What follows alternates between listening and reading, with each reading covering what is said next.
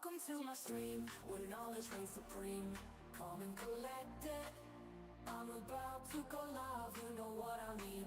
Got high expectations, gonna teach you something new. Learning, hacking, exploring, there's so much we can do. Feel the excitement as we dive into uncharted lands.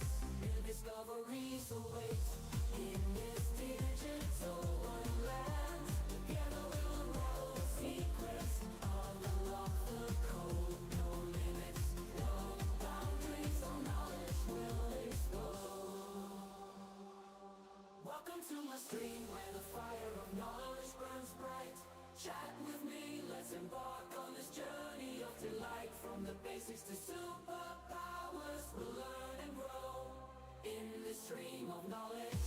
Together we'll grow.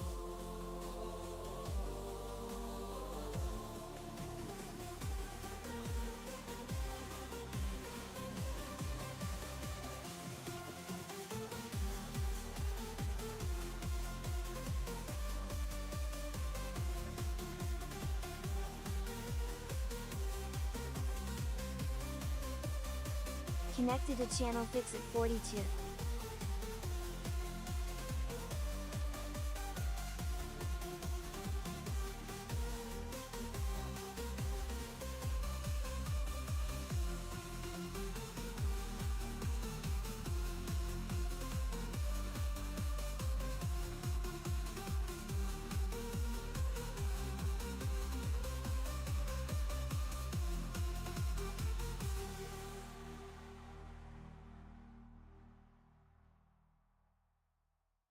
Welcome to my stream, where knowledge reigns supreme. Calm and collected, I'm about to go live. Fixerbot says T-3 minutes. Gonna teach you something new. Learning, hacking, exploring. There's so much we can do. Feel the excitement as we dive into uncharted lands. New discoveries await in this digital wonderland. Together we'll unravel the secrets, unlock the code. No limits, no boundaries, all knowledge will explode. Welcome to my stream, where the fire of knowledge burns bright. Chat with me, let's embark on this journey of delight. From the basics to superpowers, we'll learn and grow in this stream of knowledge. Together we'll grow.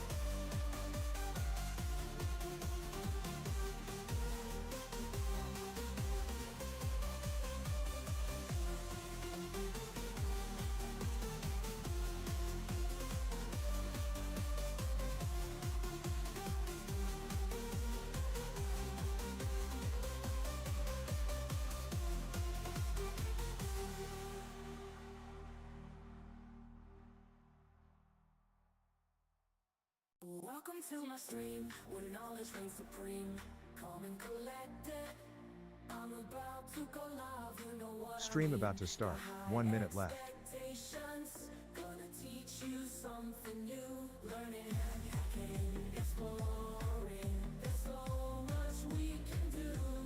Feel the excitement as we dive into uncharted lands. New discoveries await in this digital wonderland. Together we'll unravel the secrets, unlock the code. No limits, no boundaries, all knowledge will explode. Welcome to my stream.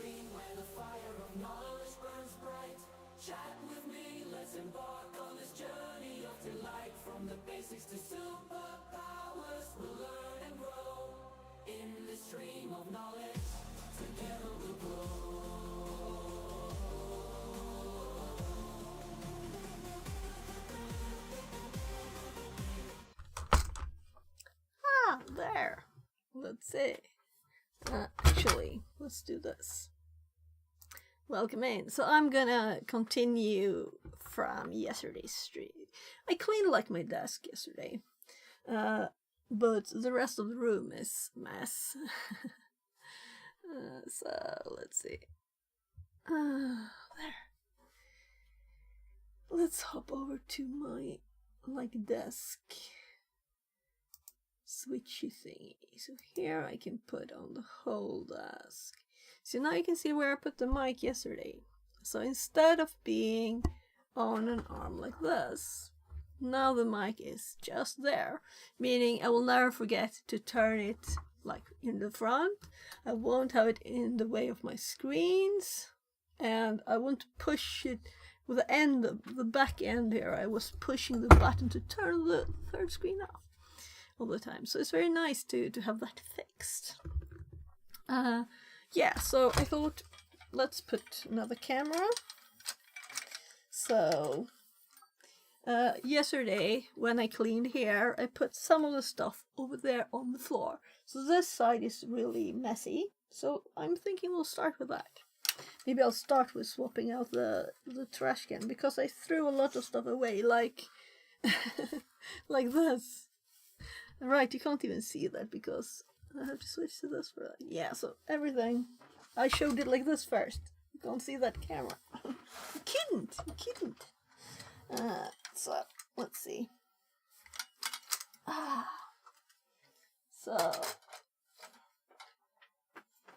So I'm starting streaming a bit later than I planned, actually, because I've been setting up my 16-year-old's new computer downstairs in the kitchen, and the Wi-Fi there is a bit shaky, so it's slow to download stuff. I think it's about there now anyway. So he has Minecraft. I've set up his Firefox profile, so all his bookmarks and stuff are there. Let's see. Let's do this direction.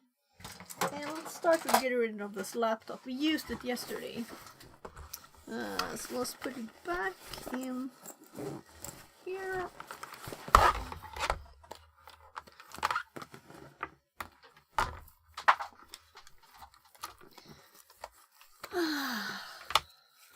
There.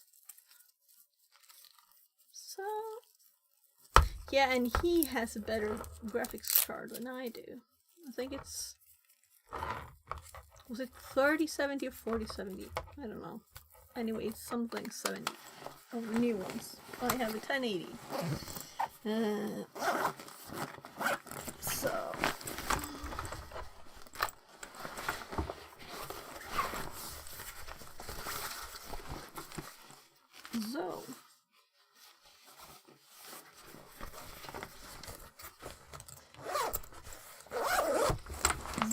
this one, I usually have it. So why do you get these tiny white? I don't know. Maybe I should fix that. Oh, this wasn't smart. I thought I could step over it easily, but I couldn't. Yesterday I could.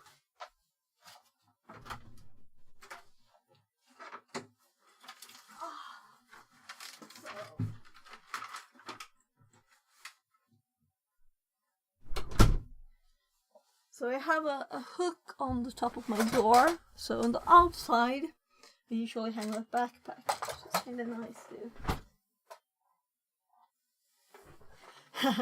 Here's one of those. Apparently I managed to get rid of some of the copper from the wire yesterday. So here's what I sorted yesterday. So this is going to my bag, including my keys for my trailers. Now these, where should we have these? You have to right? I'll just put them in the random stuff box there. These are for, actually all of these. Let's make let's throw that one out. So, I don't know why it even got into this one is melted two to throw out. So let's put this one. Things for... This is our old magnetic mosquito net. So I'm kind of thinking those things. That's summer. So let's just put some text on the end there.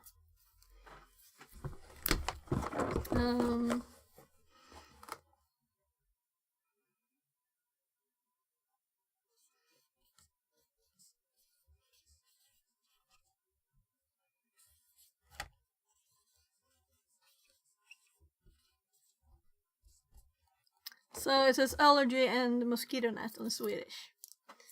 So I'll put that in our wardrobe. Because I think we have some other stuff. And these fall off, so...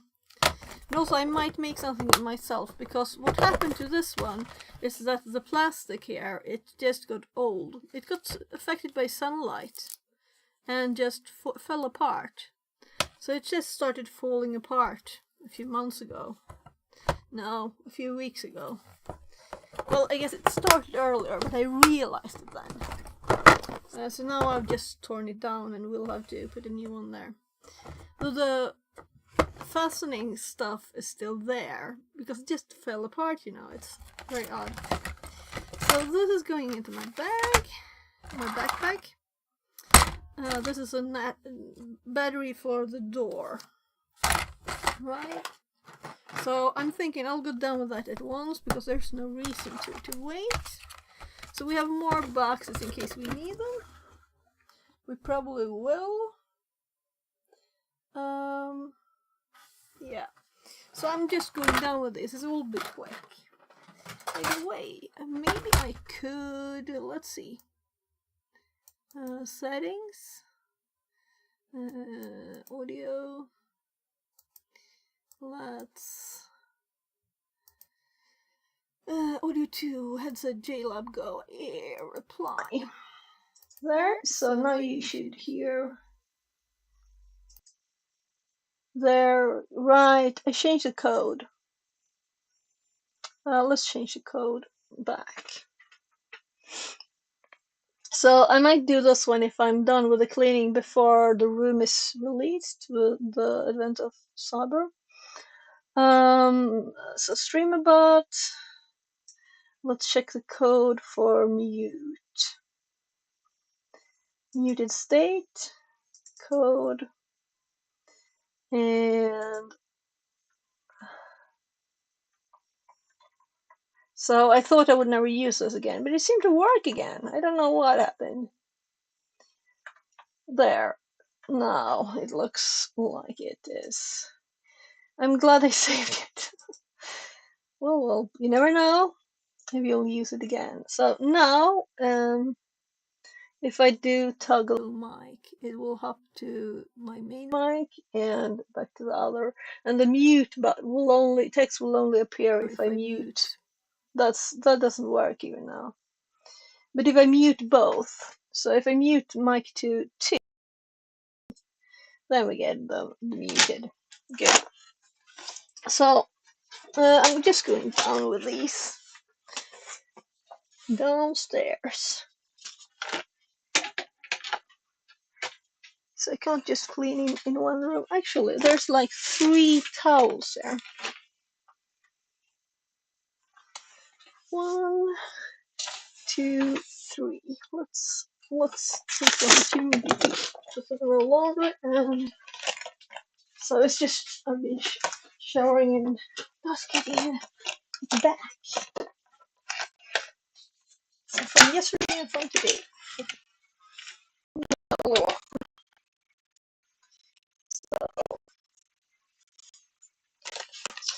So there. Now let's put these in my bag.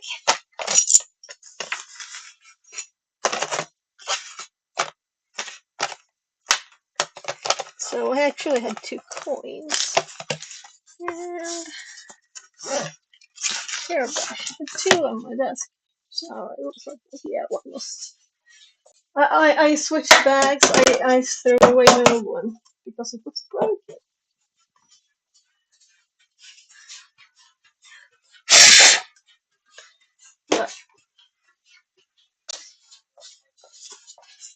Right, so I'm picking stuff up that's supposed to go in this room now. On the other direction. So, oh right, I had two broken ones. So, oh, there's actually a hair from a hairbrush there. That's not very fresh. So, I think it's okay to use for putting stuff in. So I had two pairs of these pants that I thought my 16-year-old will use. And I've been trying for over a year, I think. And he doesn't like them, so well, I thought, well, I'll try them on myself and they fit. So they're extremely stretchy. He's very thin, but it's so stretchy, and it's like, wow, insulated. So winter pants. This is just a dress that was down there. So let's put them in here. Pants there.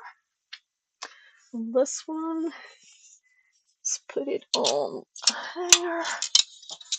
there. So, right, the light in my roof, I think all the lights are out. So it's kind of dark in the rest here. We'll see how far I go today. So, yeah, let's just start by getting this. So I threw lots of stuff yesterday. Though these bags are kind of big, but still.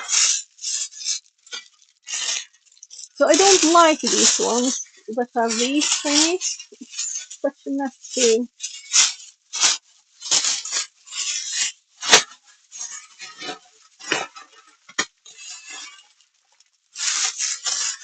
They're too big, but I bought the wrong ones by mistake, so I thought, well, I'll use them in my room.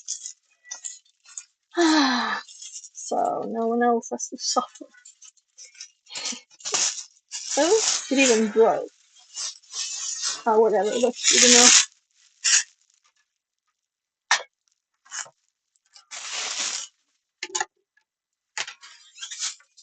Just putting it outside the door.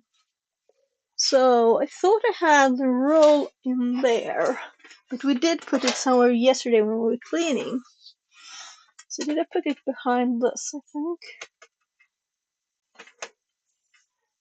No. So, let's start. This is going in there, but there are other stuff in the way. So let's put it on top of the one I already have on the side here.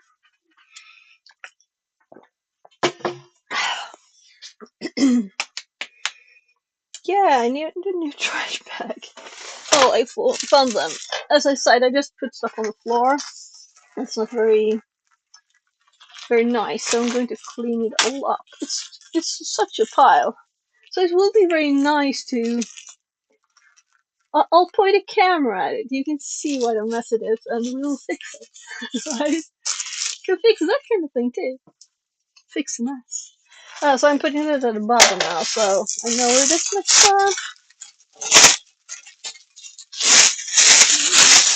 up. By the way, maybe I should do this, right? Then we can, what, zoom in a bit, and we can put over... Don't I have the desktop? Let's see.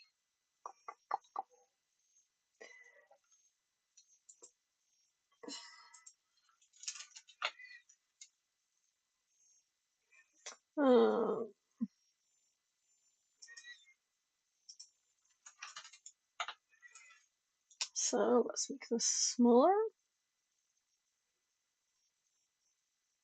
There. So I can like do this.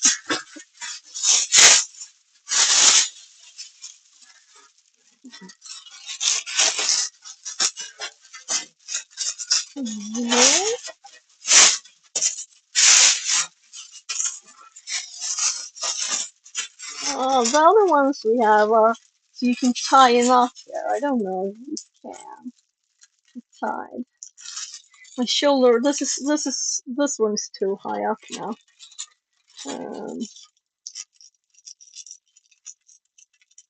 So just a tiny thingy there, so it will fit. So should I put a camera on the mess first so we can see the change, right? So yesterday, oh, there's actually dirt on this too. Well, cleaning string. Do you think that one of these will do?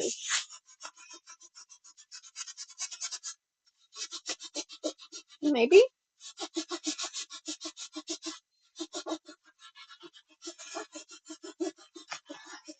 Right, I didn't switch mics, but maybe I should have this mic. It's not as good quality, but I can move around. You will still hear me. So I'll keep it on.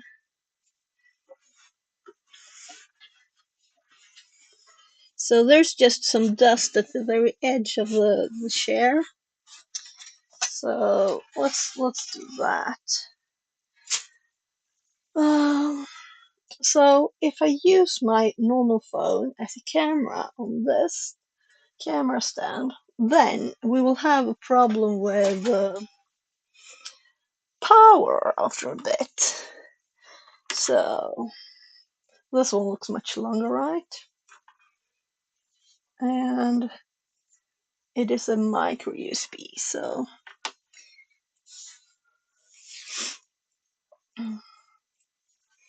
we were cleaning this yesterday. I mean, like putting them in a good place. It's short, but we also have an extension. So together, and together with this, we should have more than enough.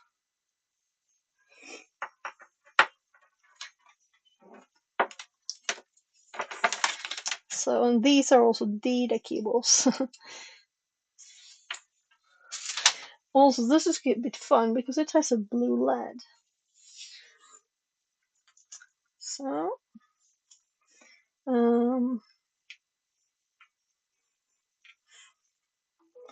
So, yeah, we could raise the desk too if we wanna.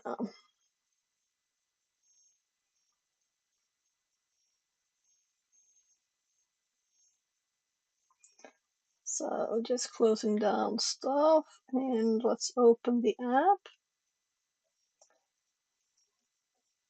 So all the things that were on my desk is in a pile in the corner, right? So let's fix this pile.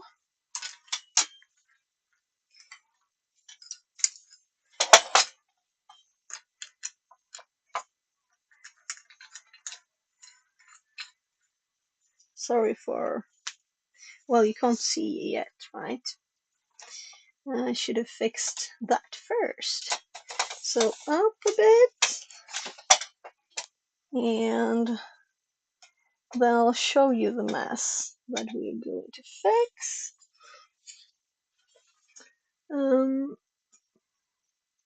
Yeah, let's actually fix a new scene for this. I've been thinking of it, so let's do it now.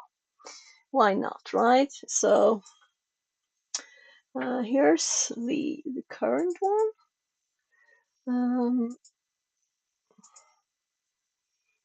So I'm trying to unselect this one, but I guess it's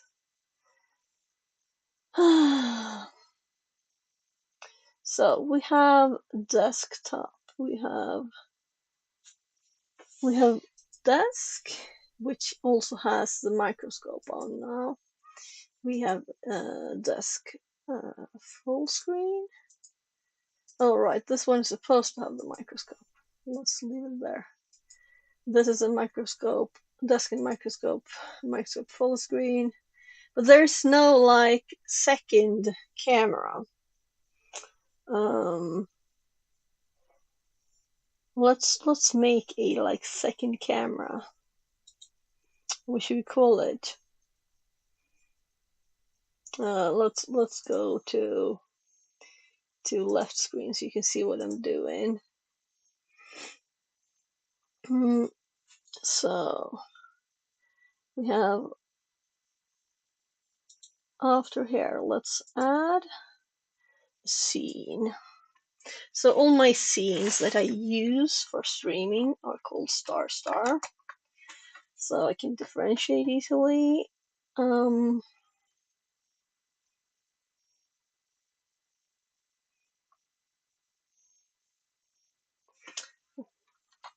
Free cam, whatever. I'm usually moving it and stuff, right? So, or second cam. So second Arian cam. That's better because then I will not forget what it is because it is a specific thing. And I know that the desk FS has this thing, so we can just copy it into here. Let's also take the background. Can we select? Yeah, we can. Actually, let's just copy all of those. We could have copied the full scene and put them in here too. So we want the Aryan one to be the base. Where's the background? It ended up in a different order than it was. I was kind of expecting it to go good. So let's remove that on the desktop and make the Aryan one the main. And there you can see the mess I'm talking about. But let's fix it. Aryan 2. I actually have Aryan 2 with routing corners and everything. So let's do Aryan 2 instead of Aryan Cam 2, right? So why did I even have Aryan Cam 2 in this one? I should have had Aryan 2. So probably I created it after. So let's just remove this one. Yep, and let's add scene. And now it's supposed to be then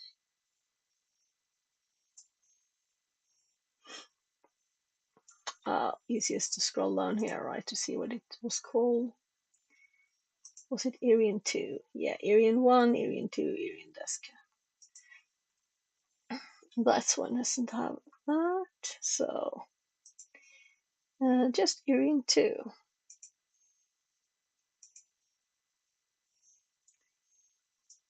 So it's a bit annoying that this won't just be bigger from the start or save the size, but that's life. They're not right. So the dashes, these are like sources. What we need now is to do the desktop one. The desktop one should be on top now there. So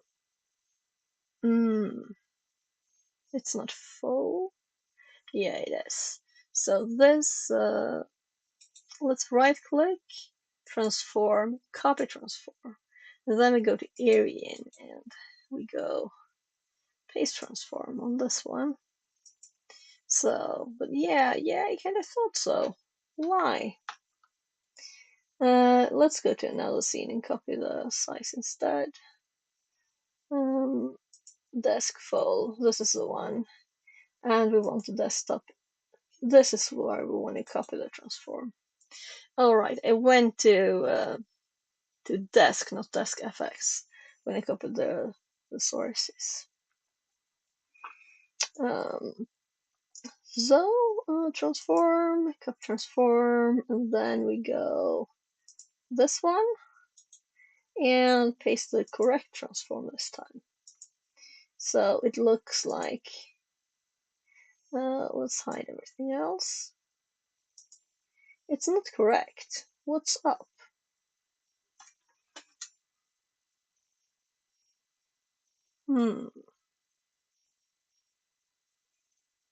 So this is interesting. Why is the shape not right?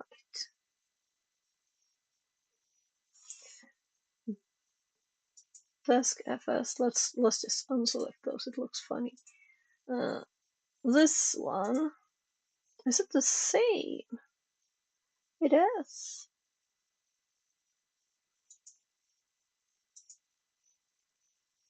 Yeah, maybe that's how I have it. I'm actually going to have to preview this on my screen. Yeah, that's how I have it, really. So this orange is actually my floor. So it is on. The microscope is on. So yeah, we should switch this arm too because this is feeling me.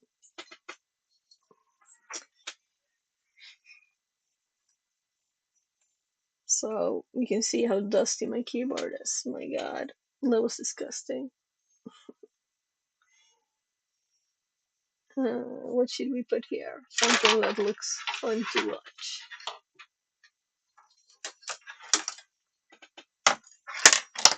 Though I guess I'm making something messy here. Let's keep it sorted as I had it. Whatever. You can see the dust. It's just a test. Maybe this is better for seeing the edges now. So, Desk FS. This is the same, and then we have the new secondary cam. It matches except for that I removed the camera. So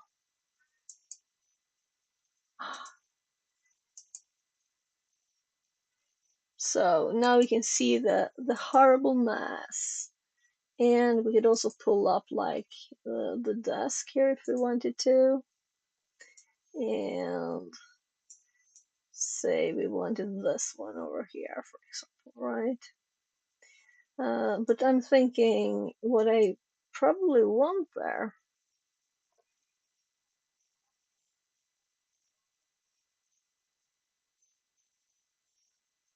We don't need this camera, right?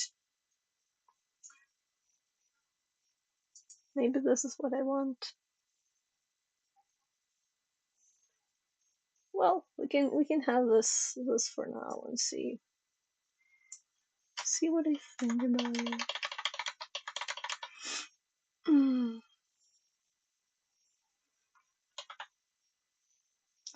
Zoom mess to fix, right? And it was all on my desk, and my desk is all cleared now. We have nothing underneath here either. It's just empty. We have boxes to put stuff in if we need to. Let's go.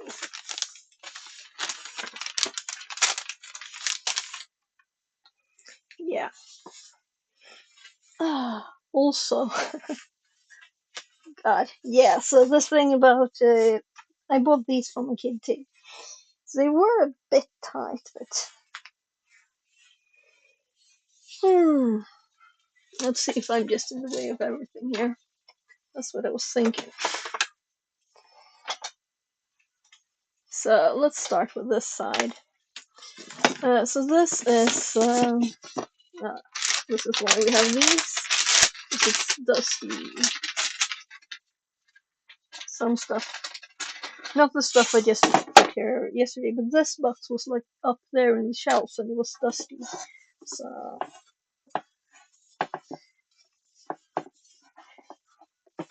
there. These are demo. They're already in a box, so this is kind of too big, right? Yeah, yeah. Let's actually see if they fit in one of these. If they fit, stuff will take less space. So I think they might. Yeah, most definitely. So we also had another label so let's just get rid of this one. This is one of the test demo labels. I might actually just try and sell this or give it away because It's not like I need it. So we have this one too to put stuff in later. So boxes. So this is just right from AliExpress. It's a mosquito. I'm trying to find where on earth. Yeah. Oh, I know why it's so. So the camera is on this side there. So this is a new like mosquito thingy, but it didn't have any batteries. I didn't just put it on my kid's desk. So he doesn't like mosquitoes at all. Oh, and now I want to do this. Let's see if we can just put it in here. I wasn't tying it very good there. So, out of the way. So this is like elbow massage thingy. I'm not too much by the computer. Yeah, my kid didn't like this, and it's also broken, so here's the string for it. I think it was like a birthday present. I bought like a lot of tiny toy thingies. So there's some dust here, so let's take the opportunity to just grab it.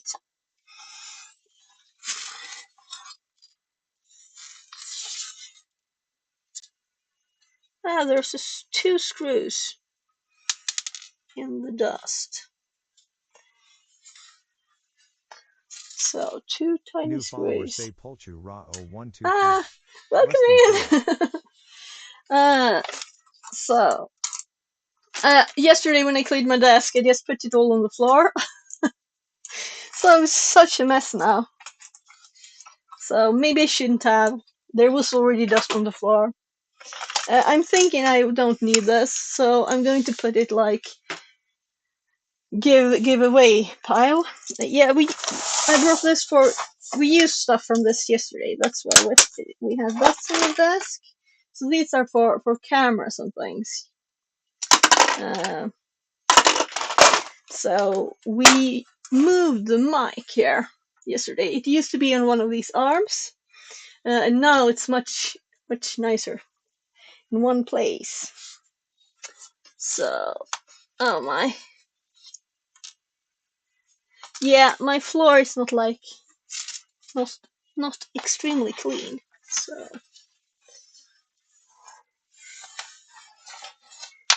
just getting some dust. So these are also new from AliExpress. It is like squishy bottles, and there. So I don't know. It's not like these fit in a tiny box. Maybe the big one that we just emptied from the demo stuff. So really, those should go in a backpack, not there. But just getting stuff in a bit of order first. Then I have new gloves. Let's put them in the same. It's like running stuff, right? Right. This also arrived from AliExpress. It is. So let's see here. It is this kind of. Let's see if I can find the camera there. It's this band, we can make stuff from. And I actually used to sell this and plastic pieces. So I have lots of plastic pieces for this with. So I thought for the climbing stuff I'd make. Actually, we should have a box for those. Let's see. So will it fit? Because I put yesterday lots of stuff that belongs with that behind me. So we'll continue cleaning. This is also trash. This is the mousepad of the laptop we pulled apart. But this is more trash. Let's actually put it in the trash bin. I know it's supposed to go. I wiped this off yesterday and then I put it on the floor. Oh well. Let's just see if I can get the cable organized. I think I might use this, So even if it's from the 90s, it still works and is good. and you know the elbow thing. Sometimes you might want to switch from just using a mouse and use something like a trackball instead. So I don't know, but where should I put it? I just don't want to put it on the desk because if I do, it will like never be sorted stuff. This is power supplies only. Here we have like fans and stuff. Let's put it. It's computer stuff. Oh, it was in this box. So this is a sun charger thingy for phones, and it's starting to go, you know, gooey. The surface is a bit sticky, so maybe it's just trash. But it's fully charged, and there are like I have fastener, so you can put it on the window if you want to. My gosh, it's not really sticky. It's not like I can lift it or anything. Let's put it in the running thingies, right? It's outside stuff. Indoors, we just plug it in the wall. Yeah, and this is, I used to have this in my car. I put that there because this is sticky still. It's a Bluetooth thingy you put in your car. I used to have it on my steering wheel. Maybe I actually need this in my car again. Let's actually put this in the to fix pile. Now there's supposed to be a holder here that you put about on the like sun protection thingies. And you can also forward music from the phone to the car's speaker system by FM. So maybe I could put that in my car. I have a kind of old car, so this is selling stuff from a company box that has ended up with all the stuff. And I have toys in these for the kids in the living room. Let's put this one with them. So you have like tiny fidgety things and such, you know. So my kids are kind of big now, so they don't really play a lot with things, but so it doesn't fit in here. Yeah, we looked at these yesterday too. They're for putting under the desk to organize cables, and I'm thinking we will use them. So I'm going to put them on the stool I have underneath there. So this one I had up there on the robot, or behind the robot actually. So let's put it back. Oh my god. So we have the Arduinos and ESPs here, the boxes. So I put these there yesterday. So let's see there. So we don't have any lids on these things on the desk. And let's move the microscope out of the way. So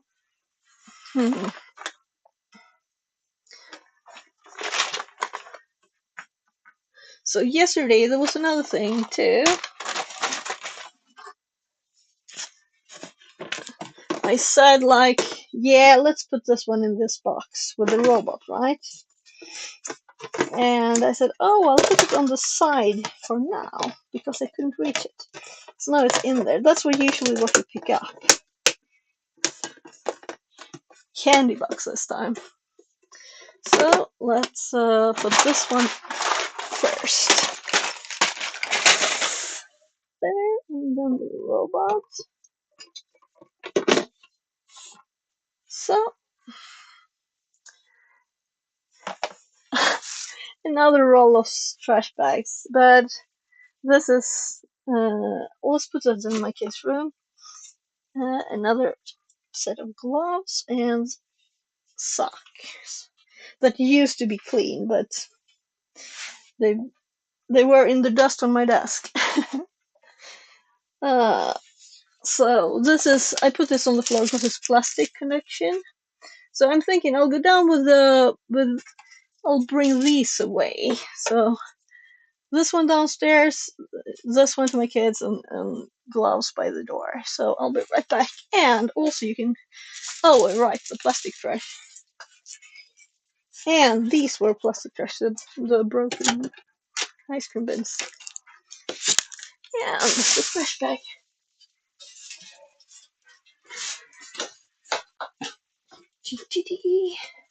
So there's already, I've already cleaned. I cleaned in the morning. I cleaned downstairs. So plastic, gloves, and let's put this one in our living room.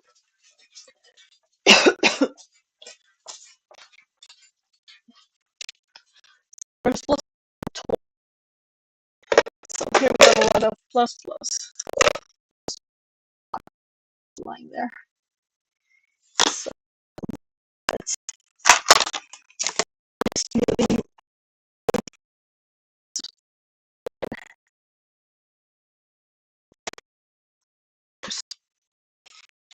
so I just have the trash bags left.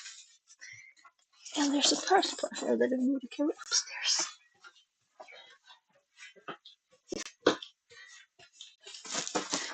There.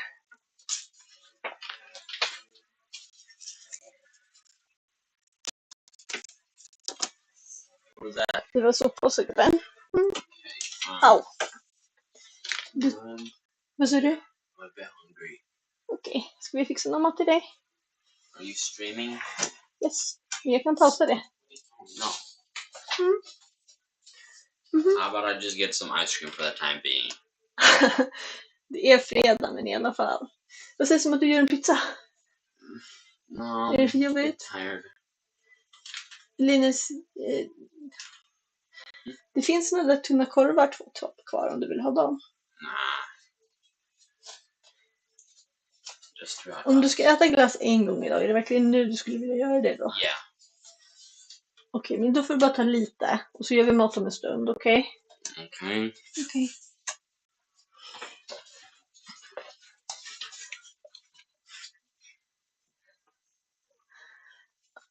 Actually, I found another towel. This is the one let's just put it in here. So we have. Tanatong says. Good thing I don't speak Swedish or I would have understood the conversation.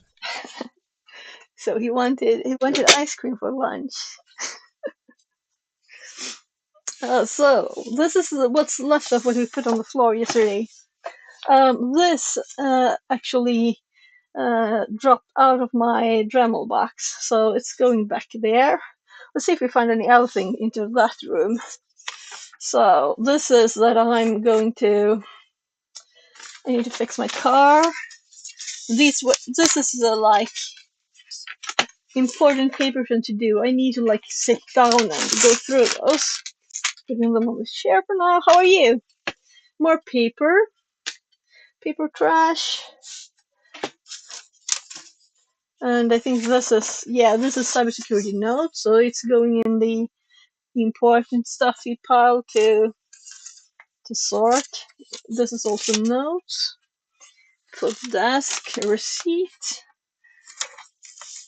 These are just manuals for screen. This is paper.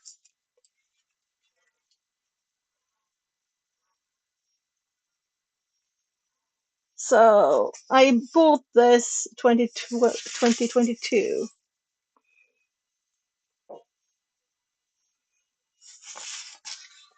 Should I like keep part of it? That's just normal trash. When do you ever use a CD? I don't even have a CD player. It's just normal. No, it's plastic. Okay, so we have plastic, we have paper. This is like receipt. Yeah, I should probably keep that. It's probably already in my bookkeeping, you know?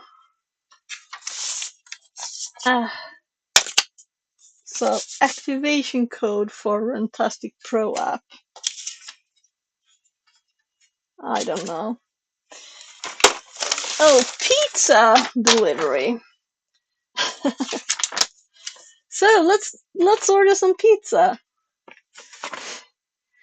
So I think I put the other one in this drawer here. There. So yeah, this is like apps to install and stuff. What apps I had on my phone when I switched phone or something. Let's see. Backup from floppy backup. 2024. No, not 2024. 2004.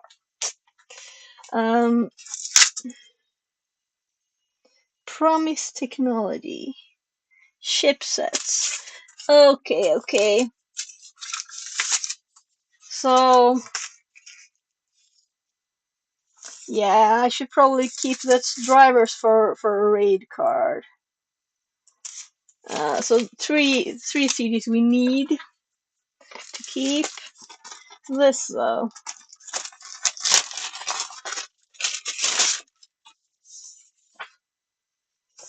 What is it?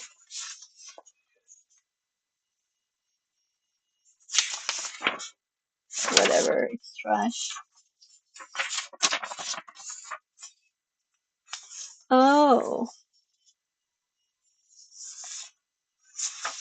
Buffalo. Warranty.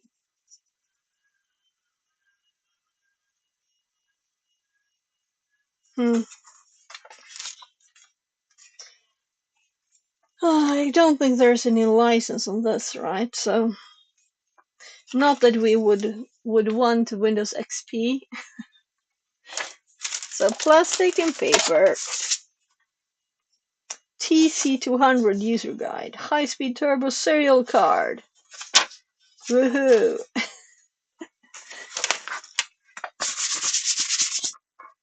Why did I put it on the floor? That's stupid. So I think this is just empty paper.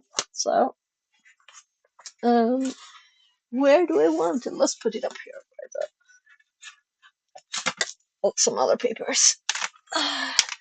Yeah, so this is actually useful. Let's put it over there. Like useful papers. Actually, let's put that one there. So that's also for that pile.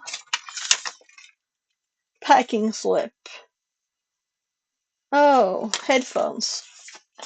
It's just a packing slip. It's not a receipt. And those go in the trash. This is for my kids. Yeah, I think these are old. Let's keep that one. So, what do we have here? Oh, it's for this. The massage, back massage thingy. Oh, it just fell out.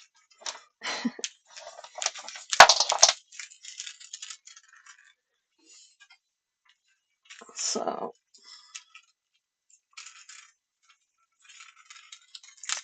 less of a mess. But it belongs with this. So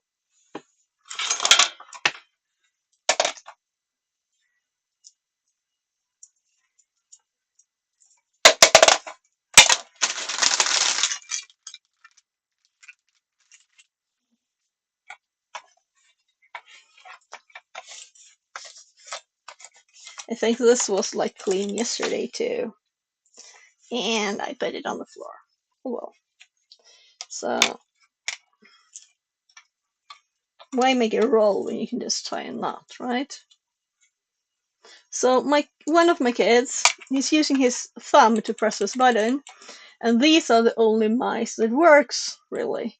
So we're kind of being careful with them and saving them. So there's another one there too, but that's a normal one. So here's my kid. Maybe this doesn't need to be saved forever. He cut this out when he was in kindergarten. But this one, right? He made a plate, and there's a Powerball from a game. The black dots are going towards the center, and there's a beam going straight up. Already computer games. So that's another manual thingy. That's useful stuff. Now this is just paper, post-its. Yeah, so I have more kids' drawings and stuff there. Oh, what happened? Oh, I must have touched the cable. That's what happened. So, so here we have the ones we tested on stream. You know, I'm looking at the camera though it's too far for you to see me. So that we can just throw. We don't need to. So let's actually put these in something. These were okay to listen, but the mics are useless. So I have a lot of stuff, and some of them were not okay to listen either. So maybe I'll just give them away. So what to do with these? So they're empty. I sometimes use paper, but it's not like it's not even once a year, is it? Not even once a year.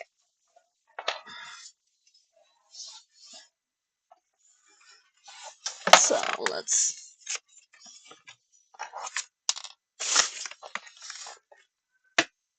just trash. I feel that my legs are a bit squished together now.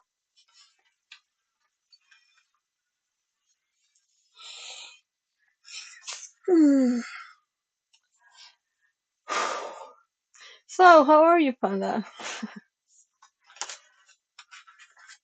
So, what do we do with these? I will use it. I will need it for stuff. So, I'm not gonna throw it out.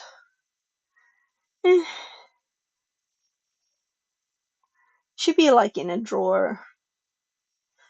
Like in a desk drawer, right? Really? So, they will fit here, but there's a project in there too. So, this is where my power for my desk comes from. So, this is just my kid's account. This is some old papers. Insurance proof from long ago. Drawings. This is like kid drawings. All of it. I'll have to go through that in another way. This is actually like a quality for the one of those. So let's check it out. Well, it was paper, whatever. I think actually some of those drawings were from my kids and some were from me when I was a kid. Oh, I should probably just throw those out. Why do I have that? I hate having a bunch of just papers. Yeah. So this is from when I was a kid. You know, you're bored in class and you draw on your notepad back. I don't know why I saved it.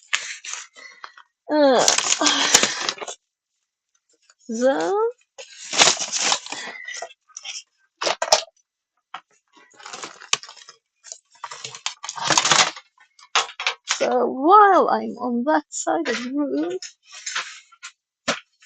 I actually picked something up.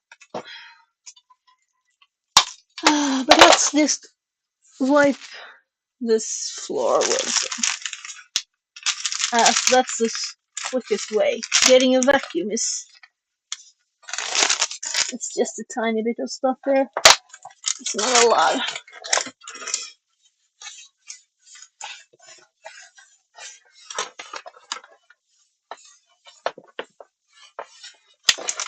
Oops. What did I kill? Nothing? It wasn't a lot of stuff connected there. Anyway, I clicked the power off on this. So whatever is connected there would have died.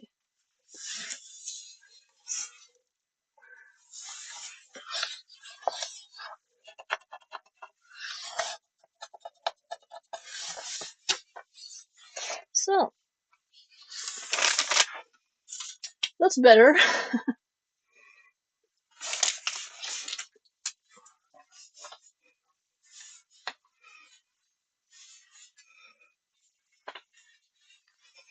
So this is where my purple light is on this.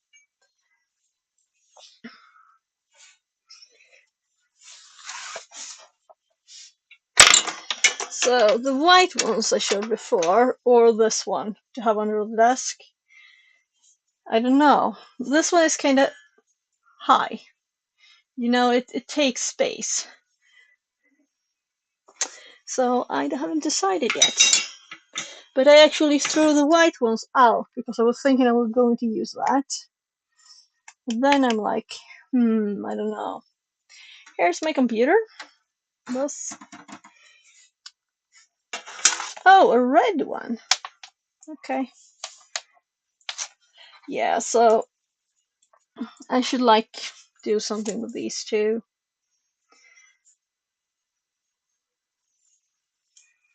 So what else do we have?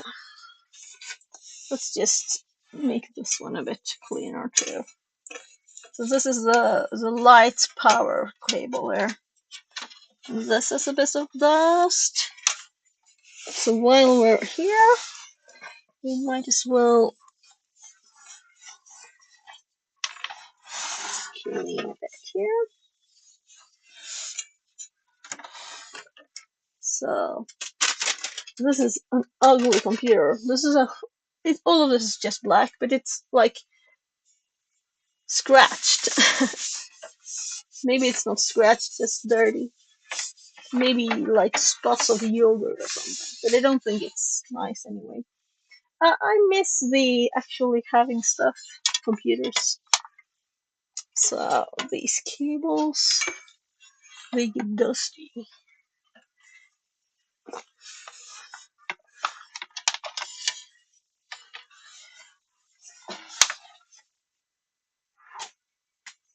Yeah, so on top of the computer, let's see how far I can move it.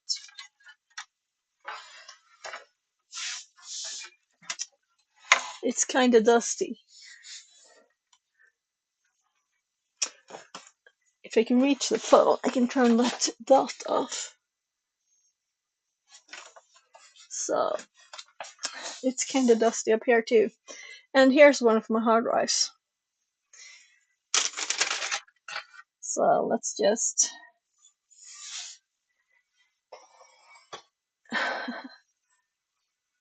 there. So desk. So the back side, we don't want to short anything. So what cable is this? It's just a cable that just was hanging there. Oh.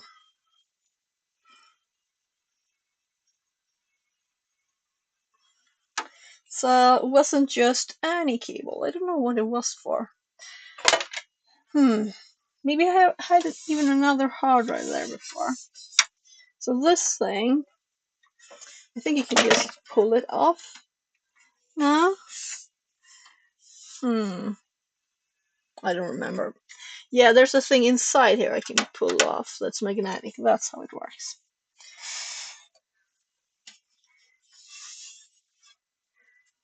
So, less dust.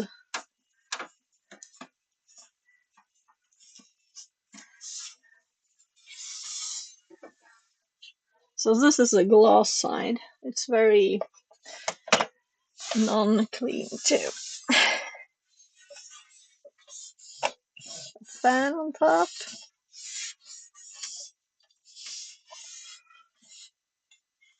So this is one of the reasons, this hard drive here, this is one of the reasons where we ordered a bigger hard drive, right? So this is a 2 tera drive, and I have, is it 4 or 5 hard drives?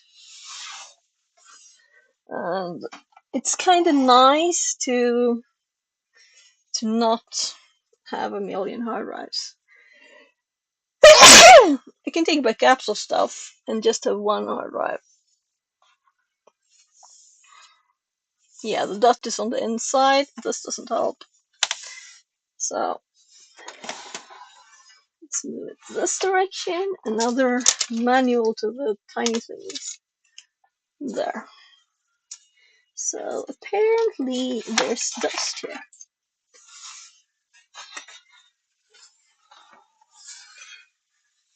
Underneath.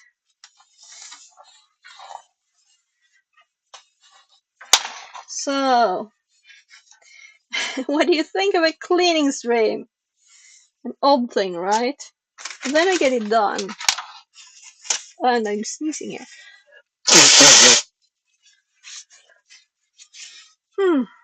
So, Multimedia 2000 Plus, Adobe Creative Suite 5.5, Diablo 2. A lot of important CDs over here that I use every day. Definitely, right? Oh, this is a manual for the TNT. My kid's alarm clock TNT that's not used ever yet. So, plastic and paper.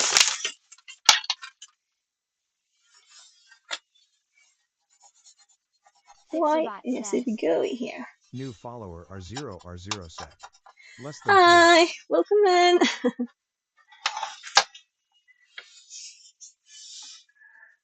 So, I think we'll do that that XXE room in a bit. So I'm thinking maybe I'll clean a bit on that side too, or maybe here behind, but I don't know if you can see. But it's very dirty, like behind in the cables. So I probably want to get it all done, right? So I'm going down with the paper and the plastic trash. I'll be right back.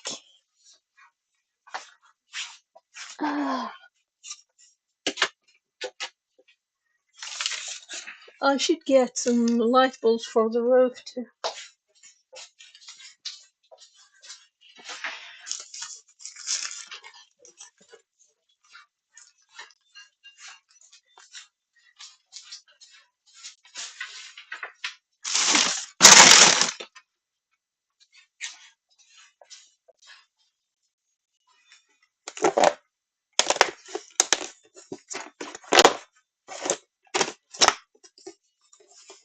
I just found a bin.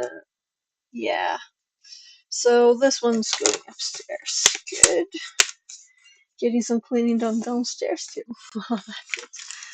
And these are going upstairs. My old Nokia phone was going out.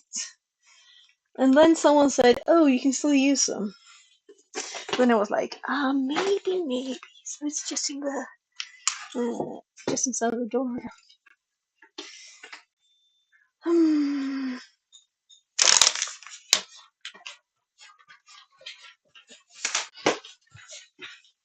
Vad är det gott Ben?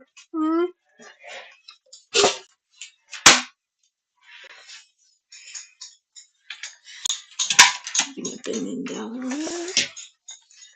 There.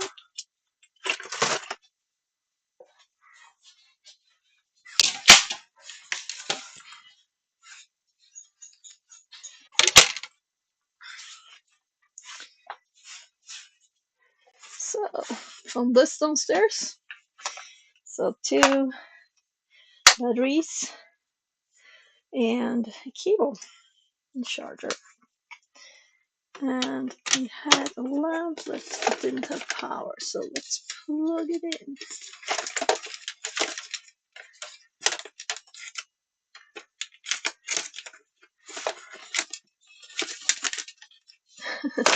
No, that's not the right thing.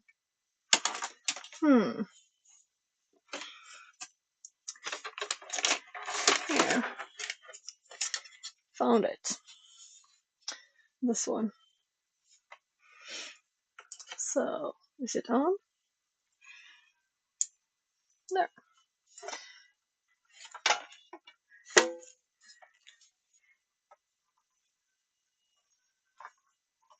This is actually from IKEA. So we had 2 batteries. I put them in there. These, I want to make sure they're charged. And I did buy a new one, so I'm kind of thinking maybe I'll just throw them away. But also sometimes you need those. I don't know. How many do I need? Then I have like 3 and one with like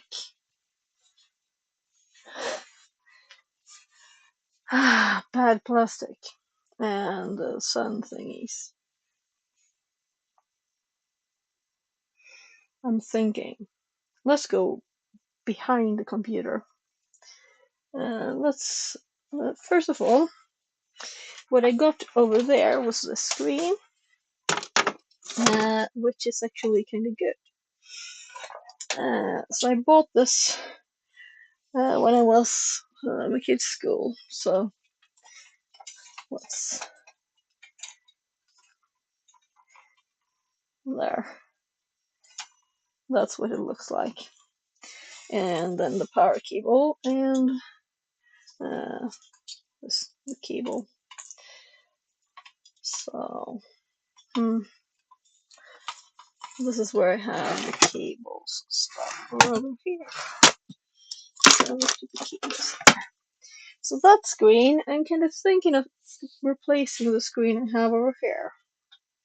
So that screen, which is for 3, you know. So I might replace it with this other screen. I would have to move all the screens over to the right because it wouldn't fit. This is like extended maximum, the thing behind here. So I'd have to move everything, but I'm thinking of that anyway because on the other side I have space. There's just a fan on the end of the table, and the temperature is it's actually plus 2.6 now, and that's like the last bit of cleaning I need to do there. Otherwise, we have the project we're currently working with there, and yeah. So let's actually lower this now, and we're gonna do the this is actually the max low it can go. Can't go any lower. But if I go back, we can see all of the mess.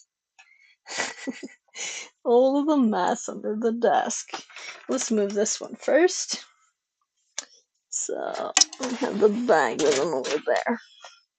Alright, I should have gotten this too. Let's give this to like the Red Cross or something. They probably want everything, right? Alright. So the ESP and the Arduino bins.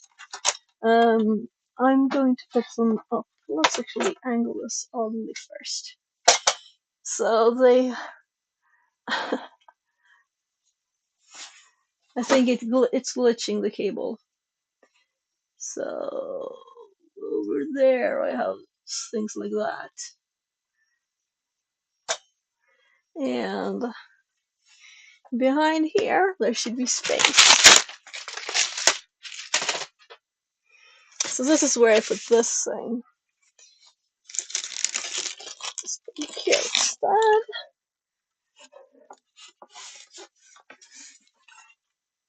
Oh my, that's a big thing.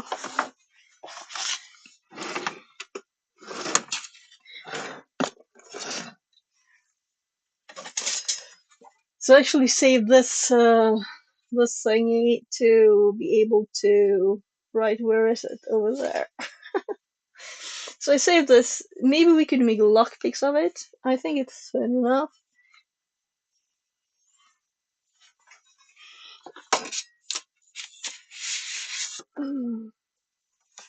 Then we have actually a guitar book. It's not really in the right place, is it? I think I have music stuff over here.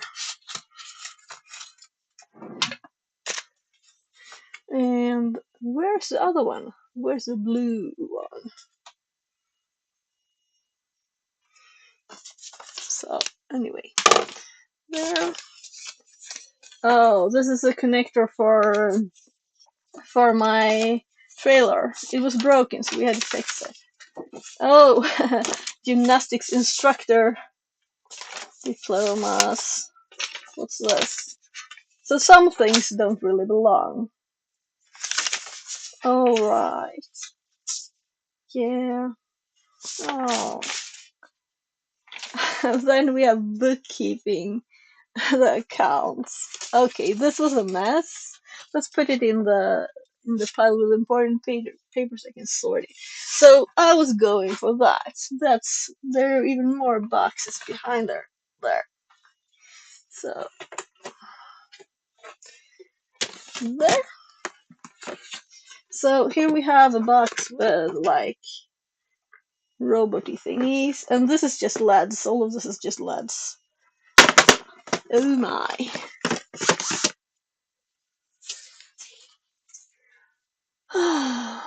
Yeah, so maybe I shouldn't have the PS3 games here. Maybe I should go and get a bag and have more space for actual stuff that I use, right? Oh, there's also like martial arts videos here. Sword! You can't see.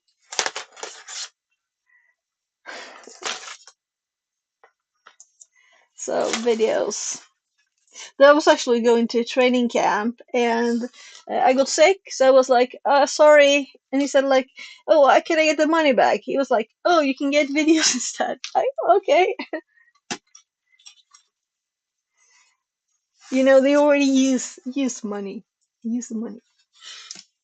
So, but here, this is just PS3 games. Lots and lots of PS3 games. So I'm thinking I'll put them in a paper bag, and maybe we will put them in the attic. Because I'm not using these every day, right? I'm using these things every day. Almost. So, lots of games. And this one I'm going to start doing again. UFC trainer. Right? We have to. We have to do it. And I bought several old PS3s, and I got games with them, so lots of games with them. So it's not like I ever played any show. I love it or anything. I don't like sports games or violent games. I mean, like very violent games. So how many PlayStation 3 games can you have when you don't play really games? This is too many games.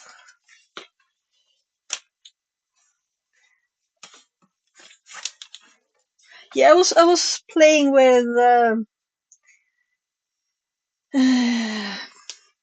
I had hard drives and stuff connected. Oh gosh, here's several. Oh my gosh. Will anyone ever want those? So we have so many things here now.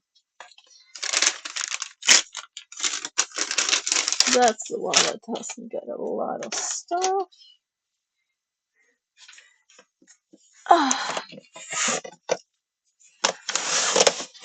So I think these were in some kind of order before. Diablo. So it's all empty. Where did I put the... Oh.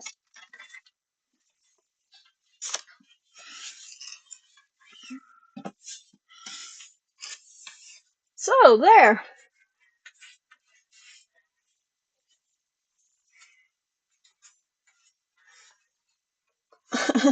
This was the soldering mat I bought. That first of all, in the images there was no like text, ugly text thingy, and also it was so static when I picked it up, so it was crackling. I was like, oh right, I'm going to put my electronics on this. So I did get my money back. So I don't know what we could ever use this for. or if I'm just gonna throw it out. Well, it's supposed to be very heat resistant, so. But you don't want to like break your electronics with static electricity. That's not a good thing to do. So we have to make a decision. Should I throw it out or not? Became like cleaning for on different levels stream now.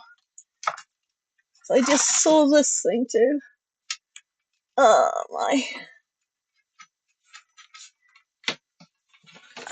There. So this is a very old tablet. Very old. And I haven't been able to power it. Just a special connector too. So I guess we'll have to make a decision, or we'll have to open it and make sure we can power it. You know, these old things. It's a tablet. They didn't really have a click, so it's locked in place now. So they couldn't run on just power without a battery. So somewhere inside this, there's a battery, and we can just probably connect power there instead of using this thingy. But it's metal. It's very cool, and it's cold. Yeah, we'll have to look at this, right? Before I throw it out, because I think we won't really use this, right? I wonder what Android version this has. But I remember using like some Ninja camera software thingy and actually filming something with this long ago.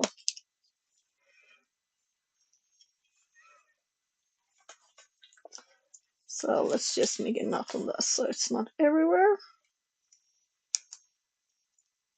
So don't think the cable is broken or anything. I don't think that. I think it's just the battery that can't be charged anymore.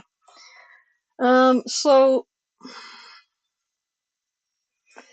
will I do this kinda soon?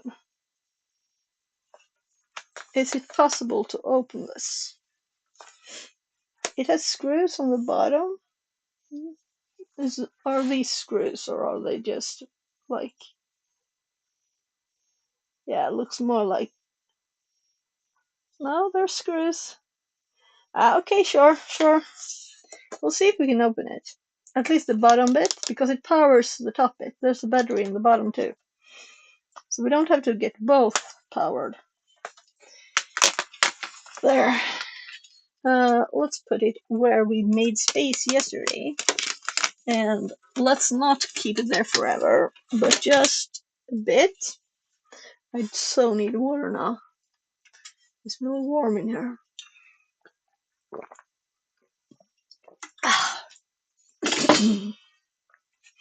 So we have lots of space for more ice cream boxes. So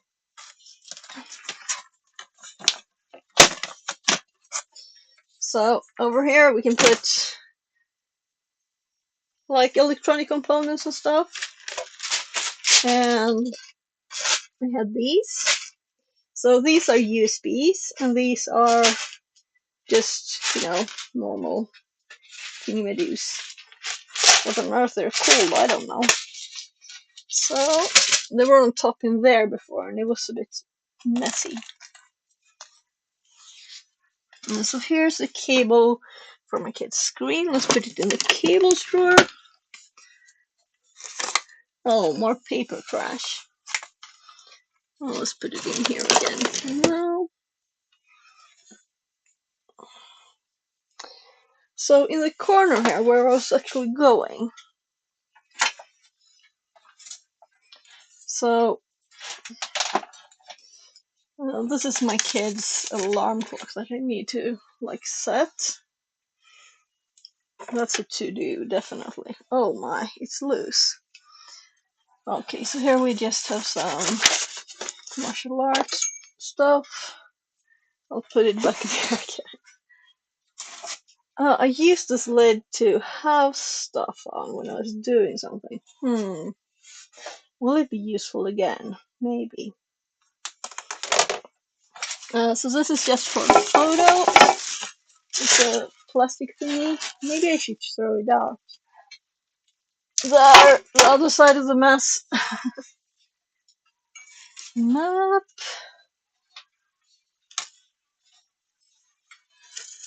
Another martial arts pack. Right, so I was going for these. Here I have an odd old computer.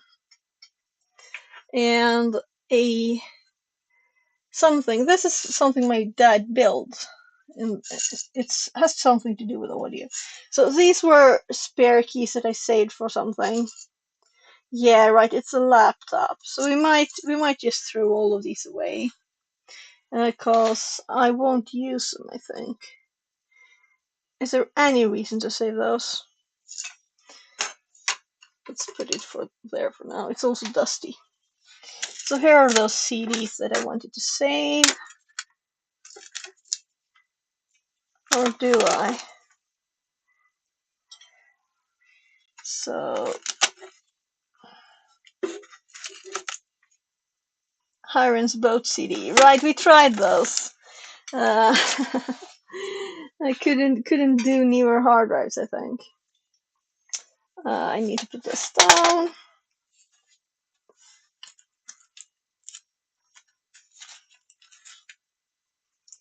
So I had this pile of CDs here on the end of the desk. Let's see if I can. I'll have to go through those.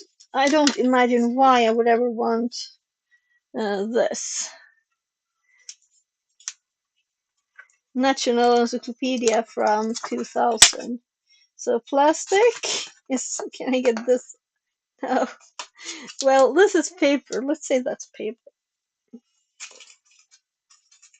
And then I have more paper first.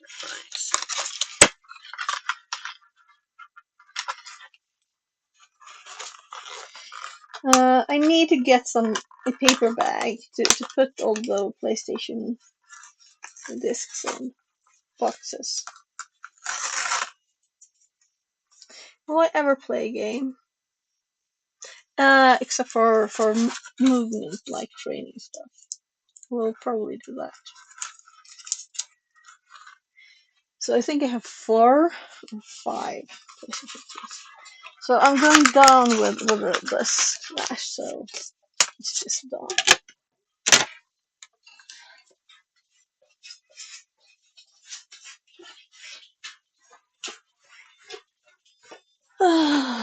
Also getting some air. The lights make it much more warm, actually.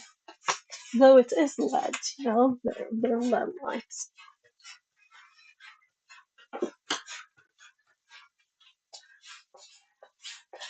Now I want ice cream.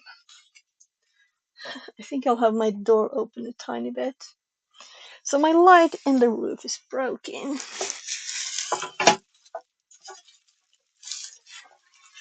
So this is actually like a clothes bag that's got this thing. So will I just throw this away? I was like making product photos on this. I'll put it back because it will get dusty otherwise. I should like. I don't think I'll use it. It takes room. Maybe I can use a plastic or something. It takes space. I don't like that. So this is a thing I have for Christmas for one of my kids. Putting it up there. I don't want to hide it, so I won't find it.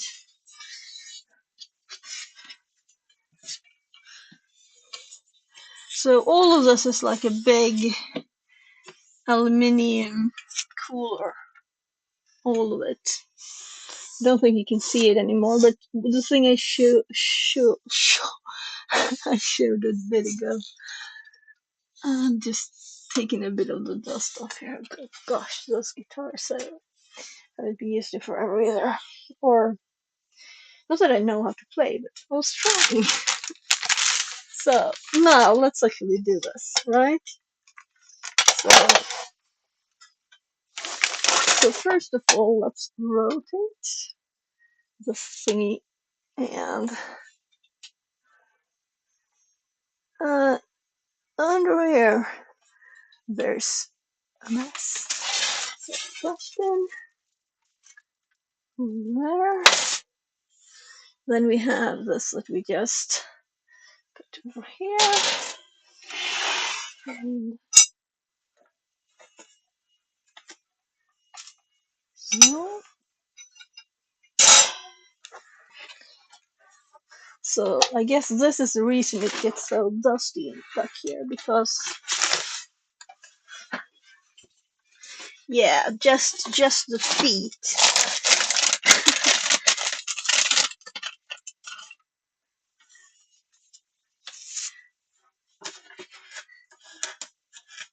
This used to be in the living room, but it's kind of nice to be able to put your feet up when you're by the computer. Am I too lazy? I was trying to stretch my legs.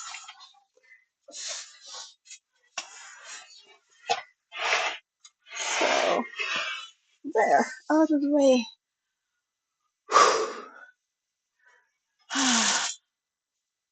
So I'm like sweaty from that.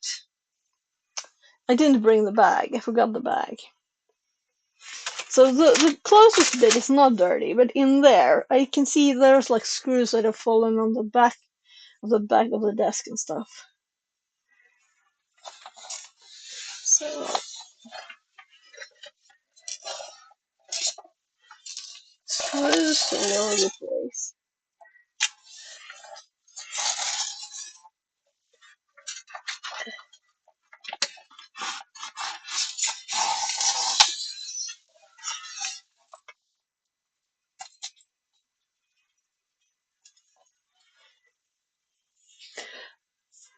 It's starting to get a bit too messy here, right? Let's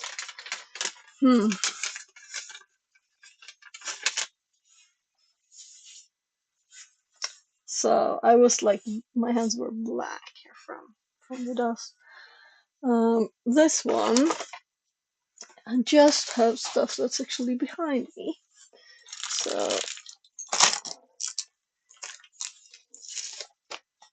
I'm putting some other. It dropped on the floor upside down. So again, this thing.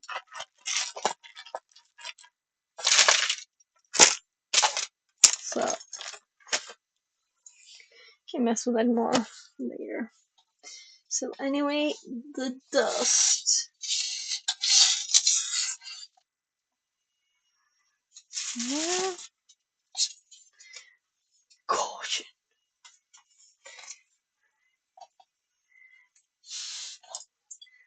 These are things from the laptop. I don't know how they ended up here really. So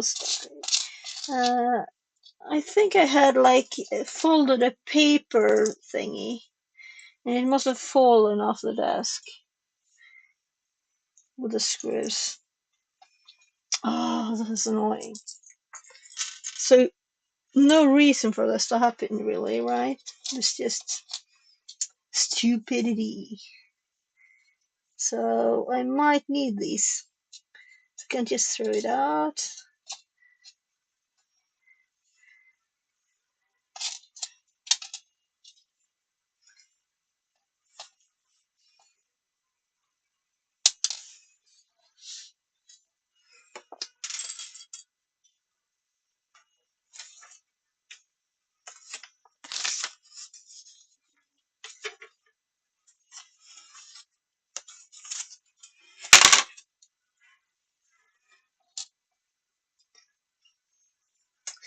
So what time is it? How much time have I wasted? Well, I guess cleaning is not wasting time, really, is it? Though it feels like this, especially with this kind of thing, that I could have not messed up in the first place. So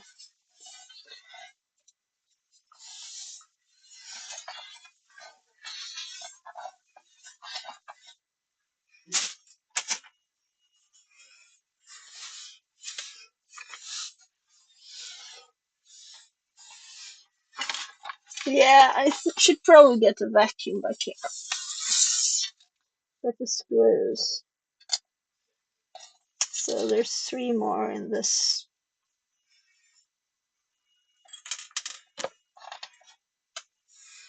Ding, ding, ding.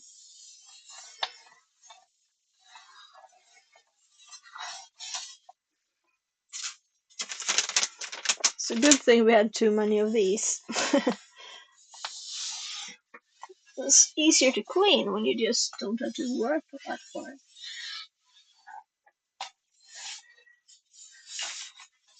So my subwoofer is back there and it's dusty. So I think it will actually go in here.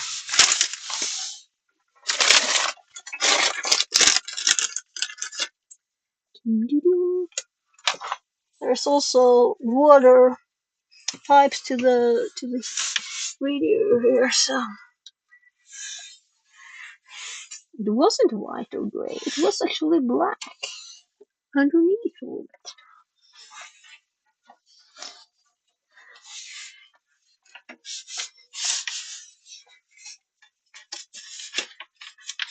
So it's actually not very much behind here. It's where stuff, I assume, fall from the desk. Huh? Trash bin. So, the big dustbin in there.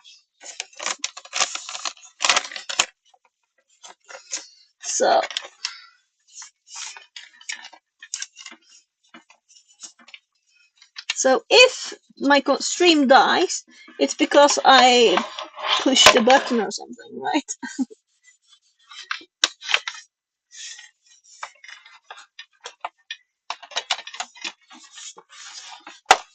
So I really need to get these off the floor.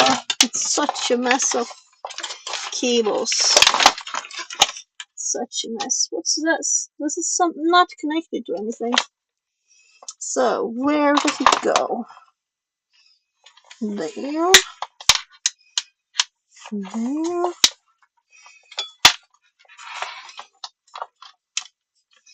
There. Oh! It goes up.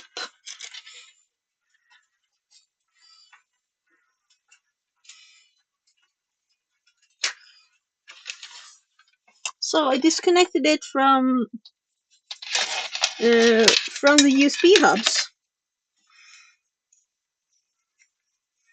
So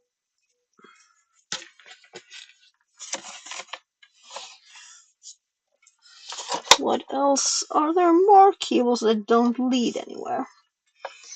Here's one.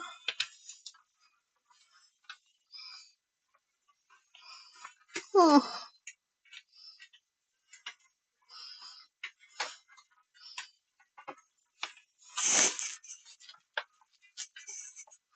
I think this is also probably connected there, but I can't reach, so I'm just putting it up. So why am I doing this? This is stupid.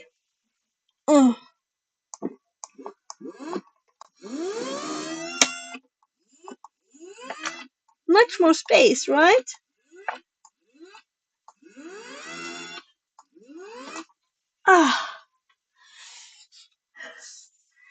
Much easier to sit here now. Could even go further.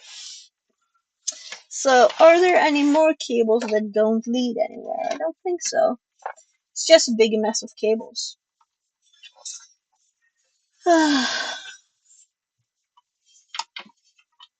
So, and on the radiator, that's where I have my switch. Very nice place, right? Apparently, I'm dusty too. So can I get rid of some of the dust in this thingy? some. There's like a cable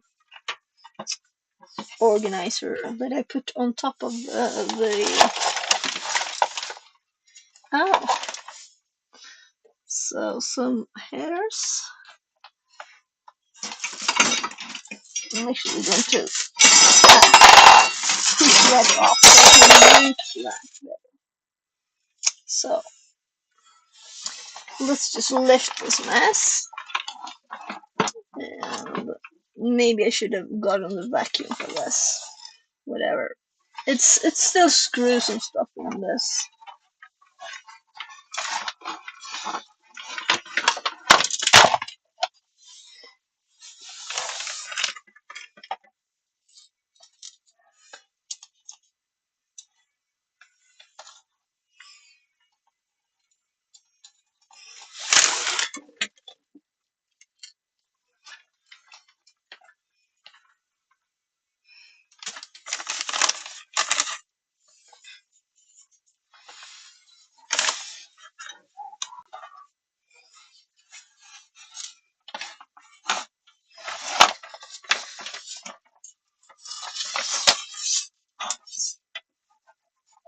So some food on the floor actually.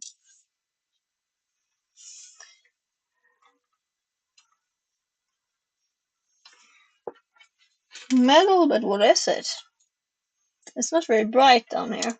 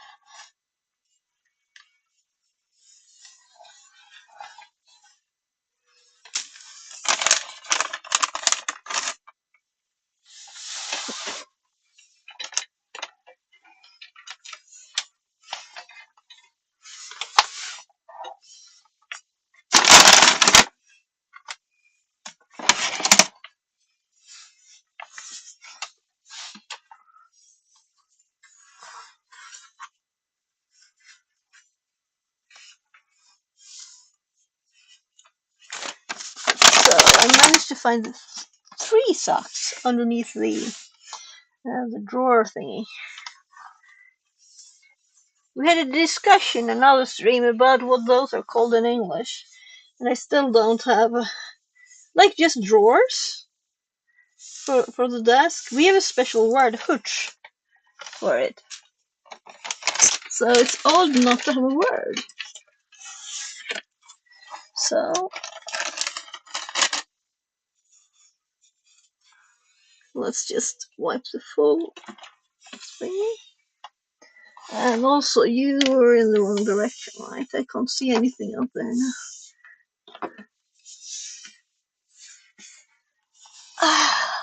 So, there.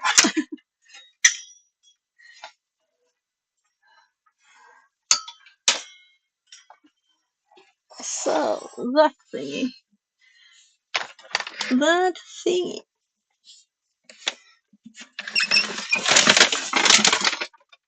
Yeah, this is what I meant.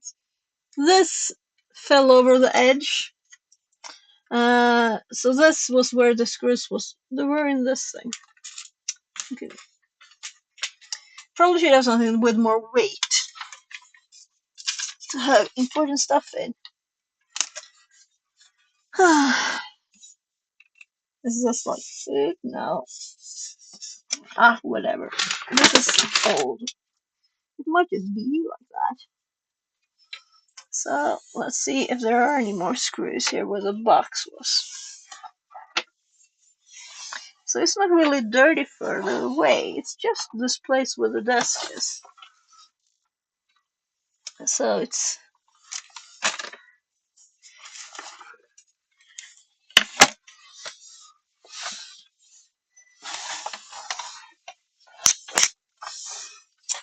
some more screws here.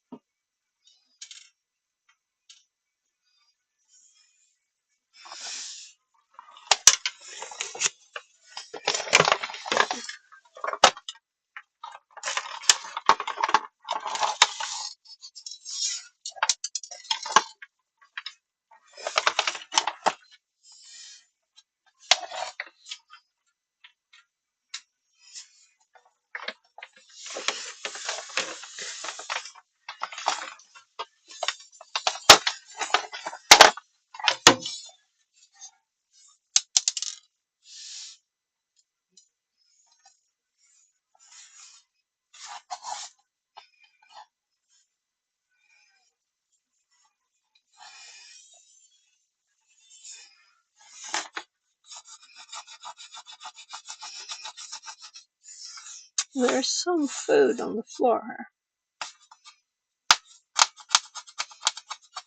here. No, there's not anymore.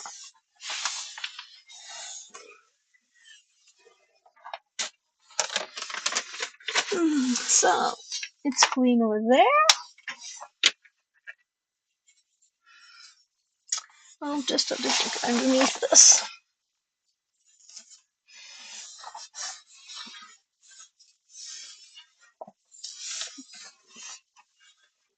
My hand barely fits on my arm rug.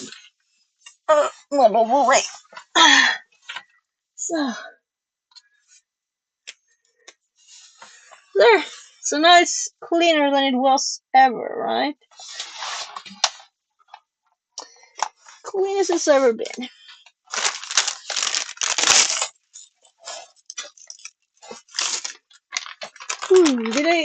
Did I pull anything out? So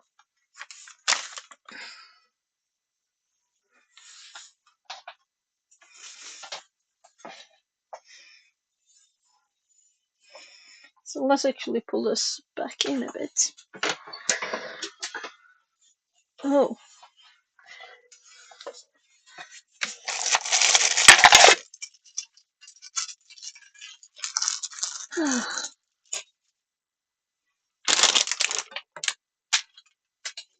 Well, let's just start dropping stuff on the floor at once, right?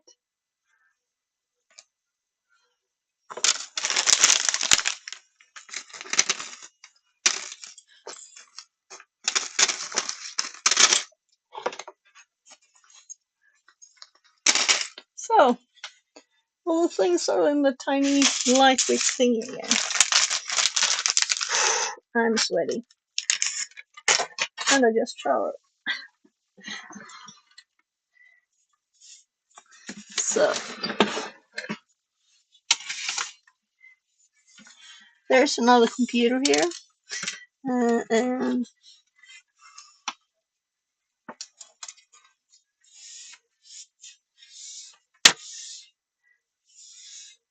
it's not connected. I don't even know there. I think it's just the box screw with that one. So, there. Got the rest of the stuff that it didn't reach. And another screw.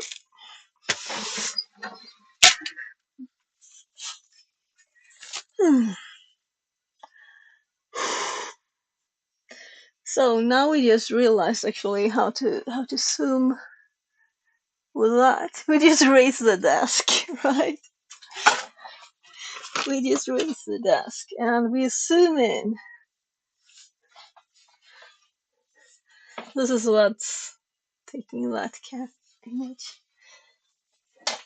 Ah, we don't have the light on even. Oh my, oh my. So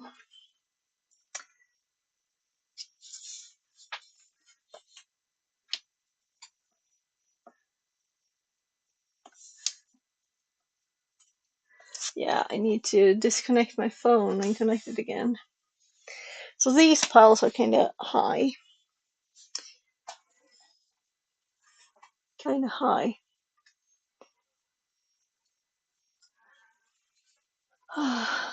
That's my preview in the background.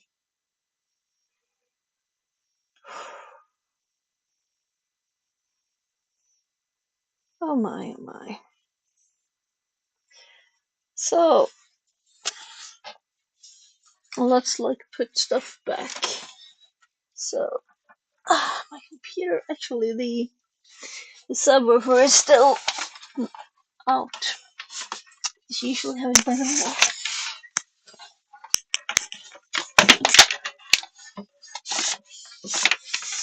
I've been thinking of getting speakers that don't have that, especially since people complain if I use it.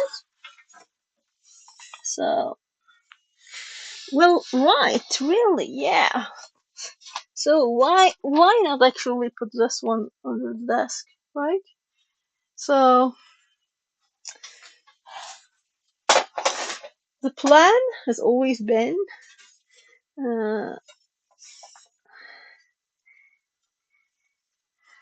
to put it like this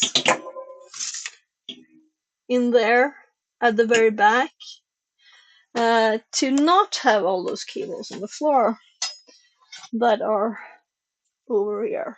I don't want that pile of stuff on the floor. Though I will probably want to disconnect stuff for that. Yeah, so maybe not a good thing to do when I'm using the computer.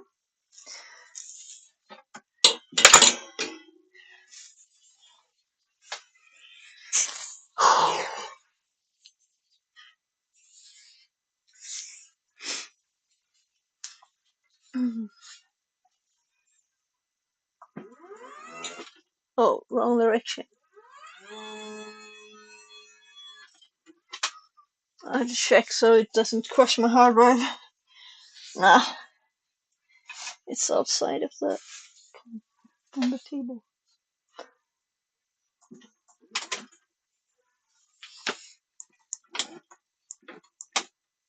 What is it that sound? Well, where is the sound coming from? Over there. Okay.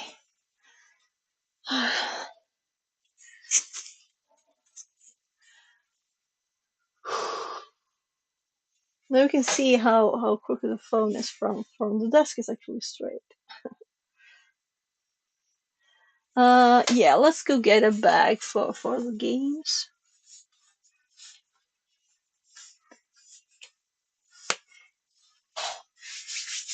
So I'm de-dustifying my legs, and now we have a new pile on the floor.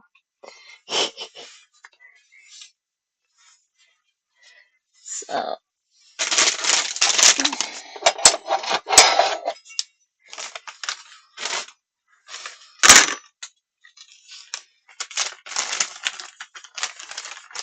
not that it matters really. It'll get dirty again anyway. Oh, but it was quite a lot actually. Reasonably much from just being on the pants. So let's say we have uncleaned my desk now, right? So we have to make it clean again without making piles somewhere else. That's a challenge.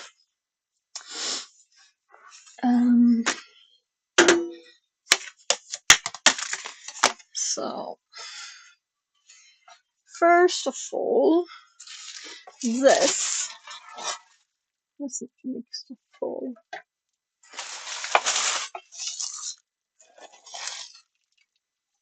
I'm taking this pile of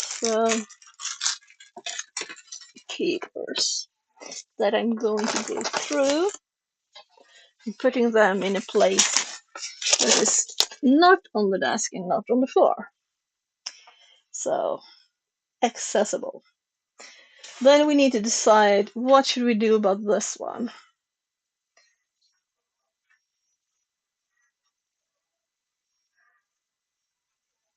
Will it's silicone. Will it make stuff static? Will it collect static electricity? Which I kind of know it does. There's a hair on the back here that's just got stuck to it now from me putting it on the chair. So should I just throw it away? Is it useful for anything at all? Well, I did get my money back. So what could you possibly use silicone? That's now it's just on my chair, so it's not falling anyway. We need to fix this. Set the time. This should probably maybe it should be on the wall somewhere. Let's make it made it. Right? I don't know.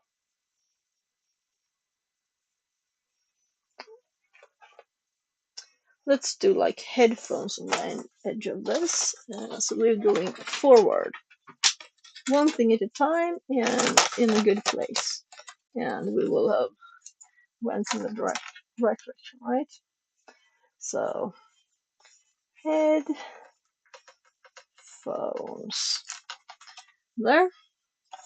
Not pretty. I don't care. Trying to close the pen. Let's just pull this thingy off. Oh, now it won't go off. Okay. I'll use it again. Where's the lids? Oh, I put them up here.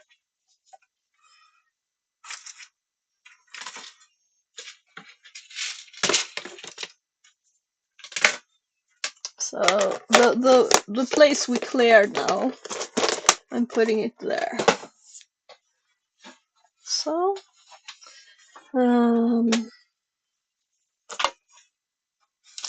this is the demo stuff. So labels. So demo labels. We need a lid.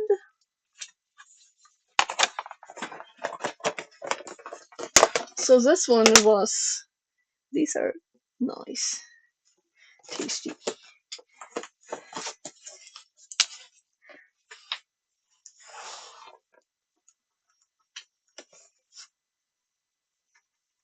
So demo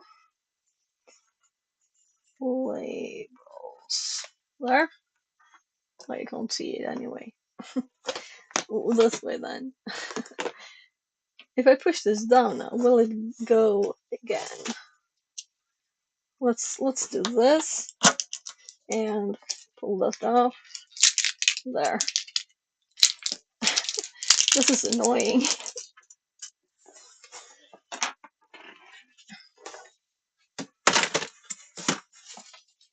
What else? This is not going to be in this a long time. Oh, we have 2 boxes over here.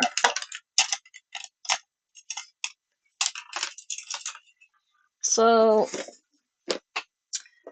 oh right, these are electronics. I'll probably like sort electronic components. These are single and multi inside the copper wires and the nets, mosquito nets. And then we have this big one. They don't really fit well here, but those straws wouldn't fit anywhere else. So, and we have an ad on the phone. There. Let's just put this there for now. So it's really CDs, a million games. That's kind of it, right?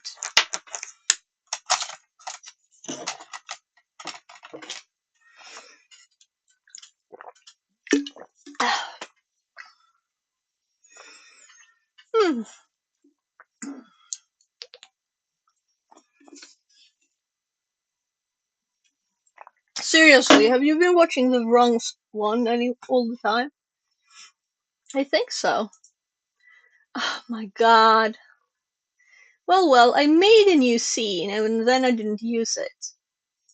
This is the scene it was supposed to be.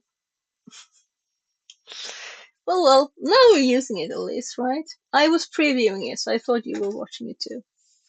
So, then I would have been tiny when cleaning. Maybe that was good.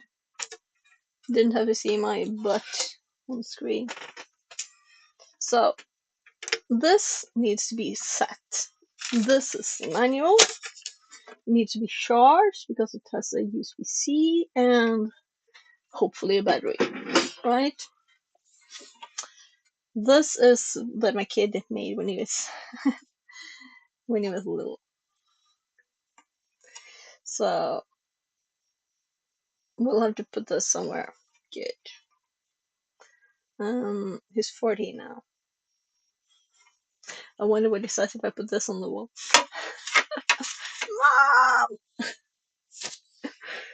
Mom! Yeah, so let's so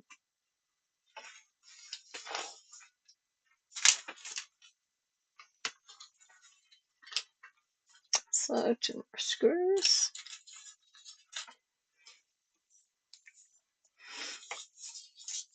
This one. Yeah, I have more stuff on this side that I need to fix, but not today. So when I'm done with this, we'll just go and do some stuff. It's 2 hours. I've been cleaning for 2 hours. That's enough for one day, right?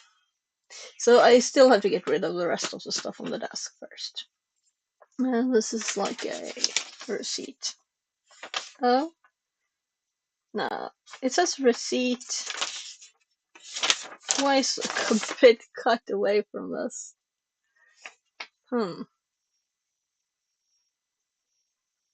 24-inch one. 2 years ago. I'm like thinking, this is not me. What is this? This is nothing I bought.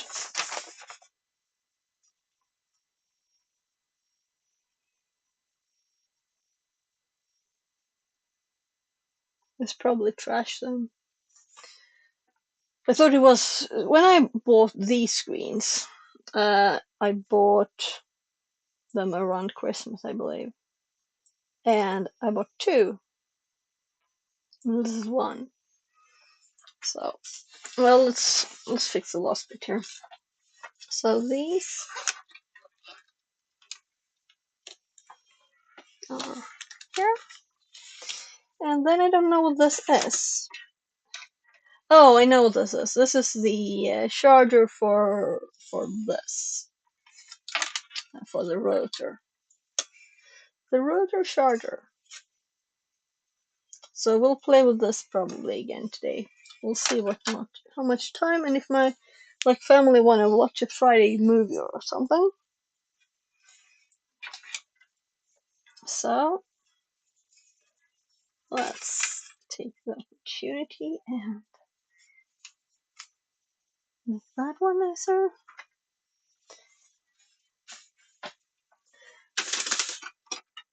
So I kind of want to open that Asus tablet now, the metal one. So all the PlayStation games need to have a home. And this cable is kind of long. Stuffing that cable. So there, trash bin.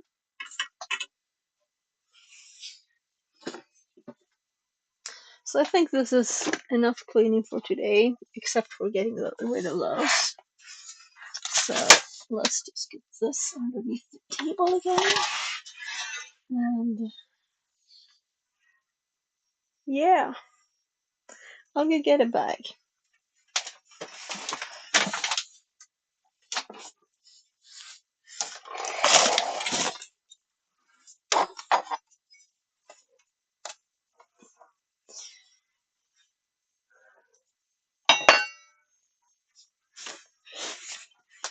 Getting the tape holder downstairs too.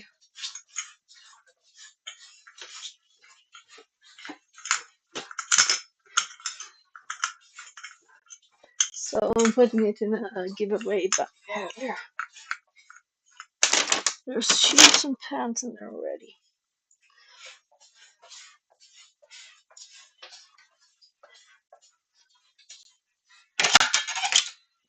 Charge sucks so long.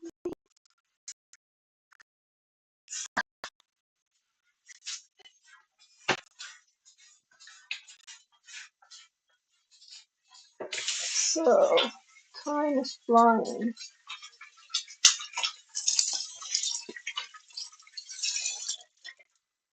Let's actually, I'm going to check on my kid's computer, see if it has. I should have brought a camera down so you can see it. It's cool.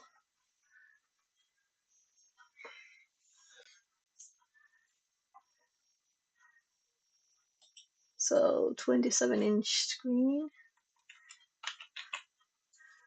and I have installed Steam here just now. Well, rather it took that long for it to update because of the bad Wi-Fi. Maybe I shouldn't do this now. I'll just type his mail.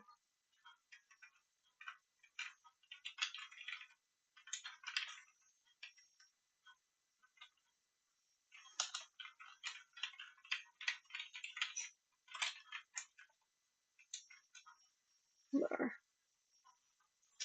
Oh, account name. Oh, right. I always do that.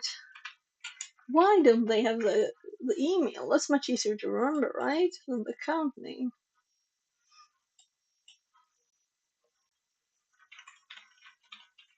I'm already on the third try.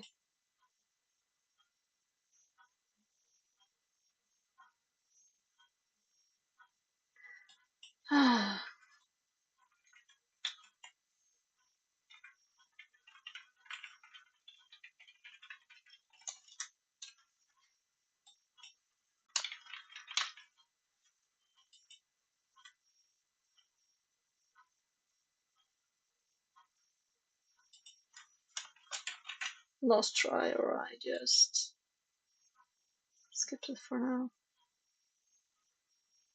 Yeah.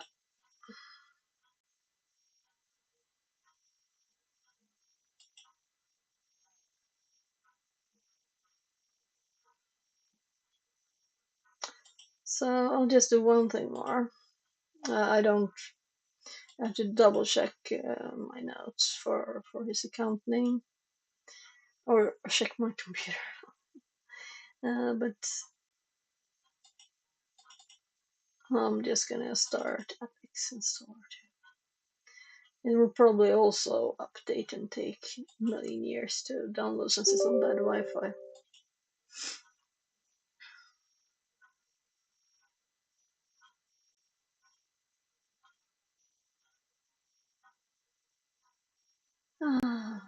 I've been moving so much, so I'm sitting down 2 seconds while it's doing the installation. Sorry. I will entertain soon.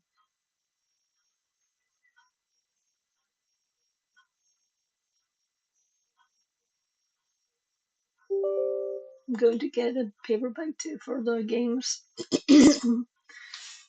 I can get one while it's doing its thing there.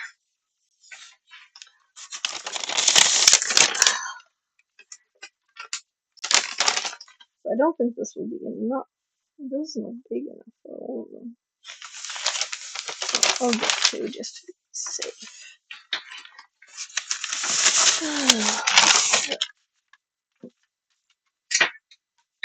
So, no, you're right. No, there's no update. So I click the update button and then I'm leaving. So it's probably downloading a lot again. Megabit Wi-Fi because the fridge and freezer is in the kitchen table. So here we got bags.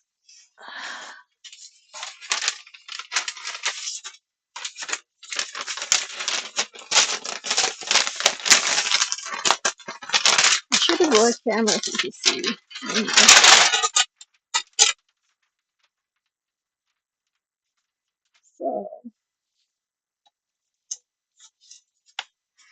So I should really just get rid of the games I'm not interested in. I don't imagine playing Diablo on the PlayStation.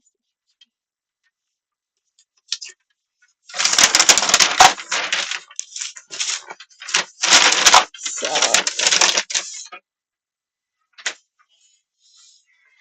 Harry Potter,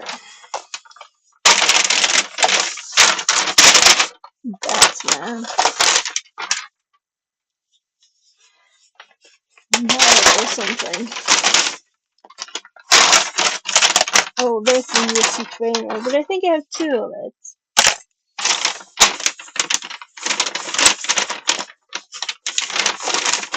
Maybe Narnia, Ratchet and Clank.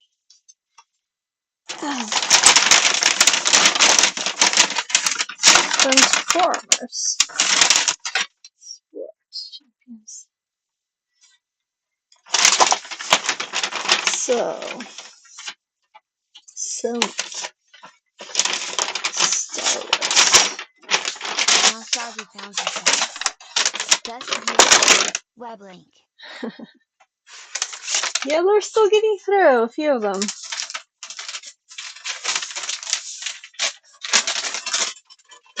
Best viewers on in the GPS window. It looks like it shouldn't have gone through there. So Naruto. Harry Potter. We have 3 Harry Potters.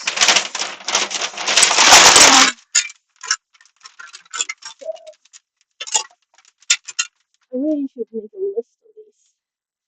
If you really load them into the hard drive, just access them. I don't think I like it. Alright.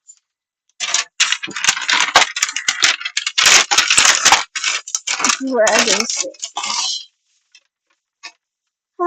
Dance Star Party. Right, the move ones and stuff. There's Bus too. Should have those separate. All these are move. Almost all. Family Game Night. iPad.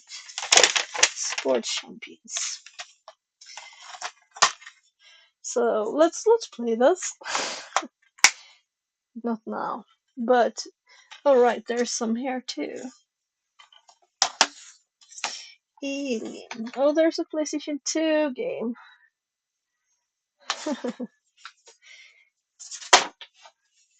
So the other bag was overfilled. So it's not like I saved a lot of space on this because I have 2 bags now with games on the floor.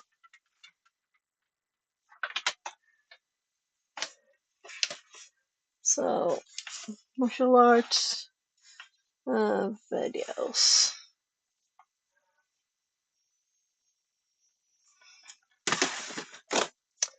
So I don't have to do everything today, you know.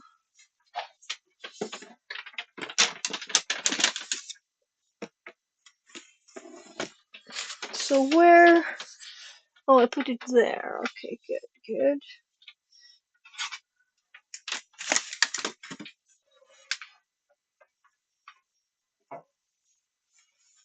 Where did I put the other one?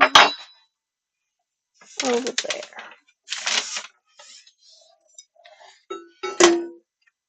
So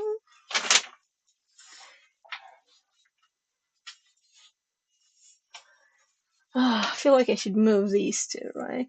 I see them there. So let's put them in the drawer. So these are from something. I might need them back when I'm putting it back together. So where did the 4th one go? There. It got stuck when I opened the drawer already. Also, my kid's laptop kind of needs new feet, so those are definitely from a laptop, those 2. So, it's a bit sticky. I'll fix it later. So it's starting to be looking good here again. Starting to. So the other side of the room is still a mess. We still have this box with stuff. Let's just put it up there for now.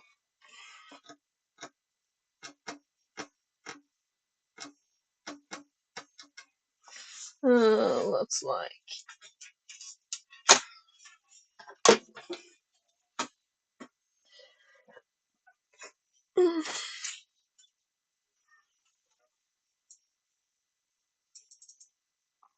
There.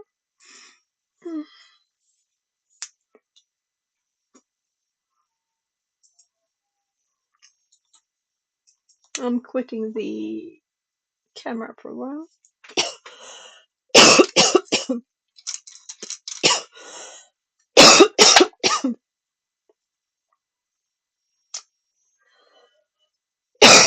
That's a warm phone. With 4% left. Better put that in charger.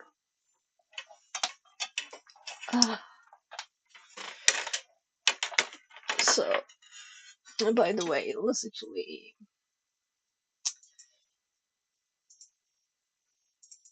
I'm not all done yet. It's all the dust, I think. Maybe that I moved.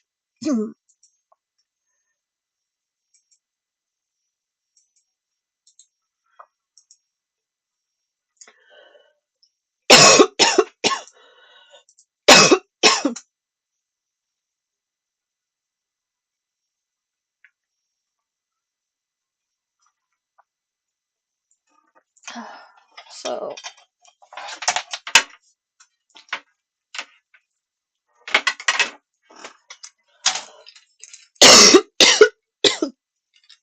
Where? Why? Why?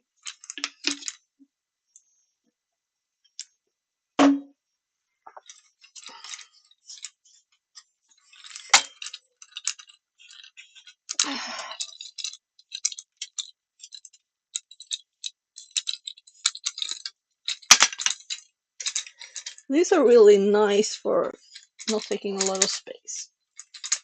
But something here is shaky. What's shaky? That. Okay.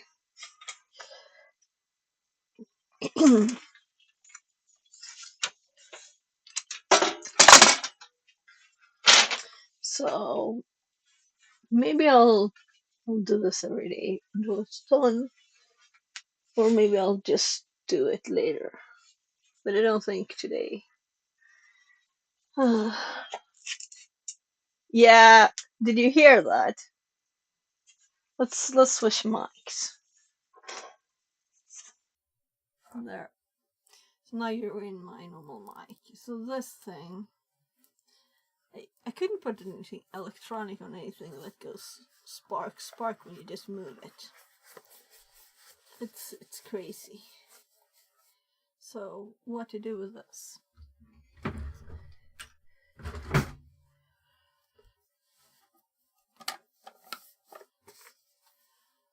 Oh well.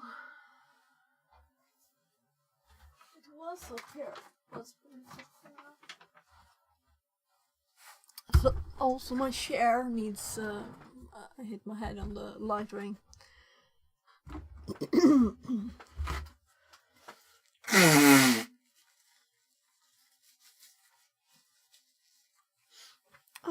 Yeah, so I have two screens behind there too. My kid, my. Let's just look.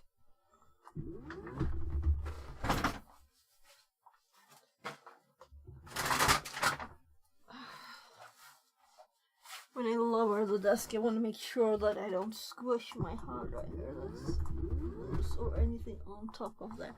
So it's at the bottom. Good. So we also have this. Should I just empty this in my trash? Yeah. I don't want to sort plastic, metal, or whatever. There. Done.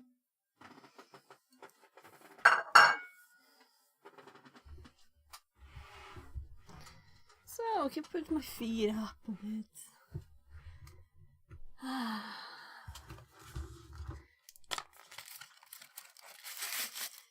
Get some chocolate.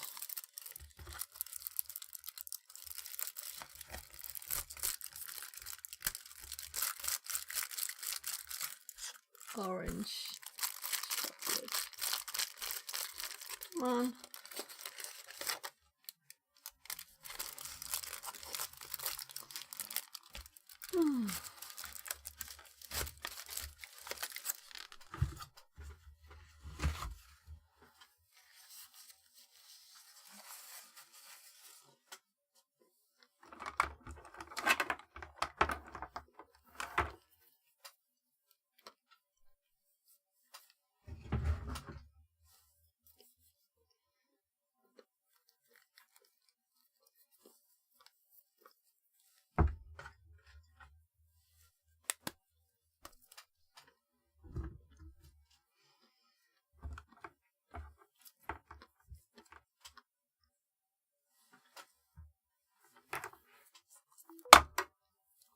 Oh my, 3%. It's down to 3%.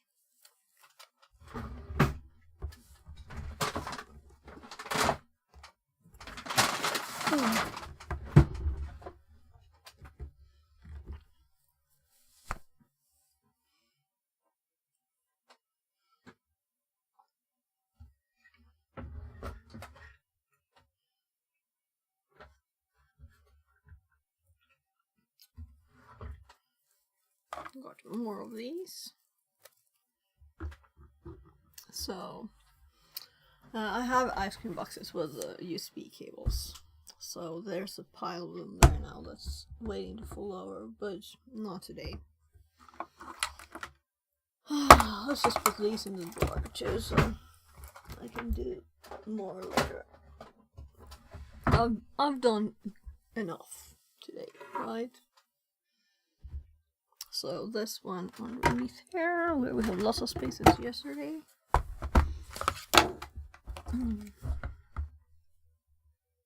So,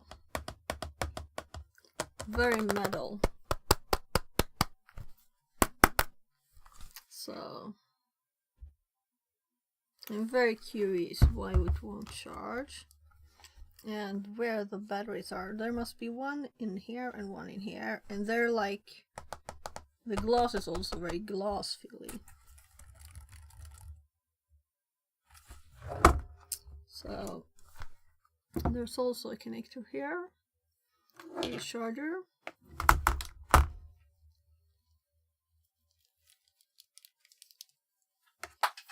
Let's give it a chance. One more chance to charge first. It can be charging while we do stuff. So so I know there's a battery in this one, but let's try this now. I think I've probably tried both.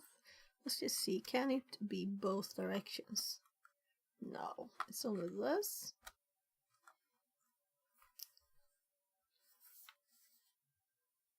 I think this is the power and this is...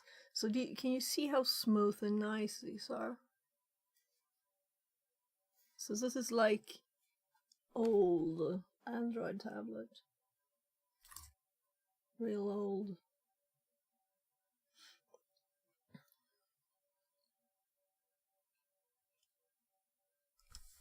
So you can also see the edge size here, right?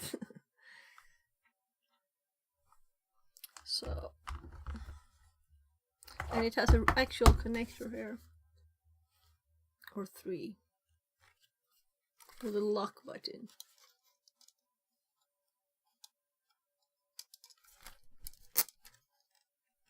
Oh well, I can't even move it. So these are pushed somewhere to that side, I think, when you put it down.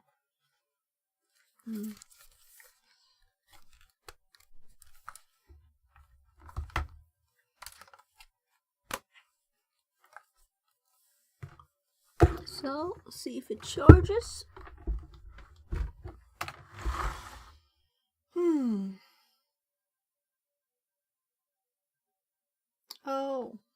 we got another one.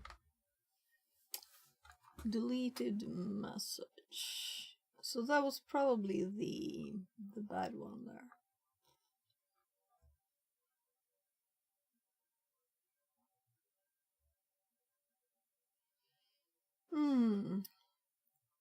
Yeah, so I'm a bit tired from this.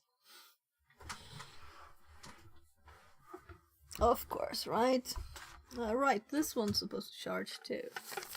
Let's not forget stuff. So let's take the yellow one, because it did tie it only, right? So there. So why not take the opportunity to actually check this thing out? Because oh, it's not USB-C.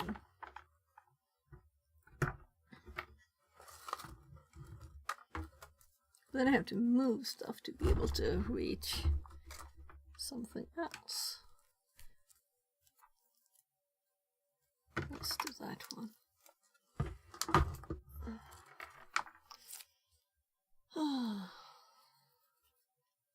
So this is kind of nice, feely, the IKEA cable. It's rubbery. Feels like it will not break in 2 days. This is fabric on it. So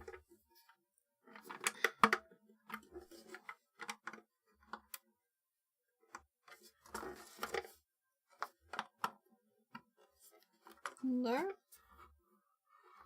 So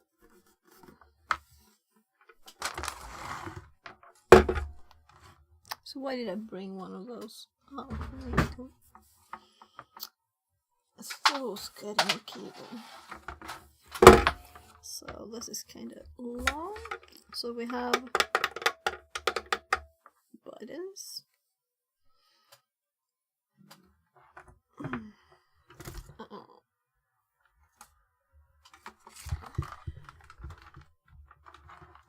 The rotor's cable is just all over the place here.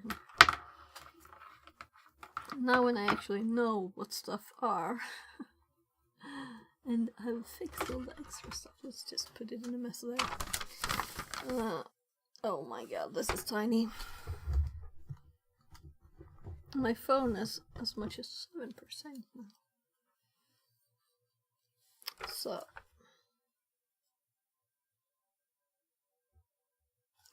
A, B, D-pad.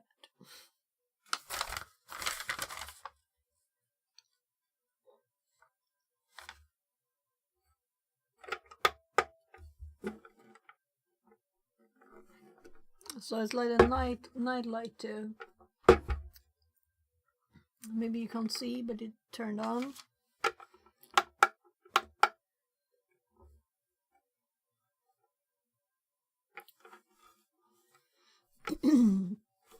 So I'm curious to see if this has a battery inside, or I'm setting it for nothing, you know.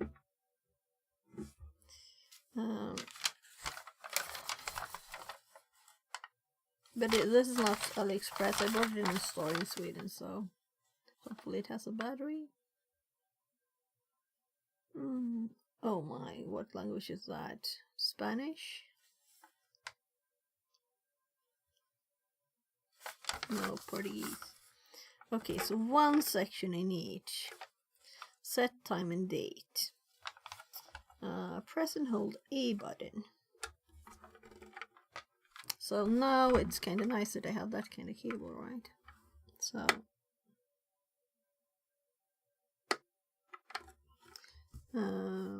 until the clock display flashes. Yeah, it does, right? Use on left and right on the D-pad to scroll through AM, PM, time and date. Select the value with flash. Selected the value of flash. Use up and down buttons to change the number of the selected value. I usually don't look at menus for these things, but press A button to save and time and date. So start and stop setting with that. It stopped, so now it's doing it again. What time is it?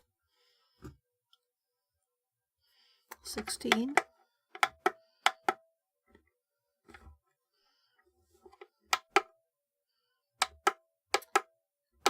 Does it only do PM AM?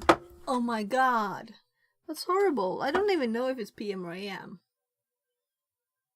AM is when it's really late, right? So it's morning. So it should be PM now. No, yeah, it should be PM now. So 4 PM. 4:44 PM. Ah, my. Well, let's go this direction. 4.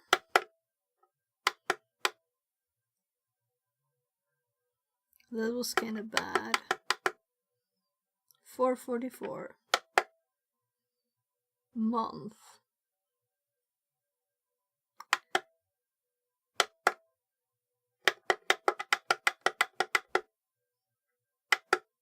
No, it's early in the month. There. 12:06. Oh, so the alarm is separate. So I'm not gonna set the alarm for now. It's set to 4:44 PM, the 6th of December. And alarm is the next thing. Alarm on off snooze. So my kid will have to set what time he wants. What time he wants. So, and also, of course, we could turn it off. Maybe it's nice to have it on the night, like a night light. Well, let's see if it charges. So, we have the TNT. That didn't take long, right? I should have done that before, but I've tried to talk him into using it, and he hasn't said yes yet, so... I should buy new ones without the glass falling out all the time. They're like $2. Yeah.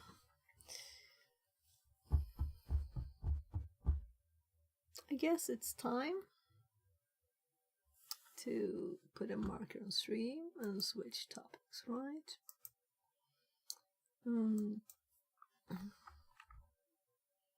So what time is it really? I just set the clock, I should kinda know. So it's 15 minutes until the new room arrives. Maybe I should just clean out the tabs, and then we do Advanced Cyber, right, first. So I don't spend all day with this. I don't know how quick it is.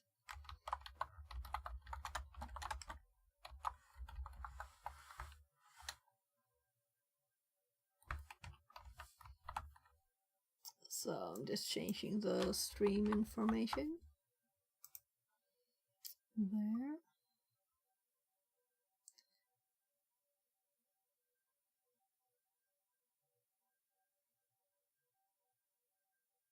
Holiday Hoopla Challenge, now with shared viewership.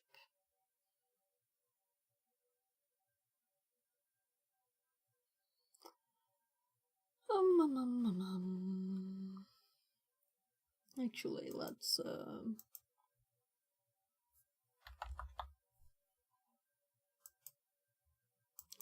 do that. And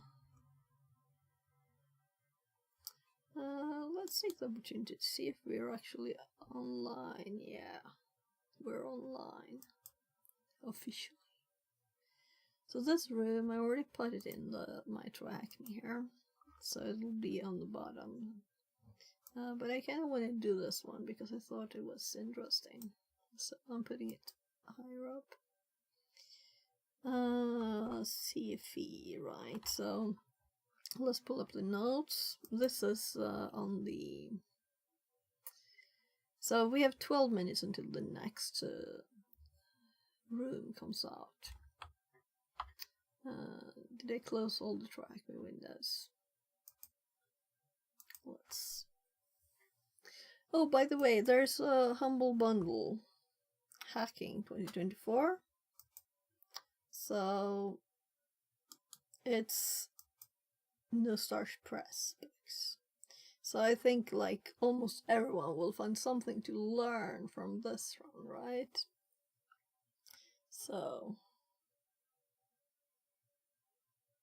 it's this kind of thing. Evading EDR. Evasive malware, trying to find the malware. Android malware detection analysis. So obviously then Mac. I don't know if I want Mac. I guess I'll have to look at that. Then we have ethical hacking, attack and error pro. There's so much stuff. Foundations, IoT hacking, Linux basics, Ghidra. So I got this yesterday. Paid, I think it was 34. Yeah. Whatever. Penetration testing, cybersecurity for the modern ninja. But it doesn't say what it is in there. But anyway, all of it, like Black Hat, go for hackers and pen testers, malware data science, real world bug hunting, and a guide to securing modern web applications. So I didn't read the first ones. Hacks, leaks, and revelations. Analyzing hacked and leaked data. Windows security internals. So a lot of stuff there. I already downloaded them. I was going to check if there was anything else cool. Math for programmers. Make it convince my kids. This is not really books, it's RPD stuff. This is also like... So, if I buy books that are not paper, then I don't think... I would like to read, like, storybooks, you know? That are for fun only. I guess this is for fun too. Someone thought it was fun that I put in my Discord that I would like cybersecurity, programming, and those things under fun stuff. Why not? Let's look at these. What's this? Wizards of something. Microsoft certification. Sir, administrators. Let's click it. Just books about games. Software.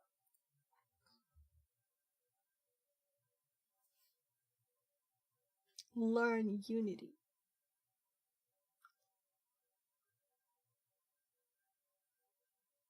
We have to continue our Unity game too.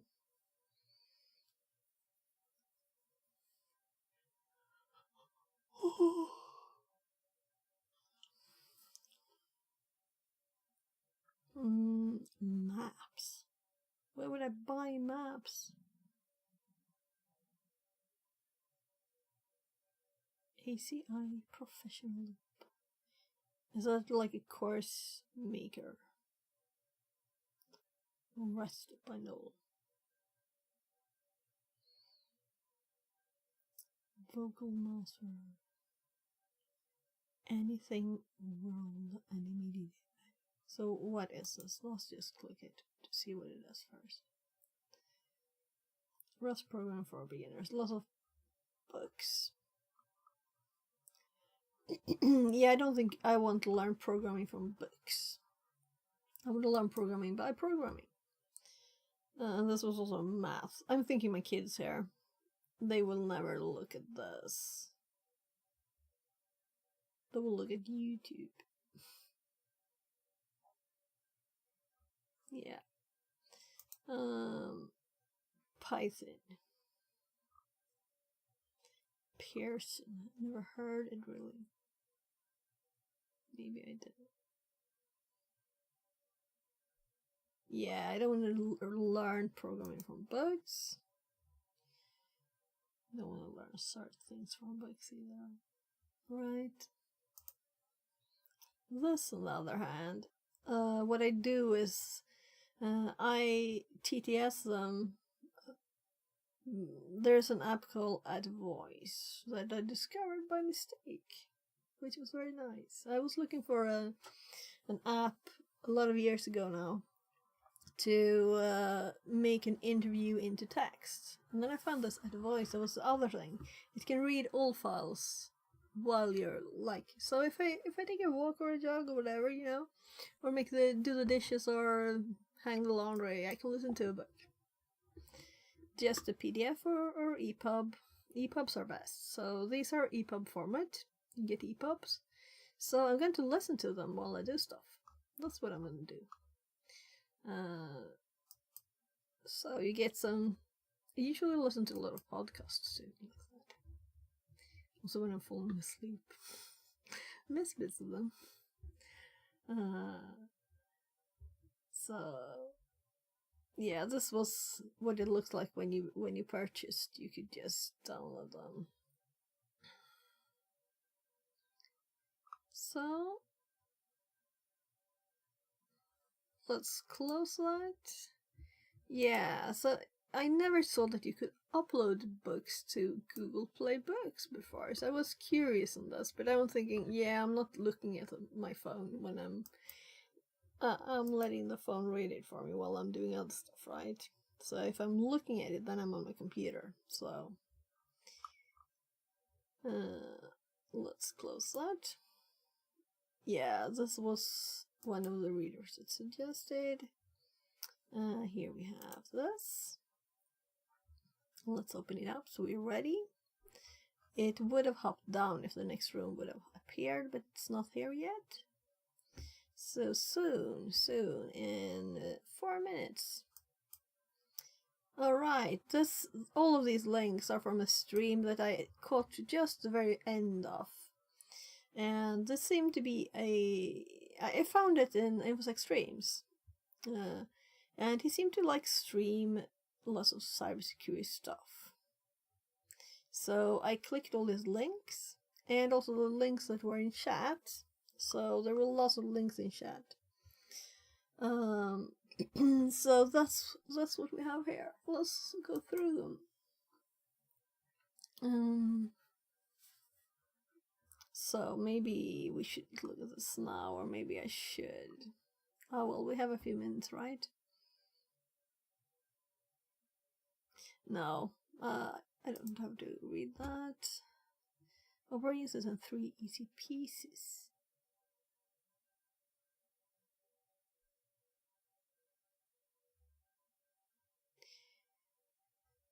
This is for some course, probably, right? University course or something.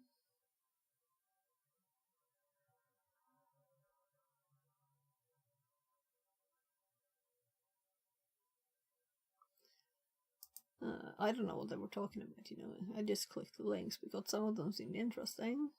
Malware Unicorn workshops. Okie dokie. Disable start.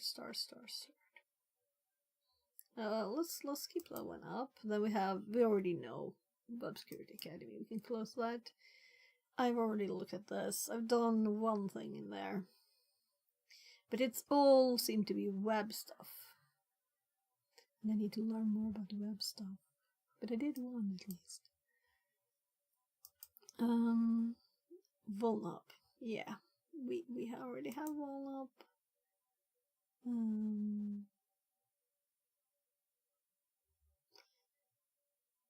SourceForge. That was long ago. So let's keep that one up. Metasploitable. OWASP. Vulnerable Container Hub. Yeah, I should put that link. I don't think I have that link. But is this really the page?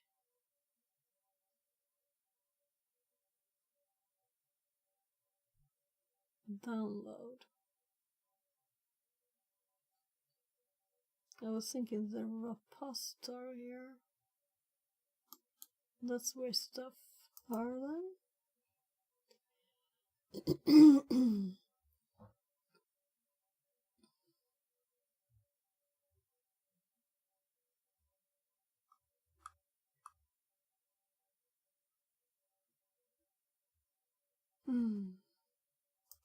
I'll look later. I'm thinking when we pass through all these and just seeing if there's anything interesting, it will be 1 minute more. Why do I have two of the same? Just decreasing the number. Let's actually start Kali. So we have it running. Tiny mini micro home lab. Tiny mini micro. I think I'm tired if I'm laughing at that, right?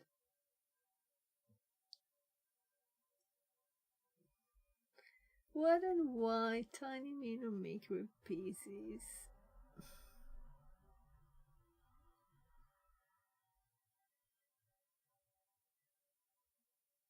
Raspberry Pis. Oh, whatever.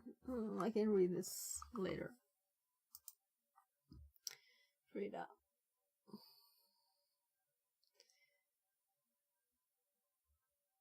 So, it's just the main page. So, okay, so some kind of post. So, like a blog of his. And then, yeah, I clicked all the links. These are the links at the bottom.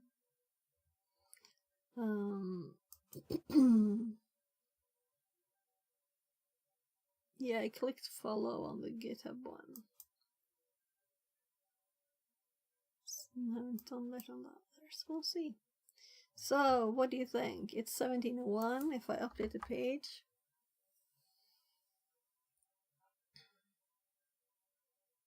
Ta-da! Day 6.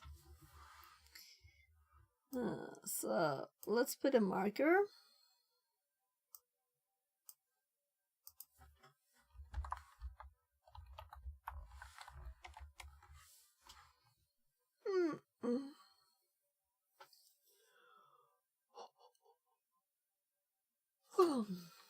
Let me wake up and then start calling. Let's do that first. So I'm thinking I'll cut it out later, so I should do that with the others.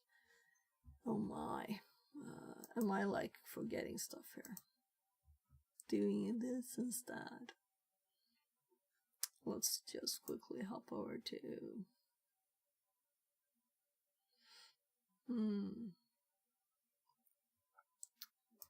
no, that's not what I wanted to go to. Video producer. Yes, I'm not gonna do this exactly now anyway, but I just want to check. So, expiring 0 days. Yeah, I kind of thought so. How to do this today. So, it's time.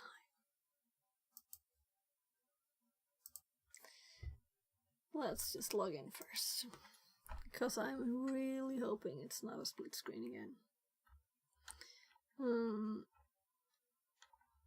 And maybe this is the worst time in the day to do this, when it's just releasing, right? No, that's not what it is. Wrong machine. So...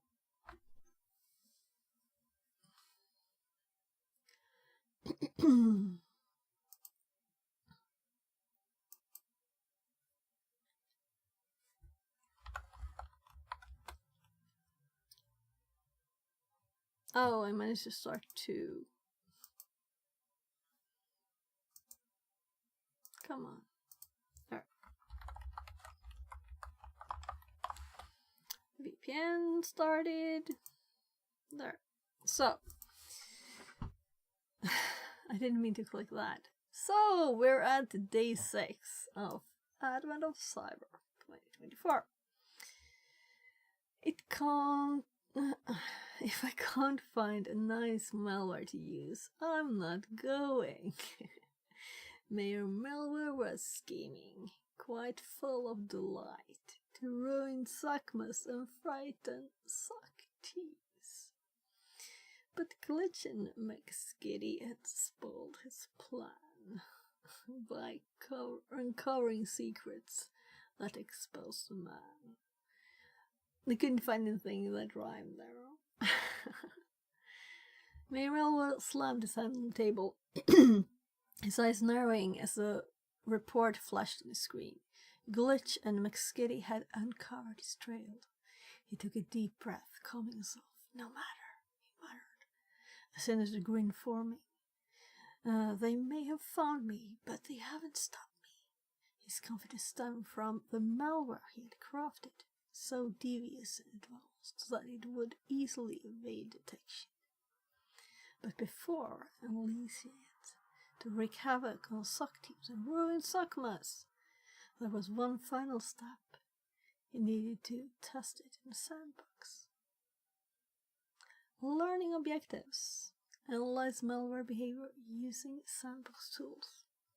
Explore how to use Yara rules to detect malicious patterns.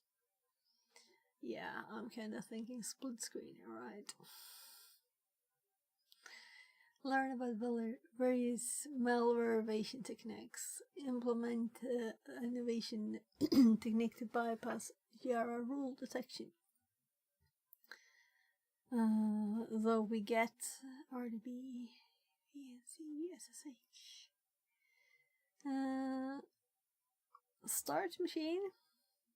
We'll see what happened, if it's the same happens that happened yesterday. So, if a VM is not visible, click the split screen. So we're waiting for it to start, we're reading. He slipped his malware into a sandbox to see what tricks it could play and what flaws there might be. For sandboxes you see are used by the wise. Defenders inspect, but attackers revise. Detecting sandboxes. Sorry. A sandbox is an isolated environment where malicious code is executed without affecting anything outside the system. Often multiple tools are installed to monitor, record, and analyze the code's behavior. Mere Malware knows that before his malware executes, it needs to check what? There, we got the IP probably, right? It needs to check if it is running on a sandbox environment. I was thinking in. If it is, then it should not continue with this malicious activity. To do so, he has settled on one technique, which checks if the directory program files is present by querying the registry path. HLM software, Microsoft Windows current version. The value can be confirmed by visiting the registry path within the registry editor, as shown below. To open the Windows registry editor, navigate to Start menu on the bottom of the Run and Ready it and press Enter. This directory is often absent on sandboxes and other virtualized environments, which could indicate that the malware is running in sandbox. Here's what it looks like in the C programming language. So, wide registry check. 2 strings. And 2 hours and 55 minutes, right? prepare the command string. SN printf command size of command ready query ready to process bug. So %s %s.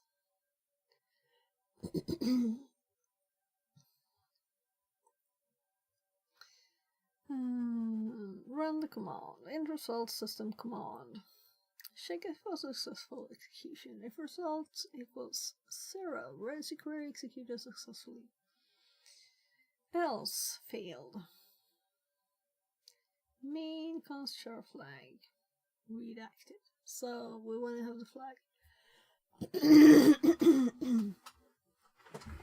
So why did it start now in my throat when I guess I've been talking more now, right? Don't worry. You don't have to understand every detail of the code. All you need to know is that the function is assigned to check the system registry for a specified directory path.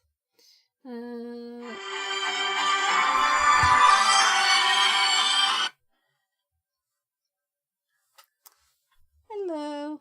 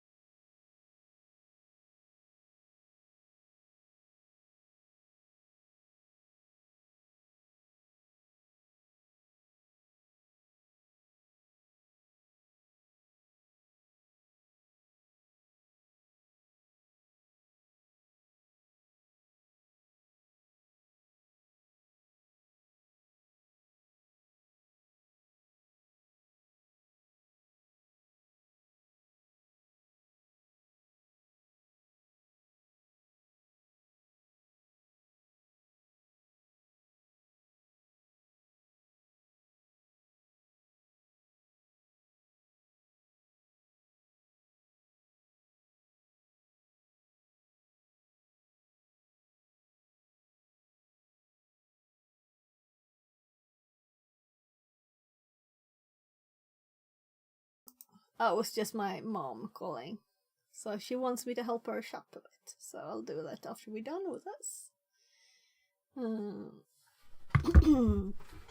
So let's continue. Don't worry, you don't have to understand every detail of the code. All you need to know is that this function is assigned to check that the system's registry for a specified directory path called program files there. This path's presence or absence helps the malware determine whether it's running in a typical or virtualized environment, like a sandbox. I have to just see, did it mention fly anywhere? No.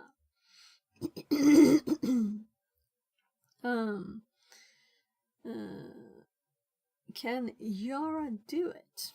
Mere Malware knows that Mosqueda is a big fan of Yara rules. Yara is a tool used to identify and classify malware based on patterns in its code. By writing custom rules, analysts can define specific characteristics to look for, such as particular strings, file headers, or behaviors, and Yara will scan files or processes to find matches, making it invaluable for detecting malicious code. Mere Malware does not think such a simple tool can detect this malware, but just to be sure, he has to test it out himself. To do this, he wrote a small script that executes a Yara detection rule every time a new event is added to the system monitor log. This particular Yara rule detects any commands that try to access the registry. So,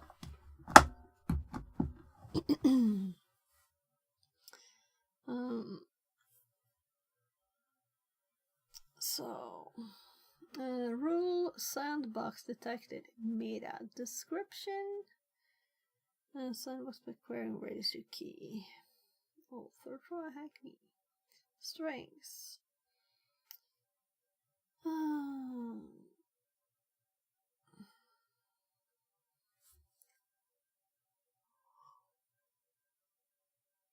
Oh my. Condition CMD. Let's understand the contents. In the string section, we have defined the variables that include the value to look out for, CMD. In the condition section, we define when the rule will match the scanned file. In this case, if only the specified strings are present, if any of the strings are present. First exit. Your malware has set up a one function script that runs the Yara rule and logs a true positive in C::tools Yara matches. Open up a partial window, navigate to the C::tools directory and use the following command to start up the EDR. Jingle bells. This tool will run on the system and continuously monitor the generated event logs. It will alert you if it finds any activity event that indicates the registry mentioned above key is being queried. Now run the malware to navigate to C::tools malware and double clicking on Merry Christmas exe. So did we get information to connect? So yeah, RDP. I was kind of thinking that. Let's see. Let's connect and do it while we read, right? So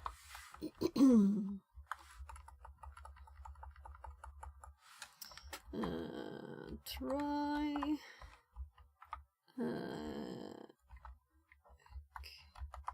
me 921 administrator. Let's do the same keys as they do. 1010 161 154. Fingers crossed we won't be like not able to connect like yesterday or the 4th. So nice. This is much better than split screen. So let's start partial to start with, right? So let's go back down.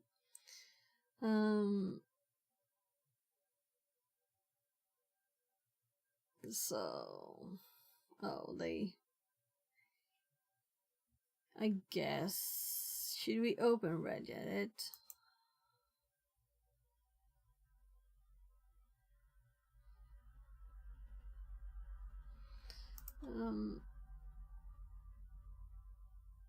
Here's the jingle bells.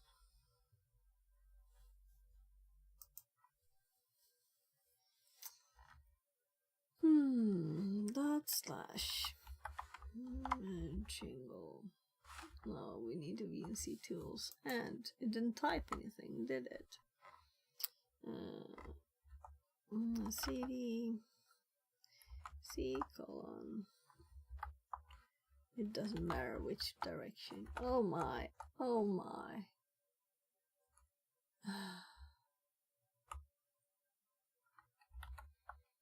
This is horrible. Keyboard. So this is bad. Bad VM.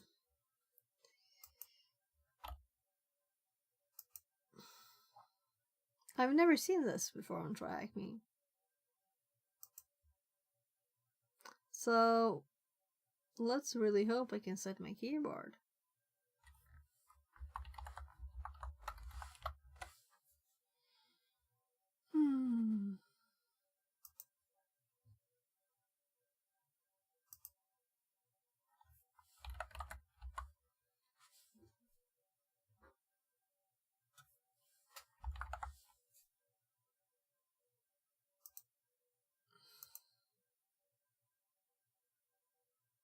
Yeah, I thought so. We're offline.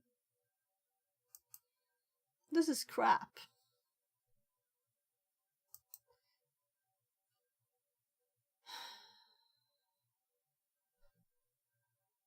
Well, I can paste stuff, I guess. I don't even know where the colon is on an American keyboard.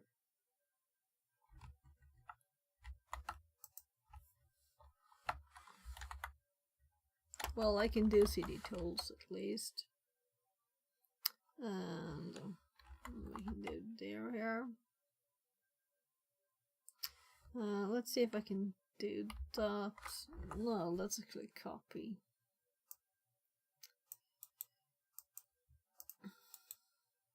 There.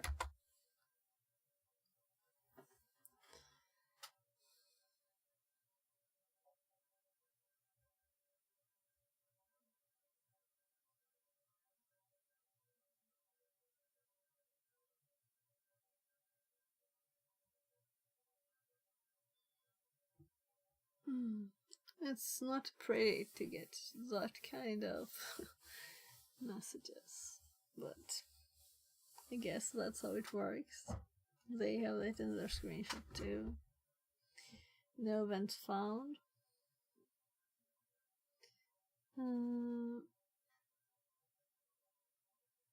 So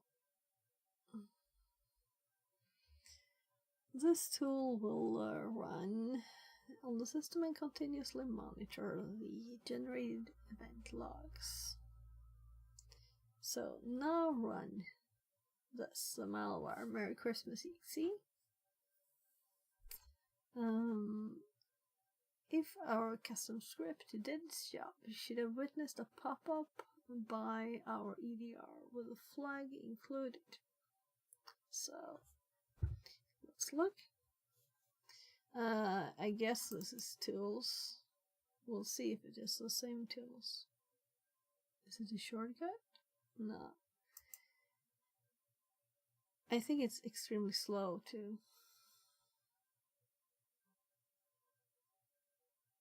Yeah, frequent folders tools and malware.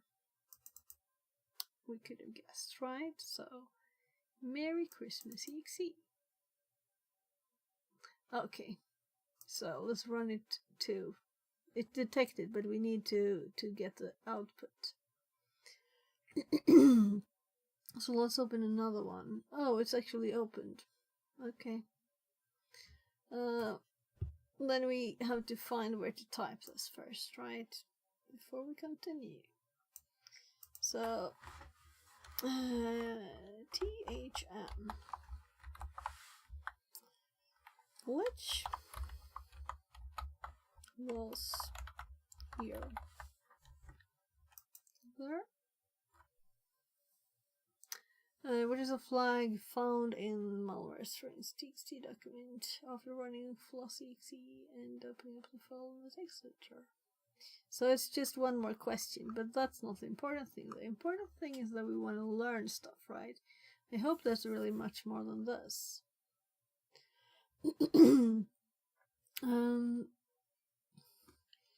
So, first let's actually look in the background here, right? So we can see, oh, 2. Your results, sandbox detected. Logging to file, Yara matches. Event record ID. Reg query. Yeah, my kid's knocking. Just a sec. Hey, man.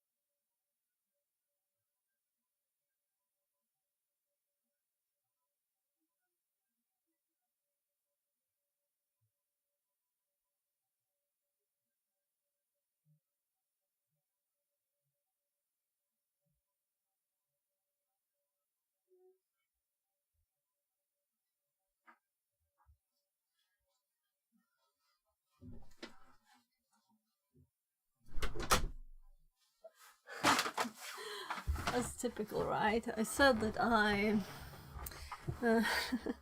would like record this, and then I got a call, and then my kids wanted help. Just then, when they haven't for hours. So, there, let's see. I don't remember anything.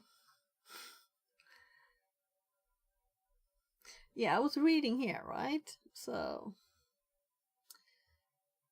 your soul logging to file.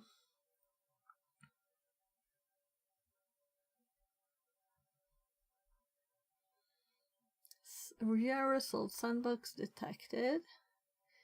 Job background running through localhost. Logging to file. I'm thinking why it did it twice. Maybe it just runs twice. So, command line. Here we can say reg query. And this is CMD exe reg query. So maybe it tried 2 different ways.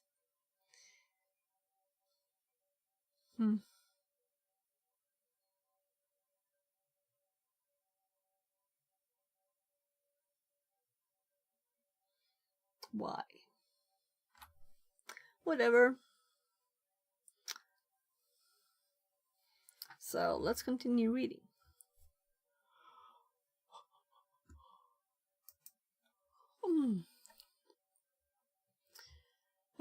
Note, if the pop-up does not show up, hover over the partial item in the taskbar. It should show the pop-up that was generated. And we got 2 pop-ups.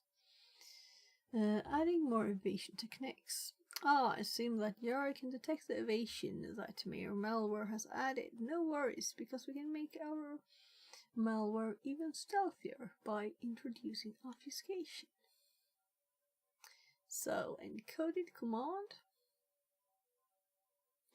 and encoded command.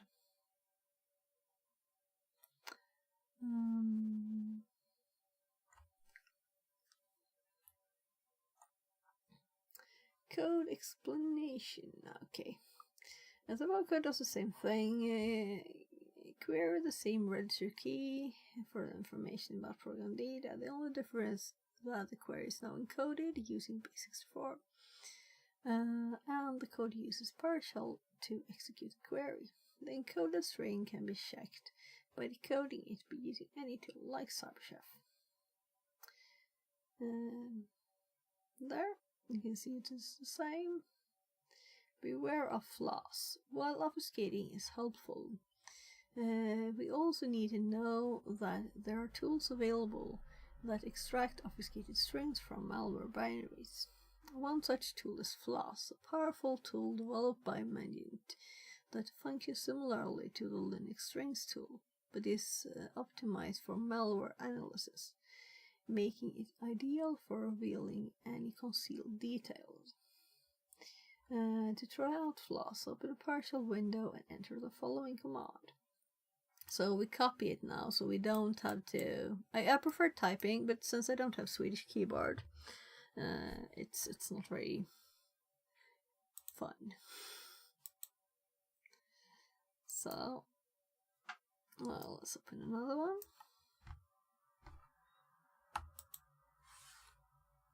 So, Floss.exe, tools, malware, Merry Christmas, out. Malstrings.txt, ctools, malstrings. So,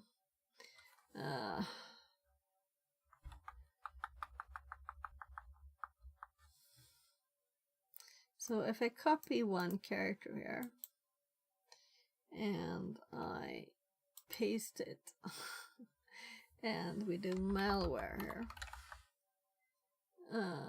or maybe we don't. I was thinking we should have gone to the directory too, but this other one we did that. So let's just leave it. We didn't have anything open anymore either. Whatever. So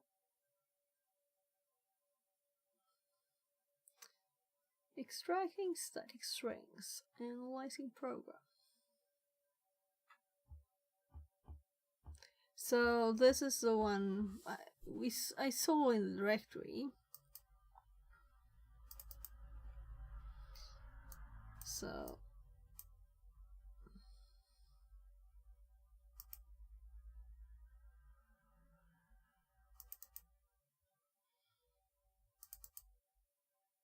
that we have an obf here. So I'm assuming the one we're doing now is the one without anything obfuscated. And the other one is with obfuscated, right? So it is currently, it's taking a lot of time. I've never used Floss before.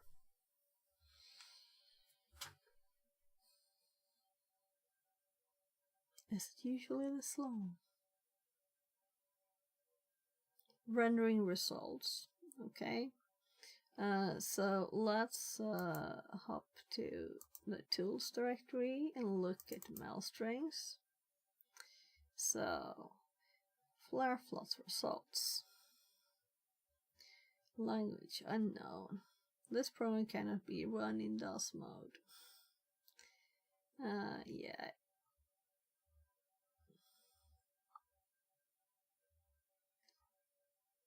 So I would run R2 to get strings. So here's the hidden clue. So let's copy that. We also see HQL, software, Microsoft Windows current version, and the program files there. So well, it's a list. It's a long list. So let's before we do anything else, just hop over and paste the hidden clue. So we're done with the question bit, right?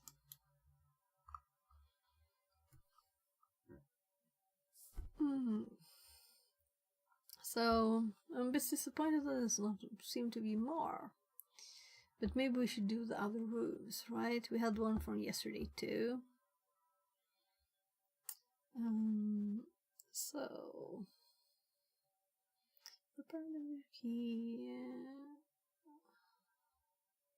let's scroll up. I hopped something here.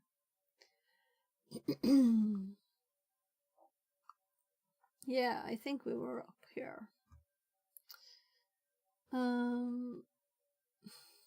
What confuses me though is that we did it on this one, the non-obfuscated one. There's some command scan for strings in the binary Merry Christmas.exe. If any hard-coded variables were defined in the malware, as we could see in the code, there was a flag, right? That's why Floss should find them. The pipe symbol redirects output of the command in front of it. to the input of the command behind it. Out file. We save the command results in a file called malstrings.txt. Once the command is done, open malstrings and press Ctrl F. Well, we just scroll. Search for search string. Then enter the flag as the answer of question 2. Format of string is THM. Using yarrow rules and Sysmon logs. These yarrow rules. Is it nothing more about the floss thingy? No, so let's do it once more first, right? Because we've done it on this now, but there's another executable that says obf, right? Will floss find the strings there too? It was supposed to, right? So let's just try and do the same again, but this time let's add. Okay. This is a problem we had yesterday, that the machine keeps dying on us. At least we finished the things. We'll restart it. So we need to restart it, which is very annoying.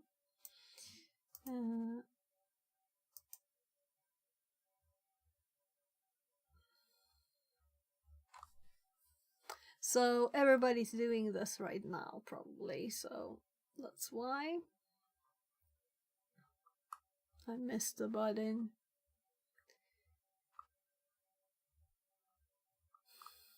Of course it was just at the start. No?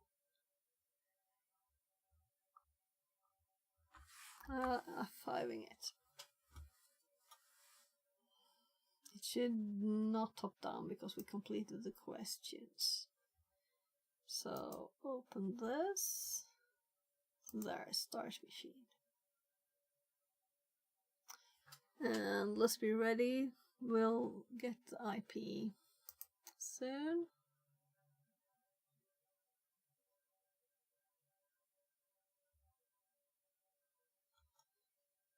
Soon as in 1 minute.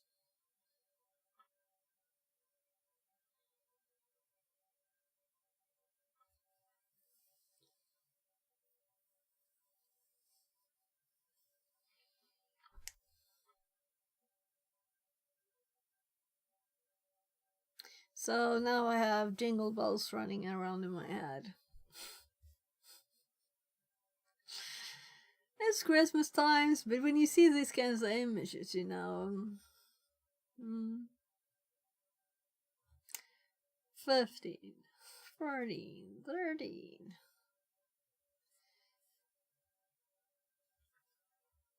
Well, let's be ready to type it in. It's just the IP that changed. 18.74. Do we think that this stuff started already? So Windows machine. It might take minutes for it to start.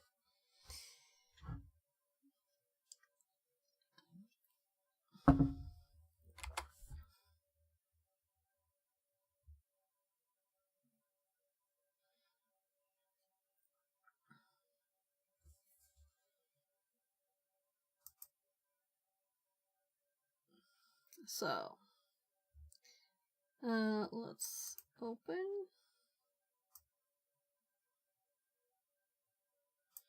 The problem is we need to run both commands because I wanted to see if it works, you know, if it's found. So let's first cd ...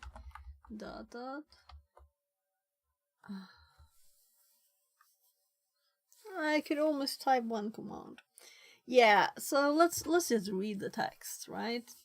So TryHackMe is having problems because we're killing it. So 105,000 people in the room. Maybe not currently, but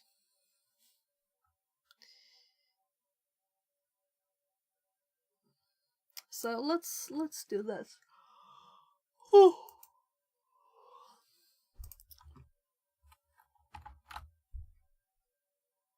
I just want to open Notepad, paste. This is what we run to start it, and in the C tools. So we can do this quickly next time, right?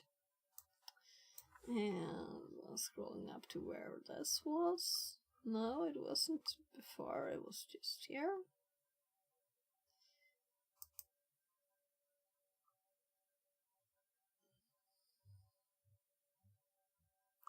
So then we go to this, so,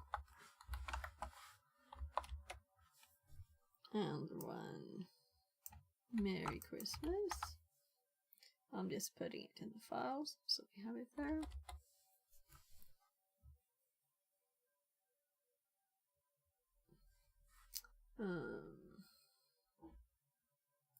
So the obfuscated version.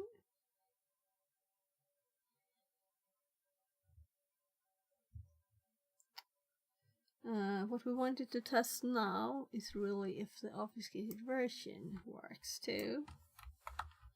And I think it is just called obf, but of course I don't remember exactly. We could also go to that graphically. Then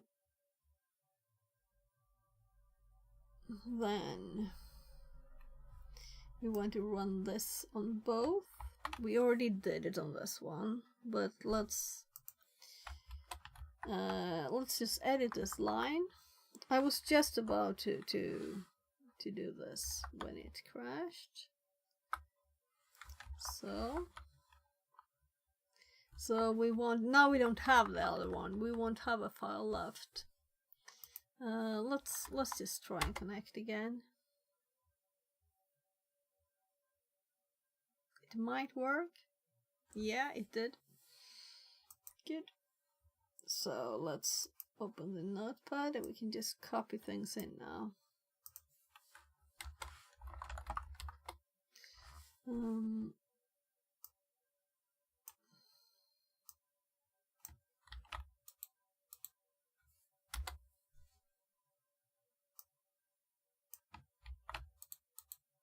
There. So this should be running, and then we want to also run another PowerShell where so we can see this at the same time. Actually, let's have this in the corner. The annoying thing now is if it dies just because I take time to move the windows, but I wanted to see if something pops up. cd cd tools cd malware, and this is one of them.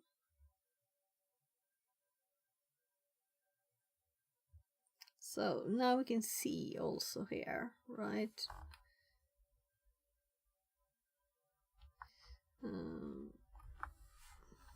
The problem I have now is where is the slash? Oh, it actually works, the keyboard now. Maybe it has to do with their problems then. We restarted the machine, so now the keyboard works. So now we actually got it to run normally, and it was detected, right? So, but if we look in this directory, we can see the obf version too. So if we run this version with obf in it runs successfully too. We didn't get another one, did we?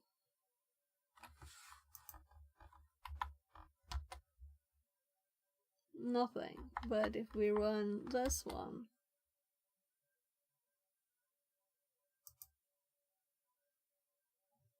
five, 7, and if we run this one again now, let's just close these. So if we run this one, we can run this several times. It's not found.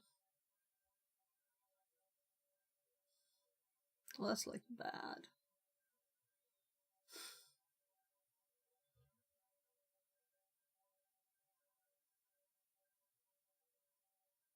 That's too simple. Just base64 it and it's not detected. So let's continue now. That's where we were when it crashed.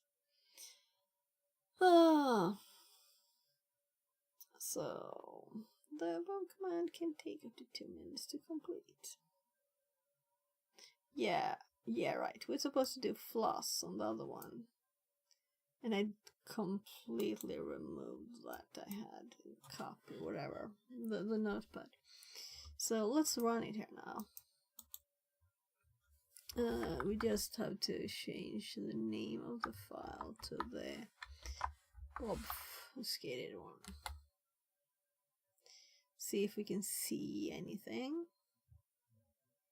I didn't change the name of the output file since we restarted, but there's no file right now. Nothing to compare to either.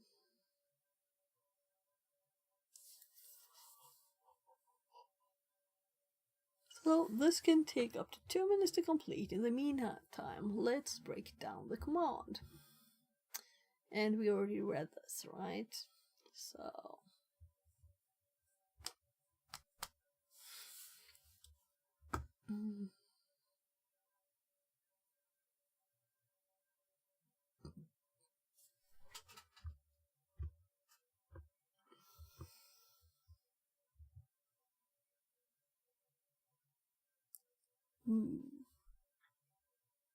oh no, I missed another cyber insecurity stream.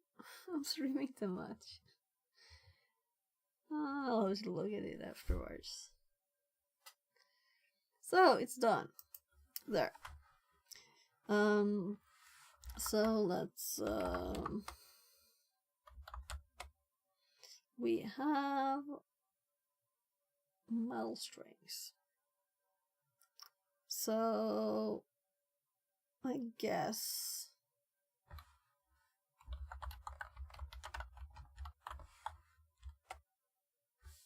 there. I was thinking, should I type it? No, let's go for graphical, right? So it wasn't hard to find before the flag. It should still be here, right? But we shouldn't be able to see, or maybe they obfuscated that too. I don't remember. Maybe they didn't even have one. Encoded command. Here's that. Here we have the base64. Actually, let's take the opportunity to just decode it. So,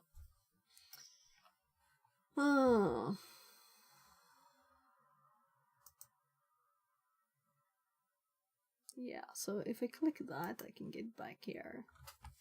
Let's open a new one. Let's do echo. And let's paste our string so we can do it ourselves too. So, it was the correct one. Here. So, let's see.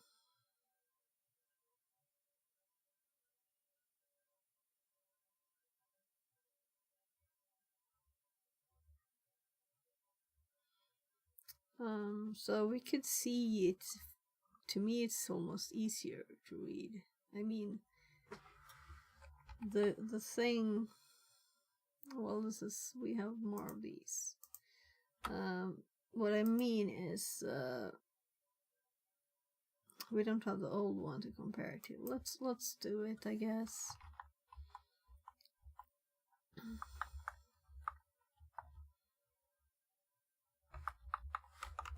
Let's do the first file.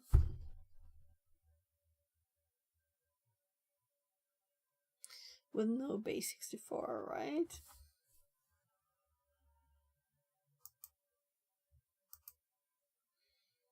So, meanwhile, let's just scroll through this a bit more.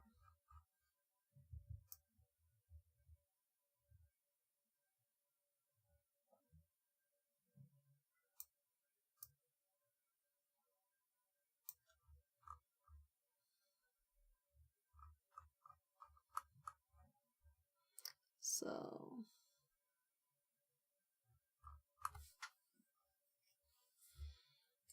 this is very obvious in here, right? And I want to compare it. So soon.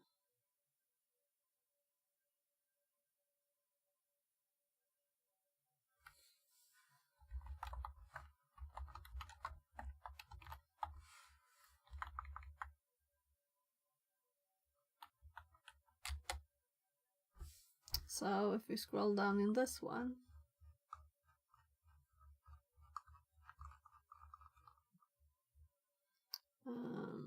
here we can see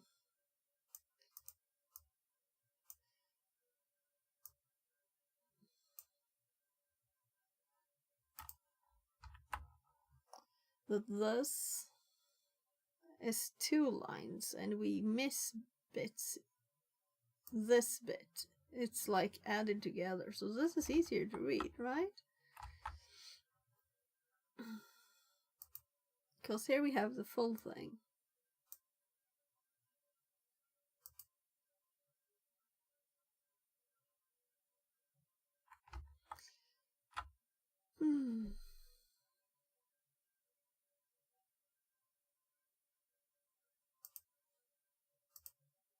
There's more.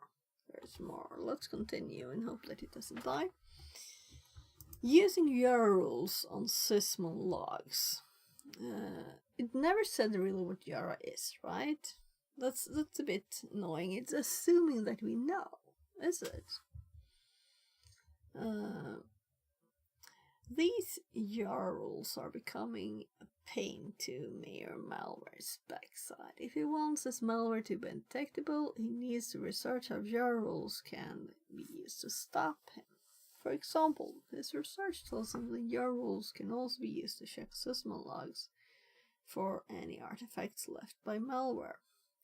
He needs to test this as well. Sysmon, a tool from Microsoft Sysinternal suite, continuously monitors and logs system activities across reboots. This Windows service provides detailed event data on process creation, network connections, and file changes. Valuable insights when tracing malware behavior. A URL will look for events with event ID process creator for this to work. There are many entries in the sysmon log. To make it easier to find the event we are looking for, we will apply a custom filter using event record ID that we can see in the log Yara matches on ctools. So before we do anything, let's just stop there. So ctools, Yara rules, just Yara matches. So it is simply what we had in the list.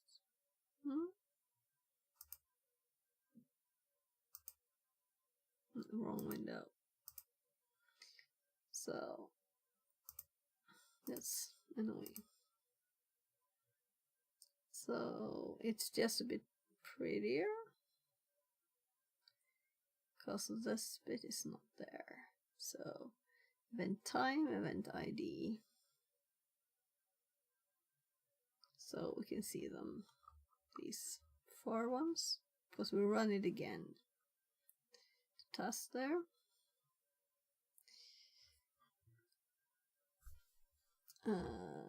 Open partial window and enter the following command to check the contents of the EDR log file. You should get a similar output to this window. Yeah, we already, did it. Note down the event record ID value.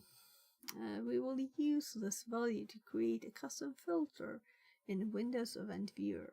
Next, open the Windows Event Viewer by clicking on its logo in the taskbar. And this is also why make a shortcut? Isn't it better to make everybody know where to find it, right? If someone wouldn't. On the left-hand side, navigate to Applications and Service Lives, Microsoft Windows S1 Operational. Continue by navigation to Filter Current Log. So let's just do it.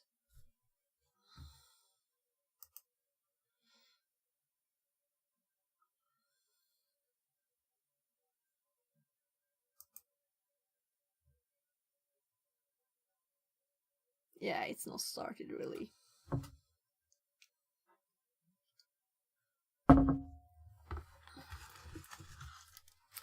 Then it's chocolate time. My kids have chocolate calendars. I just have normal chocolate.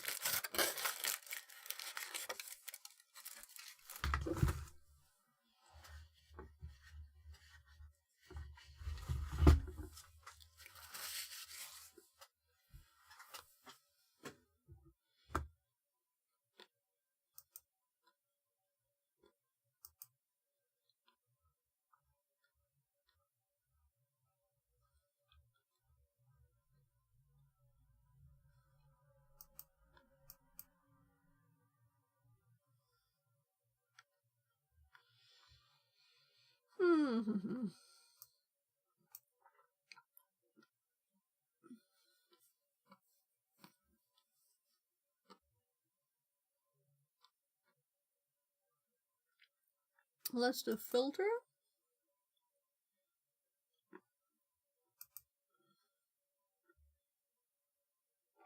Was it this one they wanted? Or this one? Or all?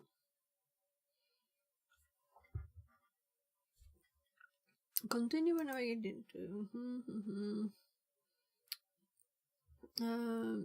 Navigate to XML and tick the box Edit Query Manually. Oh.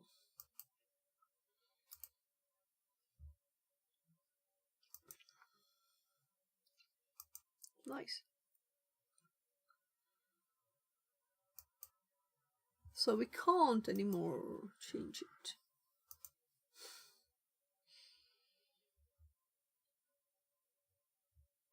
So, replace event record ID. We didn't have one, no?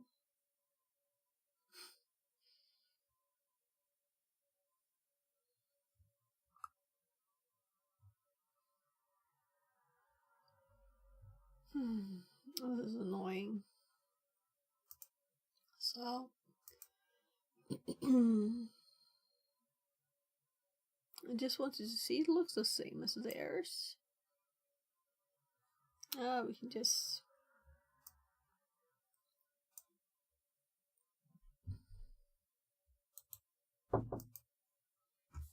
a sec.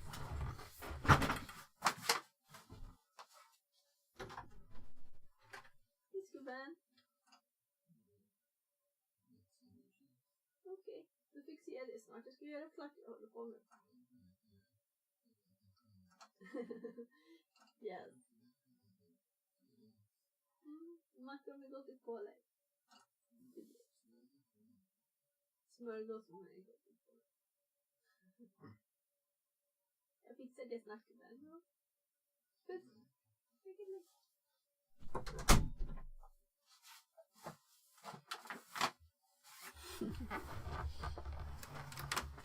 Oosh. So my chair gets stuck in the curtain sometimes.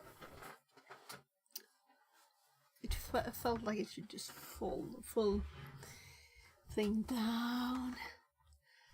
There. So I'm just copying whatever they had here instead, right? And let's put it here. Let's actually put it underneath so we can compare. So, query path. Okay, so the star there, they have. This is what we replace with this. So, instead of star, we have system event record, and insert this here. And let's take one of ours.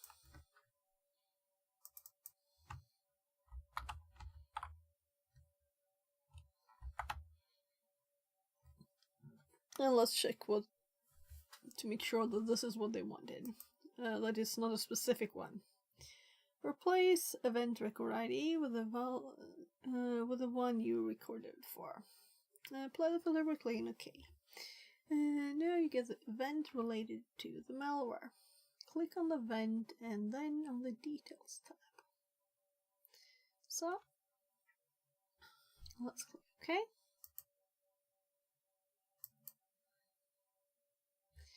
And we did run it twice too, right? So it's a bit funny to me that it's not the same event ID.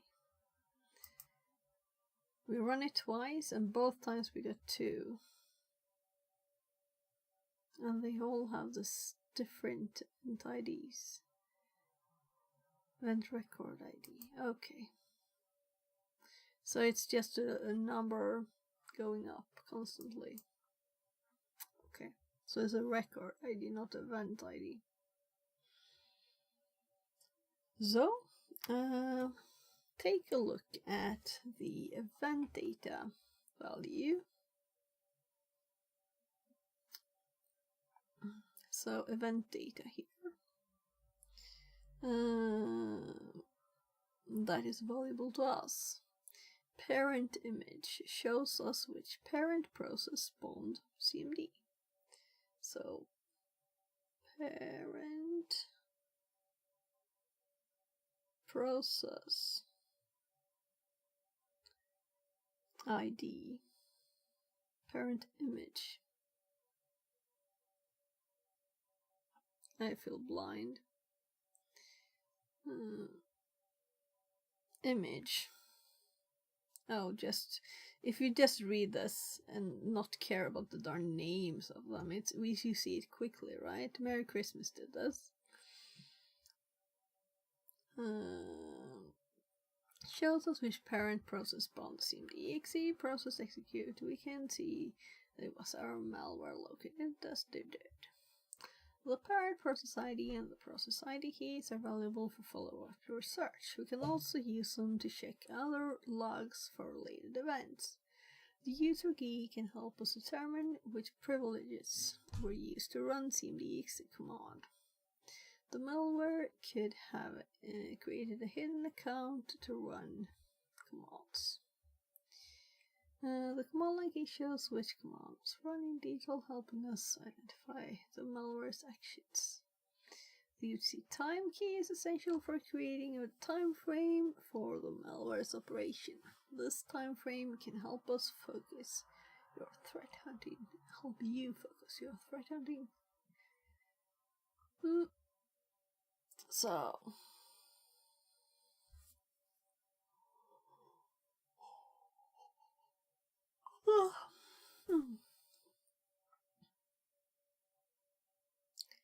never gonna give up. His malware, it seemed, was quite ready for town. There are watches and scanners and rules by the town. If I'm not careful, they'll catch all my fun. Mayor Melville leaned back, tapping his fingers thoughtfully on the table. All of his research had revealed an unsettling truth. His malware, as cunning as it was, wasn't yet ready for the wild. There were too many tools and too many vigilant eyes. Analysts armed with Yarrow rules, Sysmon, and a host of detection techniques that could expose his creation before it had even a chance to spread. And he clenched his fist, a determined glint in his eye. Just a little more fine-tuning, he muttered. He would study, adapt, and evolve his malware until it was truly undetectable. And when the time was right, he would unleash it upon those unsuspecting SOC teams, striking when they least expected it. But for now, he could wait, watching, planning. He was perfecting his craft in the shadows. Only the obfuscated one was not detected, so... But it's not mentioned, it's just on the machine. Was it mentioned? Yeah, maybe it was.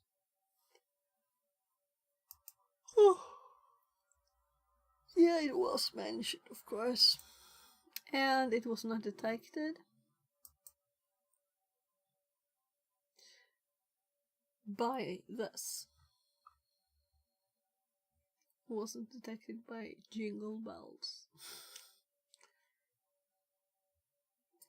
Or Yara rules. But I guess it shouldn't have closed the other one. Well. So we've tested Flask, we've tested these Yara rules. I don't feel we did a lot though. Flare VM. So let's just zo.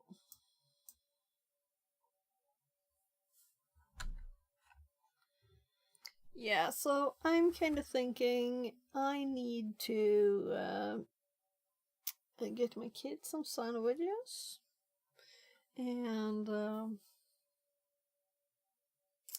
I need to help my mom order food. Question is if I should like take a pause or if I should stop streaming.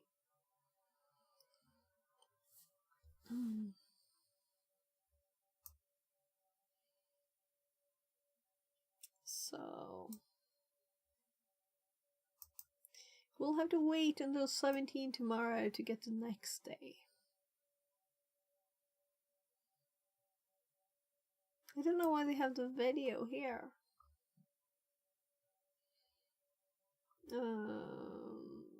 Here, terminate.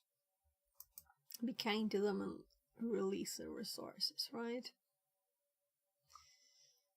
So, what we have is Flare VM,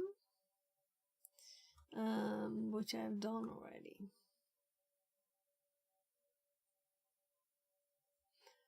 I think it was part of the Cybersecurity 101, actually. So it's one of these very short rooms. But we also had the XXE one from yesterday that was linked. So maybe we should do this one. But first I'll need to go and make some sandwiches for my kid. I should probably call my hubby and ask when he thinks he'll come home. I need to do a bit of planning, and it's quick to order food for my mom though. It's just online order. Yeah. So let's see. Let's use my pause button, and I'll be right back. Welcome to my dream, where knowledge reigns supreme. Calm and collected, I'm about to go live, you know what I mean. Got high expectations, gonna teach you something new. Learning, hacking, exploring, there's so much we can do. Feel the excitement as we dive into uncharted lands. New discoveries await in this digital wonderland. Together we'll unravel the secrets, unlock the code. No limits, no boundaries, all knowledge will explode. Welcome to my my stream where the fire of knowledge burns bright. Chat with me, let's embark on this journey of delight. From the basics to superpowers, we'll learn and grow. In this stream of knowledge, together we'll grow.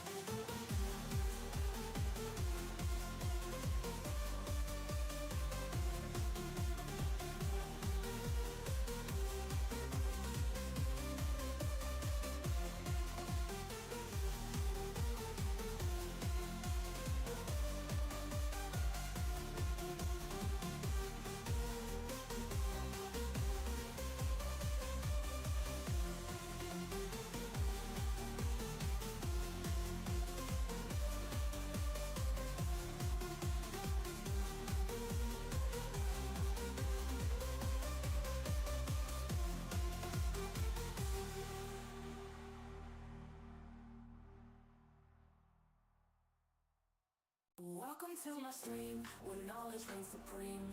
Calm and collected, I'm about to go live, you know what I mean. Got high expectations, gonna teach you something new. Learning, hacking, exploring, there's so much we can do. Feel the excitement as we dive into uncharted lands. New discoveries await in this digital wonderland. Together we'll unravel the secrets, all unlock the code. No limits, no boundaries, no knowledge will explode. Welcome to my stream where the fire of knowledge burns bright. Chat with me, let's embark on this journey of delight. From the basics to superpowers, we'll learn and grow. In this stream of knowledge, together we'll grow.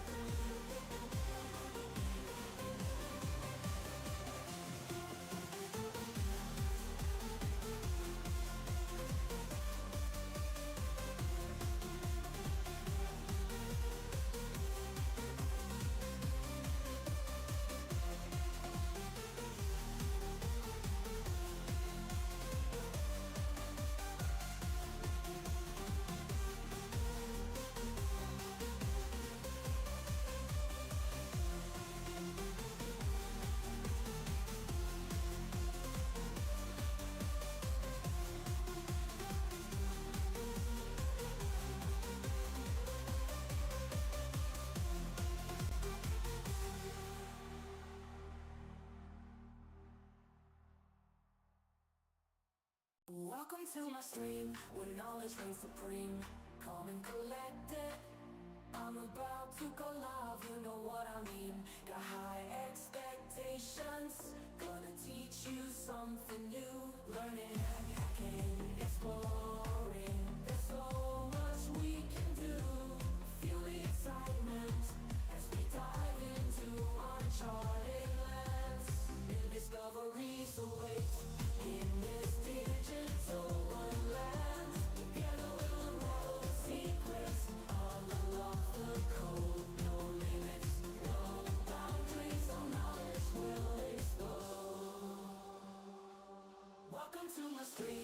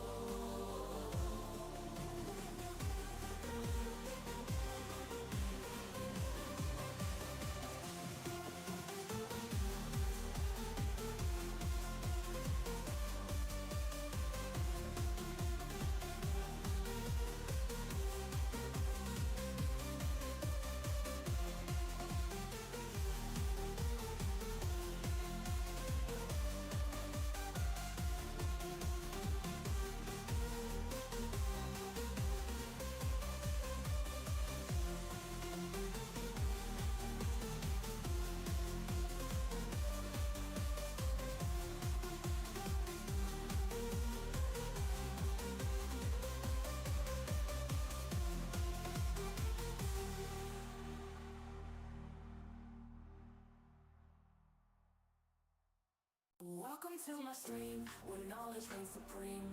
Calm and collected, I'm about to go live, you know what I mean. Got high expectations, gonna teach you something new. Learning, hacking, exploring, there's so much we can do. Feel the excitement as we dive into uncharted lands.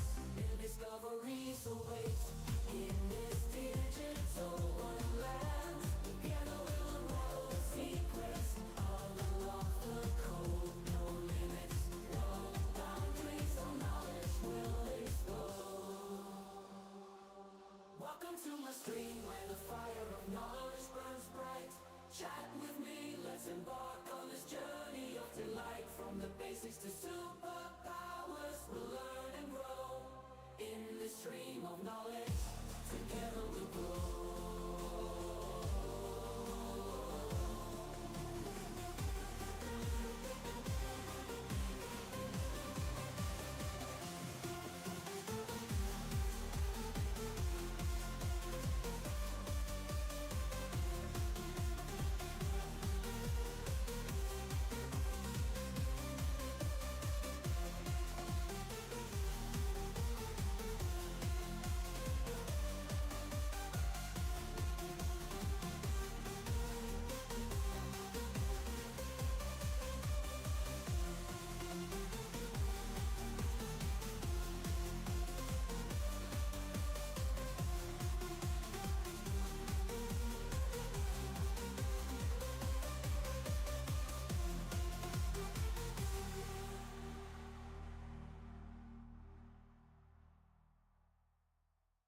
Welcome to my stream, where knowledge reigns supreme.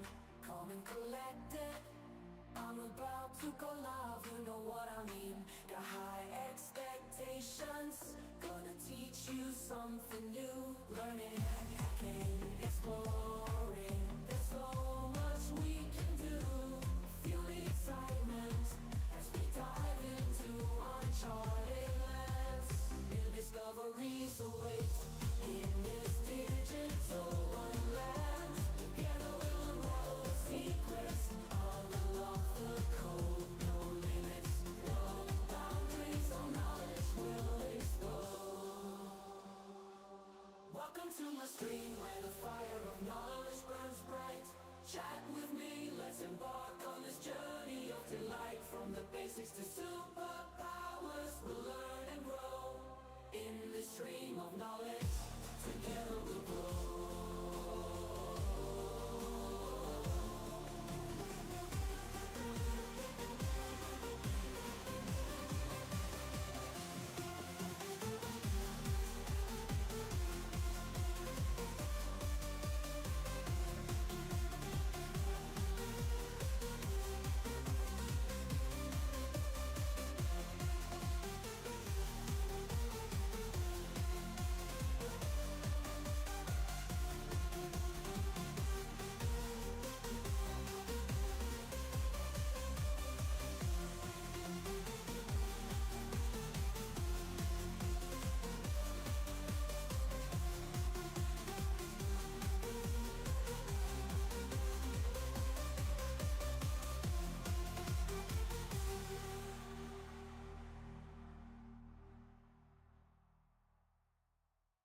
Welcome to my stream, where knowledge reigns supreme. Calm and collected, I'm about to go live, you know what I mean. Got high expectations, gonna teach you something new. Learning, hacking, exploring, there's so much we can do. Feel the excitement as we dive into uncharted lands. New discoveries await in this digital wonderland. Together we'll unravel the secrets, unlock the code, no limits, no boundaries, so knowledge will explode. Welcome to my stream, where the fire of knowledge burns bright. Chat with me, let's embark on this journey of delight. From the basics to superpowers, we'll learn and grow. In this stream of knowledge, together we'll grow.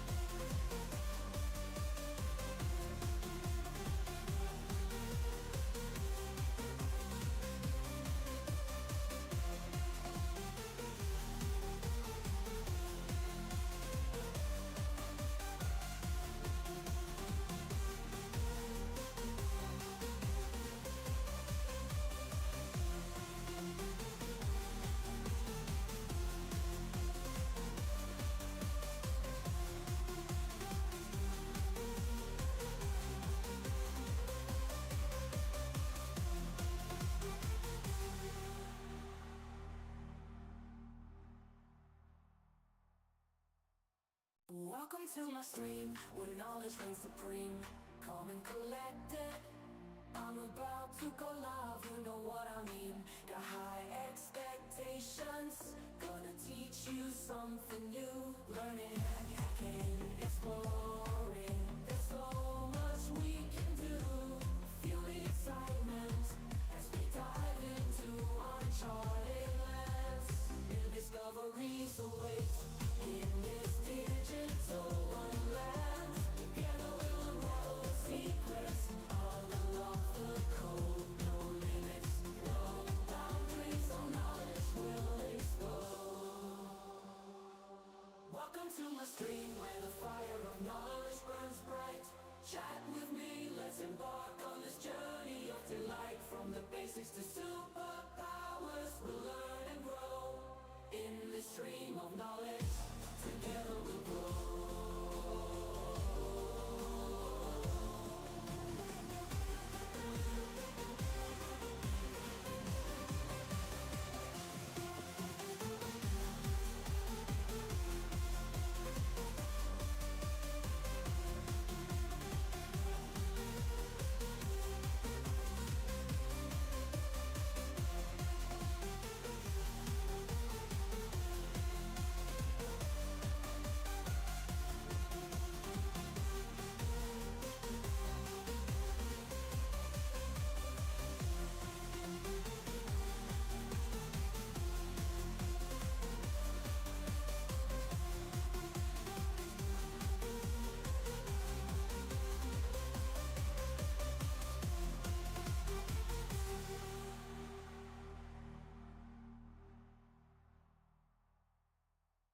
Welcome to my stream, where knowledge reigns supreme.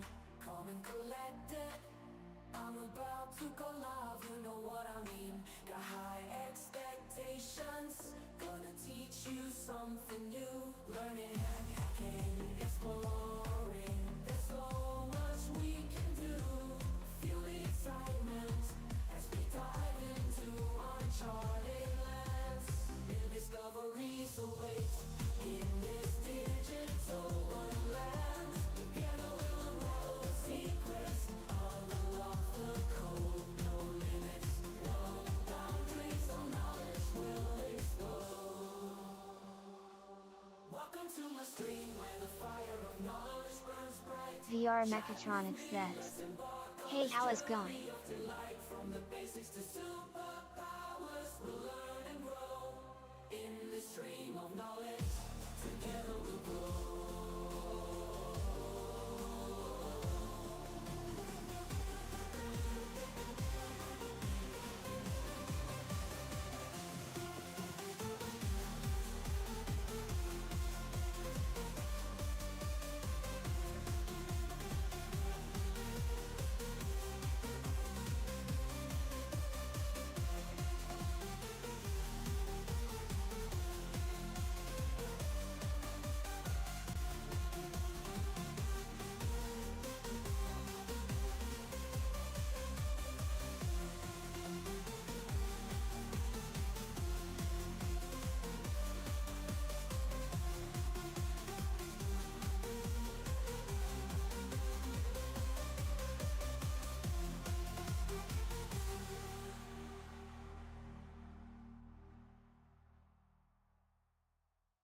Welcome to my stream, where knowledge reigns supreme. Calm and collected, I'm about to go live, you know what I mean. Got high expectations, gonna teach you something new. Learning, hacking, exploring, there's so much we can do. Feel the excitement as we dive into uncharted lands. New discoveries await in this digital wonderland. Together we'll unravel the secrets, all unlock the code. No limits, no boundaries, no knowledge will explode.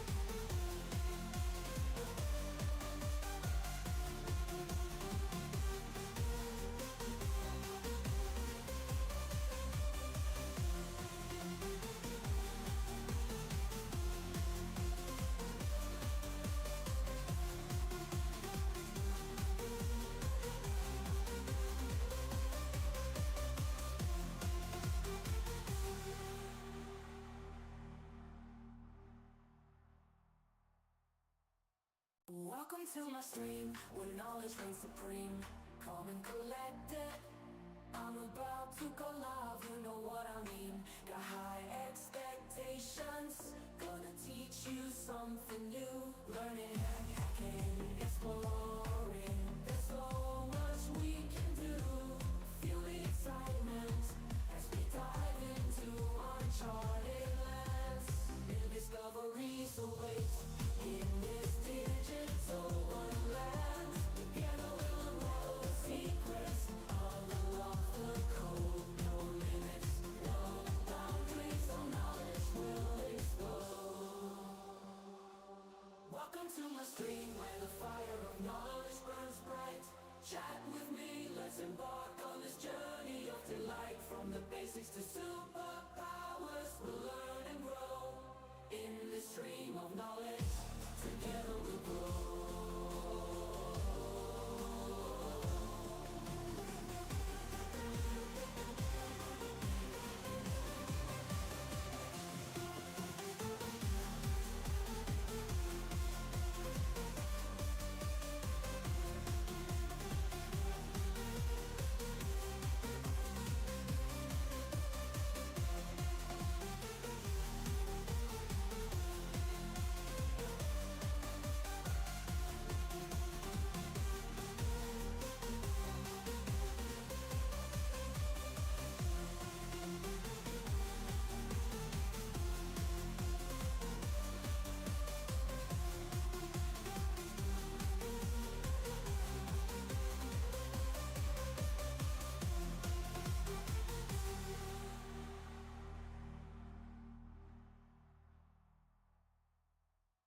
Welcome to my stream, where knowledge reigns supreme.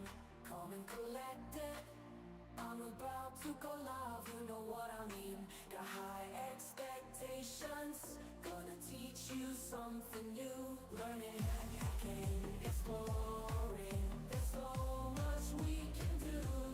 Feel the excitement as we dive into uncharted lands.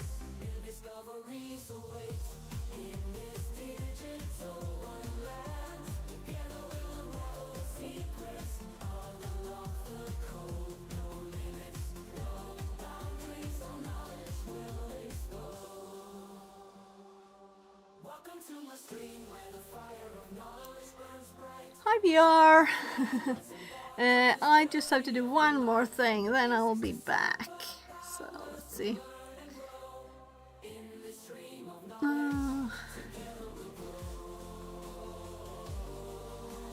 So I'll mute again for a bit. I'll be right back.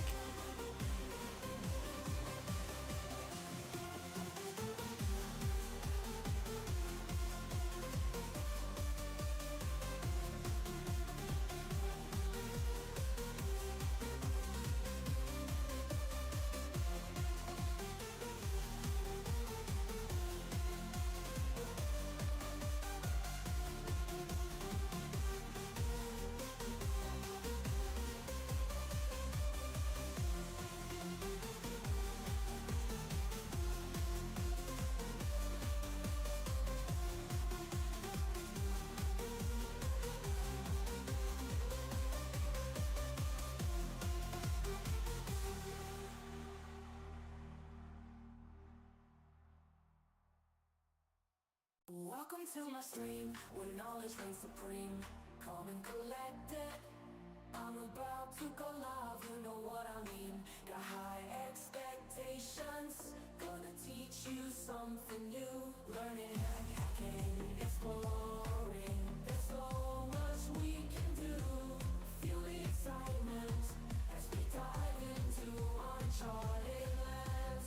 New discoveries await in this digital wonderland. Together we'll unravel the secrets, unlock the code. No limits, no boundaries, no knowledge will explode. Welcome to my stream, where the fire of knowledge burns bright. Chat with me, let's embark on this journey of delight. From the basics to superpowers, we'll learn and grow. In this stream of knowledge, together we'll grow.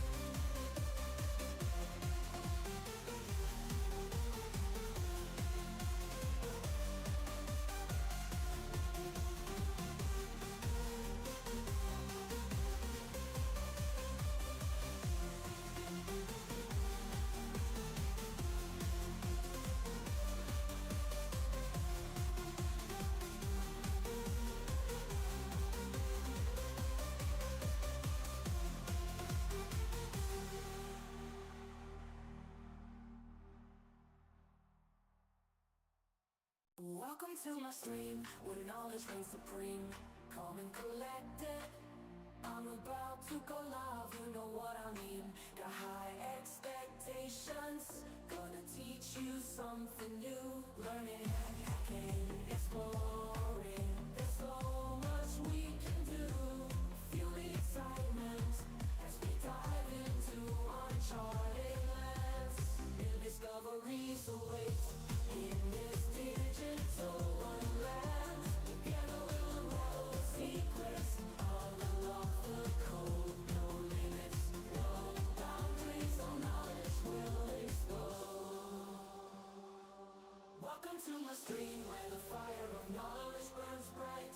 Chat with me, let's embark on this journey of delight. From the basics to superpowers, we'll learn and grow.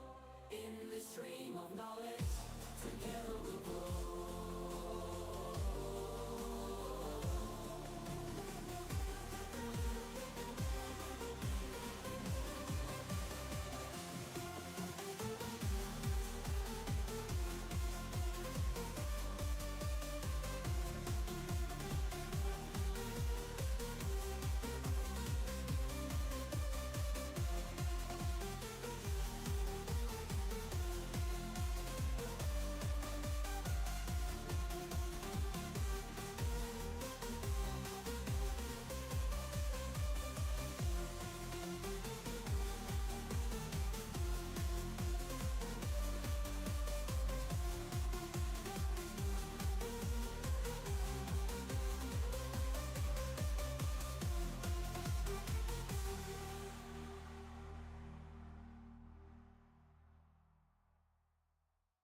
Welcome to my stream, where knowledge reigns supreme.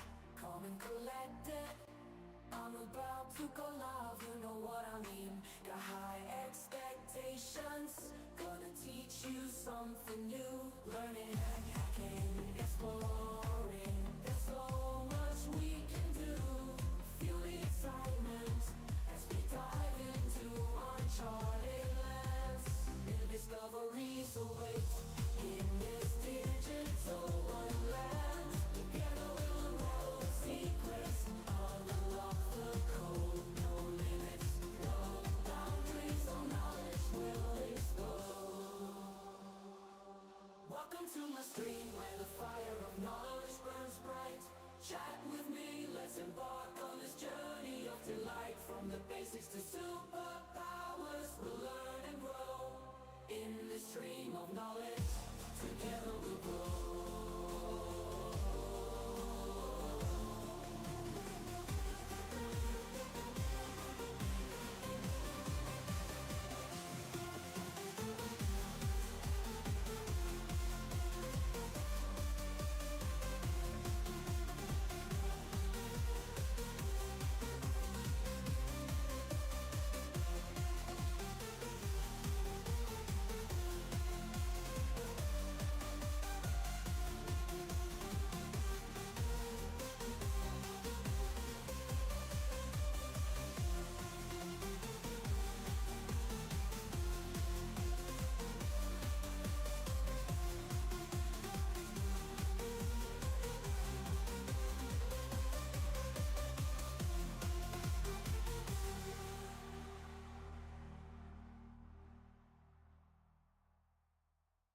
Welcome to my stream, where knowledge reigns supreme. Calm and collected, I'm about to go live, you know what I mean. Got high expectations, gonna teach you something new. Learning, hacking, exploring, there's so much we can do. Feel the excitement as we dive into uncharted lands. New discoveries await in this digital wonderland. Together we'll unravel the secrets, unlock the code. No limits, no boundaries, no knowledge will explode. Welcome to my stream, where the fire of knowledge burns bright.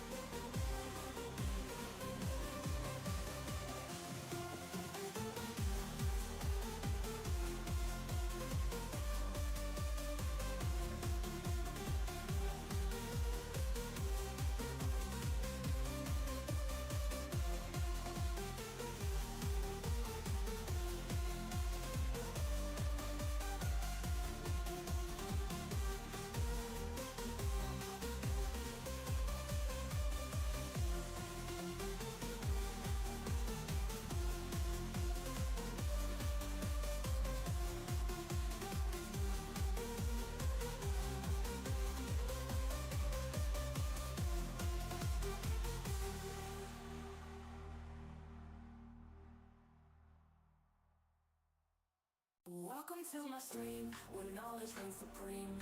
Calm and collected, I'm about to go live, you know what I mean. Got high expectations, gonna teach you something new. Learning, hacking, exploring, there's so much we can do. Feel the excitement as we dive into uncharted lands. New discoveries await in this digital wonderland. Together we'll unravel the secrets, unlock the code. No limits, no boundaries, all knowledge will explode.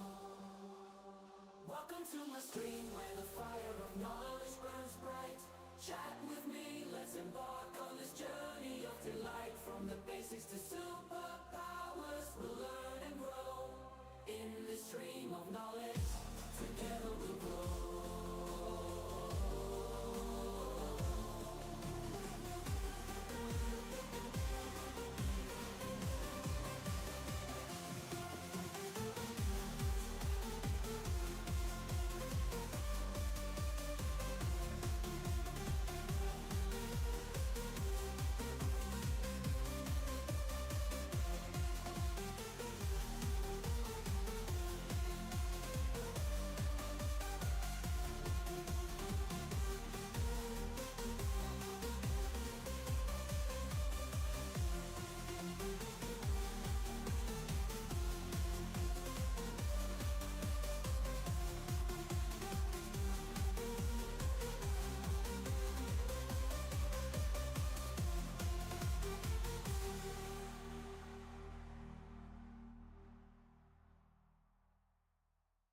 Welcome to my stream, where knowledge reigns supreme.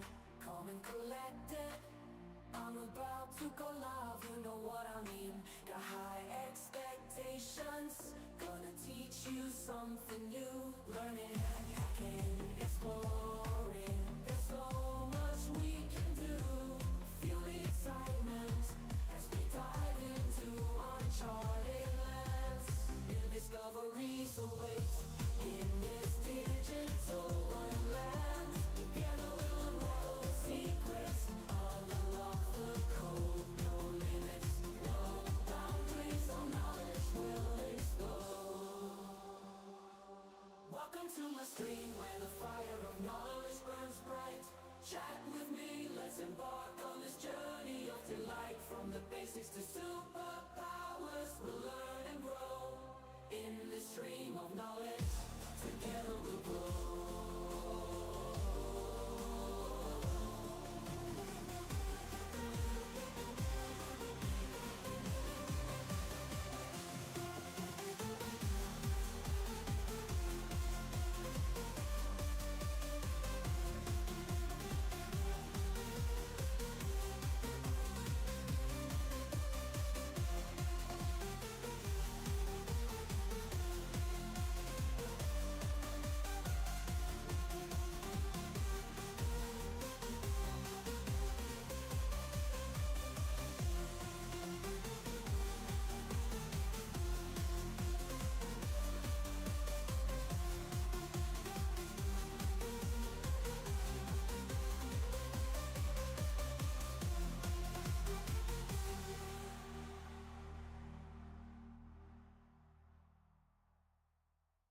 Welcome to my stream, where knowledge reigns supreme. Calm and collected, I'm about to go live, you know what I mean. Got high expectations, gonna teach you something new. Learning, hacking, exploring, there's so much we can do. Feel the excitement as we dive into uncharted lands. New discoveries await in this digital wonderland. Together we'll unravel the secrets, unlock the code. No limits, no boundaries, all knowledge will explode. Welcome to my stream, where the fire of knowledge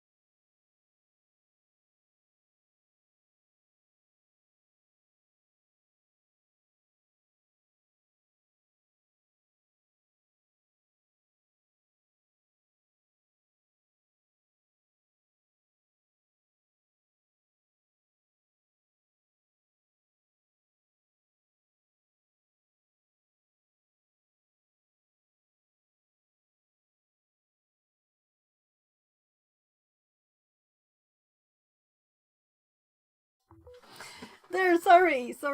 So I've been making an order for my mom's food. So I didn't want you to see my payment details there. That's why I switched screens. You can see my face only. So she want to add one thing. So I'll have to do one thing more here. I have to open it up again.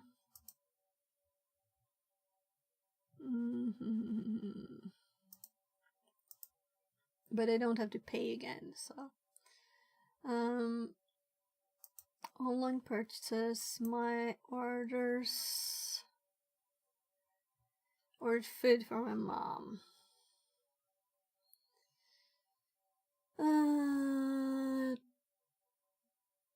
Planned.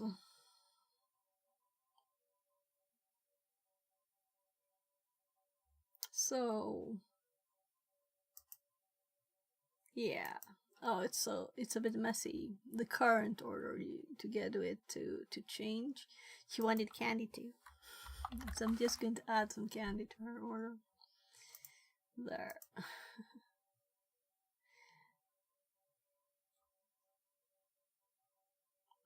Let's take 3 kinds of candy for her.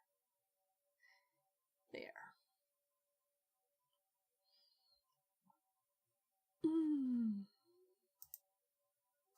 I'll just have to approve it again.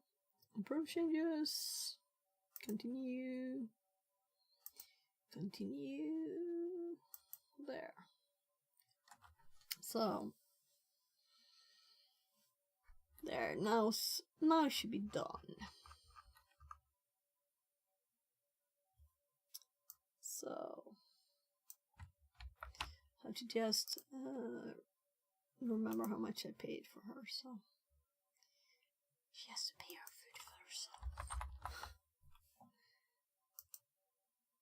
Just quickly jotting down the amount.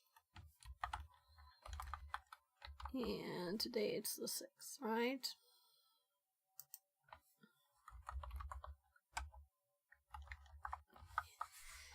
December. It's crazy how quickly just time flies by now. There. So I'm done. So I joined the room. I started the machine. So we had some time for it to get started. You never know. And also we don't know how good TryHackMe will work now since the new room was released less than 2 hours ago, right? So a lot of people might be in here doing stuff, and this is also the room that was suggested yesterday because there was a short XSC injection yesterday. So let's learn more about it. Exploiting XML external entities. So there was a file that we included into an XML, and that one in the Advent of Cyber. So let's get started with this one. We can copy the IP. Introduction. XXE, XML external entity injection, is a type of security flaw that exploits vulnerabilities in applications XML input. It occurs when an application accepts XML input that includes external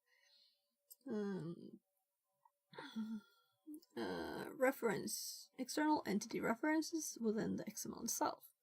Attackers can leverage this vulnerability to disclose local files, make server-side requests, and execute remote code. Given the widespread use of XML in web applications, particularly in web services and SOAP-based APIs, the severity of these vulnerabilities cannot be underestimated.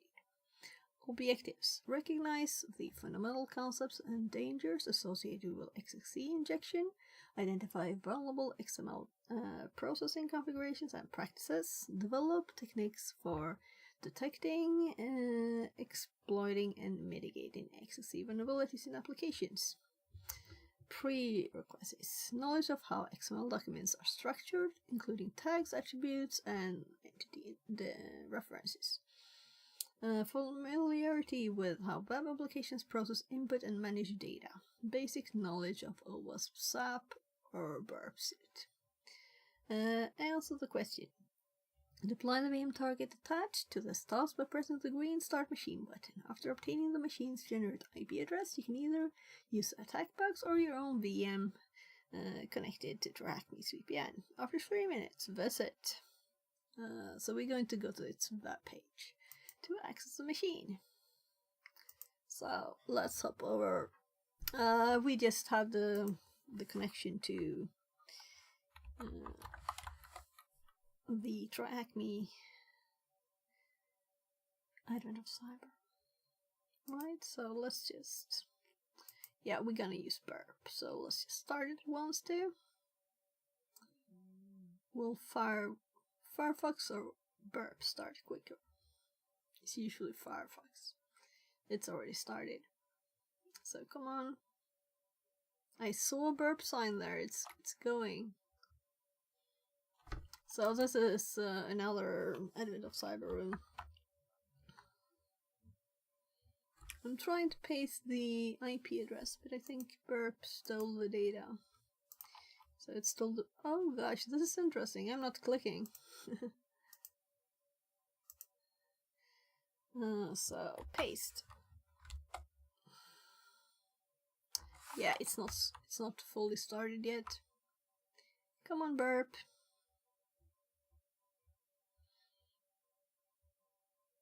Let's continue reading. What is XML? XML, Extensible Markup Language, is a markup language derived from SGML, Standard Generalized Markup Language, which is the same standard as HTML is based on. XML is typically used by applications to store and transport data in a format that's both human-readable and machine-parsable. It's a flexible and widely used format for exchanging data between different systems and applications. XML consists of elements, attributes, and character data, which are used to represent data in a structured and organized way. XML syntax and structure. XML elements are represented by tags, which are surrounded by angle brackets. Tags usually come in pairs, with the opening tag preceding the contents and closing tag following the contents. For example,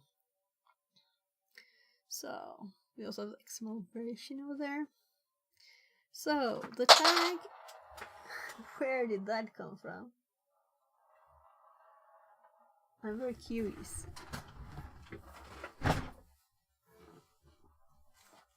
Oh my god!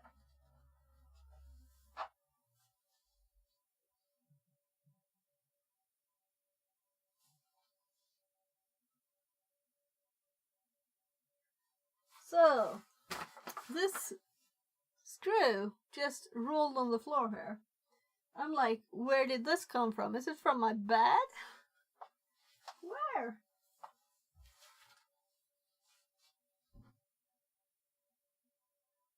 Huh. Oh, I have to look at the stream. That's odd.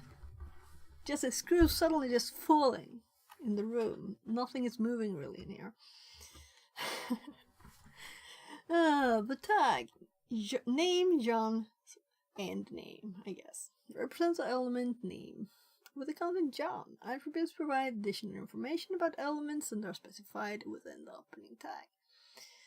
The tag user ID 1 specifies attribute ID with a value 1 for the element user. Character data refers to the content within elements such as John.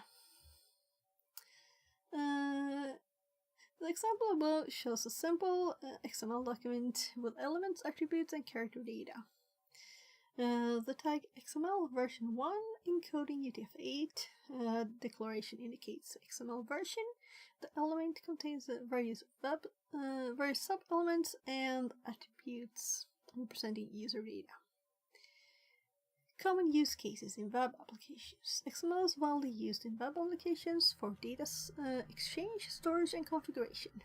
It's often used for web services and APIs such as SOAP and REST to exchange data between systems. XML is also used for configuration files, such as web servers, configurations, and application settings. What is XSLT? XSLT, it doesn't really flow off the tongue, does it? XSLT. Extensible Style Sheet Language Transformations is a language used to transform and format XML documents, whilst XSLT is primarily used for data transformation and formatting. Is also significantly relevant in XXE, XML External Entities Attacks. XSLT. Yeah, so it's 19. TryHackMe pops up to remind me that, yeah, I should study stuff, right? I wasn't doing that at all. I think maybe the doorbell rang. Right, actually, I have forgotten one thing that I need to do. Let's do it at once. Ah, that's bad. It doesn't matter much, but... So...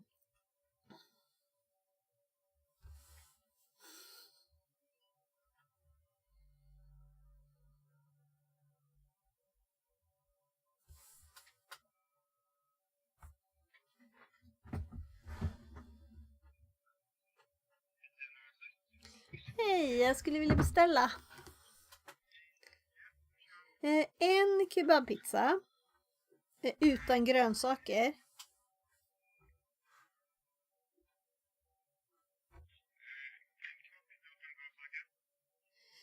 Och en pizza med bara ananas på. Så gärna mycket ananas då, så att det blir mycket på pizzan. Det är bra så, tack.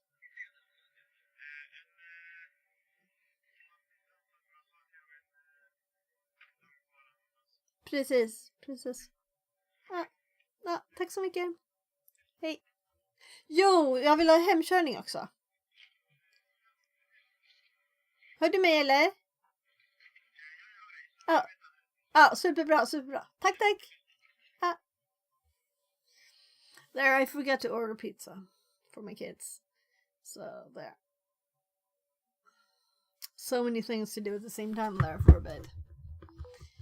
So I was talking to my mom about the food. My hubby called, so I called and ordered the Thai food. And, then I started this. Before ordering pizza, I should have ordered pizza first. Oh, it still takes like an hour for them to get here. It's amazing how slow it is.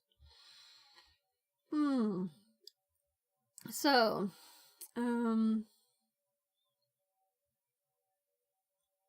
yeah, XSLT.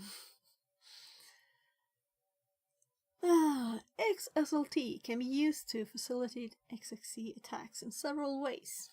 Data extraction. XSLT can be used to extract sensitive data from an XML document, which can then be used in an XXE attack. For example, an XSLT style sheet can extract user credentials and other sensitive information from an XML file. Entity expansion. XSLT can expand entities defined in XML document, including external entities that can allow an attacker to inject malicious entities, leading to an XXE vulnerability. Data manipulation. XSLT can manipulate data in an XML document, potentially allowing an attacker to inject malicious data or modify existing data to exploit an XXE vulnerability. I want examples, This is just a long list of stuff. Blind XXE. XSLT can be used to perform blind XXE attacks, in which an attacker injects malicious entities without seeing the server's response. So, extensible style sheet language transformations. Okay, so what are DTDs? DTD are document type definitions, define the structure and constraints of an XML document. They specify the allowed elements, attributes, and relationships between them. DTD can be internal within the XML document or external in a separate file. Purpose and usage of DTDs. Validation. DTDs validate the structure of XML to ensure it meets specific criteria before processing, which is crucial in environments where data integrity is key. Entity declaration. DTDs define entities that can be used throughout the XML document, including external entities which are key in XXC tags. Internal DTDs are specified using the doctype declaration, while external DTDs are referenced using a system keyword. So do we get examples of both? No. Only doctype config.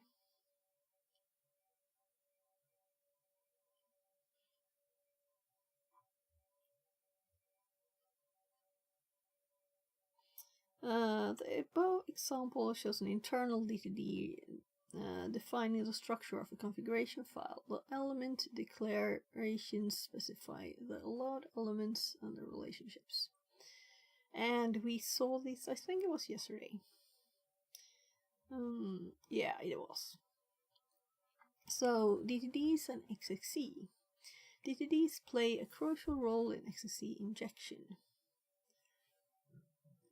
as they can be used to declare external entities. External entities can reference external files or URLs, which can lead to malicious data or code injection. XML entities. XML entities are placeholders for data or code that can be expanded within an XML document. There are 5 types of entities: internal entities, external entities, parameter entities, general entities, and character entities. So give us examples, please. Example: external entity. Entity external system, as I mentioned above too. HTTP .ttd config.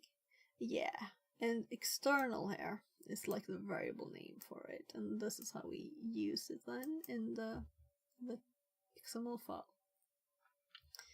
This shows an external entity reference in a URL.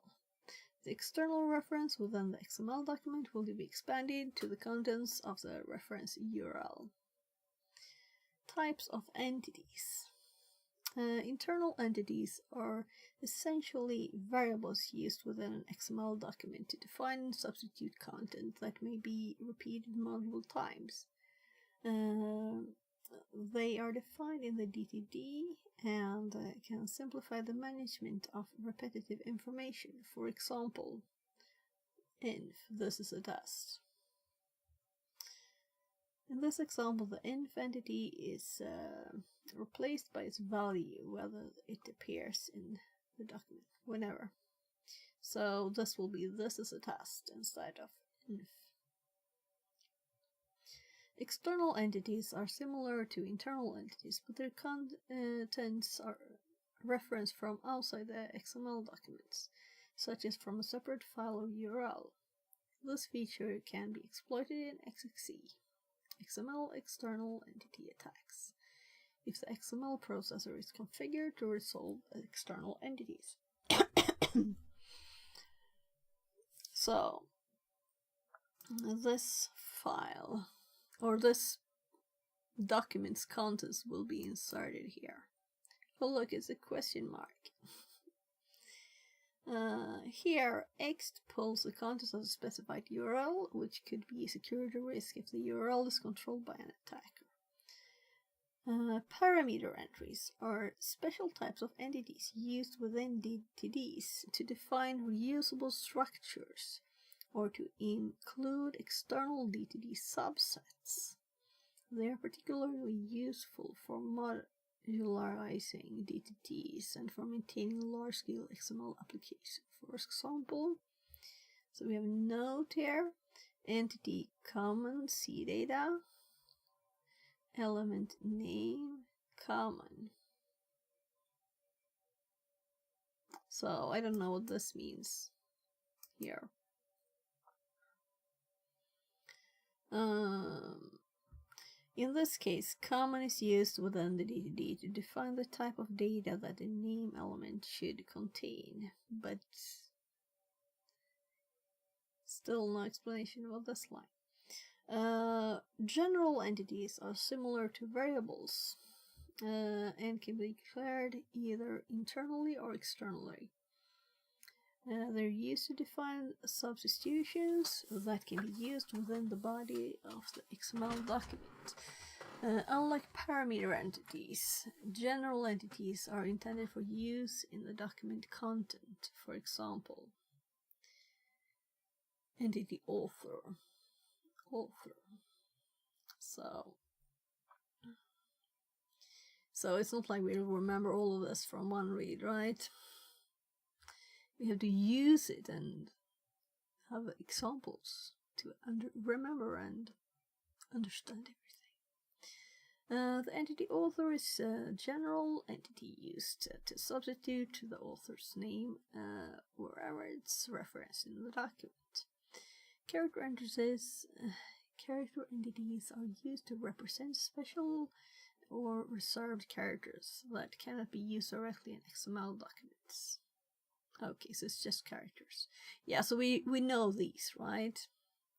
These entities prevent the parser from misinterpreting XML syntax. For example, and LT. Less than, greater than, and ampersand. This usage ensures that the special characters are processed correctly by the XML parser without breaking the document structure. The image below shows the type of entities in a DOM structure. Okay, so there's enough data. I don't think this will make anything clearer, right? We've already had all the information in text. Source. Okay. What is the meaning of the acronym SGML? So I could Control F, right?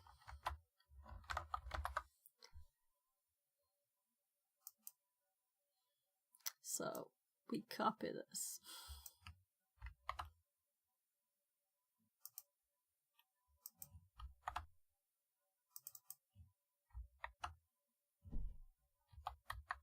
So now I definitely heard the door.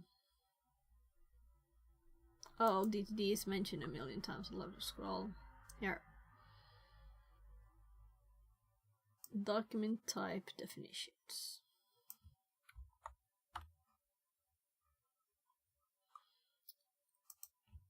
So, I hope it's not just text, all of it. And then I'll be disappointed. It's more text, but it's not a lot. I'm just going to go check the door. So I think my hubby got home, which would mean food.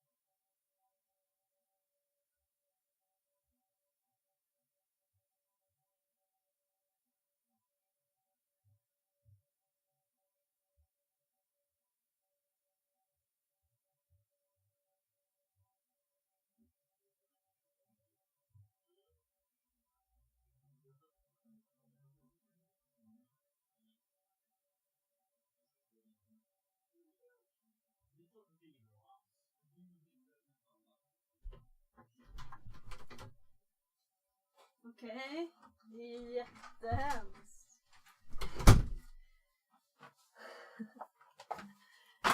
Yummy food. So.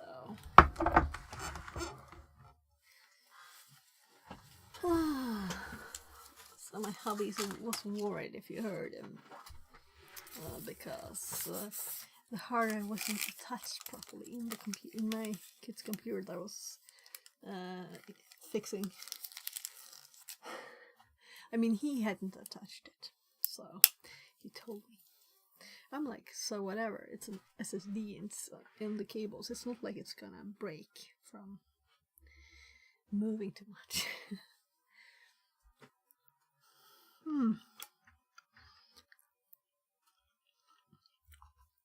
Yummy.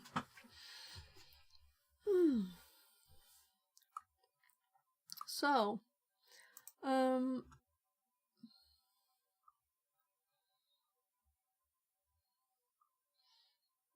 didn't actually submit that one. That's why it wasn't marked as done. XML parsing mechanisms. XML parsing is a process by which an XML file is read, and its information is accessed and manipulated by a software program. XML parsers convert data from XML format into a structure that a program can use, like a DOM tree. During this process, parsers may validate XML data against a schema or DCD, ensuring that the structure conforms to certain rules. If a parser is configured to process external entities, it can lead unauthorized access to files, internal systems, or external websites. Common XML parsers. Several XML parsers are used across different programming environments. Each parser can handle HTML, XML data differently, which can affect vulnerability to XSC injection. DOM, Document Object Model Parser. This method builds an entire XML document into a memory-based tree structure, allowing random access to all parts of the document. It's a resource-intensive but very flexible. SAX, Simple API for XML Parser. Parses XML data sequentially without loading the whole document into memory, making it suitable for large XML files. However, it is less flexible for accessing XML data randomly. STAX, Streaming API for XML Parser. Similar to SAX, STAX parses XML documents in a streaming fashion, but gives a programmer more control over the XML parsing process. XPath parser parses an XML document based on expression and is used extensively in conjunction with XSLT. Answer the question below. What XML parser builds the entire document into memory-based DOM parser? So it's very nice. It will uppercase that for us. Yeah. So nice with a new track. It doesn't stay like lowercase or whatever. Not that it matters much, but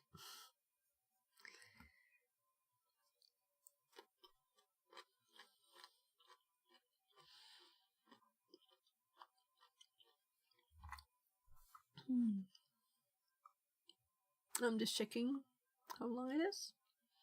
So still no testing of stuff. I don't want lots of data, and then, by the way, let's remove this so we don't have the purple lines on. So, exploiting XXC in-band. In-band versus out-of-band XXC. In-band XXC refers to an XXC vulnerability where the attacker can see the response from the server. This allows for straightforward data exfiltration and exploitation. The attacker can simply send malicious XML payload to the application, and the server will respond with the extracted data or the result of the attack. Out-of-band XXE, on the other hand, refers to an XXE vulnerability where the attacker cannot see the response from the server.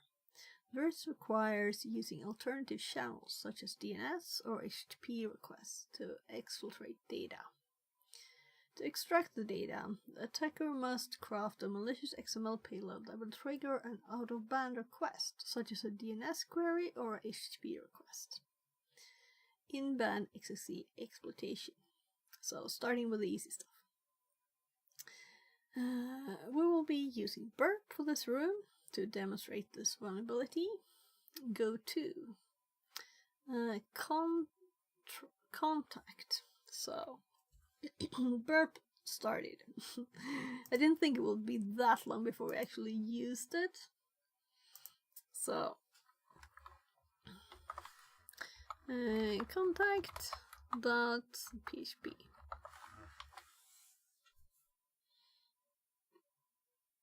By the way, now I'm curious. Yeah, so of course there's something here too, right? Drag and drop a file here to click to select a file. Easy share. So we'll probably get there too, right? So we will be using Burp for this room to demonstrate its vulnerability. Go to currently fill out the form. So let's fill out something and then look at it.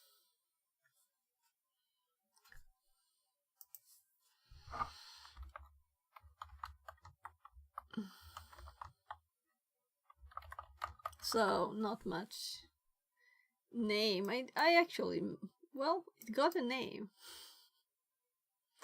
Okay. So I hope there's no test.com because they will get a lot of test mails. No? What? If there is, it's probably...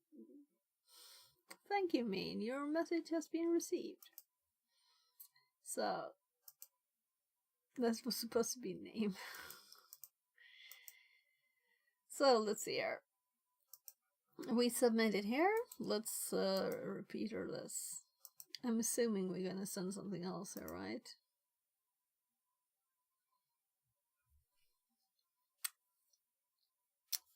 So, how will we use this? Click the submit message and intercept the request.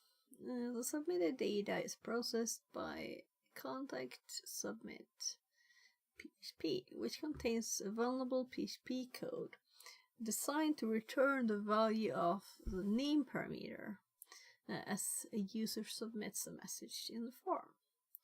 Below is the vulnerable code. So here it sets a false as libxml disable entity loader. So it's okay to load entities. If server request method post file get contents PHP input.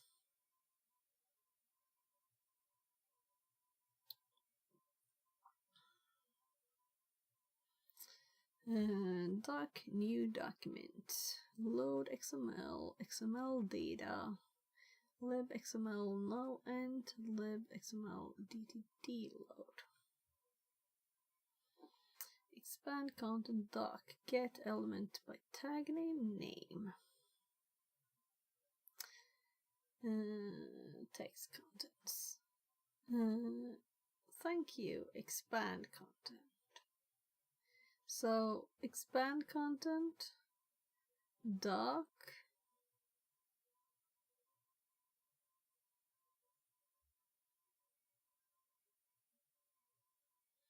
so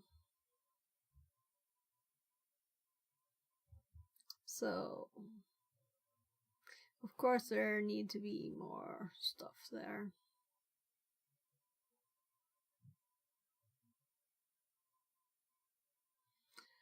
Since the application returns a value of the name parameter, we can inject an entity that is pointing to its password to disclose its value.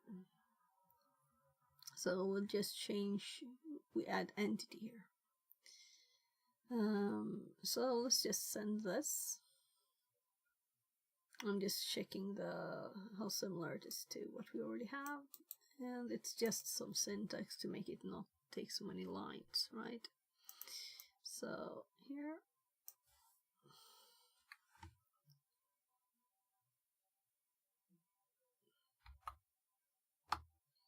So if we send this, we get thank you root. Your message has been received. So we get the full its password there. Yeah, I need to make notes on this too, I know. I really should.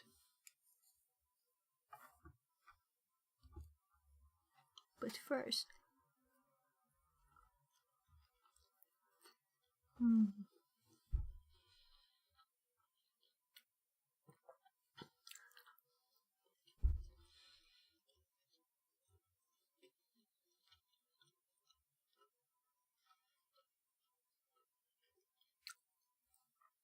This was good. And I could have had pizza, which would have been horrible. I'm so glad that the Thai food is there.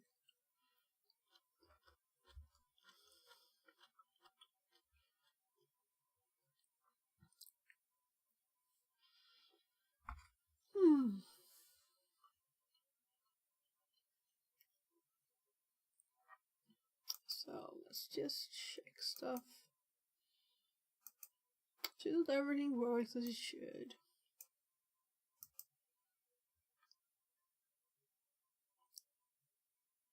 Right, so this is what my food looks like.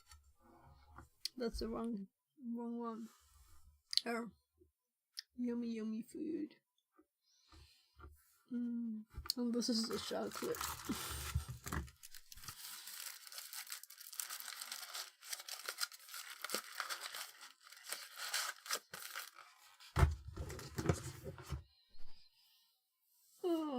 Yeah, I set this alarm clock for my kid. We'll see if he wants to have an alarm clock by his bed.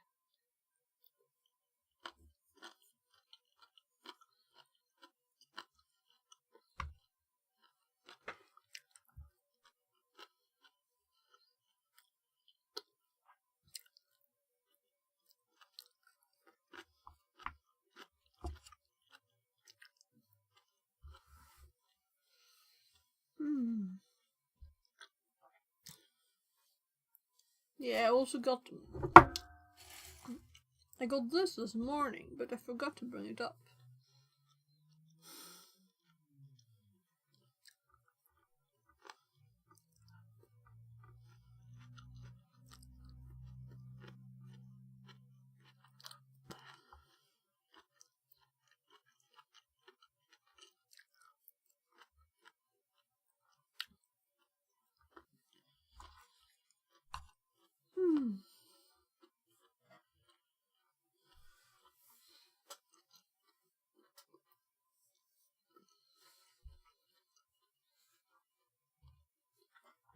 So we got its password there, and this syntax here: doc type foo,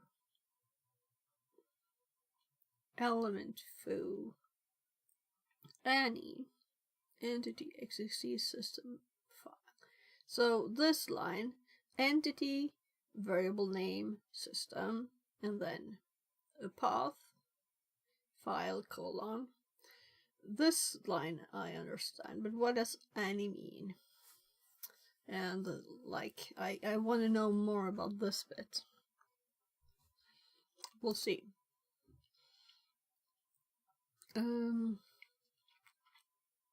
Hopefully we'll see here. XML entity expansion is a technique often used in XFCE attacks that involves defining entities within an XML document, which the XML parser then extends. Attackers can abuse this feature by creating I'm just checking my audio volume level, that's why I'm looking to the side. I thought it looked low, and I have moved the mic, so, but it seems okay. Which the XML parser then expands. Attackers can abuse this feature by creating recursive or excessively large entities, leading to a denial of service TOS attack. I think I've actually seen that. Or defining external entities referencing sensitive files or services. This method is central in both in-band and out-of-band XXC, and it allows attackers to inject malicious entities into an XML data. For example, like this is a test message. So twice there.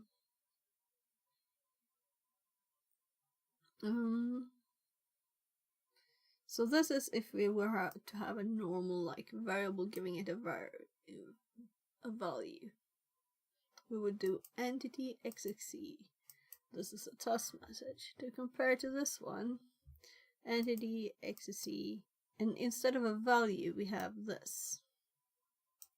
So system this. So system needs to translate this so we understand it. And that gets a value that is inserted here then. But what about foo? So in this one it says doc type foo, element foo, any 2, as in that one. So let's continue reading. In the payload above, and XXC is expanded whenever it appears. Attackers can use entity expansion to perform a billion laughs attack, where the small XML document recursively expands to consume server resources, leading to denial of service. Yeah. So we didn't get any more information. What XXC vulnerability occurs when the server response is immediately disclosed to the attacker without use of... I guess it will say in band, but there's one extra character, so there's a dash too. Yeah, in dash band. So you have to check the characters in band. Let's see. In what content of the file? Alright. What is the content? So let's check this file. So file name and in opti. Alright. So, thank you. Your message has been received. This is not very good, right? We didn't get it. Oh, it's .txt. I double clicked, so I didn't get the full file, full name.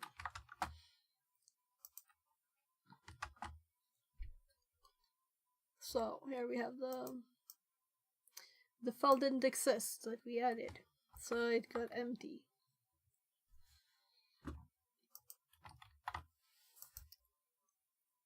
There.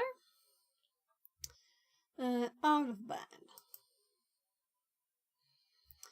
Out of band XXC. On the other hand, to demonstrate this vulnerability, go to index.php. Okay? So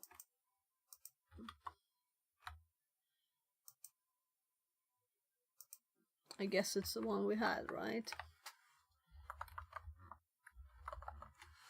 But let's type it to be sure. Yeah, it's the one we had.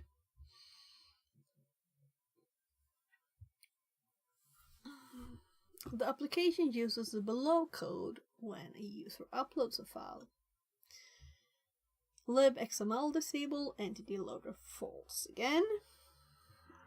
Get contents PHP input. Yeah, so I think I will probably ask ChatGPT to detailed for a detailed explanation of everything, right? Because so we get what get file contents means, right? PHP colon input though, I'm not sure about. Let us put whatever it is in a variable called XML data, and then XML data, comma.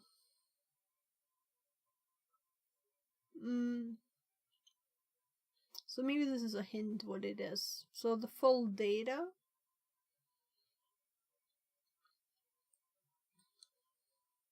Anyway, it's not totally explained here. I want the full thing.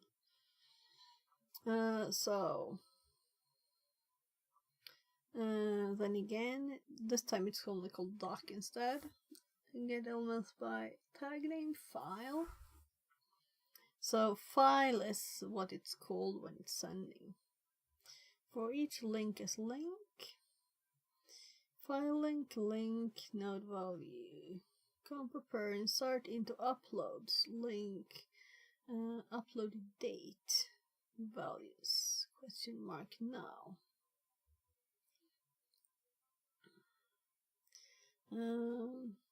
STMT bind param as file link, execute. Affected rows, if it's more than one, or more than 0 of course. A link saved successfully, error saving link, close. So, prepare.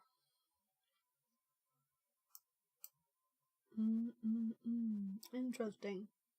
So, the code above doesn't return the values of the submitted XML data. Hence, the term out of band, since the accelerated data has to be captured using an attacker-controlled server. For this attack, we will need a server that will receive data from other servers. You can use Python's HTTP server module, although there are options out there like Apache or Nginx, using a attack box or your machine. Start a Python server. Yeah, let's just start. So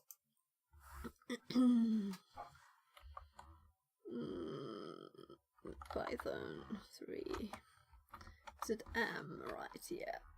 There. So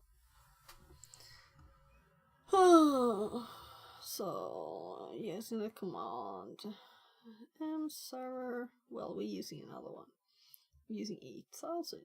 Upload a file to the application and monitor the request that is sent to submit PHP using your burp. Forward the request below to burp repeater. So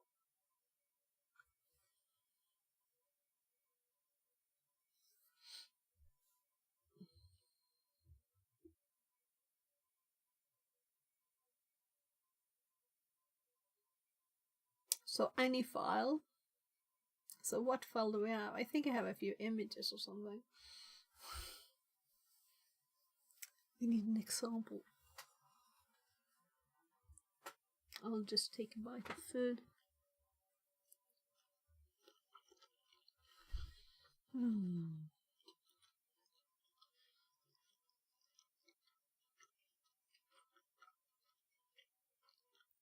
This was really good, actually.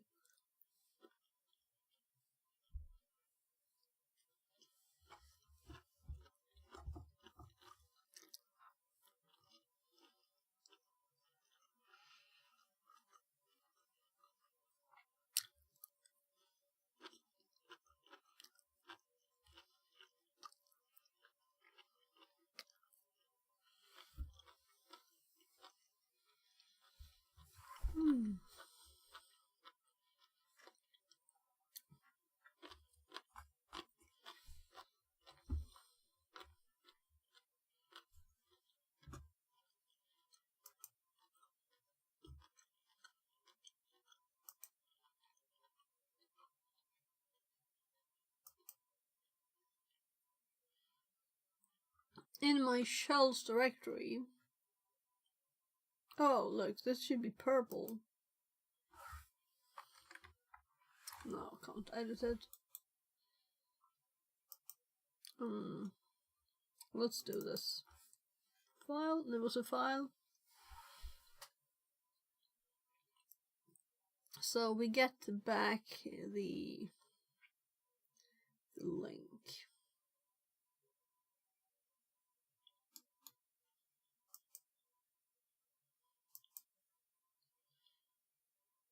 I think that was from some Track Me or something box.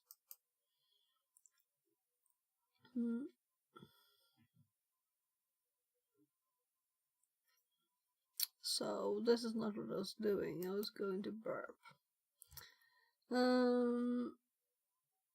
Let's look at the latest one.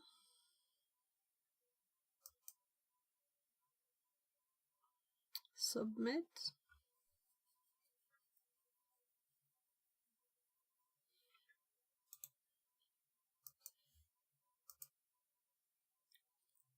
So now we can modify it. We have upload file. There's none of the advanced thingies now in the default one that it's just sending. Using the payload below, replace a value of the XML file with the request and resend it. Now that you have to replace the attacker IP with a value variable with your IP. Yeah, of course. So now we have a doc type foo, element foo, any. So I guess this is just a normal kind of thing that people always need to do for this. But I'm curious. I'm going to just explore what happens if we don't do it, you know? What happens then? Nothing, I'm guessing. So here's the other one, and as we can see, this file name is just replaced with the variable name here, and let's put our IP in port here, so 8000, and I haven't learned my new IP yet. 10. I haven't done enough boxes apparently because it's a very easy IP. It's a very easy 10 21 31. I should remember that, right? So let's delete this. So this is one line also. It's prettified. That's why it's like this.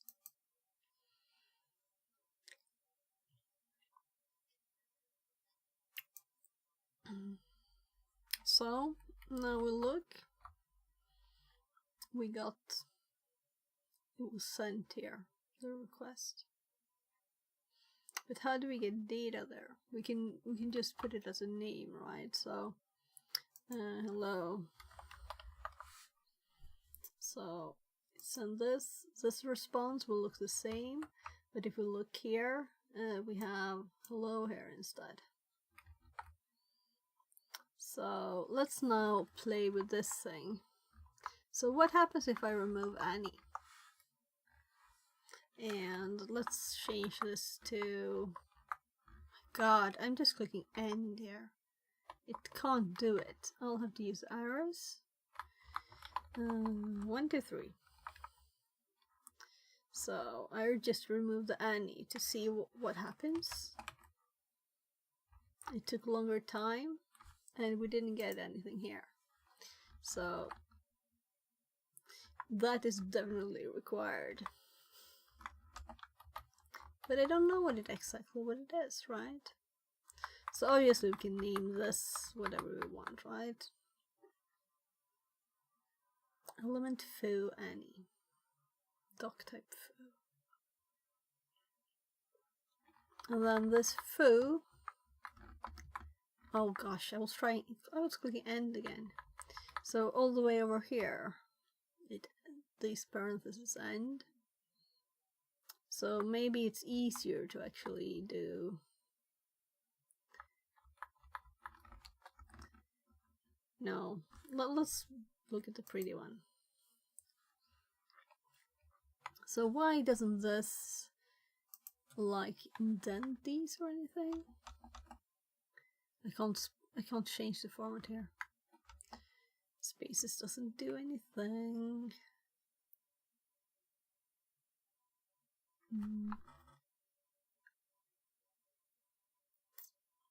Veggies in my teeth.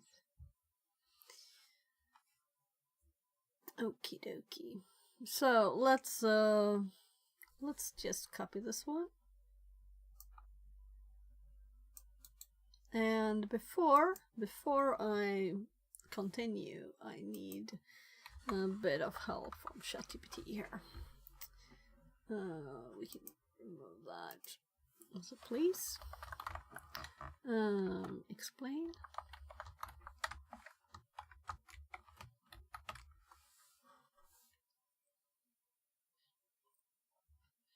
The provided XML is a demonstration of an XXC vulnerability. So prologue declares the document as XML. DTD defines an element foo with any, meaning it can include any child elements. Now we know what any is. Thank you, ChatGPT. Defines an external entity, XXC. It's the name of the variable, which points to the remote resource.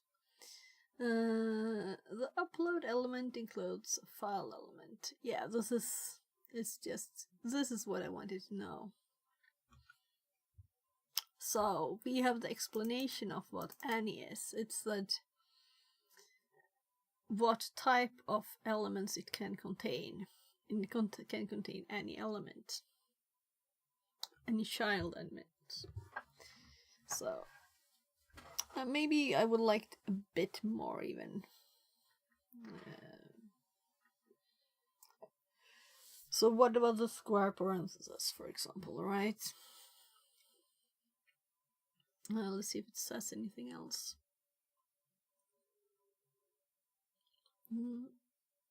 When the XML parser, yeah. What about the and the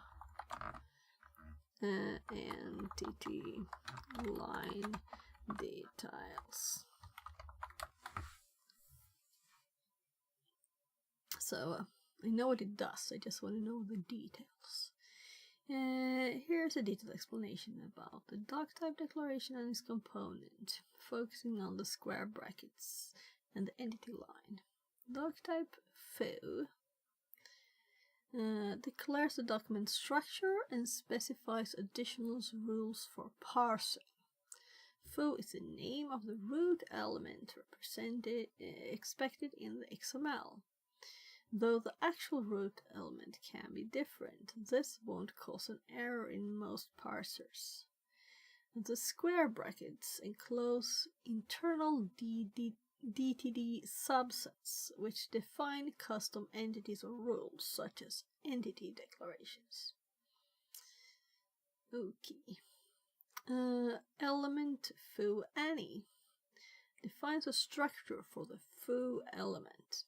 Any means a foo element can contain any content, elements, text, etc. Entity XXC system URL defines the external entity named XXC. System indicates that the entity points to an external resource, to any external from this document, right? When referenced as and XXC semicolon in the HTML content, it will replace it with the content fetched from a specified URL. Purpose of exploitation.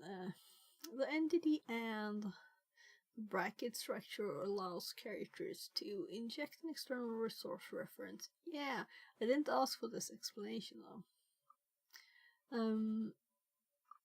So here we got the first hint, and then we got the details exactly on how this works. I'll go and check up on my family and then we'll continue. I'll be right back.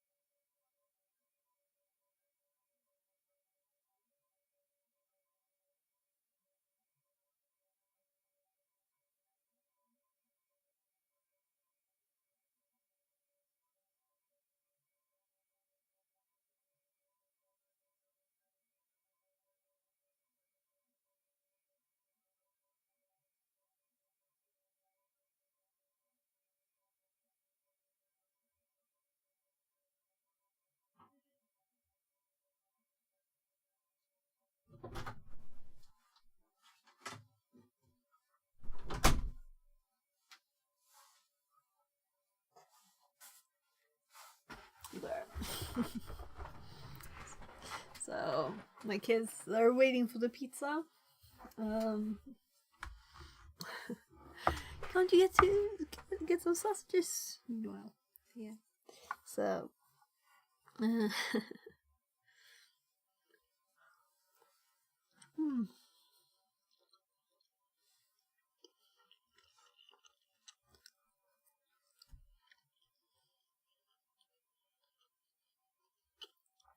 this was better than usual.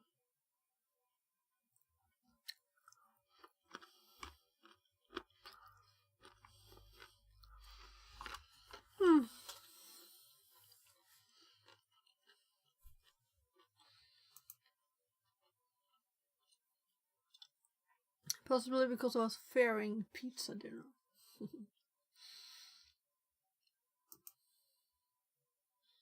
I'm thinking I won't eat pizza again for a long time. So tired of it. Note that you have to place a temporary send the modified HTTP request. So we did. And we checked here. And we tested also to send more data here.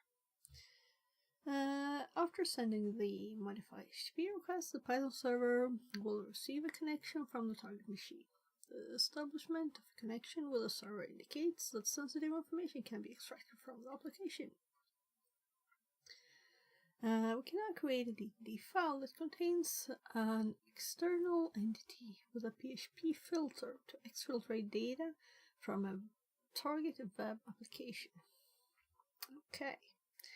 Save the sample DTD file below and name it as sample DTD. The payload will exfiltrate the contents of its password and send the response back to the technical control server. So let's read it. Entity %. Here's the thing that I didn't know what it meant before, and I still don't. CMD system. PHP filter convert base64 encode resource its password. Okay, it's base64ing it. Percent OOBXXE. And entity exfil system. Well, let's put it in there first, right? So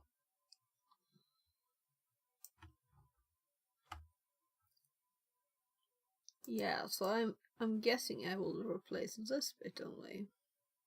No, not even that.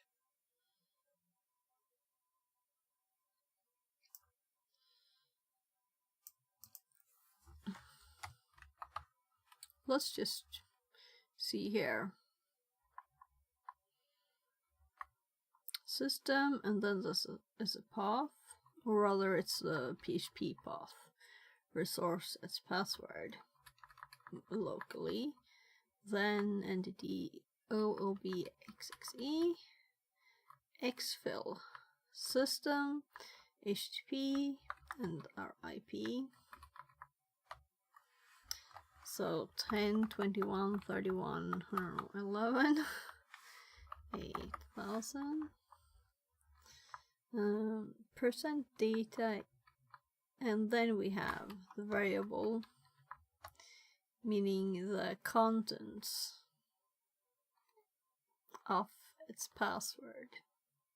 So data equals the base64 encoded its password there, and then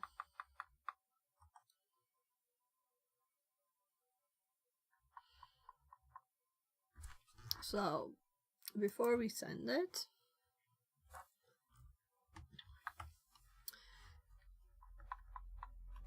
so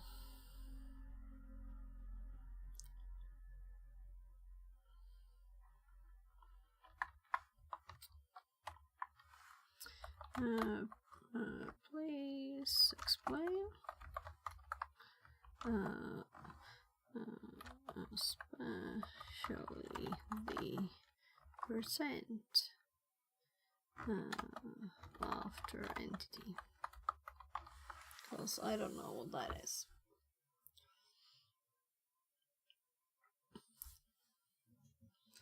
This XML snippet represents a more advanced XC attack that uses parameter entities. Oh, so this is parameter entities.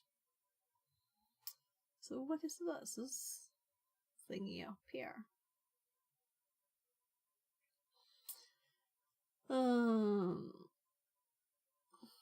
So parameter entities. So we had parameter entities, right? So is it just me not reading thoroughly enough? No, I remember saying, what's that, right?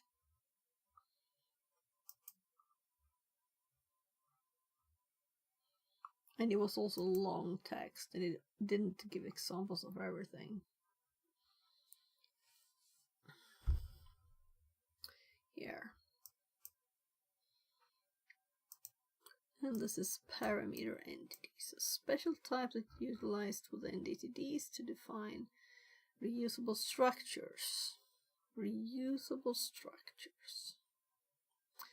Or to include external DTD subsets. They are particularly useful for modularizing DTDs and for maintaining large-scale applications. Yeah. So it said what common is, but doesn't say what percent is here. It's just a syntax for a parameter entity.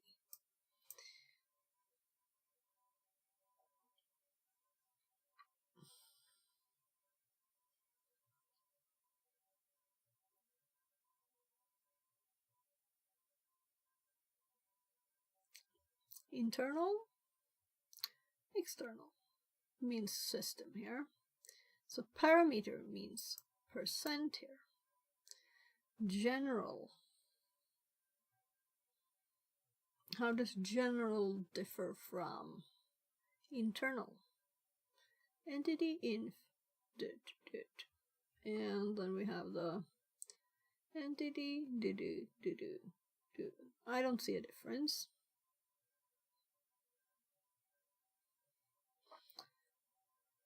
And then this characters. So let's hop back. Yeah, we're going to do it the normal way instead of that. So, oh, they have an explanation here too. So we can read that one too.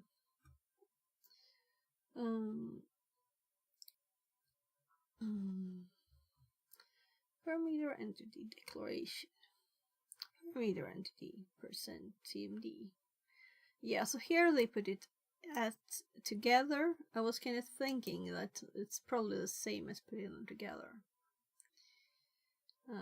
So this is a parameter entry with a percent. Unlike general entities and entity name, parameter entities are used within DTDs. System indicates an entity fetches content from a specific location. In this case, uses PHP filter. Stream wrapper. Read the exposed file, a sensitive file in Unix systems. Well, we don't need to read that. Basics for it. Entity percent. XC.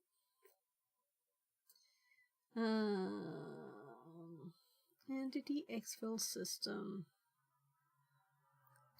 and then we use this.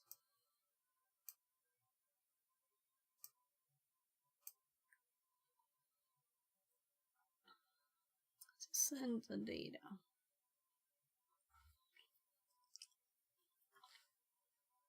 It defines another parameter entity. Embeds another general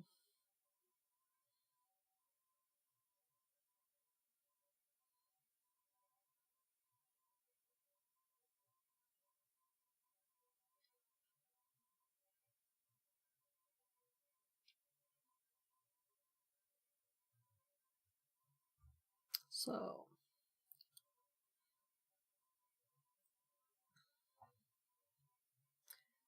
I'm currently thinking, wasn't there a file it wanted us to make?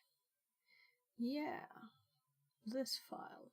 That's not supposed to be in the request. Right. Why didn't I do that? Because I was running back and forth? I don't know. So we haven't gotten to the text saying what to send yet. We're supposed to...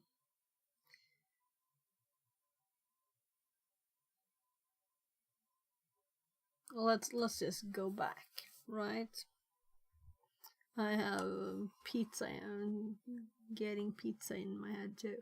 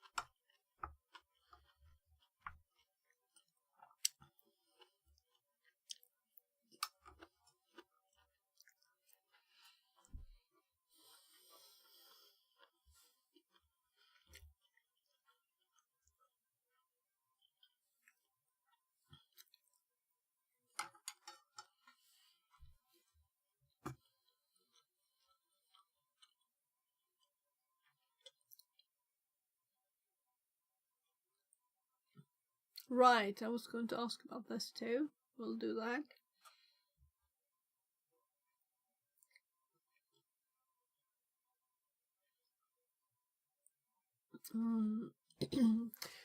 For this attack, we'll need a server to receive data from other servers.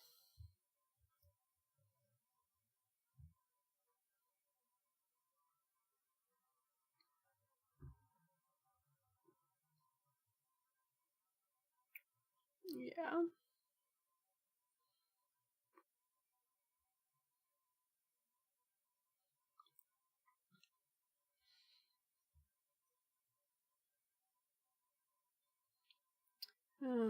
We can now create a DTD file that contains the external entity with a PHP filter to exfiltrate data.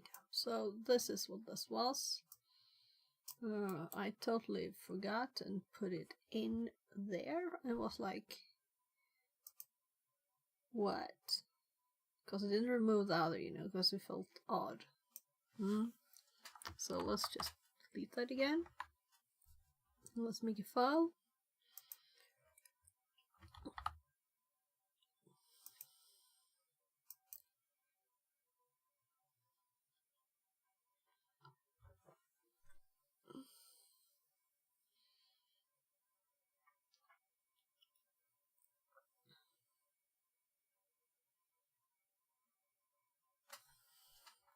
X6E get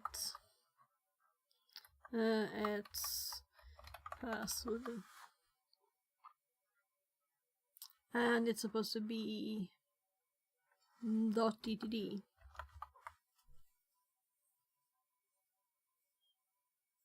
So I'm thinking I need a folder for these kind of things.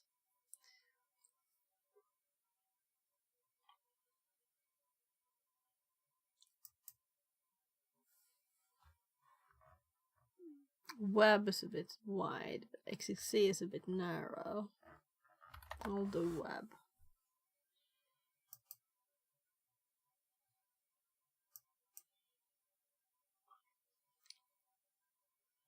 And it knows DTD format, so it colored it for us.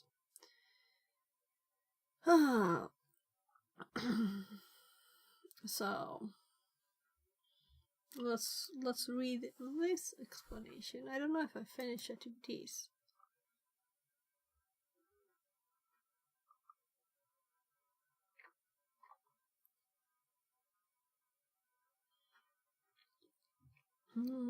A parameter entity CMD is defined. Maybe I read it all.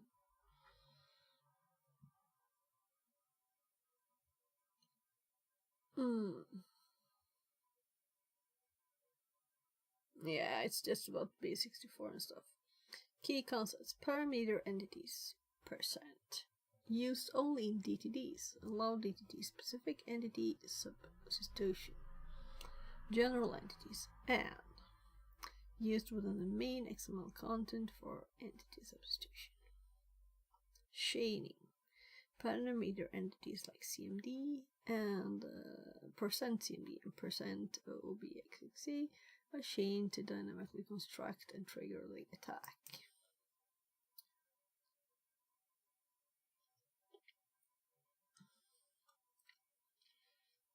And mitigation. Disable entity resolving. So let's see their explanation too, and we will have to add it to our request.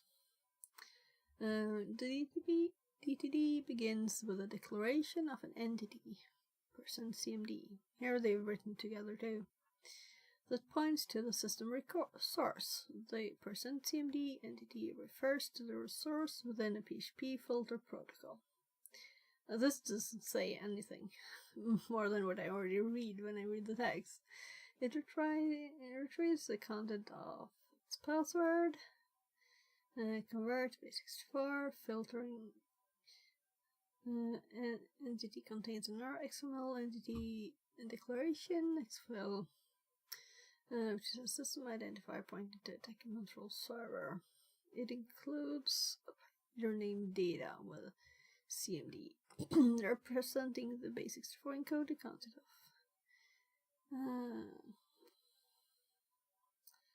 So it's just to read the text. We already read that. Go back to the repeater and change the payload to sample DTD, though we called it something else. So for us, the file now is web / XXE, not 3, get at password .dtd.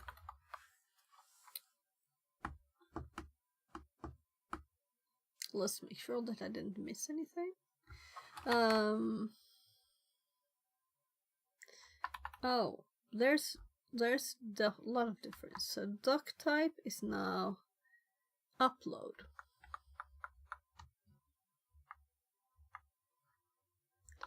So instead of all of that, we just say upload.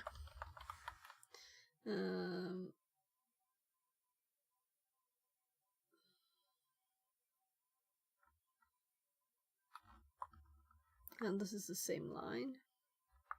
I just made it long.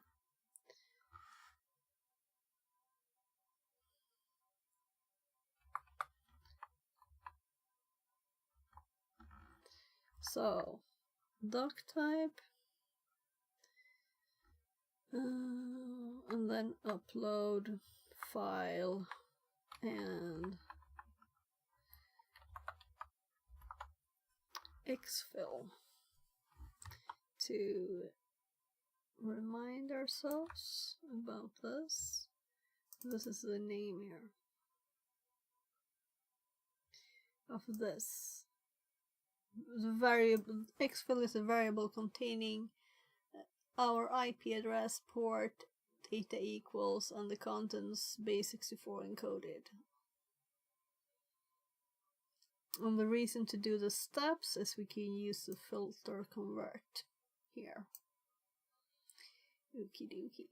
So Then we run this.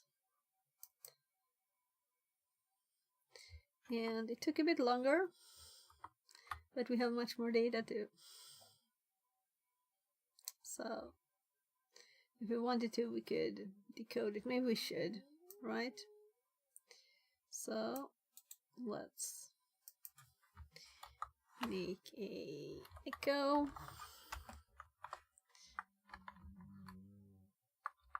So I keep this one in my history now.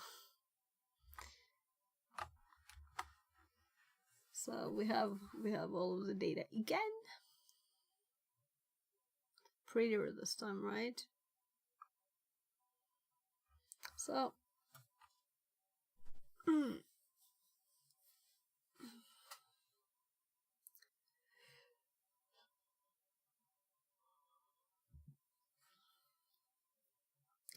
return request and check your terminal. You will have 2 requests.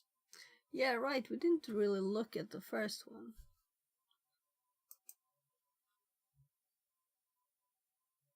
But of course it got this file because it used it, right?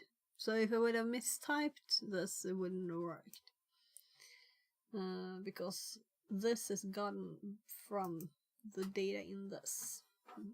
The code. So it's not code, but it's code. Can't say doing base64 is not code, right? It's instructions.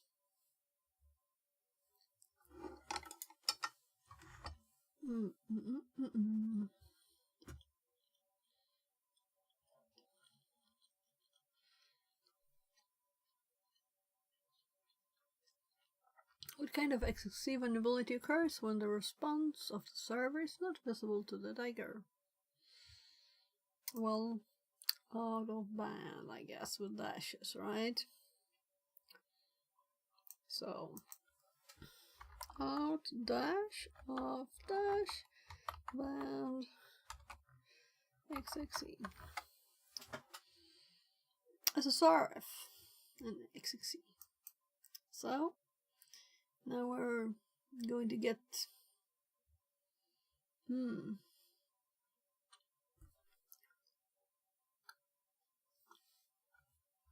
sorry for the weddies keep getting stuck between my teeth, sorry. A server-side request forgery, SSRF attacks, occur when an attacker abuses functionality on the server, causing a server to make requests to an unintended location. In the context of XXC, an attacker can manipulate XML input to make the server issue requests to internal services or access internal files. This technique can be used to scan internal networks, access restricted endpoints, or interact with services that are only accessible from the server's local network. I think my kid's outside. Just a second. Vad är det, Linus?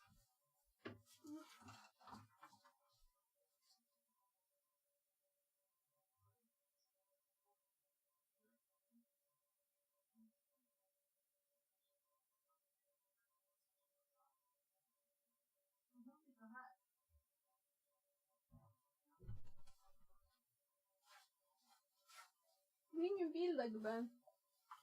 De lämnar inte pizzan utanför. Det var lång tid att tajma den också. De brukar säga att det är 15 minuter. Då är det 20 minuter. Det är nog många som måste ställa sig.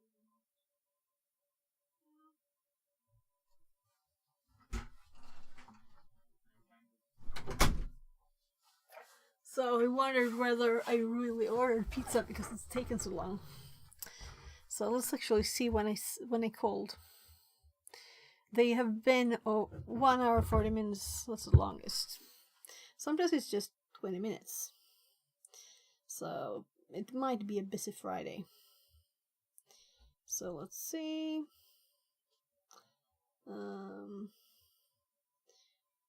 So 19. That's 1 hour 20 minutes. So Soon they must come, or I'll call them again.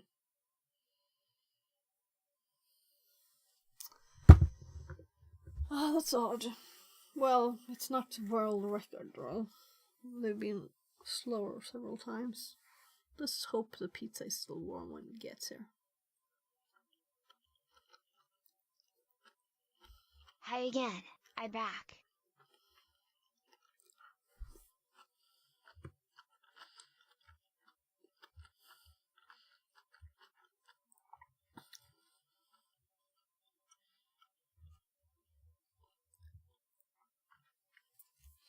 So,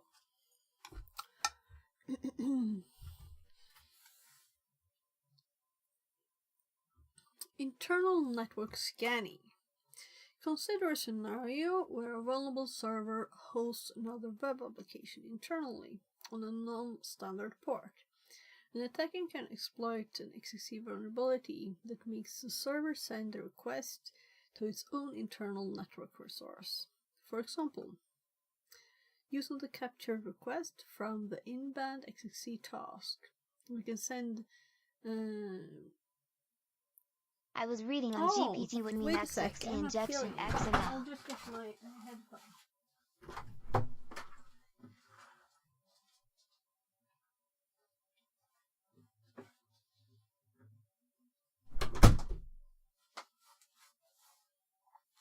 So I put this outside for some reason. Hi VR. Okay, yeah. What's XFCE? I've been reading on it here. So XFCE is when in XML you can put a file there, for example. So make it include a local file, make it send to an HTTP or something. So it's including files that are not in this document in the XML.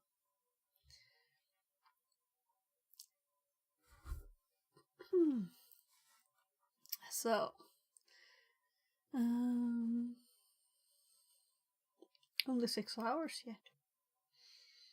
Maybe I shouldn't stream this long every day.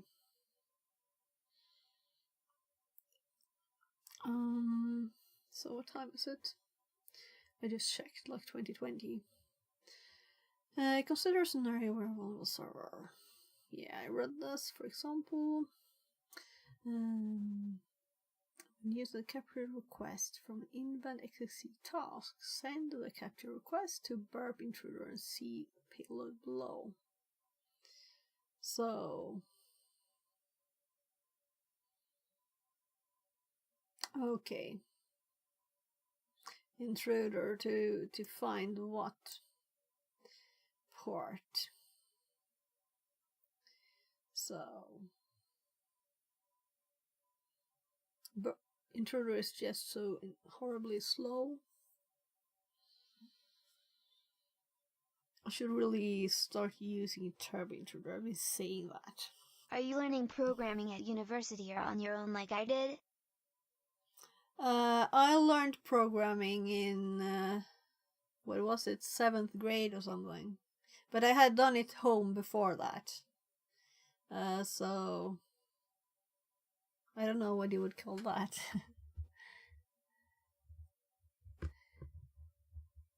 So it's in basic school.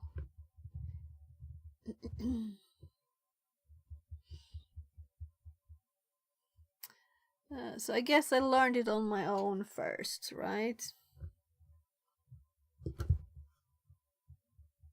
So, what time was that? Which universities do you recommend? In Sweden. I only know Swedish ones. Yeah, so you can't say, because it's not really the university, it's the teacher, right? I recommend the courses that where you interact with the other students, where it's not like an online course, read this from a book or from the web or watch this video, but it's actually live things like Zoom or whatever, right? And it's hard to see before you apply to a course. Some courses I've applied to and got in, and I've been like, yeah, so what? You want me to watch a video and do a programming task? Well, I can just read my book or whatever and watch YouTube. So I want something where you actually have interaction with other people. You know, that's the fun of learning. The computer taught me English XD only. Yeah.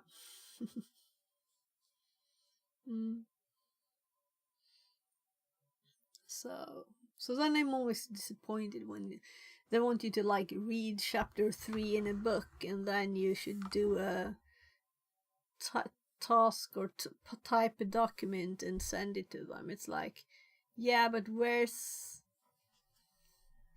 the school thing? I mean, it's an interactive social thing to me. I don't want to like just sit by my computer alone and do stuff.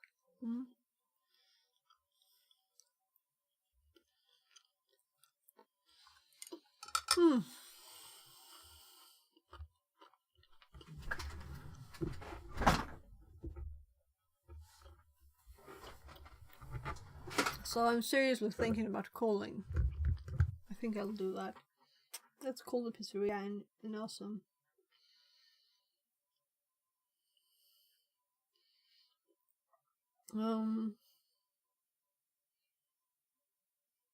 Kotlin, translated from Polish. Right, yeah. I should do Kotlin. I actually have a course that's like university course right now that I haven't looked much at. But it was also very basic, what I looked at. So we could do that quickly. But it was in Swedish, so I didn't want to continue on stream. So let's just call them again.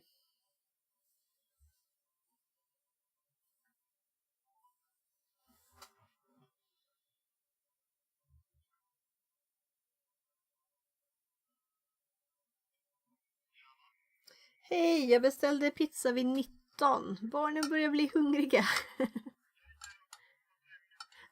Superbra. Tack så mycket. Hej. So people say Kotlin can learn in 3 hours. Oh, okay. Yeah. You can learn anything in 3 hours, but not in depth, right? So I called the pizza place again, and I heard last time that he was in the car, and he said he's here in 2 minutes. So I should probably go down and pay for the pizza. So, payment app. This is how I pay for the pizza. So go down.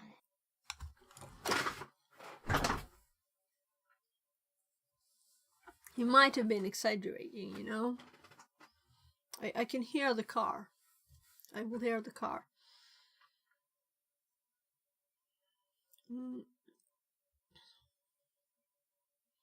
I can almost see the street between my screens here. My kids will be happy. So let's hop back to Burp, and we'll see how far we get, right? Tabbing on Windows instead of here. So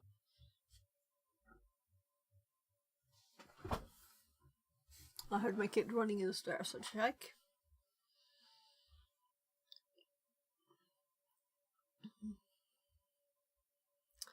The external entity is set to fetch the data.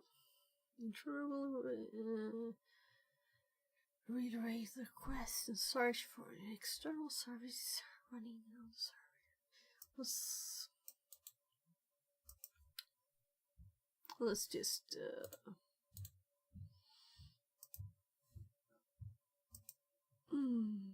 let's change it to what? There's like new stuff here.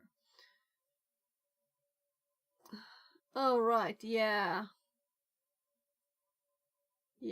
I noticed. We don't have to hop between tabs anymore, right?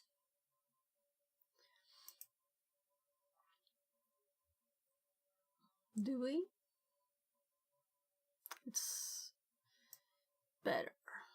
So, oh, machine expiring soon. Add an hour. It's still 15 minutes left. So,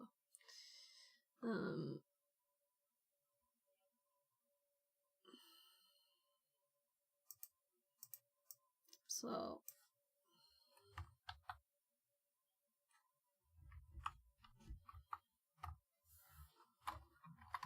let's keep the XML one there. Yeah, so now it pops up stuff here when it noticed this. So let's delete the characters. It won't. Yeah, so I have to add them first.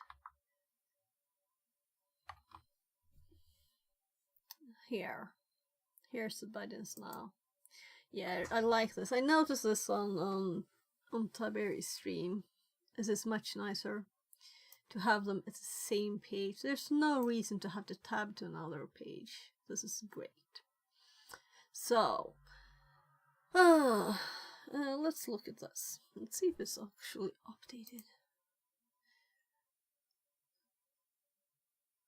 So they still have the different tabs here, which is kind of not very odd because I think it's quite new.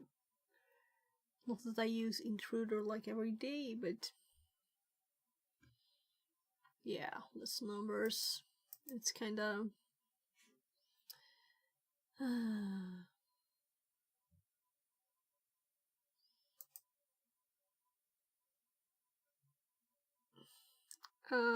what? Okay, so let's just click there again, because yeah, so it looks different on theirs. So let's just do numbers from 1 to, yeah, they're doing the full thing. It's still not there, so 2 minutes was definitely exaggerated. I'm glad I didn't stand down there jumping, waiting. So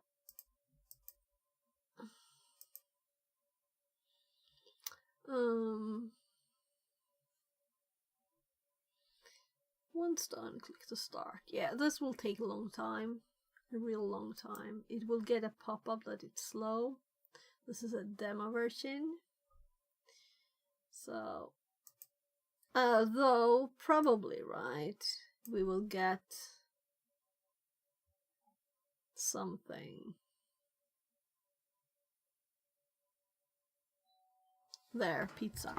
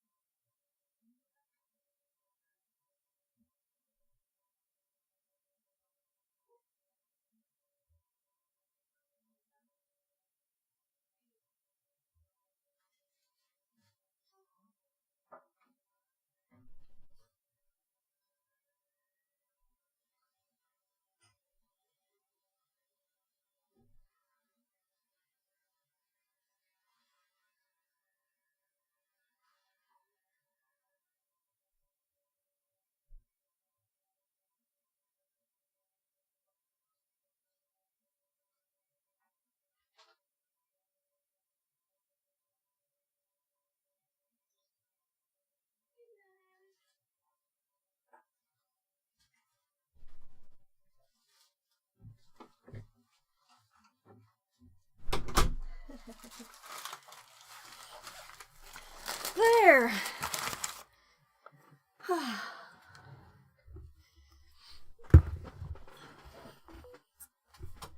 So, now my kid have their pizza.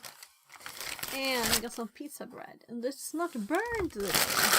And my 16-year-old got lots of ananas on this only ananas pizza or pineapple pizza. mm.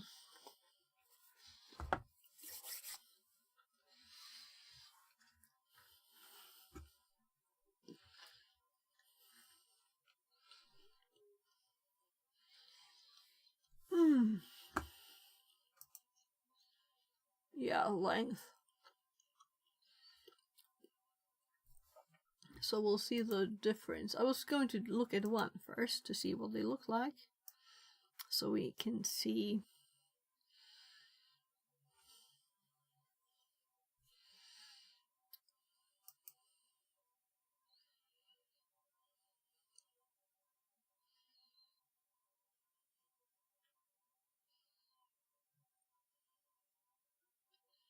Oh, response was what I was going for.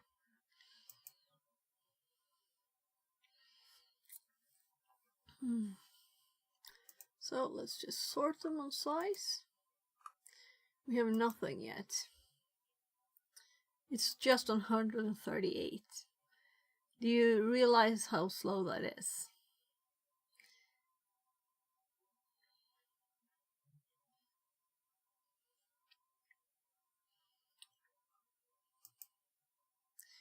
So, demo version, purposefully slowed down. 142, 143. Yeah, so that's crazy. Well, it's going.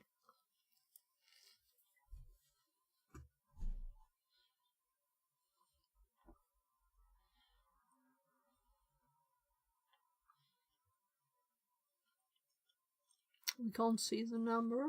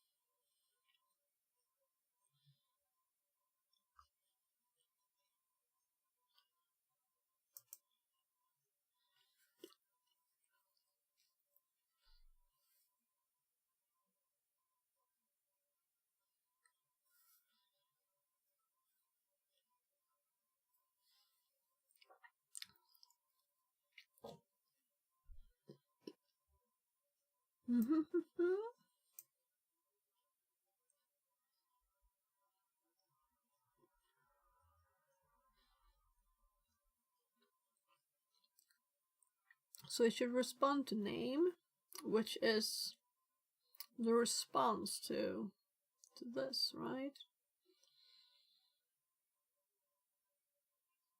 So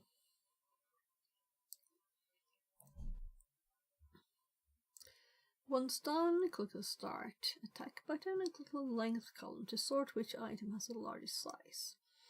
The difference in the server's response size is worth further investigation, since it might contain information that's different compared to other intro requests. And they see this. So this bit from here, can, until the end here, is the contents of this web page, the local one, right? Localhost port.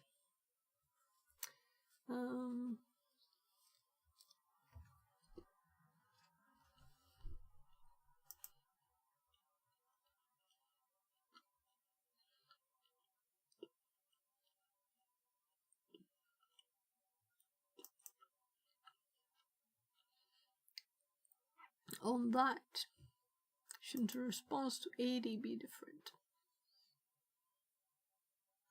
Apparently not, but I think they did that on purpose.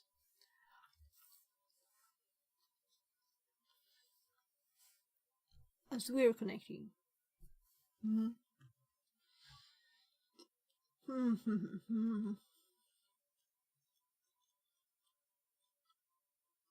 It's on 176.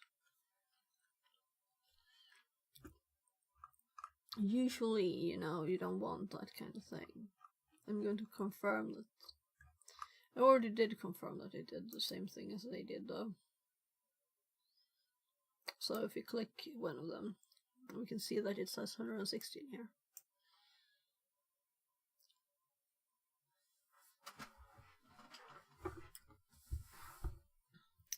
So the response... Oh, that's nothing. Yeah.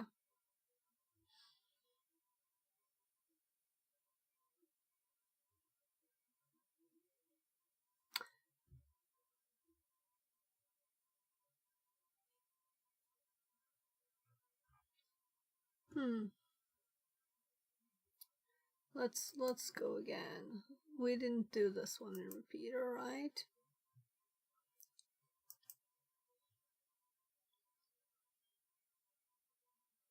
So let's go back. Maybe we have this one too.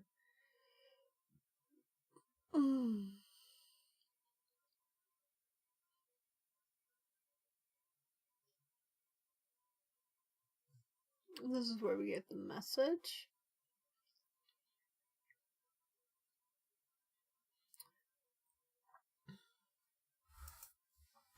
What do I have in my paste?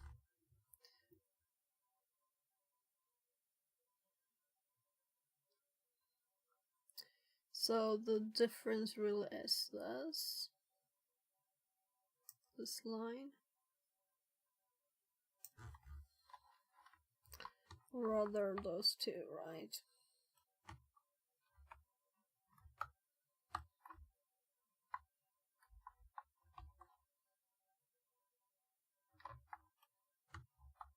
It's so slow, I didn't notice it actually doing anything. So that is the file, and that is that. So when we send this, we get an empty thank you message. So I think something went wrong with the other one. This one, because we get only empty messages. So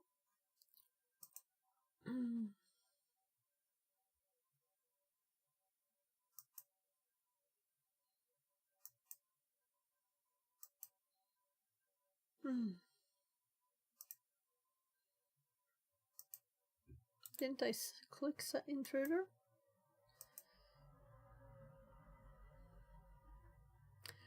Alright, I get it.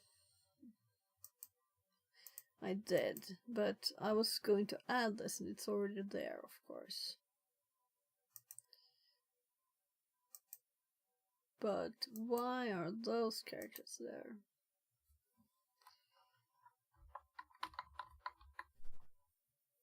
So if we do the same again with numbers, and let's do it from 1, 2.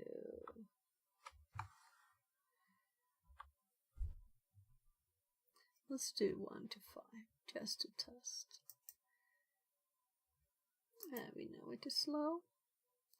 And now we're actually getting responses with this. I don't know what was wrong before, but it looked correct. But something was off.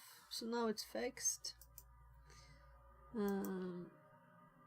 So now we can go for the full list.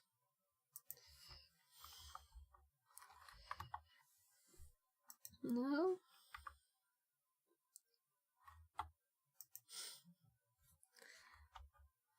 I want to be able to click this. Now I could. Okay, 3rd time. So now let's start it again, and let's hope it's not slow. I mean that the hit will be early.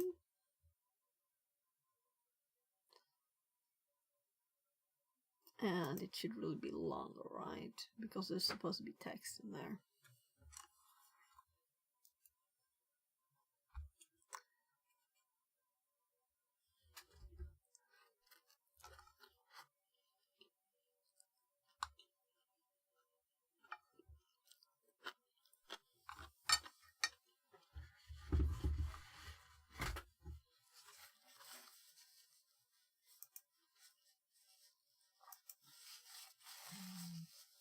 They're correct now. They're just empty for the ones.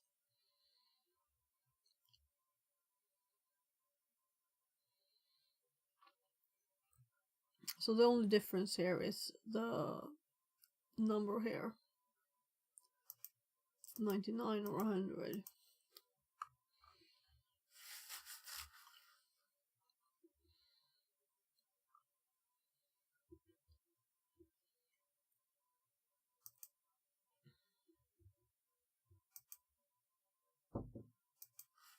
Another knock.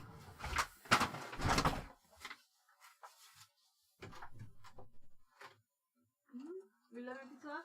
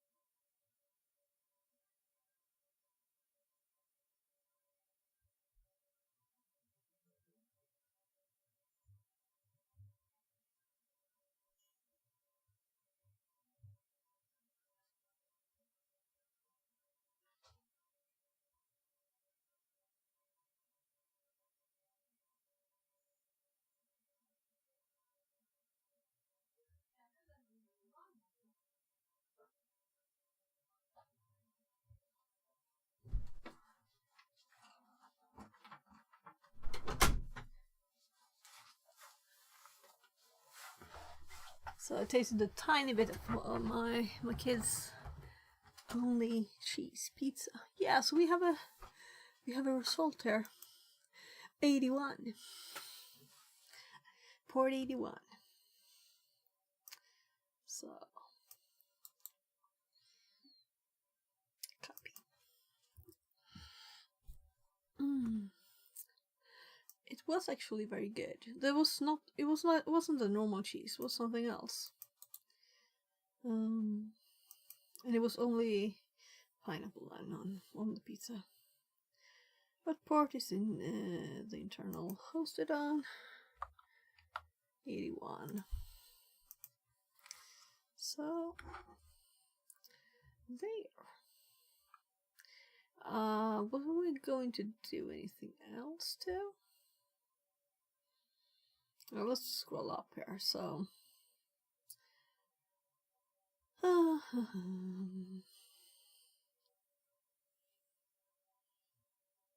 Oh, so they are just looking at the request too. How the server processes this.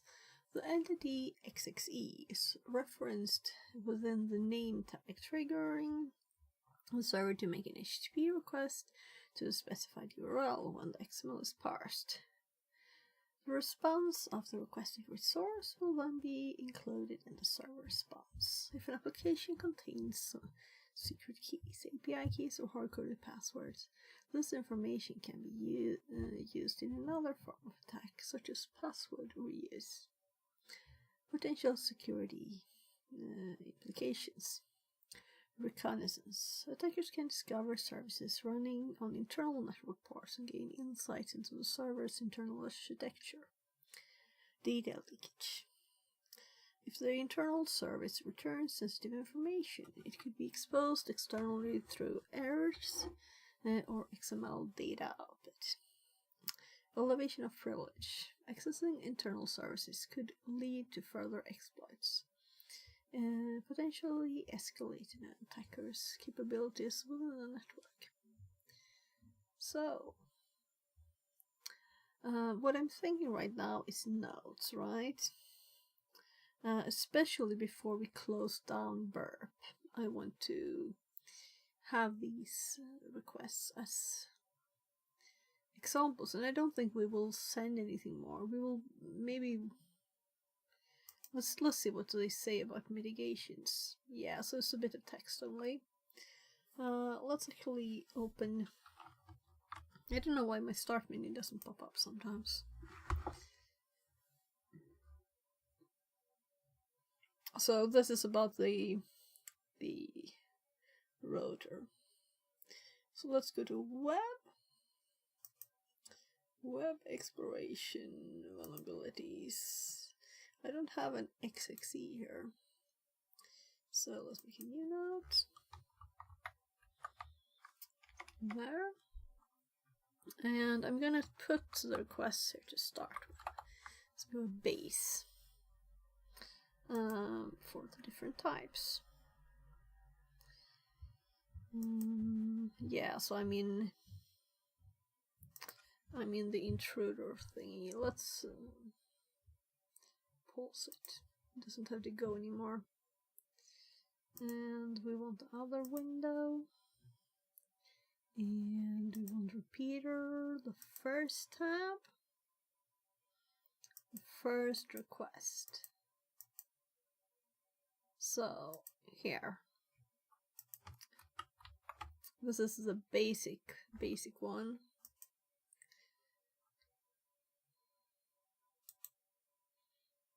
I'm thinking of changing it to a folder. Let's make a new folder called XXE. And let's instead call the files. Well, there could be an XXE one, but let's have a new folder. No.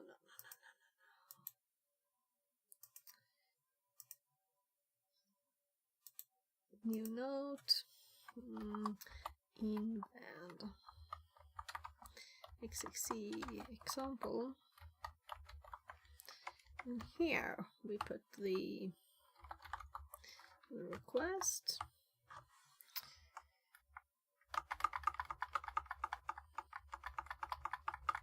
Never done this before. Not a million times. There. I think I might have deleted an extra now. There. So, request. And we have the response.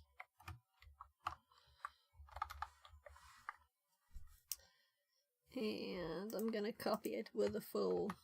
That's why I thought I'll make separate files, because this is kind of a lot of data, right? We don't want to have interesting text in the middle of this.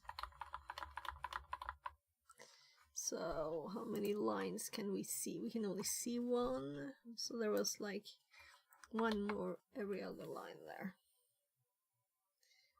So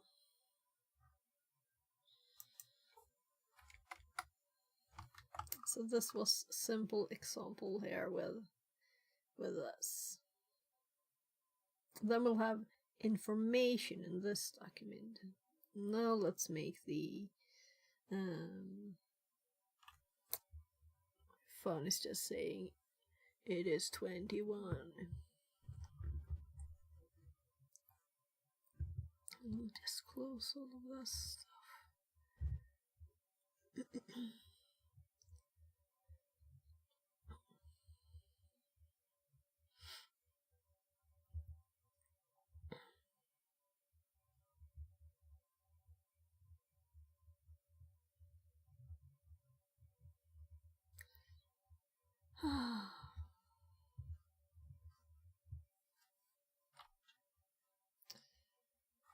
So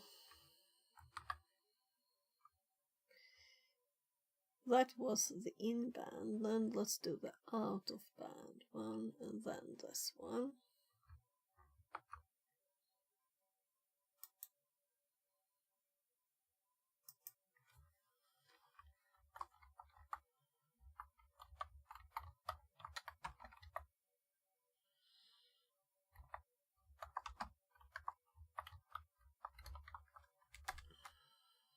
So request, response, and then we do HTTP.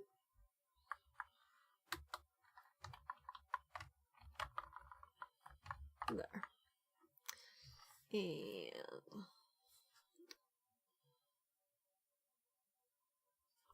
let's hop over here. These are like, let's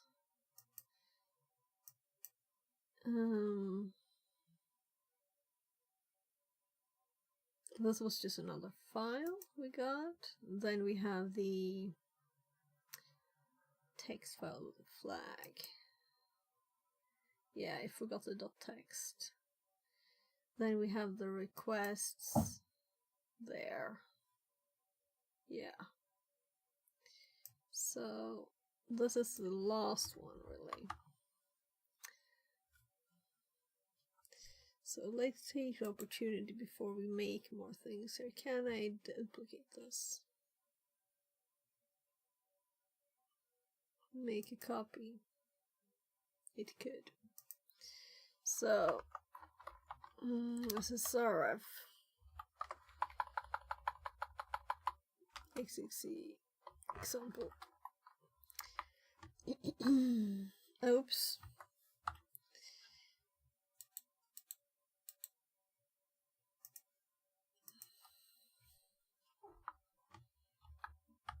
Yeah, so my kid's pizza almost made me think maybe I don't hate pizza after all.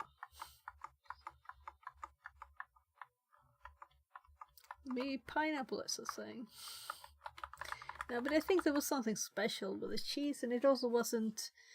Usually they almost burn them. Or they burn them. This wasn't. So, it's a different sign.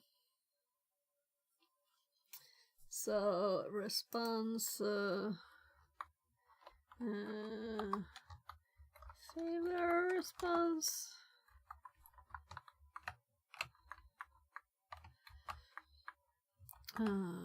Since this was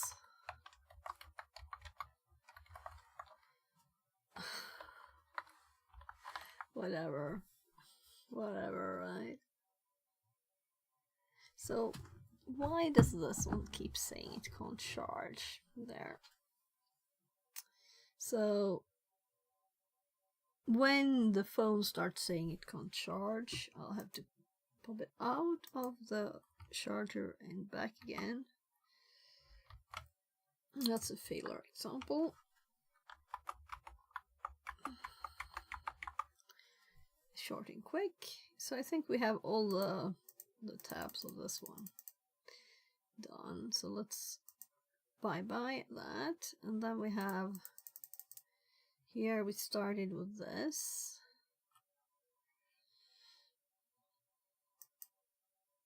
And then we added just hello to test that we can give it data, because that's what I thought of.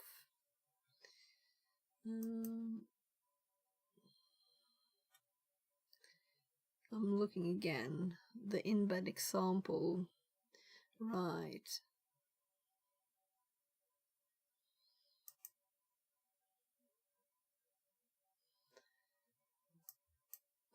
This is out of band example. Should we put the hello one as example? Maybe we should put the advanced one too, more advanced one. We'll have to put both.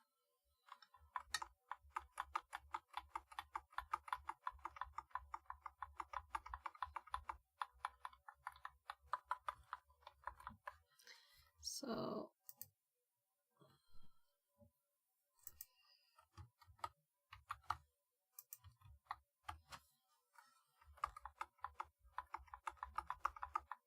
here we need to add a third data.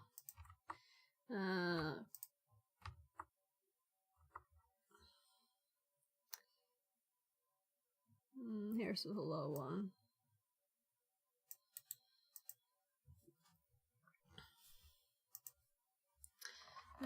Our HTTP server.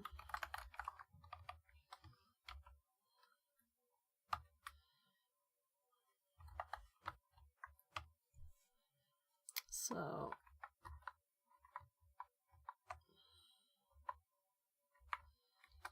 that's what we got from this. So let's make it number 2. I removed the administrator account from Windows 11 and it still works and I can save files. Amazing. Administrator account? What do you mean with that? You remove the administrator account. Do you mean the one that was used to install the computer? If you're an administrator, you know, yeah, there's usually not an administrator account anymore.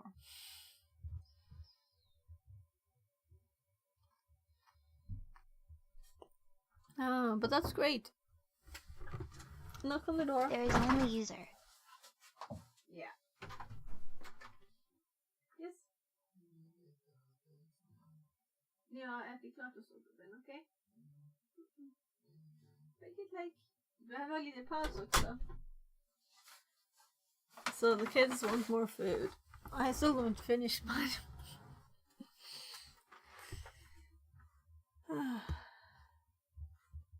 So, let's see.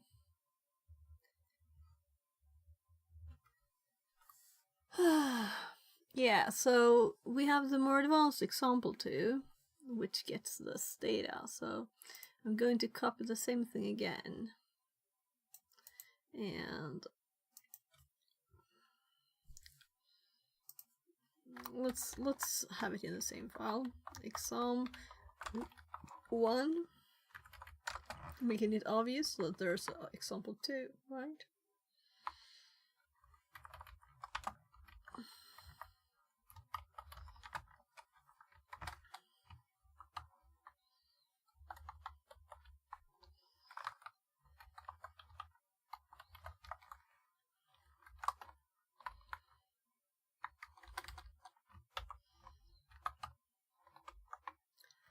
So, there.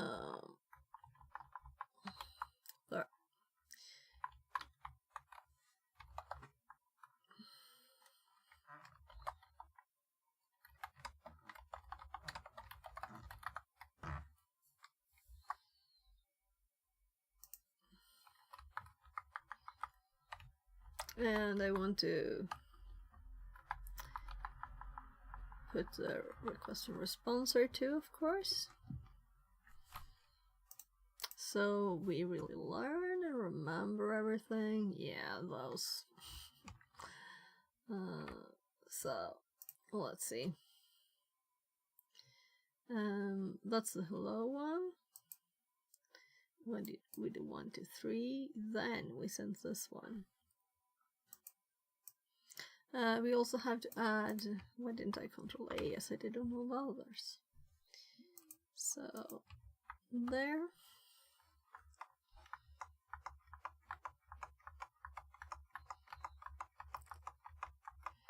So you're also sitting by the computer Friday night.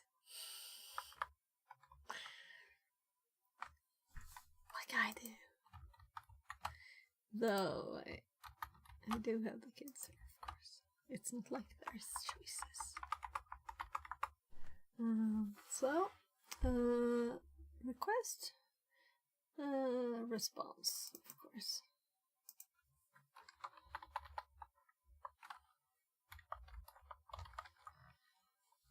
And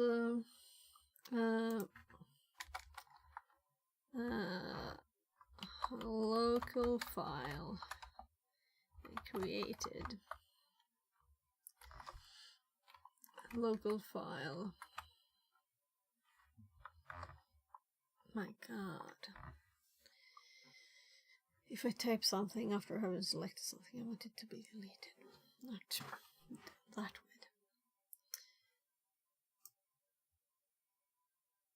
That's the file name.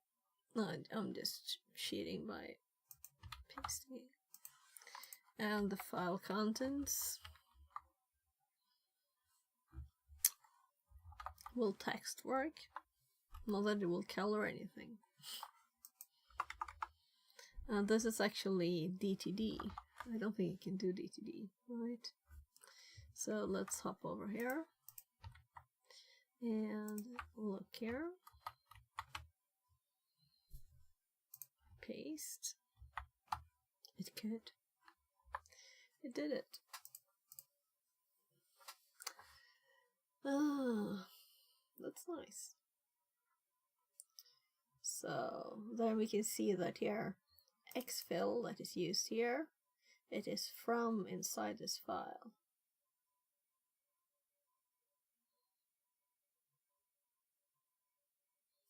Nice. Maybe this is not like prettified. So in Burp we see the prettified version, right?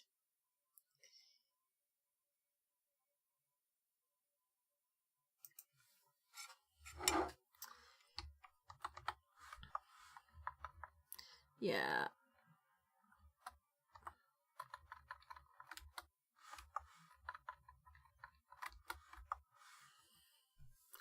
Why did it change the color though?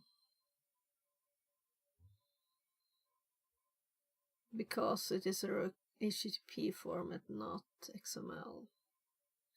So I could do XML here. And it will do this instead. And that's not as pretty, right? So let's leave it at HTTP, because it is HTTP most of it. And let's do the same here so it's easier to read.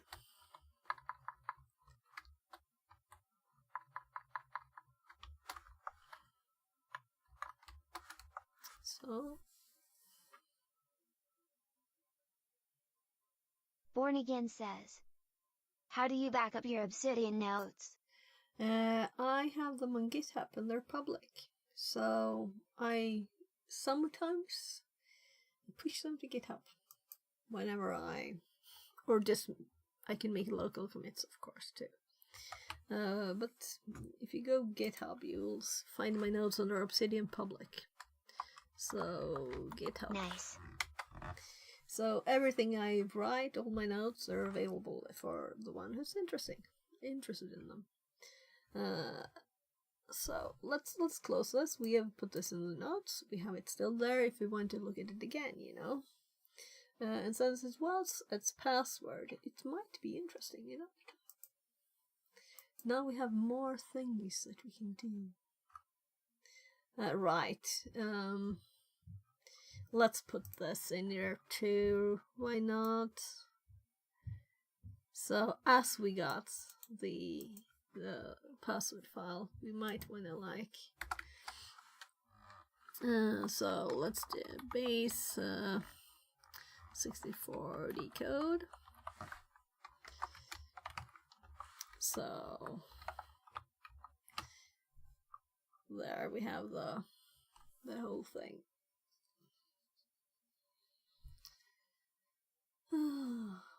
So if this was a box we were doing, you know, this would be great. To get some more information from them. So now we have out-of-bound XXC examples. We have SSRF example. We need the success response there too. And let's. I don't know if we'll need this more because we're still doing the room, right? So I'll keep it up. But all of these repeater thingies are done. And this one is in the notes already. But this response here is what I wanted to have.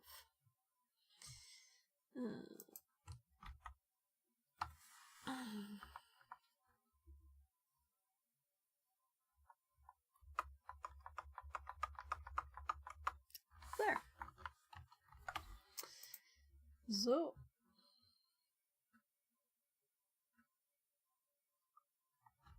we have this example. This is very interesting too. Let's go back to TrackMe and read about mitigation in conclusion. So, avoiding misconfigurations. Misconfigurations in XML parser settings are a common cause of XXC-related vulnerabilities. Adjusting these settings can significantly reduce the risk of XXC attacks. Below are detailed guidelines and best practices for several popular programming languages and frameworks. General best practices. This might be something we want to put in the notes too, you know. And maybe more data on what it actually means to, right? The characters, the format of the DTD and all the things.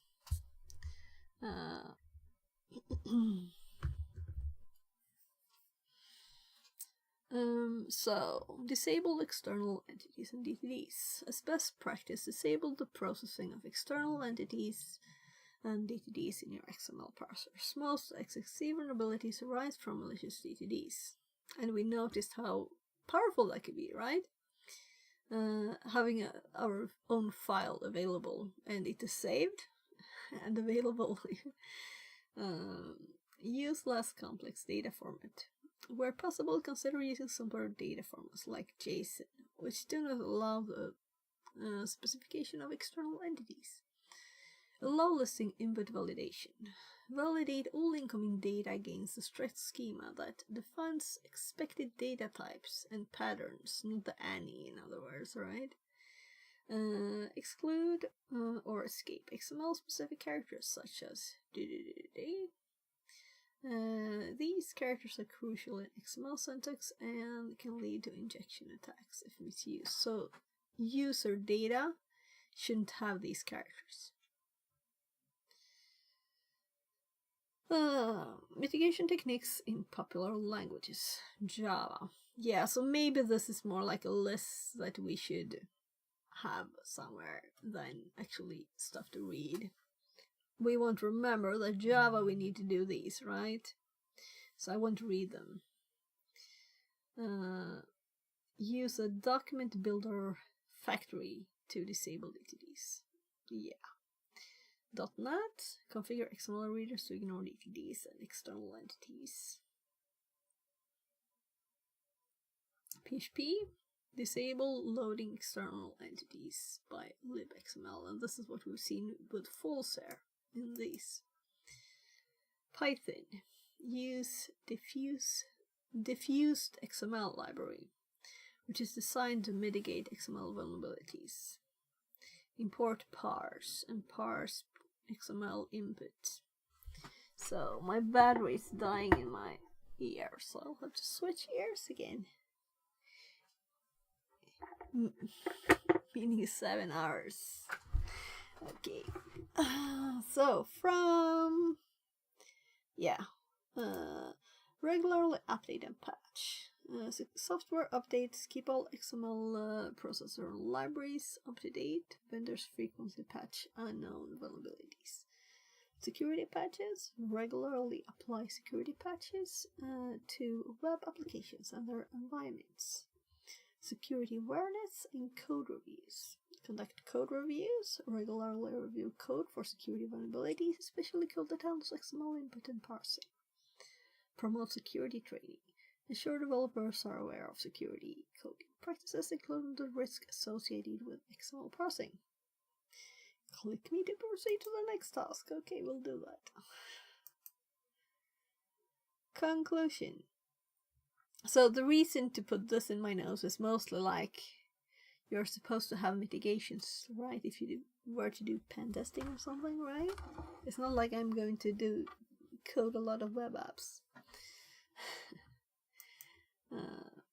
I don't plan to with XML. Conclusion. XXE. XML external entities attacks rise upon improper handling of user-supplied input in web applications, particularly in XML parsing. Attackers exploit vulnerable XML processors and inject malicious external entities, leading to data exfiltration, server compromise, or denial of service. XXE vulnerabilities can be prevented by disabling external entity expansion, validating user input, and using secure XML parsing libraries. Additionally, implementing security best practices such as input validation, output encoding, and secure coding practices can significantly reduce the risk of XXE attacks. Regular security audits, code reviews, and training on secure development practices are essential for identifying and mitigating XXE vulnerabilities. By understanding the risks and taking proactive measures, developers and administrators can protect their web applications from XXE attacks and ensure the security and integrity of their systems.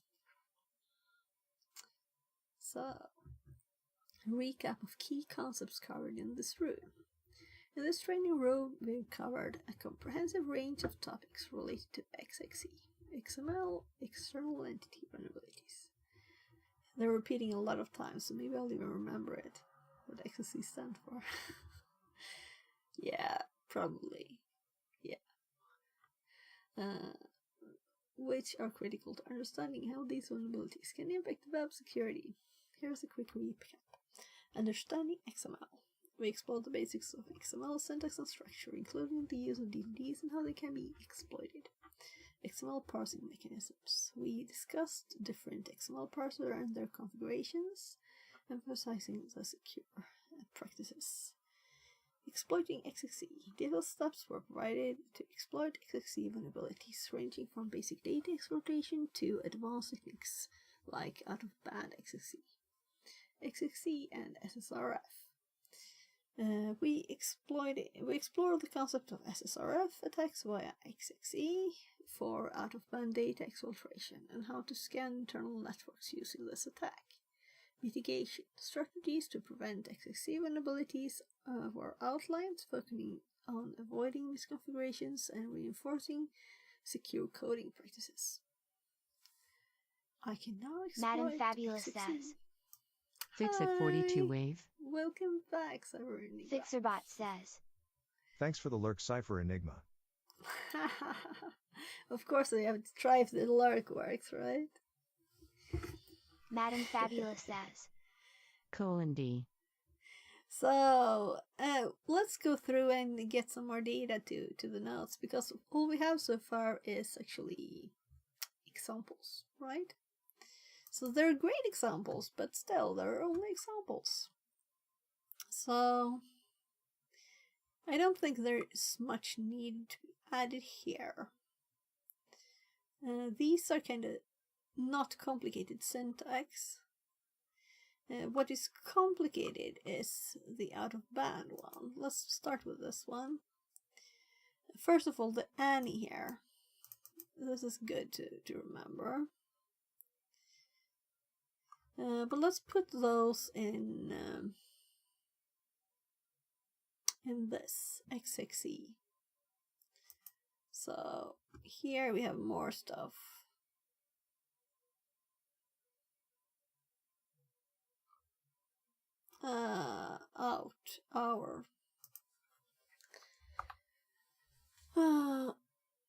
So that one's about the same as the one before, but here we have the file with the %cmd. I almost want to do this again with removing the space to make sure it's actually exactly the same. But I don't think I would do it.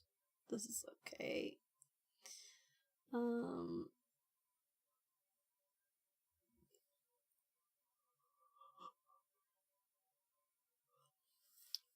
As long as we know that this is the syntax, and we can see here, we use PHP filter convert basics foreign code resource equals password, and then we use this variable here. So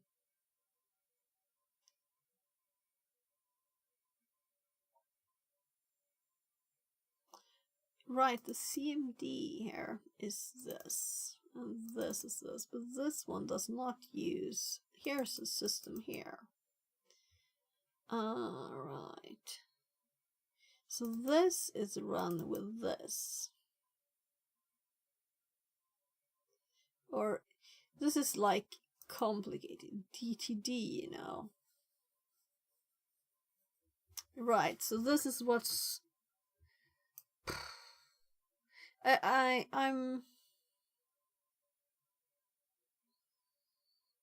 I think I need to check back what actually is DTD, right?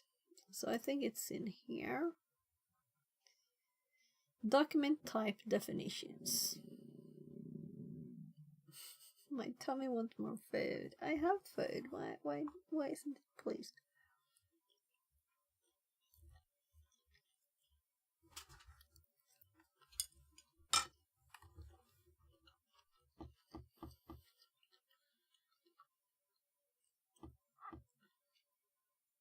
So, internal DTDs are specified using doc type. So when we have a doc type, this is a DTD. And then we can have them external. And that's when we can do fun stuff.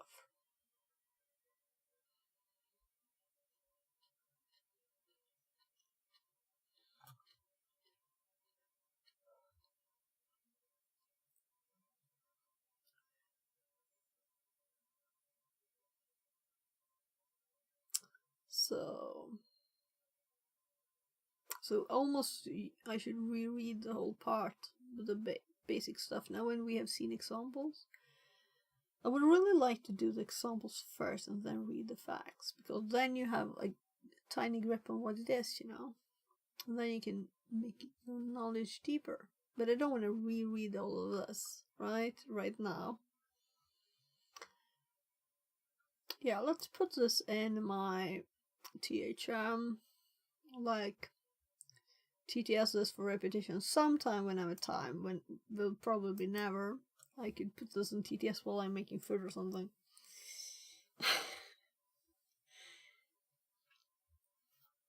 So, what should we do now? I don't think I want to do with the rotor today because I'm a bit tired. Maybe something lightweight like this again. We saved another room too. By the way, we should remove this one from the list. So this is done. So let's delete it. So the other ones from... Oh, look. This one is twice. I think these 4 are from their days. Just a sec. Someone... Hi, Ben.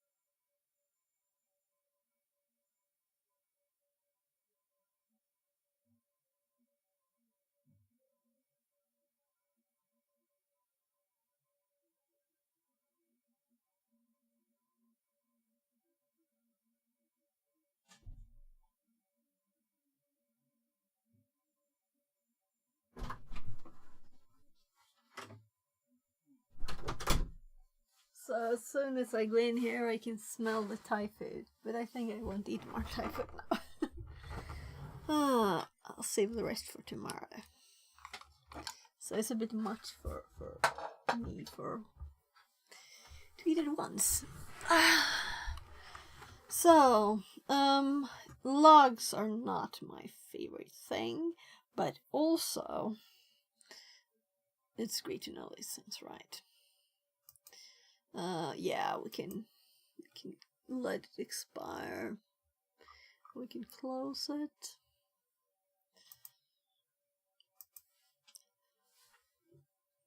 So, is there anyone who has a suggestion what we should do? We can do anything. We can even go to sleep. I'm not that tired yet. Though I do have to fix this. So. Which is the last here? Oh.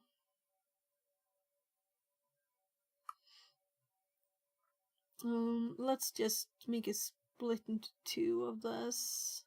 And I think I actually missed highlighting the last one. Within the time limit, and this one is 0 days. I'm just gonna quickly do this. So, since it's so long, you know, it's 10 hours, I can't upload it to YouTube without just splitting it in the middle. So, no, it's not even on. It doesn't have to be. So 5 Welcome. Stream starts in 5 minutes. something here. It doesn't have to be exact or anything. They have the same image. I was like, is there cheese in here? I don't want cheese. Oh. Oh, it's playing. Headphone.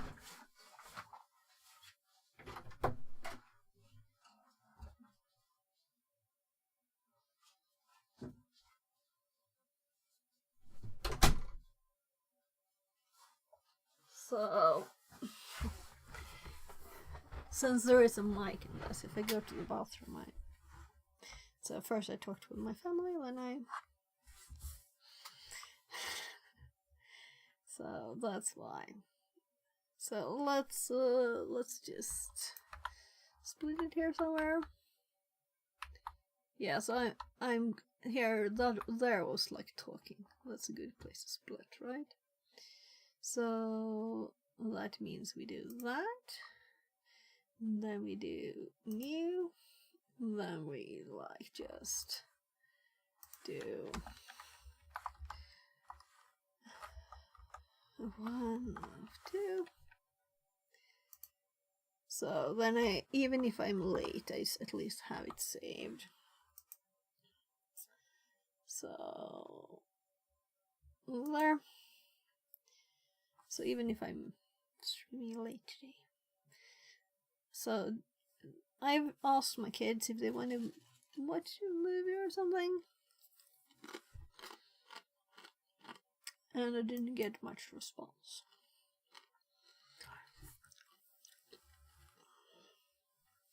So I put this tablet on charging before.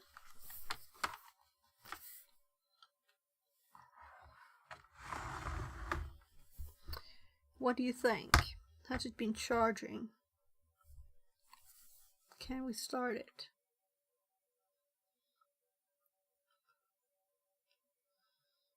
I think this is it's metal, the back is metal, and the front is glass. How would we get into this to access the battery?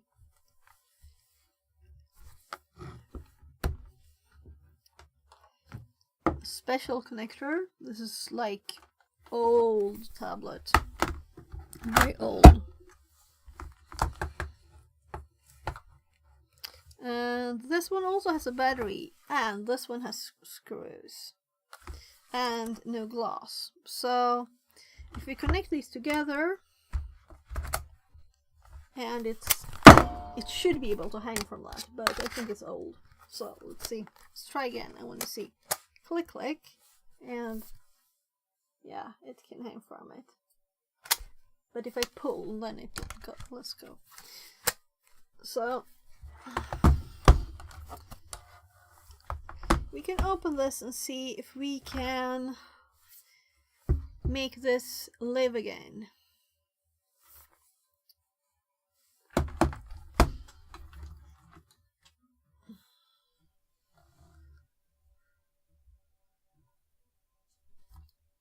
So I thought it was Torx. They're kind of tiny though.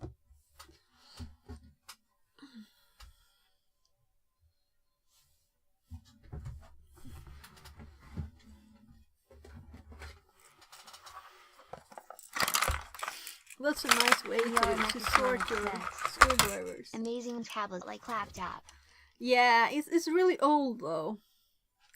So let's just, these were like sorted, and I just poured them out. So I'm not really tired, and it's not like I'm going, but my eyes don't work as well, so I can notice that some part of me is not. Good glasses on these big letters. So which one could possibly be right? Maybe this. This is the tiniest. Yeah. Let's see if the one step up, it'll be this one. Yeah, that fits too. So what about the next one?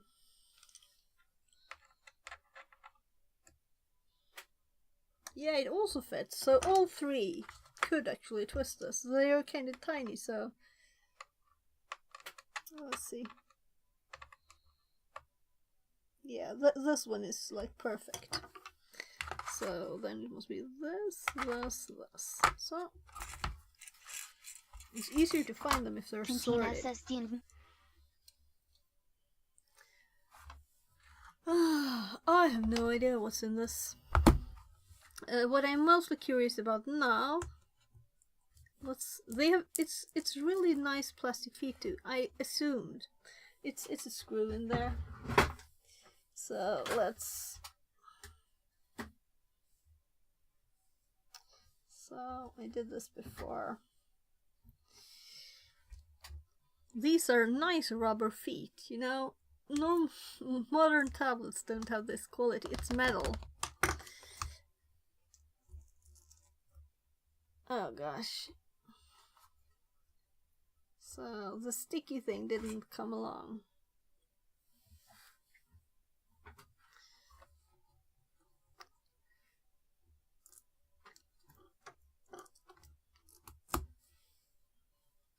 Same thing here. So the alternative for this one would be the trash pile, you know, right? So as we can't charge it, we can't start it.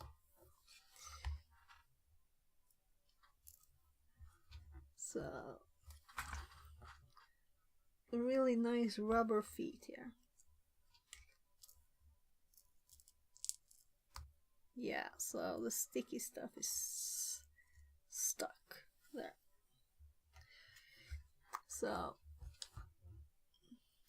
oh, so these are stars. Now let's start with the edge, and actually let's remove the tablet from there, right? So this should be easier to handle. Oh. Yeah, I kind of noticed that this one was loose. It just fell out.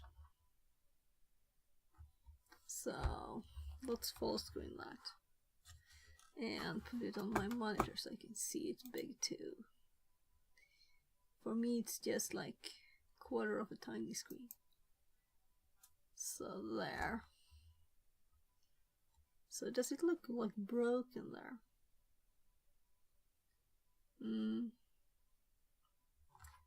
So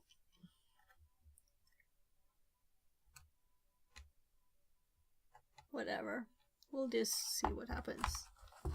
So there's also two screws on this side here and here, but I'm thinking we'll save those. So anyway, this one was a star. But why describe keyboard?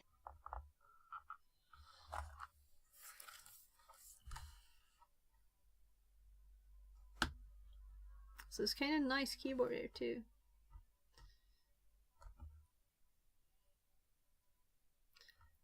Yeah, so it looked almost rotated there. And this is all metal.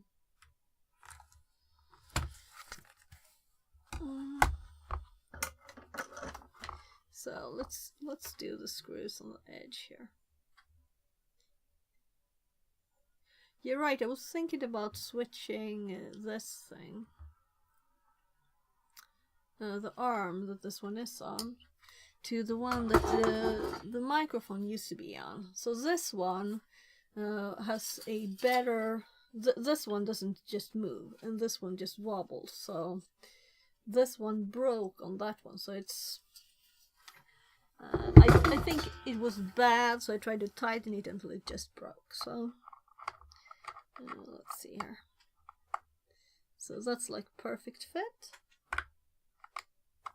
I need a better grip here. They're tight.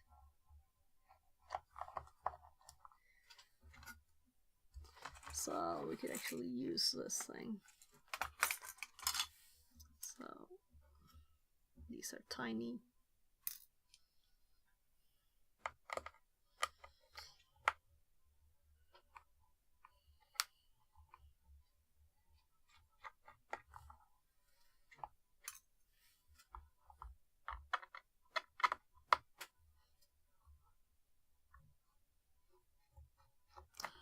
Right, let's actually switch. So before I was cleaning at the start of stream. So there. I should have a button for that. Oops. Oh, this one was... I have to push at the same time as I twist because it's tight. So these are loose now. Oh, I was thinking, where was the blue one? There. So we used that when soldering last time underneath, so it didn't, you know, burn the desk. So let's take a flat one, or a star for these maybe. Let's just open everything first. So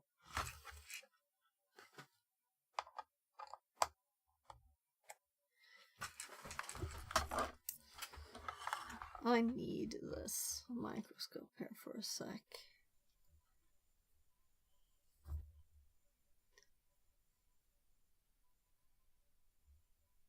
So that is a star, but this one didn't feel right. So, oh yeah, it's just spinning. So maybe it's that. It felt like it wasn't doing anything, but it was just very loose. So let's look at this one, because this one looked, yeah, this is a seal. I saw this. So let's take a flat screwdriver. It looks like it's just a bit of tape on here. So here we have a tiny screwdriver, but also this screw is not tightened either.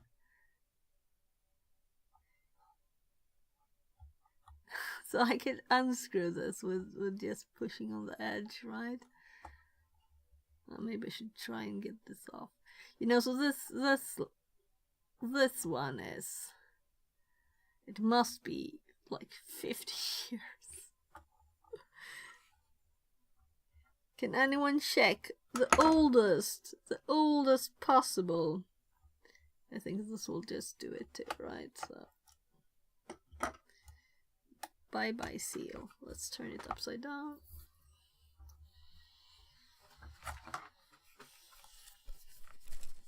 So 1, 2.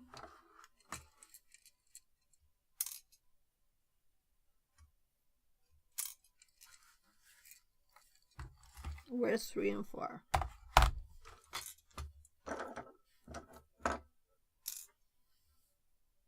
And 4 is still there.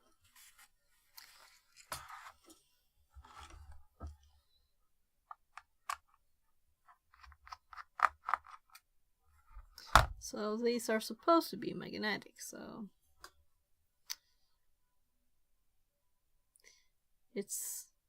It's quite magnetic, so Seal can can always make it replace. more. On AliExpress they have all shapes. all shapes of what? What would I want to replace? The seal was just like warranty void thing, you know. So it's nothing that's needed. Seal. Yeah, so it's just... Since it's more than 10 years old, it's not like there would be any warranty.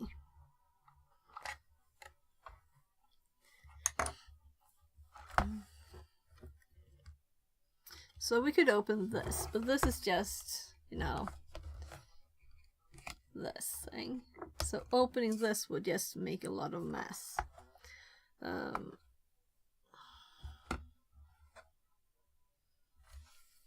Yes, but for Keep Collections can replace Seal. For Keep Collections. I'm sorry, I don't understand exactly. So I have some plastic thingies to pull stuff apart. Maybe I'll get something. Just a sec. I'll just get the tools.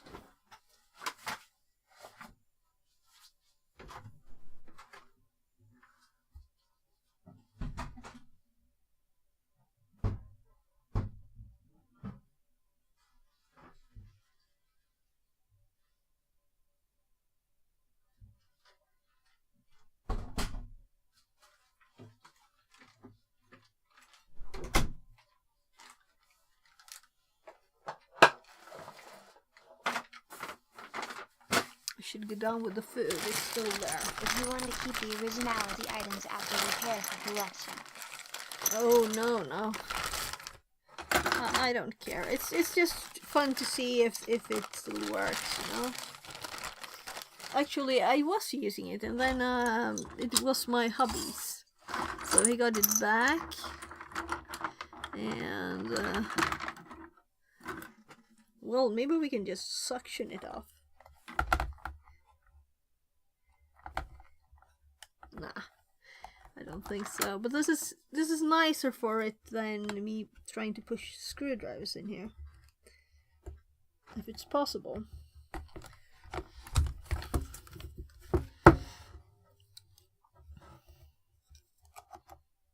Alright, this is probably... yeah. This is the size of SD cards on this! This time... yeah, here we have something to bend.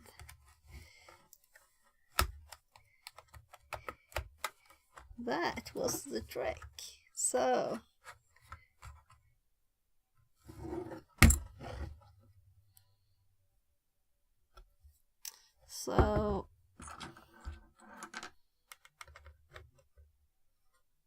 yeah, those are not good.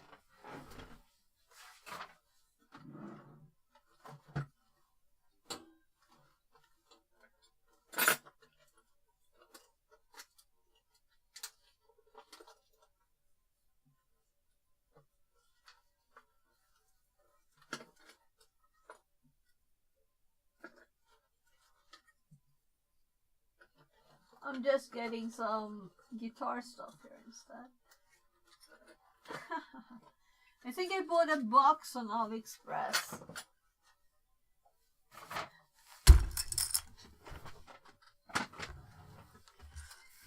Guitar picks instead, right?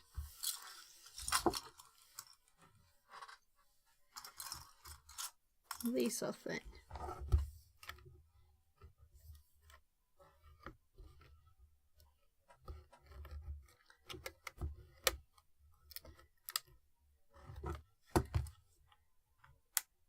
It's not powerful enough to actually be able to bend anything.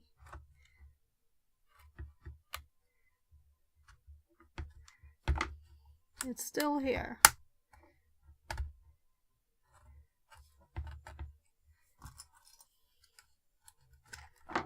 This is much thinner. Oh, so that was another brand. These are the AliExpress ones.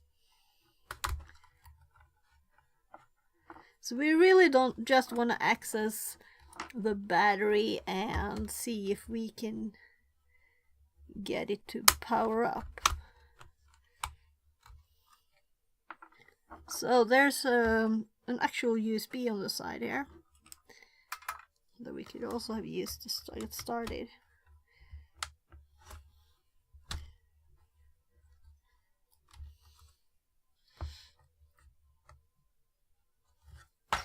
So maybe we will need to mess with this thing. So if this breaks, it's like it's already broken, right? So, but if we can fix it and it still looks pretty, it's better. Let's actually get something for my hair because this is like in the way.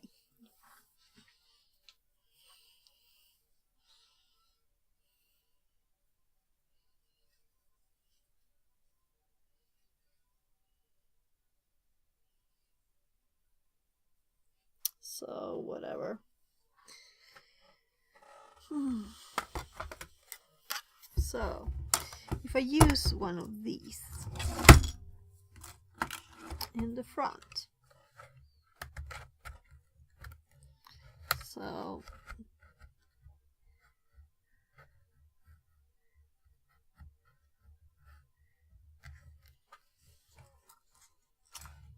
something else that's kind of thick.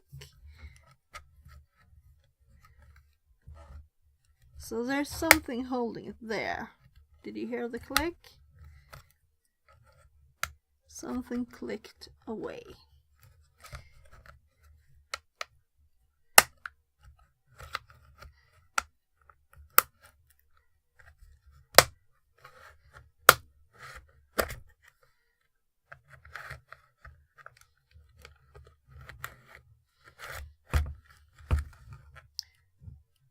So, as this is metal, I'm very glad that I didn't have to start with the other side, you know.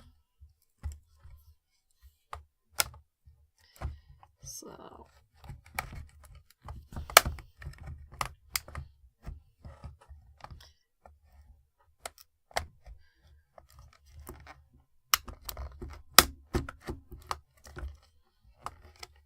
But the motherboard is in a tablet. yeah. So this is keyboard and an extra memory in this. So we might have to unscrew this bit too, because I can't exactly see how it's inside, right? So here's the charging port. At least there was something that was...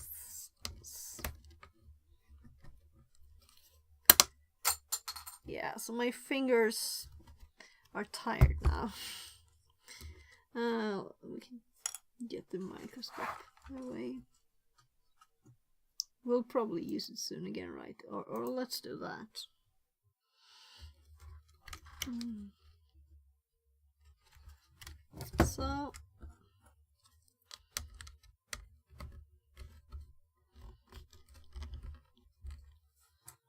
So this red one is thicker. The white is too thin. So I'm breaking all my guitar picks on this now. Yeah, so let's do these screws too, right?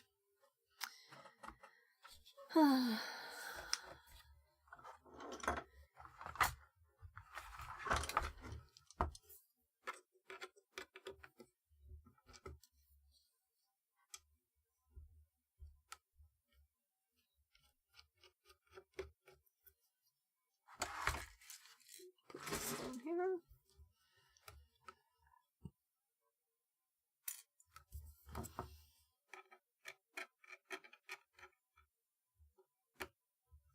So all of these are like tiny plastic bits to make it not clunk metal, maybe? Like extra feet here when you turn it. When you have it open, it's like that. Okay. can just... It's open all around here.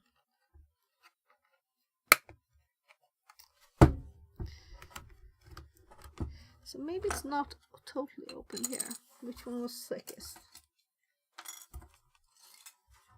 Maybe this? So I think this side is not all the way as much as this. This is there. So, opened. So we can see the battery, right? It's kind of thin. So let's look at stuff.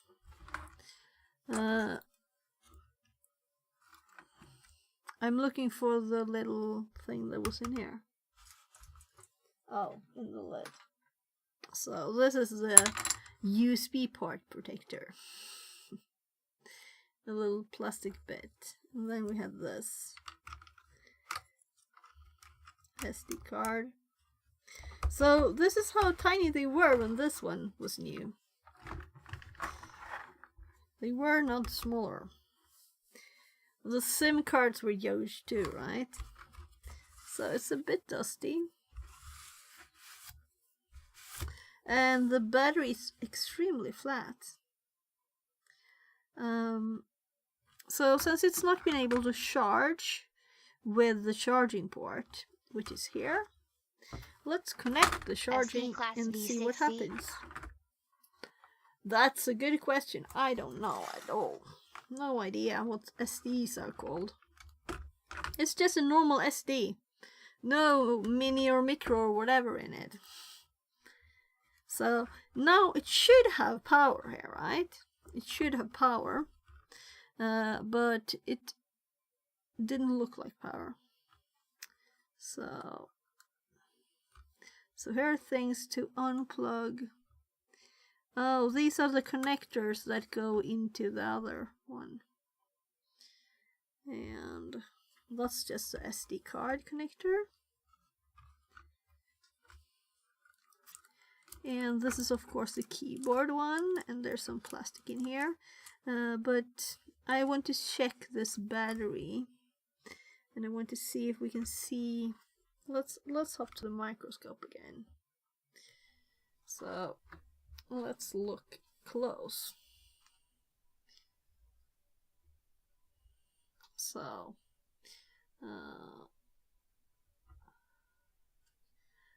this is the connector. Screws. And it has so many connectors, but it seems like they go... Here we can see the wires.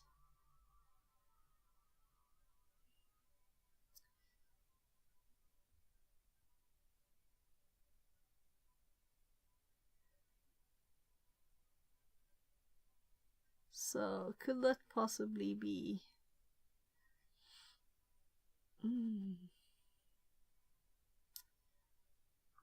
So here's the angle. Battery edge. This is a kind of thin board, right? So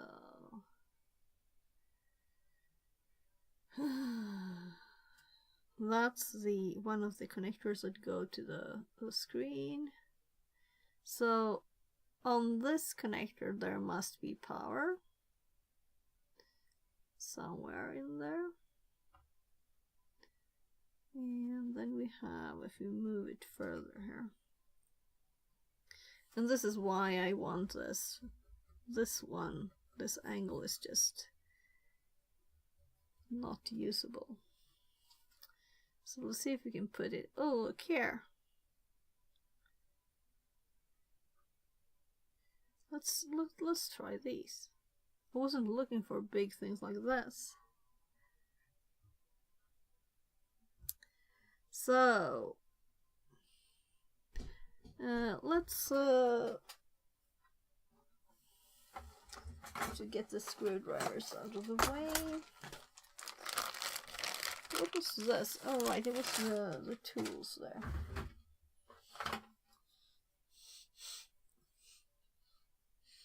can't breathe through my nose. So as I saw that, why not? There. It was in the drawer. So, let's see if we have like power here.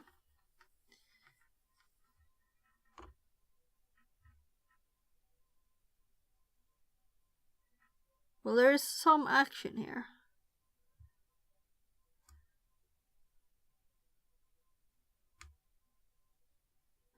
These are a bit sticky. Kind of sticky. Might mean that there's something on them. I get like 0.4 volts. Let's try this and this. It's not exactly the same. What about this and this then? Yeah, because this is the side of the connector. There's a lot of metal here. So I'm kind of assuming this is ground. Now I'm on the connector. So this should be nothing. So what if we check the pins here? Can I reach these? This is plastic probably then. So let's look at the connector. Over here. So yeah, there's like plastic there. And then we have this covering plastic. So let's peel this off a bit. And this. So let's see. Here we can see the metal. So can I reach this with this? No, it's too big. We'll switch these. So I have the tinier ones.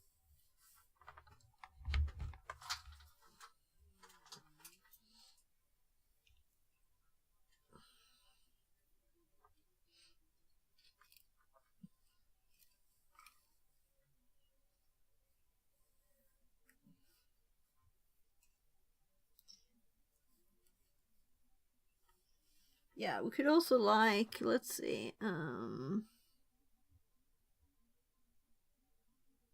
looking for the beep mode. Is this beep mode?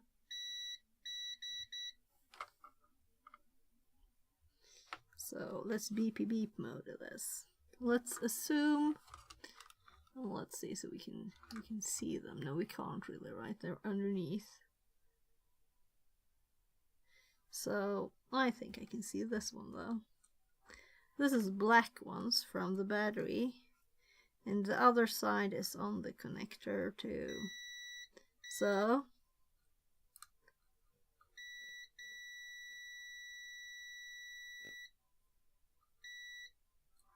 the two black ones here, over there, those are ground. Very reasonable, right? So then we have this thing that I also thought was ground.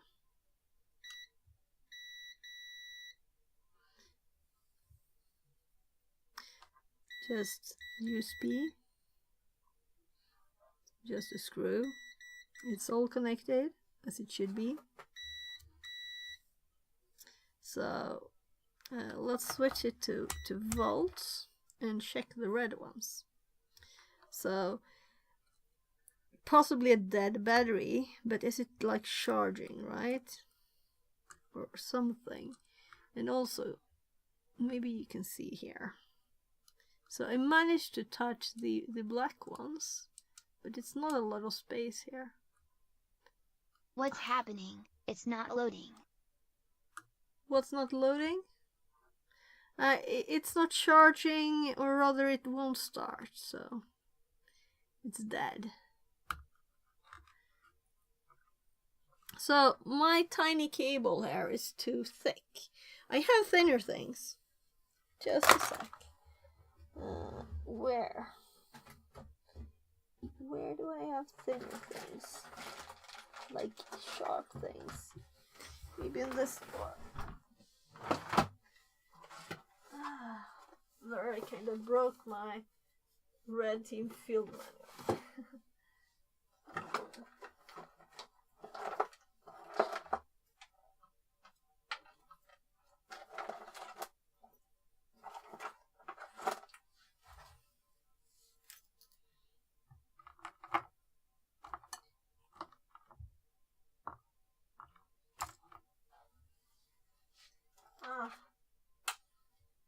That thing is sharp.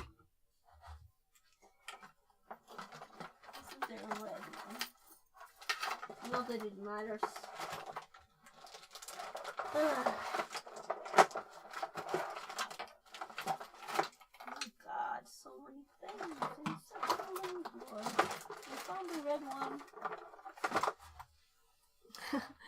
I think this one is from my dad.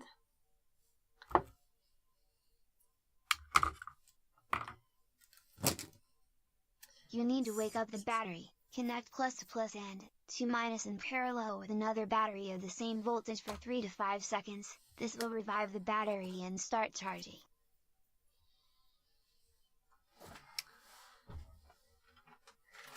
So it's probably dead, the battery. I'm mostly thinking of not using it. So I just want to reach now. Let's see.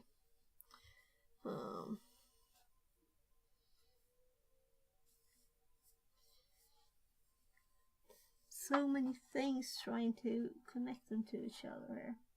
Now I have something sharp. I could just take a needle. One of these, no. So those are also. It may simply be too deep discharged. Yeah, but it's been like these are just banana cables. Yeah, I don't think these were very useful.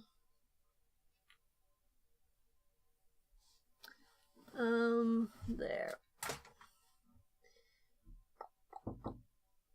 So, knock on the door again. Just a sec.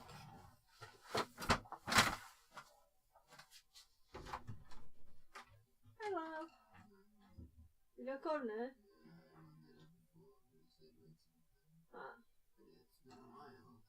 Okej. Jag kommer jättesnart. Jag ska gå ner med min mat också. Passa på. So, I'll actually go to the kitchen and get needles. Because I need something thinner. And I also heat some hot dogs for my kid and get my plate with food down. So I'll be right back. Let's leave these here. And tips are welcome, VR. So maybe I should use a screwdriver. Let's see.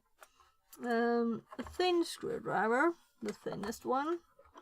It would fit, right? So is it conducting electricity? Let's just try the tip here because it's colored, you know. So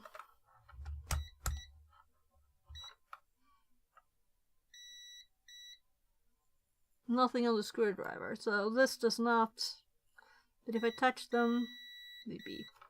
So it's unfortunately not. So we can't use a screwdriver. So let's just get rid of this so it's not in the way.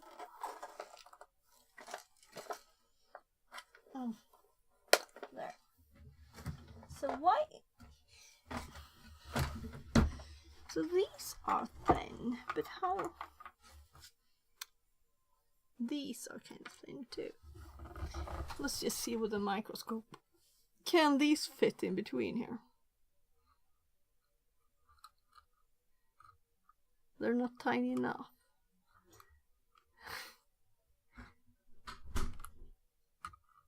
There. I think it's touching now. So let's just put this one in here. Talk about just holding it together.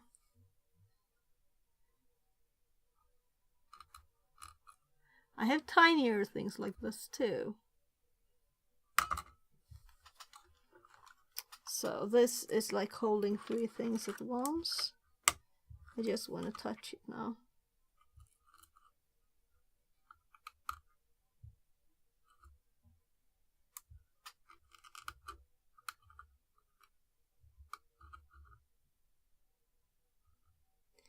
So I'm not surprised, right? Since it's not charging. I think I actually touched it, but I'm not sure at all.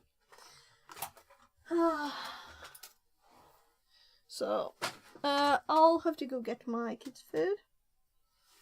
And let's put these back too. So the ones on the very side here, these are for this one in the Torx box.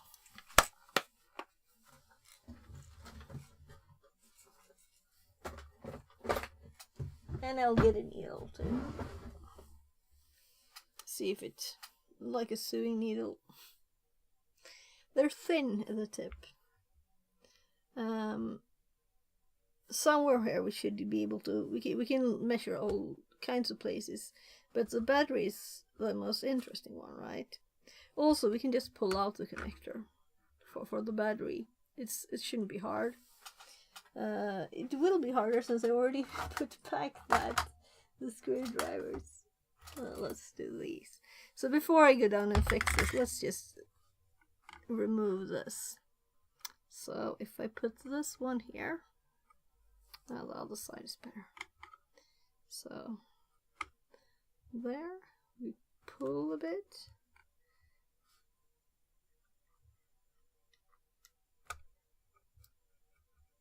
So there, we can both measure the battery and the points where it's supposed to be connected better. So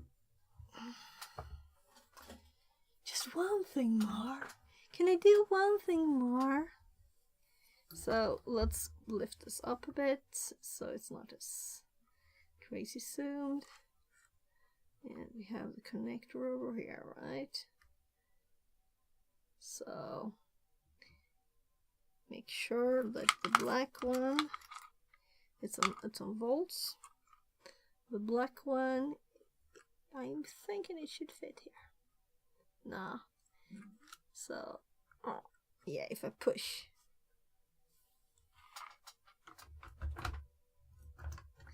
So these are kind of tiny connectors. So pliers.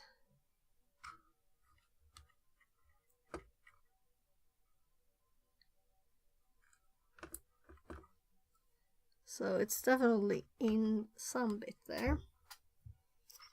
And the red one on the other side.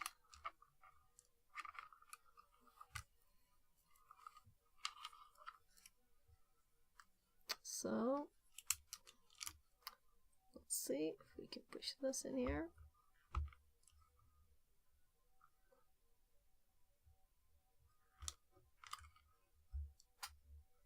And we have like 0.002, 0.001. So this kind of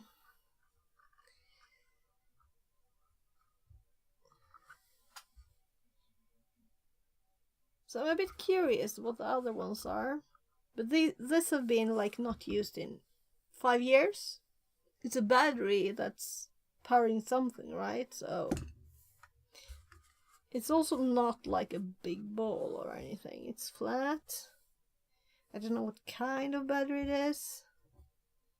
We could possibly just replace this and it works, but we don't know if the connector is whole, if this charger is like broken. I only have one.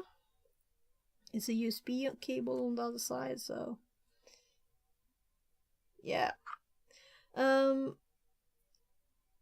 let's try the other end now, right? So almost I want to remove this, but we can try and just pushing this in. This kind of says that something is connected. I'm kind of feeling that.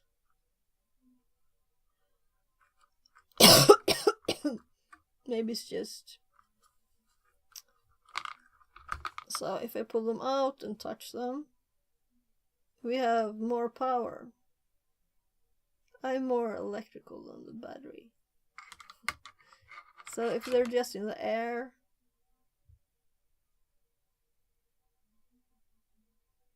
zero, zero, zero, zero, zero.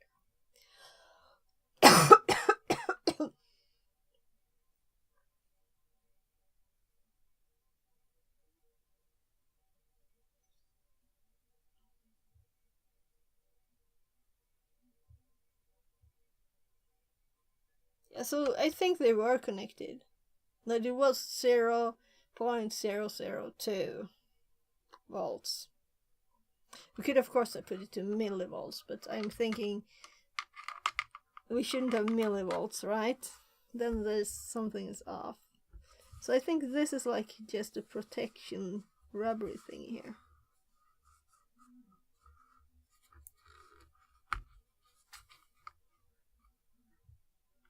ST24, this is a plastic piece.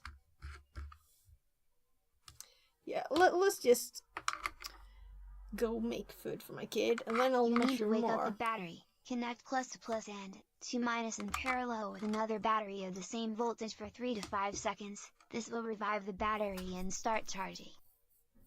Well, we'll see. We can try something later. I want to explore more first. But first I'm just going to go get some... I'm going to get... I'll get the needle, I'll take my food down, I'll get sausages for my kids. I'm going to microwave for 2 minutes or something. 1 minute. 30 seconds. Oh, I'll have to defrost the bread for 3 minutes probably. 2 minutes. So a few minutes, I'll be back.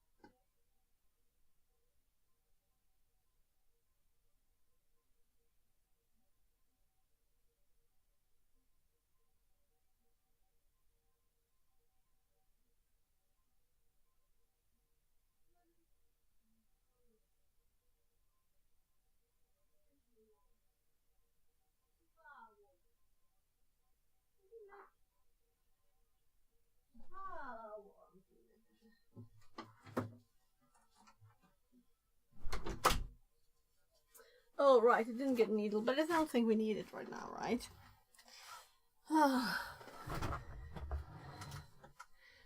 So...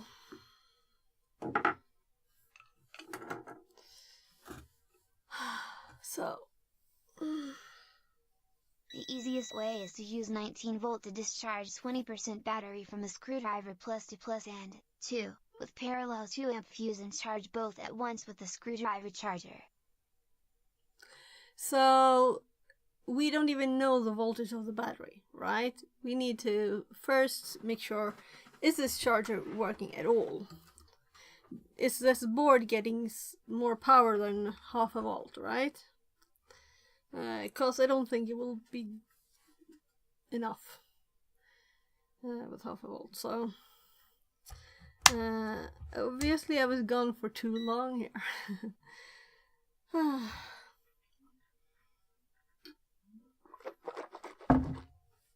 One thing at a time.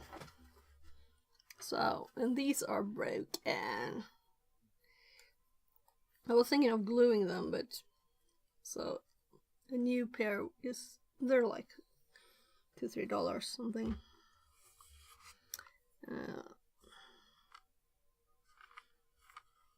So See the documentation how many volts the battery has. there's no documentation. I don't know what it's called. There might be some text somewhere, but let's just look at it. So it's Asus, okay? You can see if you can find it online. It's extremely old. Might be their first tablet, I don't know. Android tablet from Asus. So let's just generally see if we can find any. Oh, that's stuck nicely. Let's just do the black one instead, so we get pluses. So I'm putting this in these tiny holes here. Let's see if we can get it stuck a bit better.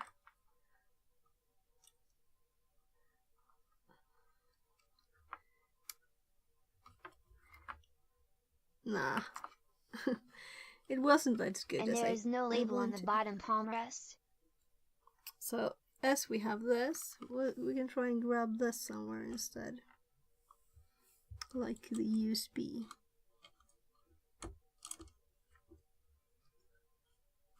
The palm rest. So there might be something on the bottom side of it, you know? It's all clear. There's nothing there. Yeah, there's actually something, but I don't know if it's worth it, because I just want to see if there's voltage, nothing else. Calm down. So now we have one thing there to measure, and I know that this one was before about 0.4, right? So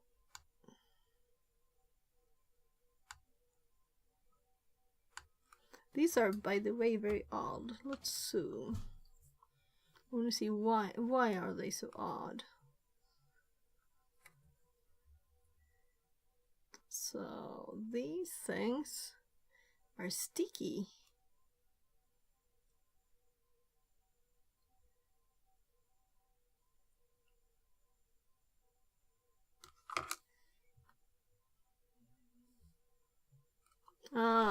Let's turn on the light.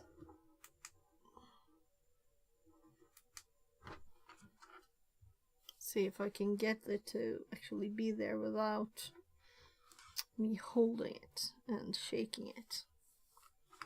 So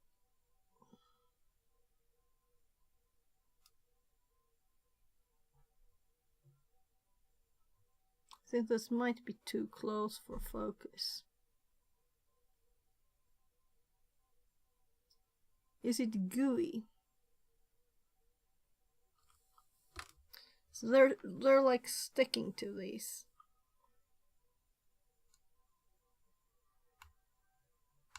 You hear it, right?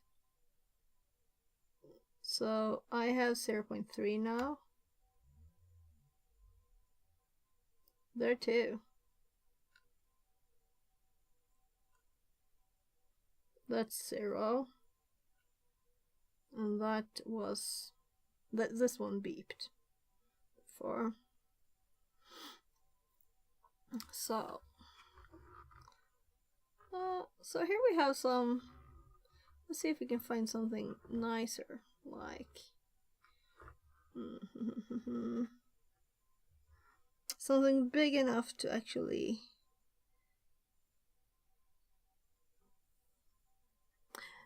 USB. I'm stupid.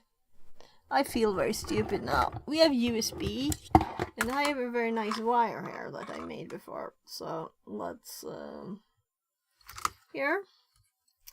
This is a USB cable. That is a USB. So if we have power connected here, and this USB is connected, we should have an easy way of measuring the USB out. Let's disconnect the... So I'll have to check again which pins are which on that. So USB cam. So here, if these have power now,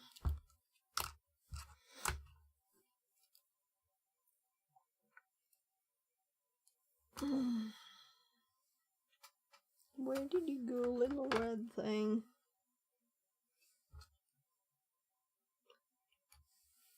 (0.1). We have 0.1 here, and this should be 5 volts, right? So, of course, the USB power could be off. It could be off. Great Lord says hello. Hello, welcome in. We're playing with a very old Android tablet. See if we can get it alive again. So, so the USB is off.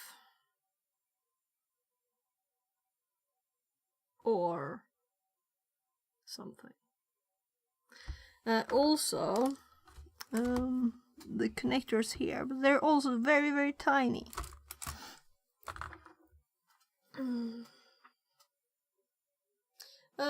I was going to measure inside the connectors here, right? But you can see how tiny they are. But anyway, it's easier than putting something in these. But it's hard to reach. Let's see.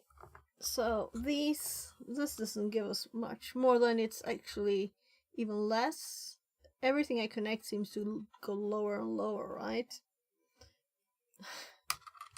This tablet is unique because it has arrow keys on the keyboard, unlike Chromebooks. This is very old. It might be the first one for Asus. I don't know. Let's connect this again. It's just a normal cable. So here somewhere we should have ground, and here somewhere we should have power.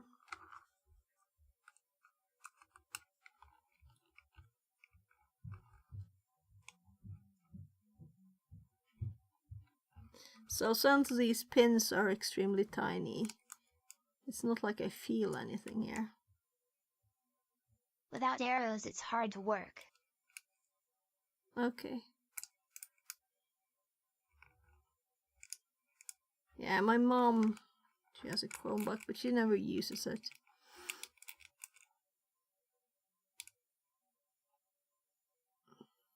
Well, there's something tiny here. It might be that this, you know, there are several other ones. But they might be segments or something. I don't think there's any logic in here. The charging logic is on the board, right? So I don't know if it's worth it to mess with this, to be serious.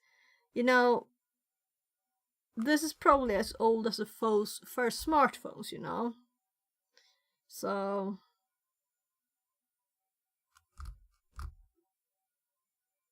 it's really old. That's what I'm saying.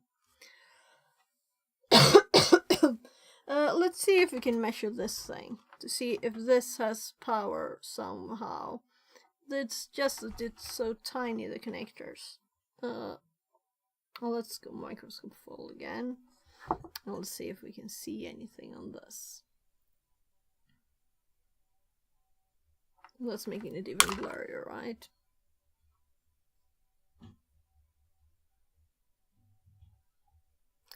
At the end in one direction. Going back. Yeah, we're getting something. That's my finger. So, yeah. So measuring this, it's not easy. And we don't even know which ones to measure.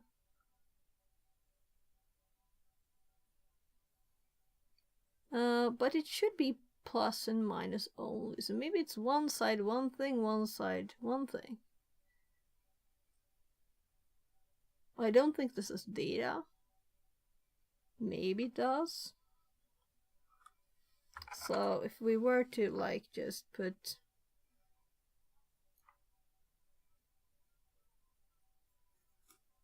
I'll just randomly push it somewhere without the microscope. So let's just see if we can get any read of anything here.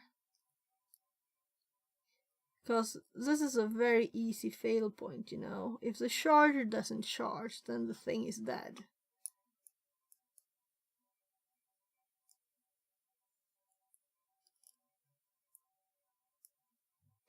So we don't get more measurements from me just holding them, right, and touching them. We get the same.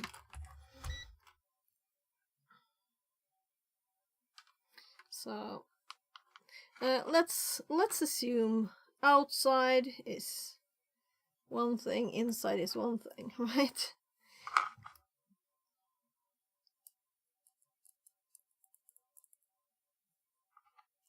You never know.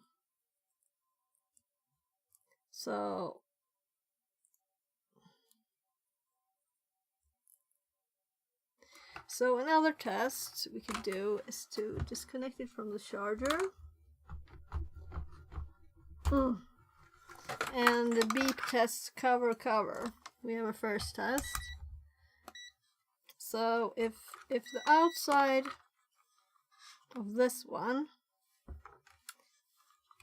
and the outside of this one, yeah?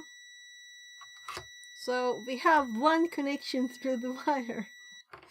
Then we have the USB.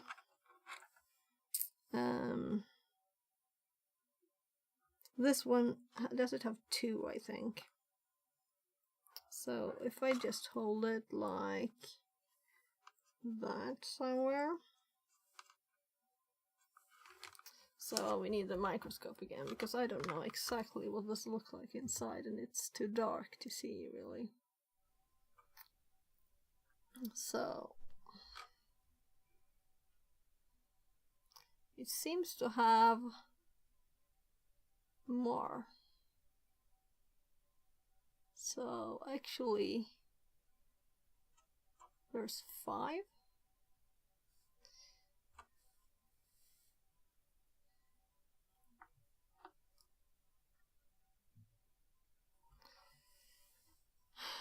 Let's so 5. Maybe it's easier with a bigger one. Can this one fit in here, right? Yeah. So let's replace the red one.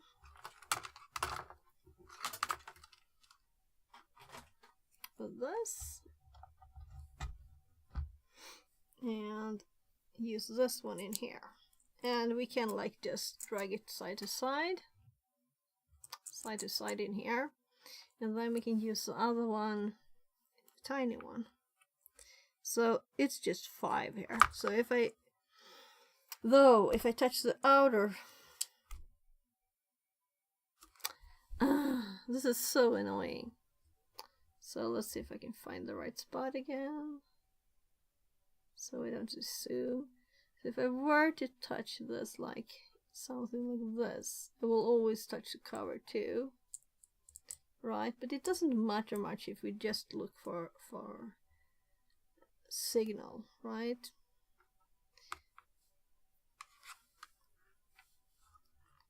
So there, this should be the first one. And why did I remove? Let's get the soldering bullet. Where is it?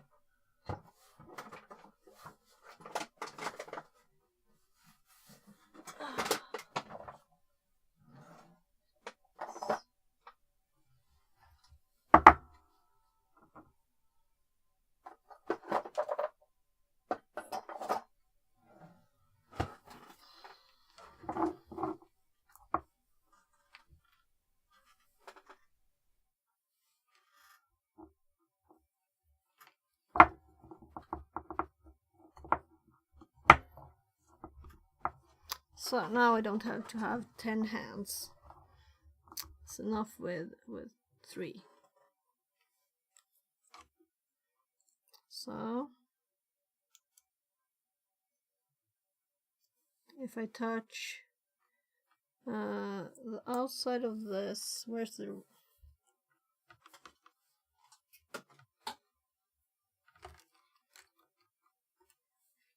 outside to outside? We have the beep again. So first pin. I'm still touching the outside, but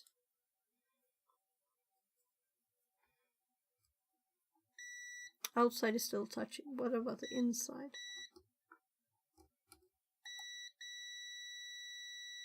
Yeah.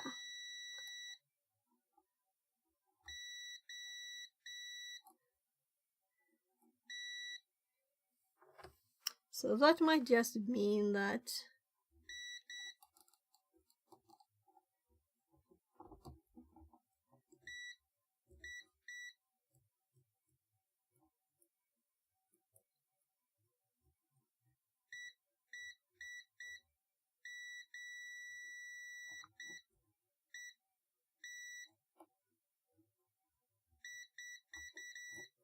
so this is very specific now. The outside ends on the lower one on the side towards me. Beep.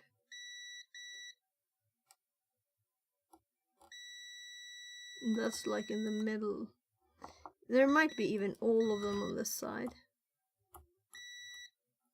So I would like to have more precision here and only touch one thing.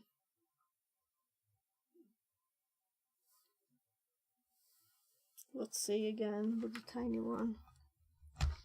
Oh gosh. So this is power training for your fingers. Power finger training. Oh. Red.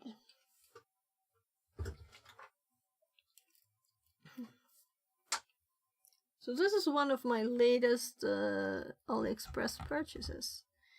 So they're kind of thin and like bad quality, but I bought them for these being attached already. I don't have to do it myself.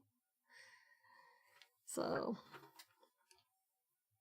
obviously not expensive, right?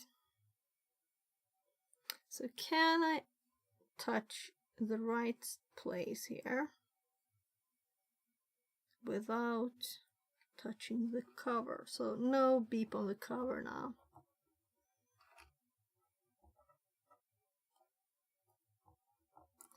So all of these that I touched before, that beeped on this side. I was thinking this is probably, since all of them were beeping, this is probably like minus, right? And this side,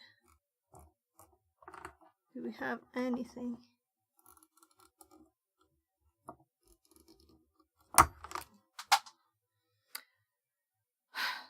Yeah, so the is it worth it? It's really popping up here now.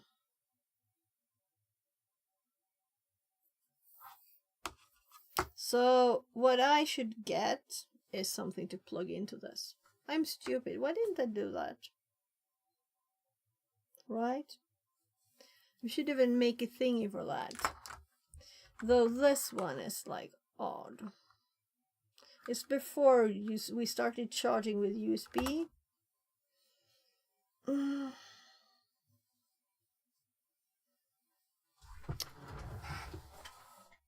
And it won't be able to do much when we get it started. If we were to do long enough, work on it long enough. I'm just gonna get the thing. By the way, we already have stuff in this room, so let's just get one here. The USB's here. So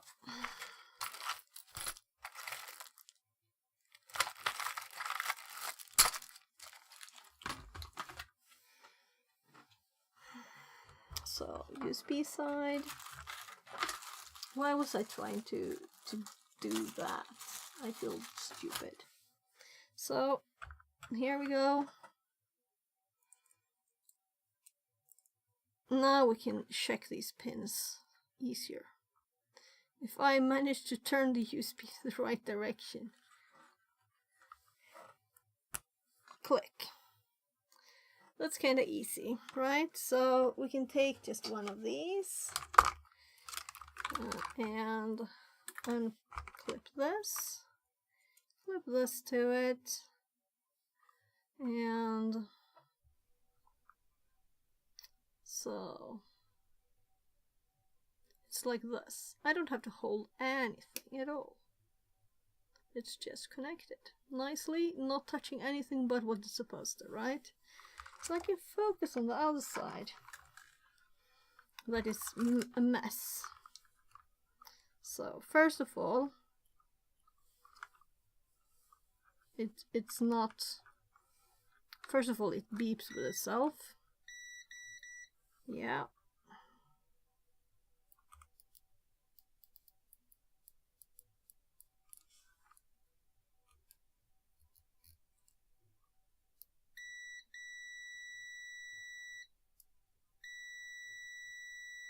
So, definitely. So the ones on this side that I had connection before, those are probably from the cover. So if we look at the microscope at the same time, so here, we can actually be exact about it.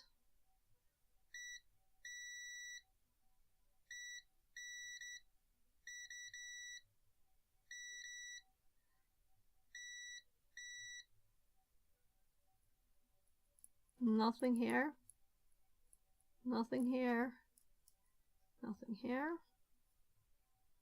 Other side, nothing. So it's only these, and the connection is good. Okay, so let's hop to the next. So I am, oh my god, there. Let's make sure it's only touching one. So only touching one of them.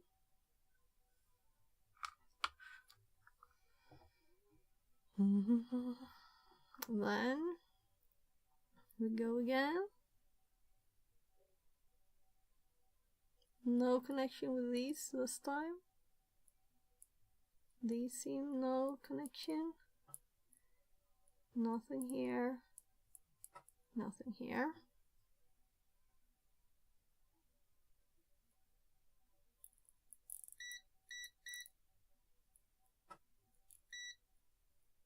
Again. So outside.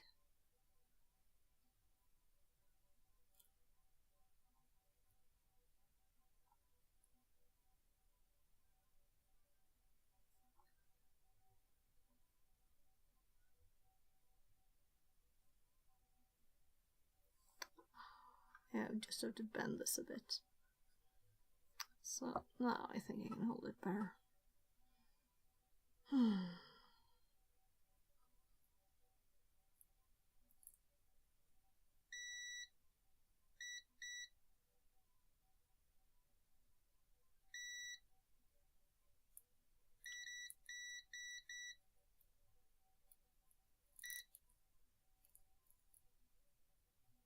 So why is it so, like, intermittent?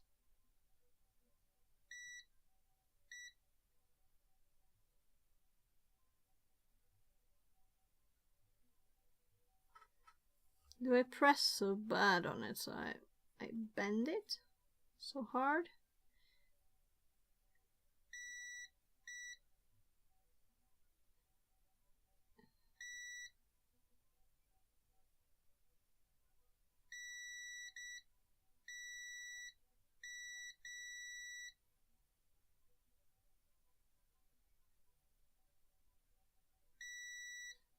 So, is it only one of them?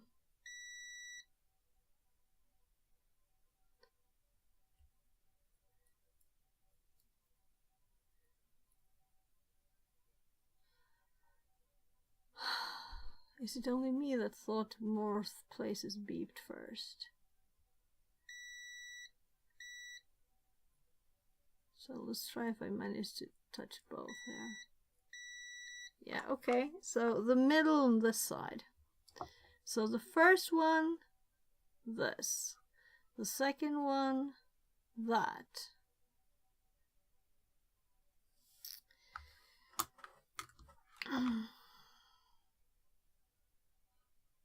So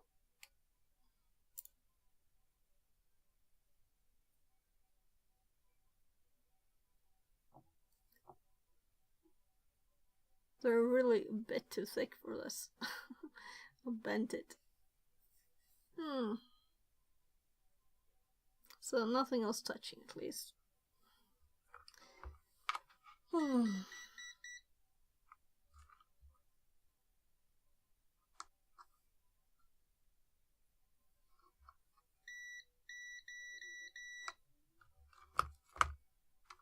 So,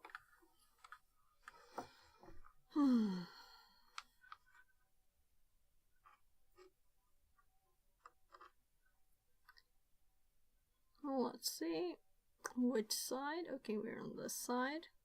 So it definitely shouldn't beep on the first, because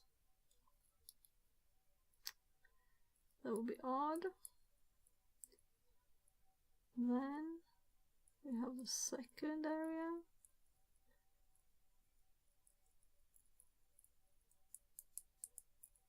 Nothing seems.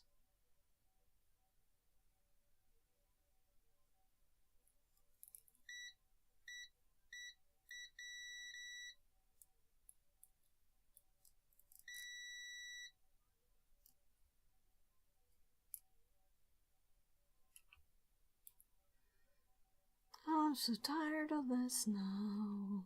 We'll just skip this, I think.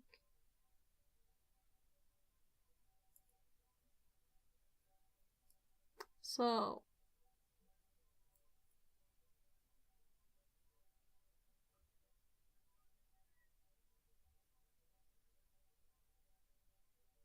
I did get beeps, right? So it might be that I'm doing this thing, right? Might be a bad cable. And that we're not getting logical things because I'm actually moving this. But it did beep here. So maybe this is just saying the cable is bad.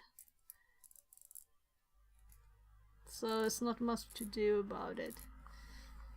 GND should be outside. Yeah. It is, and that one is connected. That's the first thing I tested there with the cable.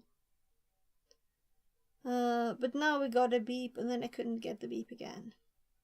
That kind of means the cable is broken, because I'm sitting doing this all the time, you know. I'm bending it. So let's see once more if I can manage to get a beep from this. Because it did beep. There was a connection. So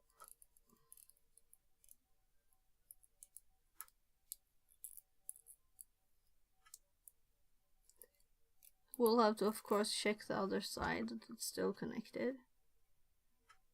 So it is still connected. And it still beeps here. Now it turned off.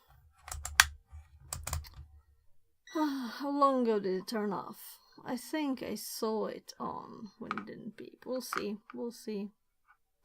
So, if it beeps now, there, it didn't beep on the same place.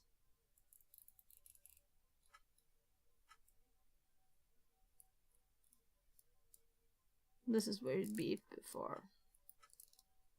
Yeah, so. But 0L, 0L, 0L, 0L. You saw that, right?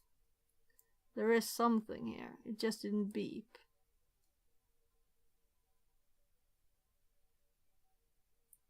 There is some kind of thing there. Even though it doesn't beep now. It is by resistor. Yeah. This is me measuring ohms, the resistance. And if it's over a certain value, it's saying these are connected straight. Oh, didn't I push the button? Then they don't beep. So they beep when I touch. So let's try again. There we got the short beep. I actually managed to find the spot. So now we have a low. This is connected. 0.6 ohms. That's a real low resistance. So I'm not sure if it was the cable now Power in USB bending. is only 1 and 4 pin, but 2 and 3 it is data signals. Yeah. So these are really saying, is this a data cable? These two.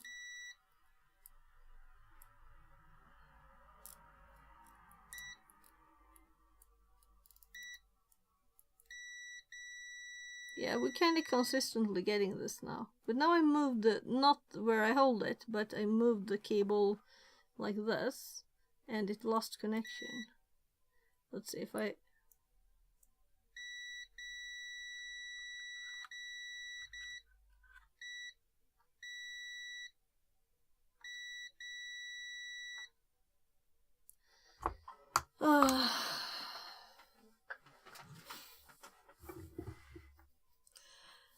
Well, what? Maybe we don't have to be very careful. Anyway, let's do the last one.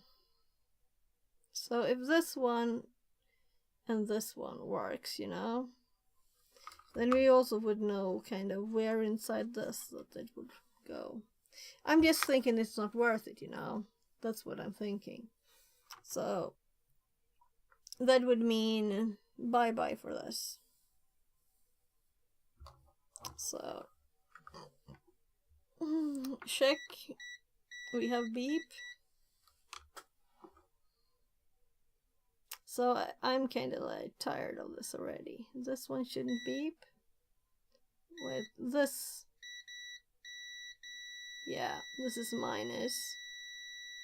And it beeps here. Let's see if it beeps inside.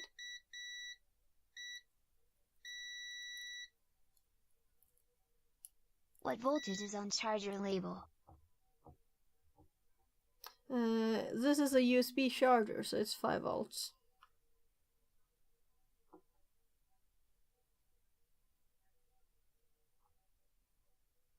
So this is older than... So the ones here that I'm touching right now,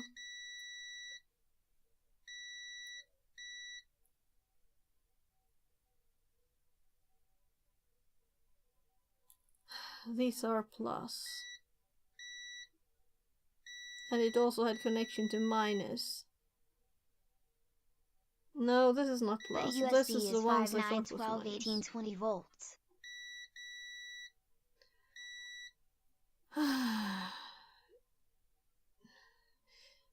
I've never seen anything but 5. All normal chargers are 5 volts.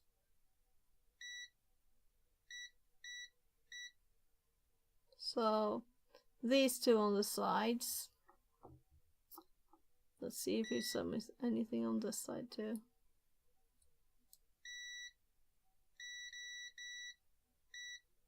No, I'm not sure if I'm touching the up. No, I think these two. So a lot of minus slash ground.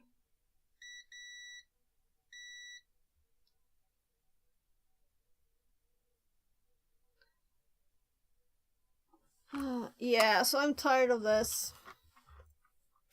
So this made it much easier. If I can get it out. Default is 5, but that's what resistors are for on the data communication signals to change the voltage. Or for... yeah, so of course the signal will... on the communications will be different, but I don't think you will have 20 volts there.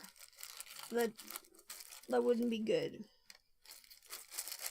So I haven't read on USB like that, but I don't think there will be. I mean, a lot of stuff would just break. So let's see. Oh gosh, I got a headache now too. This was not a fun thing. I was just thinking, you know, should I just throw this out or should I try and fix something first? But I don't think it's worth it, since I know that the phones that are this age, they're useless, right? So let's actually see if we can find it. Did I hear someone at the door?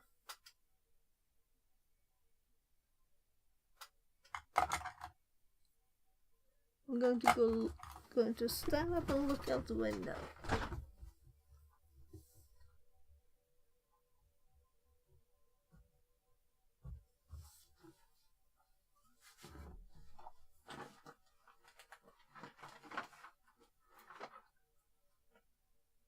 So there's a tiny roof in between, so I can't see much.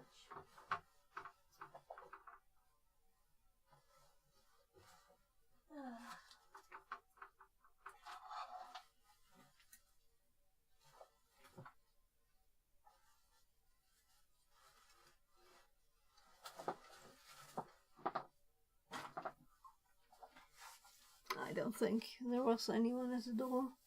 Maybe it's just my brain wanting to Old have systems something had else to voltage do. converters, and even if USB provided 5 to 9, the converter boosted it to 19V. Yes, that's why I said that this is a USB cord. So it has 5 volts. So that doesn't say anything about the battery, you know? But it's kind of a usual thing, 5 volts. So let's unplug this. I got a headache. Let's drink some water.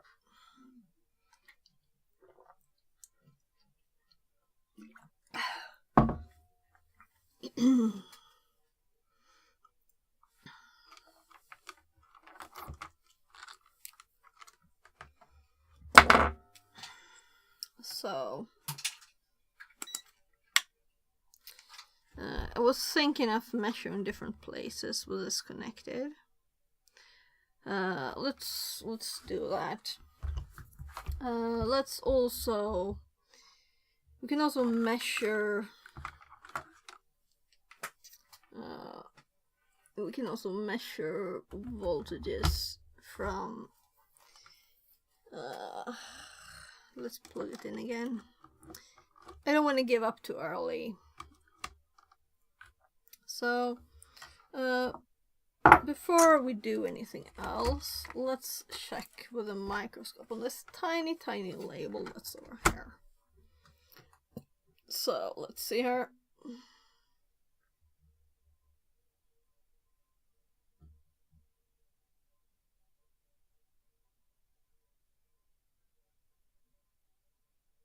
So, here's what it says. So maybe this is the wrong charger that I'm using too. Even though it has a USB connector, It's very old, as I said. Let's Google it. So Asus. Now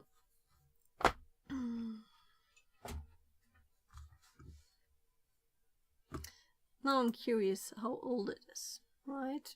So E pad TF 700 Asus.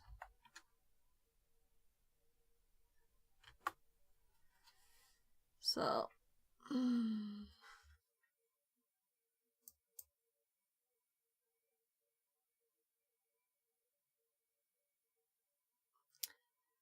so it's from 2012. So you see why I don't want to spend. It's 12 years old. What's more than 10?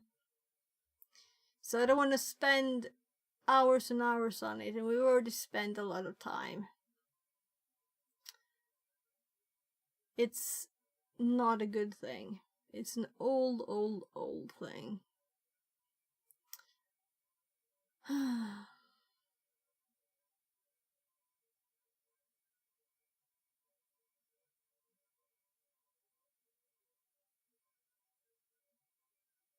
Web link.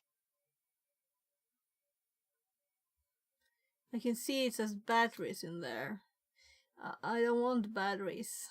I want to throw it out. I don't want to pay money for getting it working. 20 Yeah, US that's dollars the new. battery. Yeah, so I could get like a much newer one here, right? Could get a tablet for that, a fully working one. Used.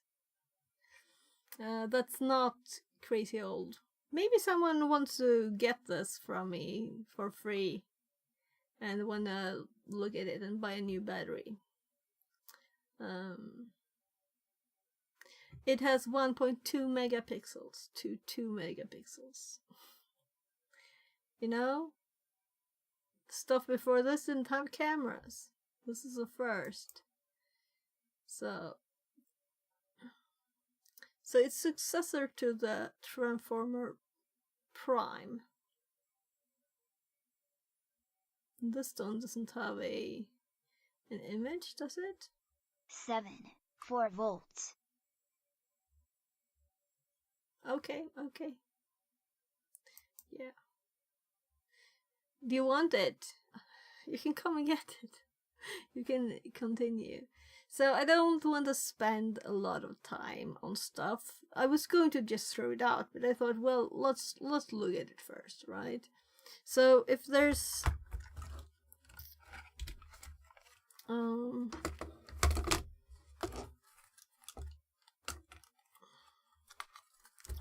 there.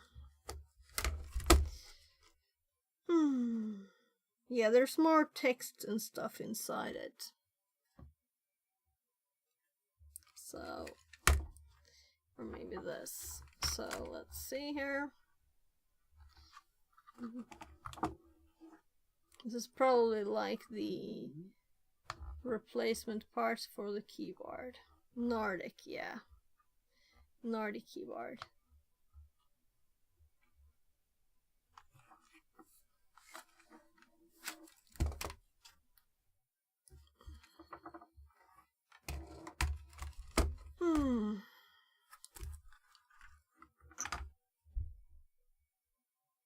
And it also has this, right? Which is kind of funny. For a tablet.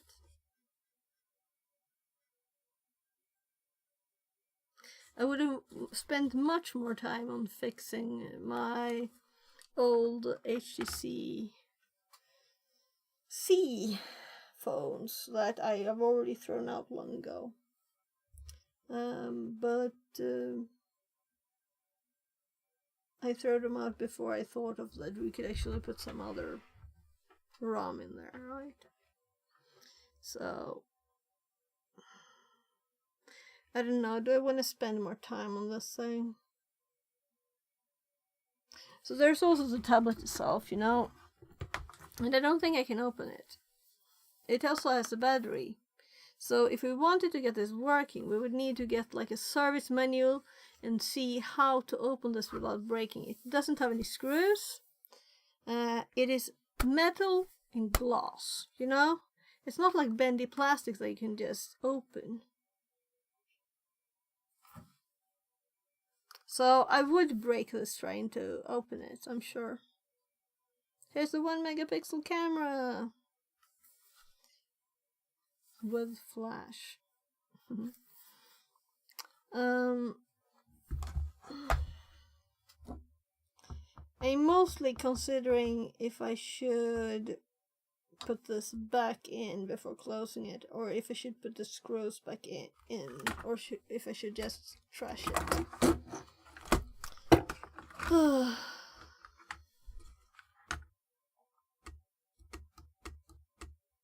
Also, you see the SD reader. It's a full SD card. It's not a tiny one.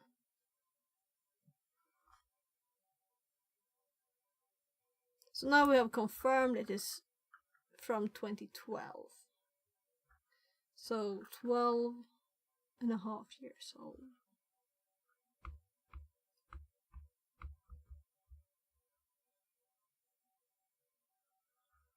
Yeah, let's just do another thing that's more useful, right? So by the way, here we see tiny clicky things. So if I do this again, yeah, here's the things that click in there. Click, click, clicks. Metal.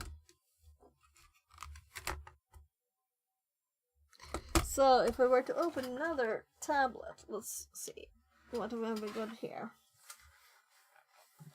Yeah, this one is actually open even. So this one is plastic on the back and it's very easy to open. Let's see. Yeah, see, it's open a bit. And I've switched screens on these because kids.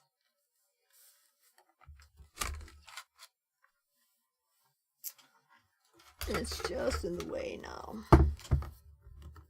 So you don't need any tools or anything, you can just open it.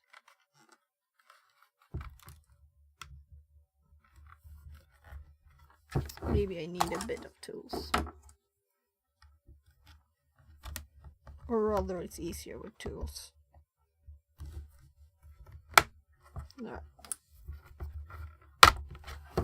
So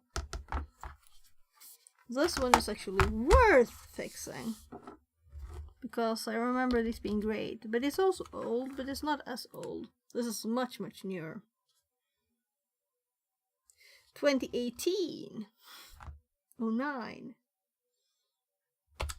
So the battery here is a bit fluffy. But the problem with this one, I think, is that the charger's connector is not connected to the board anymore.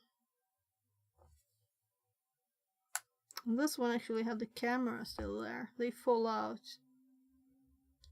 We have 2 of these. So yeah, I don't know if this is the one I changed the screen on.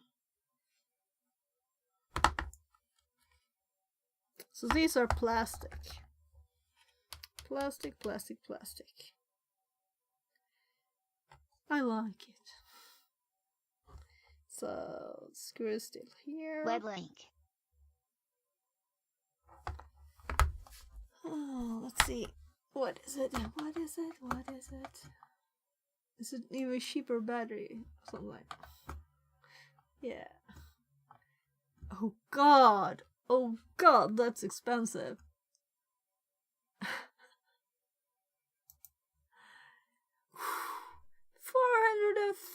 $450. That's $45 for a battery for a computer that's from 2012.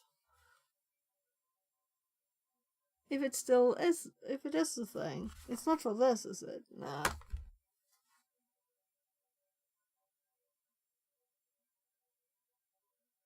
Oh my god.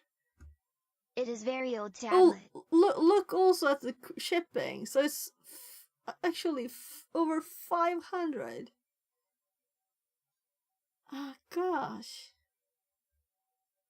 People are crazy. Crazy, crazy, crazy.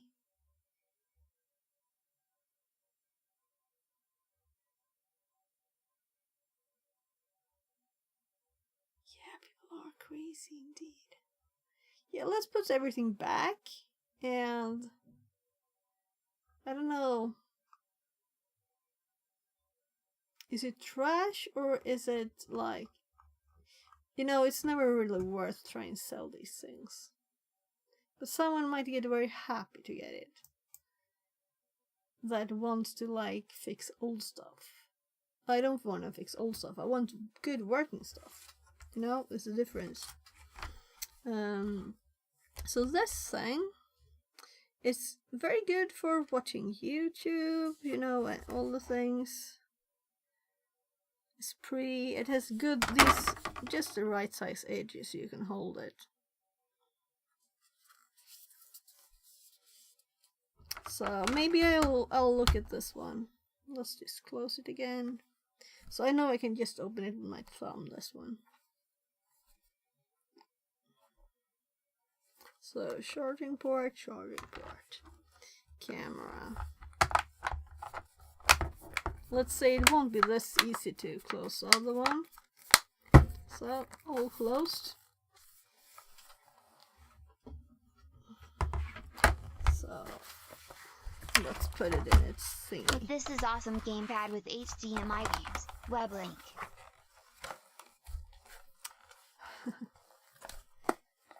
Poof. So my kids used these so much long ago. So which one is this?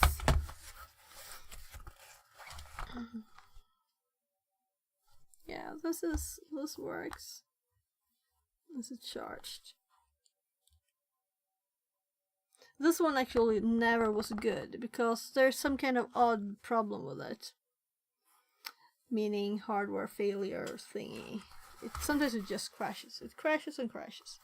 So I never really used it a lot.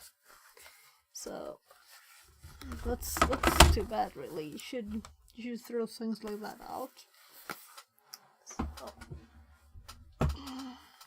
Or rather, I should have returned it when I noticed. So the top for this one, let's just put it back together. Because I don't think it's worth it, right?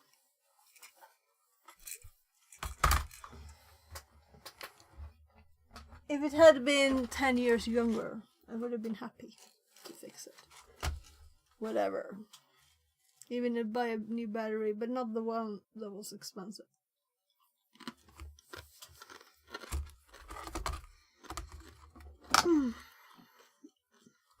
Yeah, let's connect the battery first.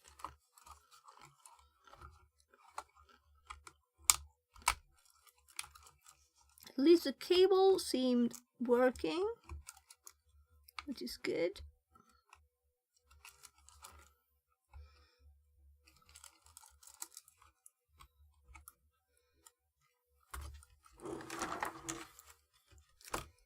Oh, this is a bit tricky.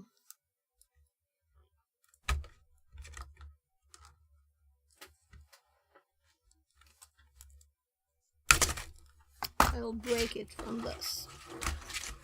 So let's look. So is it in the right spot?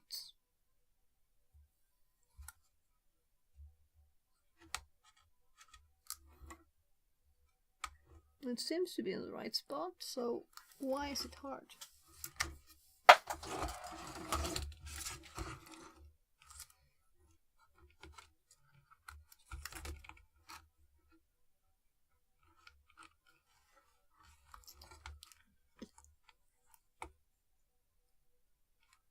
Oh, I think I got it there. I think I got it. Just pushed down. It was too angled to get in. There.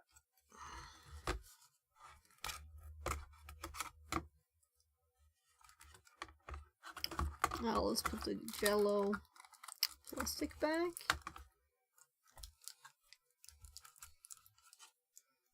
So nothing else we have changed except the clicky thingies.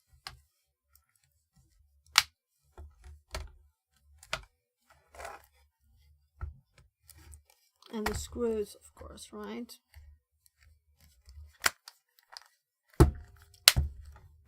There, back together. So we just need to put the screws back.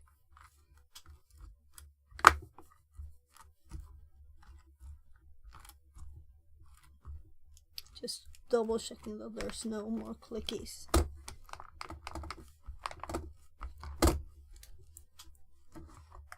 So we had 2 screws on the edge.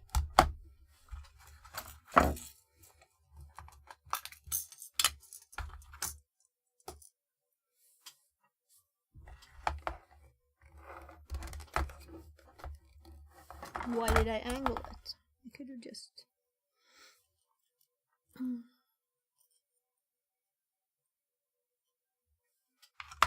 Oh. I was going for the 3rd smallest and I got the 3rd biggest. Of course it didn't fit.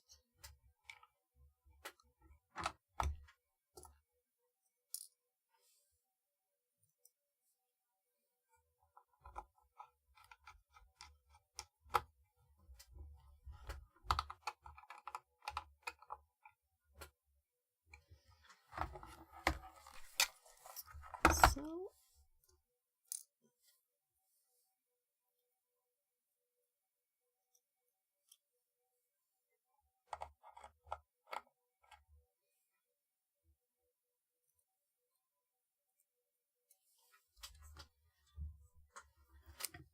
it feels like everything is dark now because of the bright light on this, right?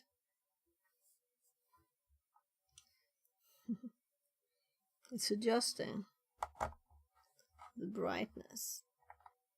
So come on, little screw.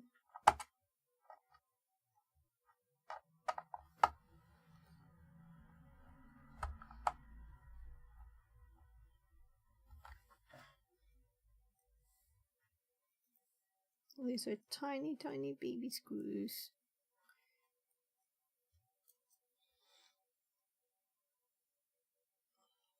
I'll click the link. Just a sec. Let's get this done. I could just not care about this, but...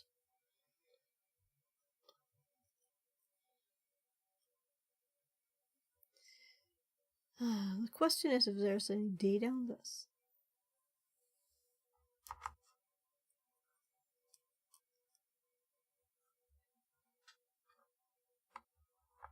Come on now. Oh my god. Tiniest things. Maybe I should use the microscope.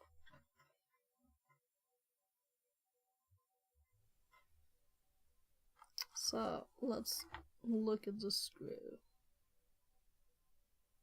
So can I do it better when I see what I'm doing and just instead of just feeling?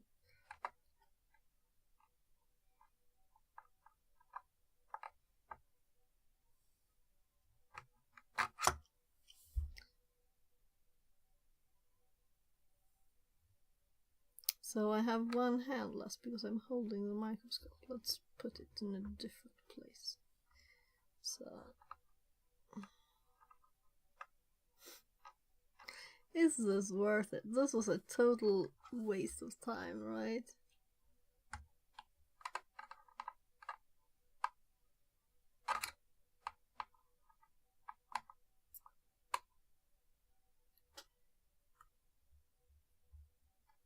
There.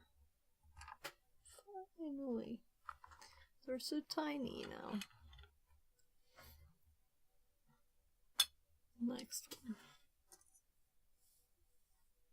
So they're this tiny things.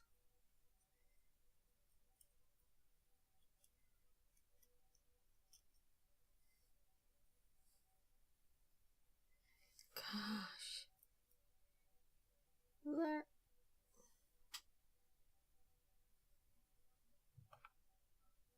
So now I can see to not just feel. So it's a bit no.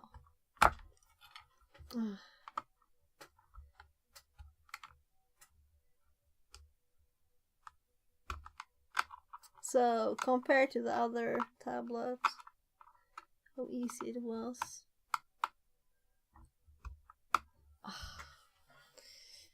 Good enough. Good enough. So I still haven't decided if I'm throwing it out or if I'm like, I don't feel like I'd give it to the Red Cross when it's not, you can't start it, you know, but maybe they do like check stuff and see if they can fix batteries and things, or maybe they just see if someone wants it. That's usually what I do with old stuff or hardware that I think is too old.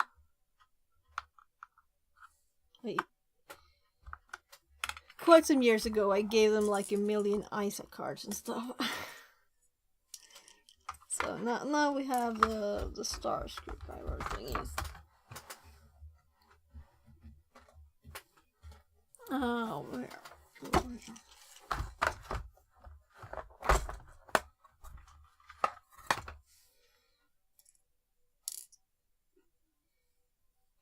So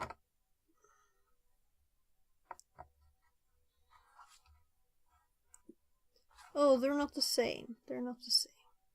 So I think the ones on the top are longer, which is kind of logical, right? As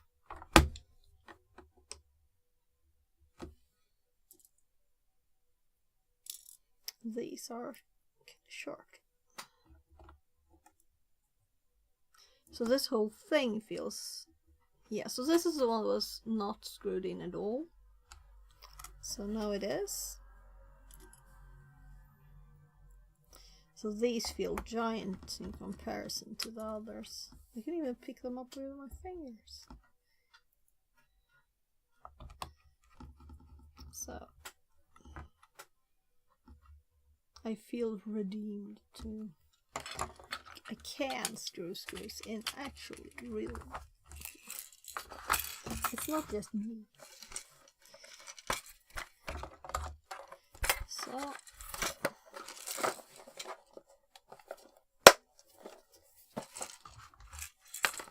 So I cracked this one. So I got a lot of glue there. I think I did it on stream. So all screws back. Let's see if we can get these feet to stick too.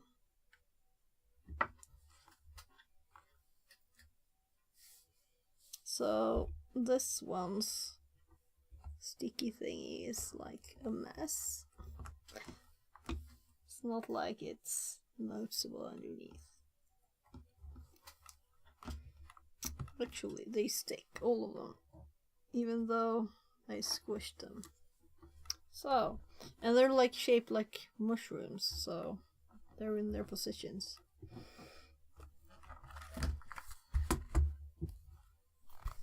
So, by the way, this angle, that we can actually open it at a wide angle, other laptops haven't been able to do this, or other tablets with keyboards. So this is like a special one. It really fits and it's very nice like this. So it's too bad in a way, but also it's, I've also thrown up real good laptops that were tiny that probably are better than this because they were old.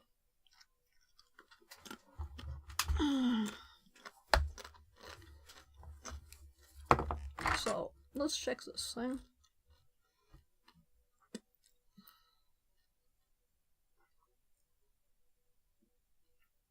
Output 5 volt or 15 volts. So it has both, apparently. So this was not the bad thing, right?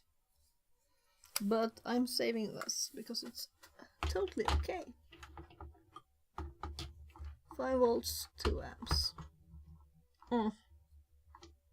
The only thing that has any worth of this still, right? And this cable. Oh, no focus. It's just problems with this shiny surface.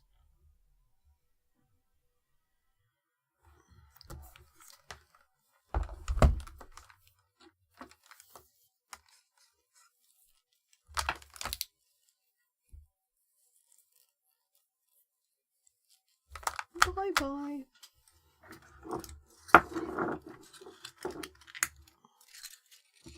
So someone who like nostalgic stuff, if you want it, tell me. Right? I'll just send it over.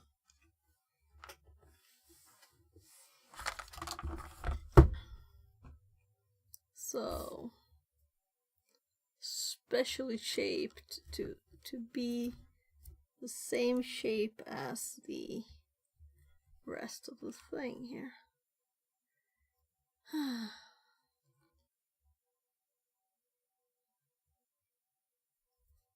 Come on.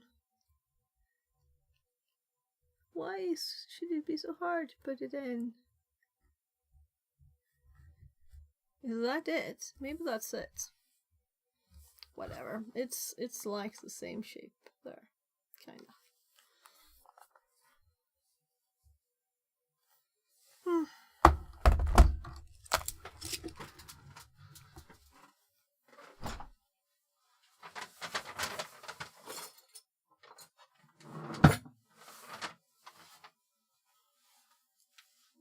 So I'm about to pass 10 hours again. Let's not do that.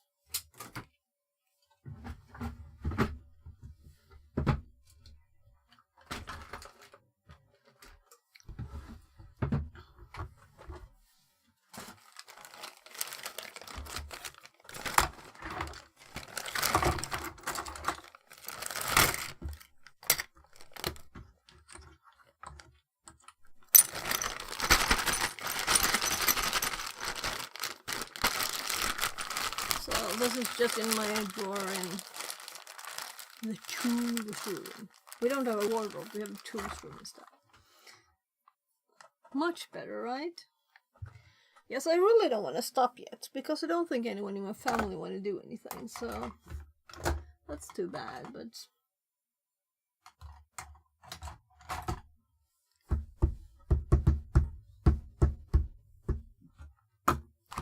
let's get rid of this and this.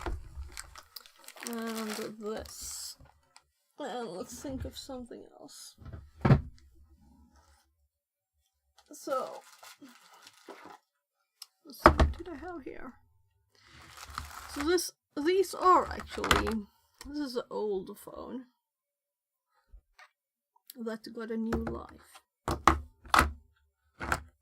This is old phones that got new batteries that lasted for a year. So where did I put that paper? Here. Because it's kind of like a lot of stuff on the table. It was dirty inside the computer for some reason, on the tablet. So.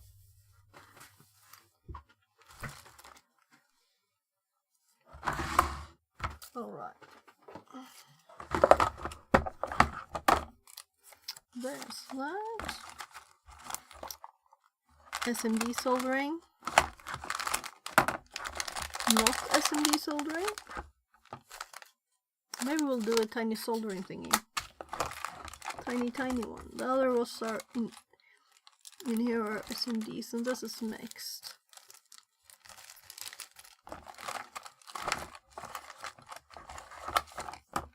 Why is this one there? So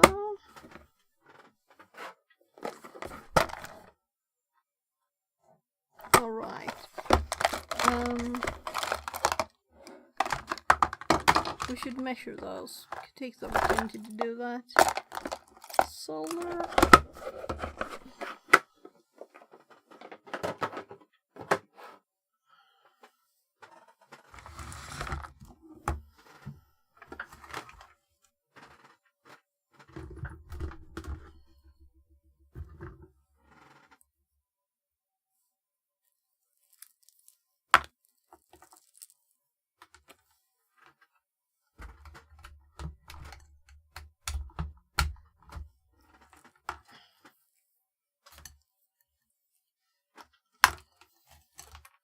Oops.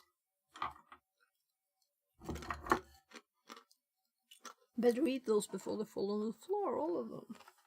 I dropped one. So I don't like it. I just squished them to make them fit in the bowl, but it was like more than half a bag. So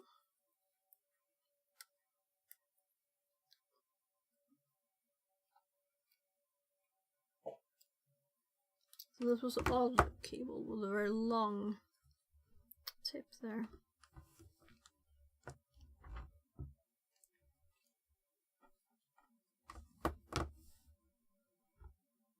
I-9000 cyanogen mod.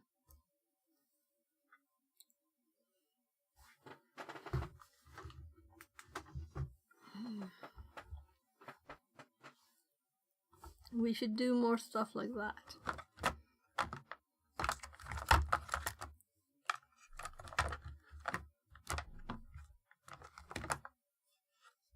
This one's camera is broken. These two, they just have the battery problem. So that's why I made the green cable that we had for the power.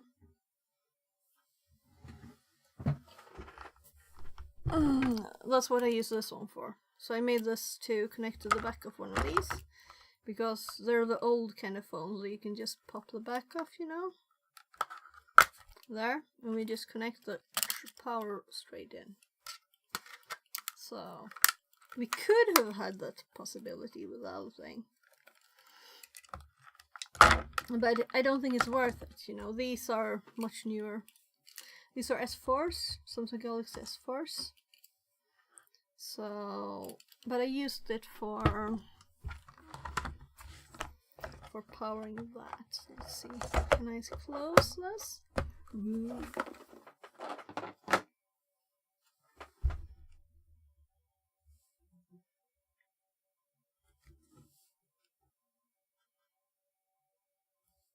So this is an example of why you don't have much use of old devices. So even if you can get a new system in here, you still have a bad screen with bad graphics and bad hardware.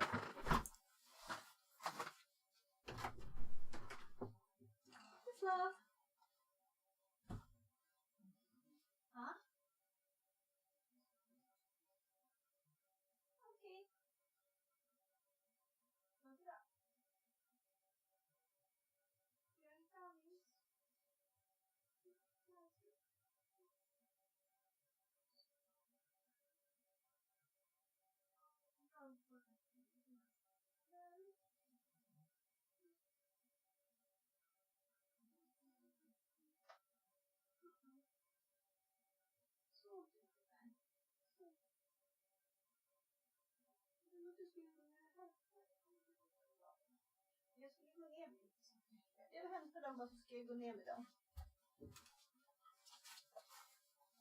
So I'll just bring these things down. So I'll get rid of this. Jag har lite skräp. Vad ser du?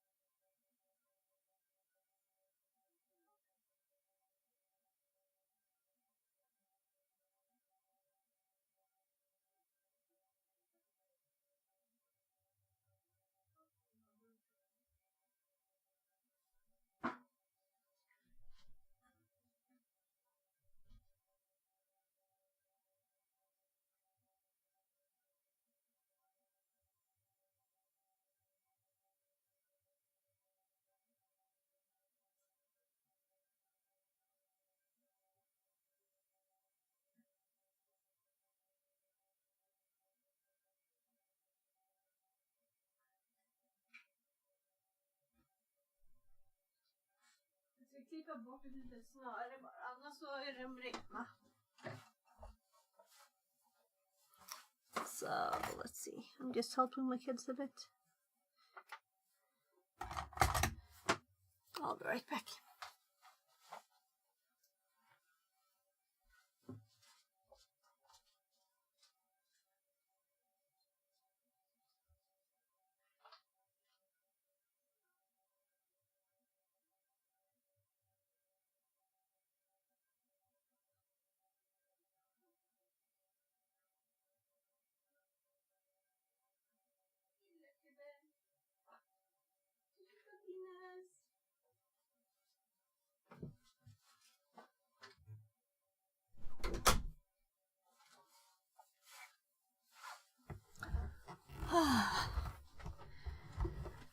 Yeah, so I'm thinking I can't stop streaming just because it's 10 hours, right?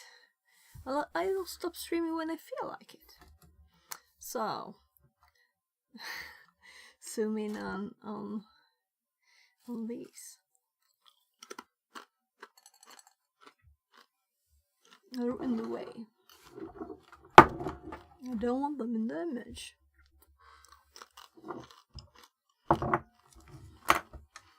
Right, so I guess I'll let this charge and then I'll probably trash it too. But it's a good test, you know. So I got Cyanomed on it.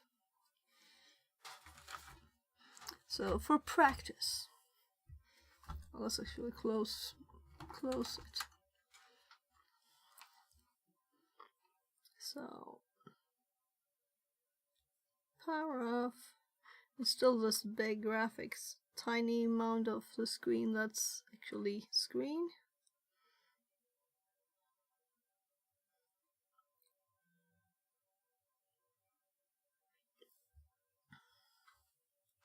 So that one was never mine.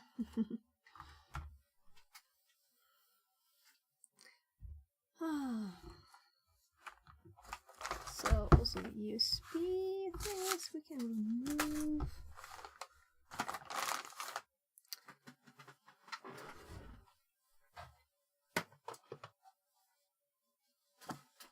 So I started the day with cleaning.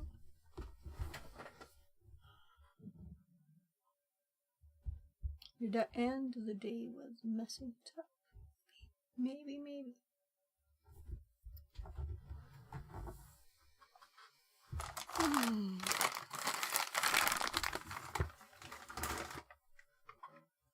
Right, we should switch the microscope's arm to the one that's not going boing boing, right? So it's kind of quick, but not that quick. Let's just go, right? We have this. I don't even remember what it is. We'll see what it is. Oh. HW54.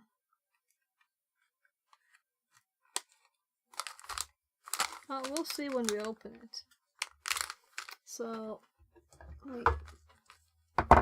Apparently I needed pliers to open this.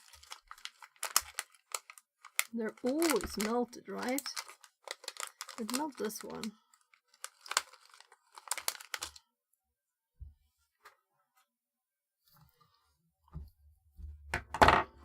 So, the reason I thought of this was this is in the way for the soldering station. So, let's get closer to that.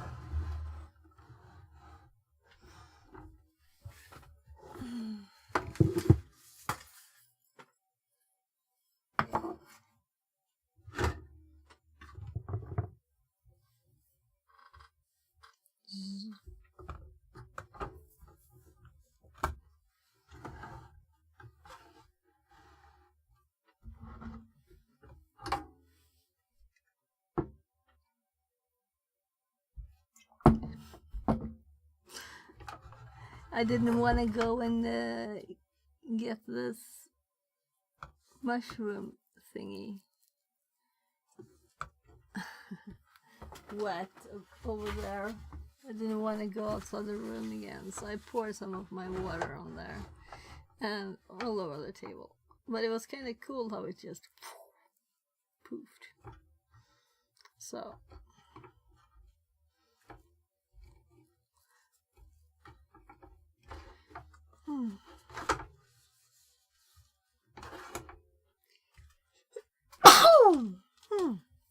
So before I turn it on, I'm gonna check what we're going to do, because it keeps getting a bit warm in the home. HW54. So what is this?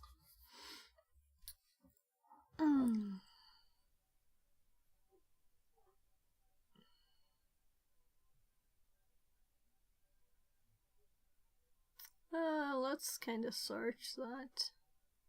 So we have an in and an out. We have resistors. So let's check everything. First, what's this?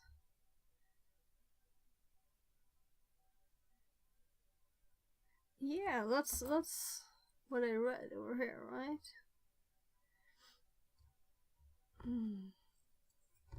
And it's not like it's... Oh, look, we have text.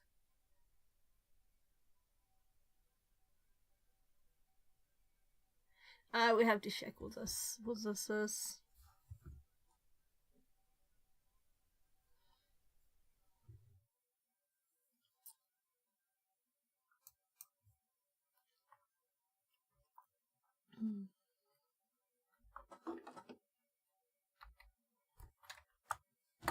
Better do this.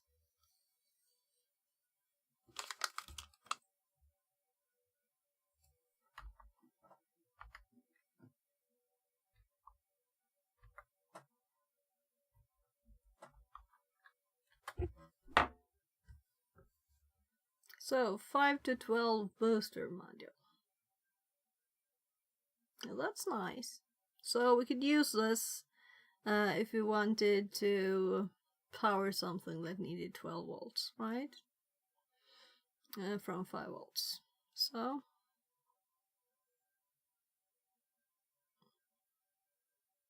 yeah, let's build it. This is exactly what we have.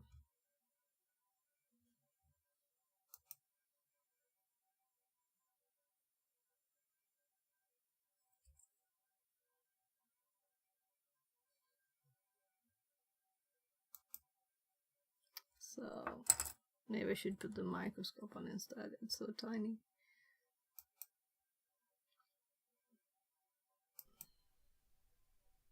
Alright, we used a tiny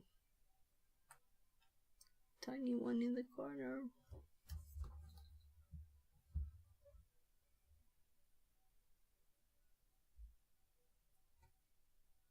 So it's the same thing here. So we can see a drawing of it, how it works. So this is this side. And then this side. And I definitely bought this from AliExpress, right? So this is what it's supposed to look like.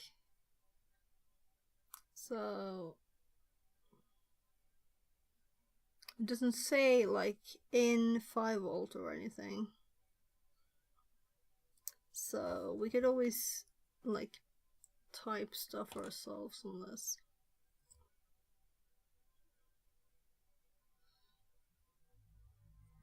It's like they really wanted us to know their site. Oh well, some basic soldering and we get a useful thing. So I'm throwing this away. So shortest, tiniest height first. So we have the IC. It's like not the tiniest, it's the other way around. These, then I'd say this kind of thing. So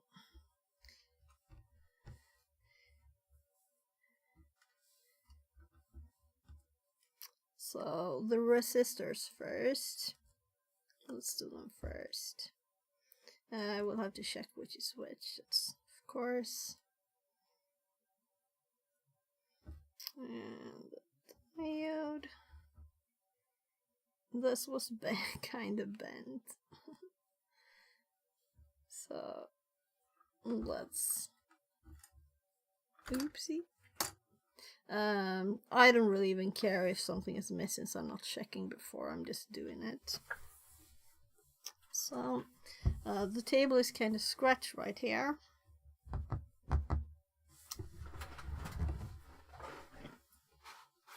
So let's go for this again. Maybe better contrast too.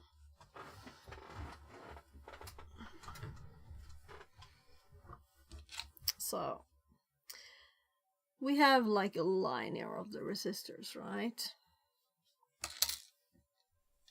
So we can easily see the numbers. But these are blue. I hate the blue ones. Oh look, they're kind of can see the colors. That's amazing. Some blue ones are like unreadable. I think we can all read them all. So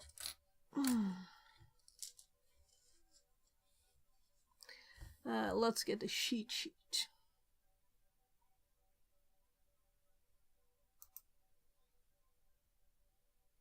I should have that in my notes. Why don't I have it in my notes? Let's put it here. So let's do hardware.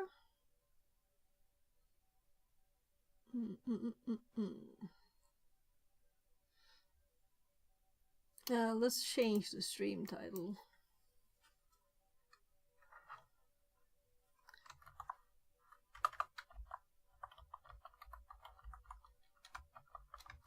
Soldering for fun. I'm just putting there on Twitch. I don't want to change the YouTube one. It can be the same for forever. What's up? Why is my time 0? I'm like, it can't be 0. It is. It's midnight. How did that happen? So my kids have gone to bed, or rather, my 16-year-old is just going to bed.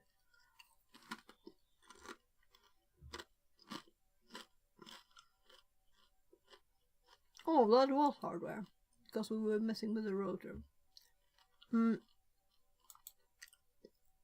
Let's do like a components. I have a good image. I think it's on my desktop probably.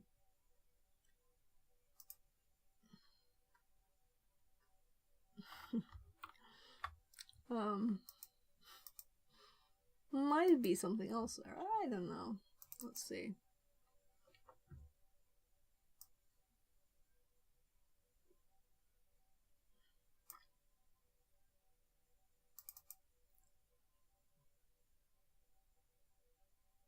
There's other stuff here that's useful too. But I kind of like this image. So let's put it in the notes. Maybe I actually need to open it to be able to paste it here. So, because I want it not just as an image, I want it in the note.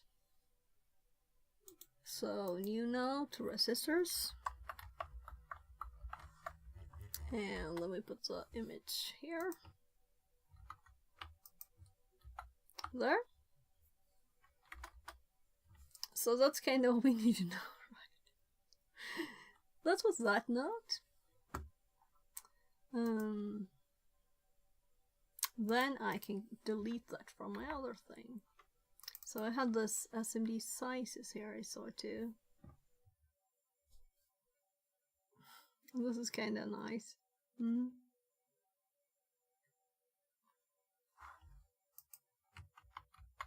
let's make an SMD notes. So on components here, let's make new note SMD. Well, it's already components, right? So there.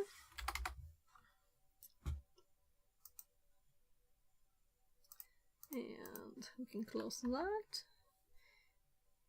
Then these are just photos that I made of. I was like, what is this? What is this? And it's kind of hard to see with the microscope. Oh, it's a Bluetooth module.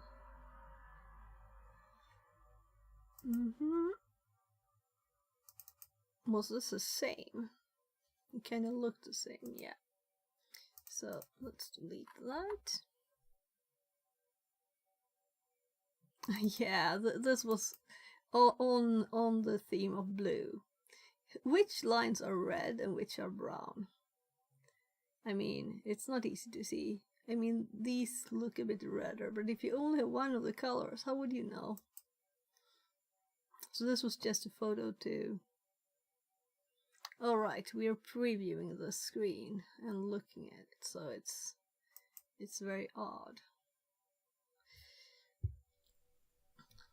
So I use it for the preview with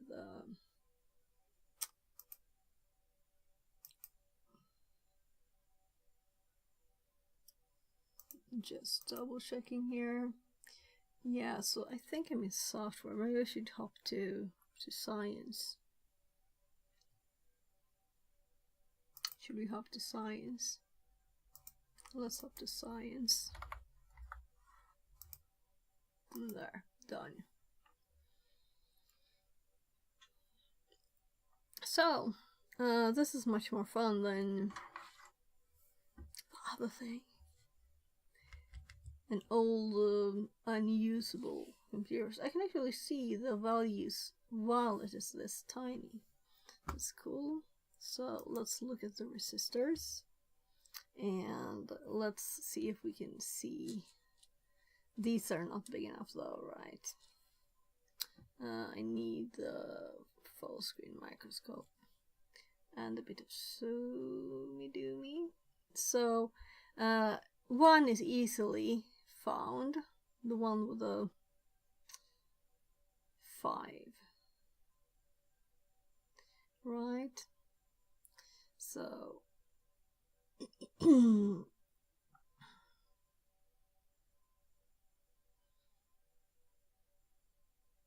yeah, so this didn't, oh, over here, 47.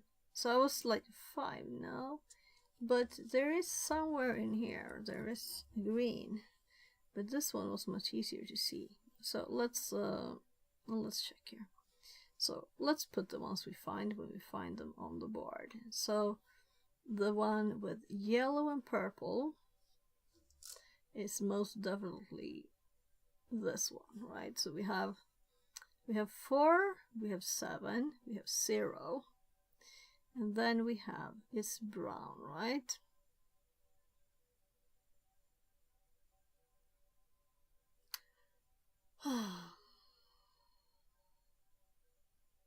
So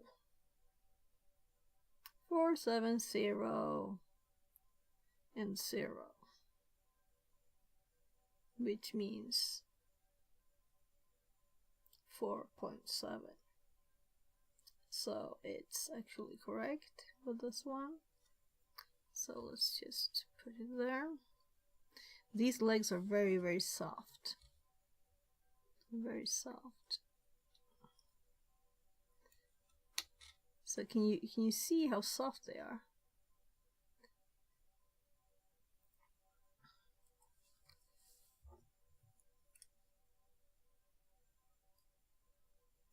My god, I can't grab it.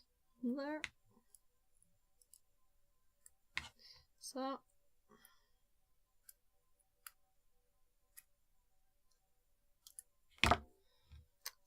it is there. It's not exactly pretty, but it's good enough, right? Do we want it centered? Do we want it centered? Whatever. whatever. So the next one we could solder it, but should I do one at a time? Let's just check which is which first, right? So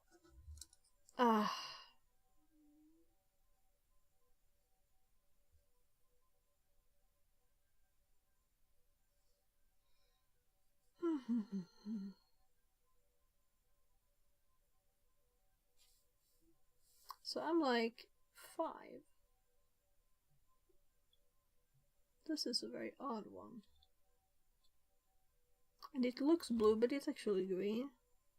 I don't know why it looks blue. It's very green.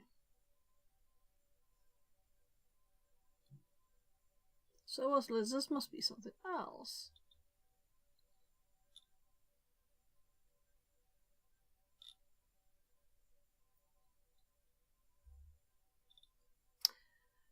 It's not like it's mostly, I guess, that these are extremely tiny, the blue ones.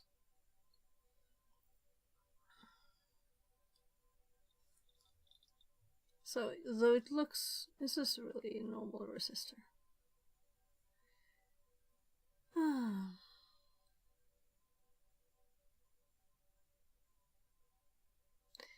I guess I don't usually see these. Whatever.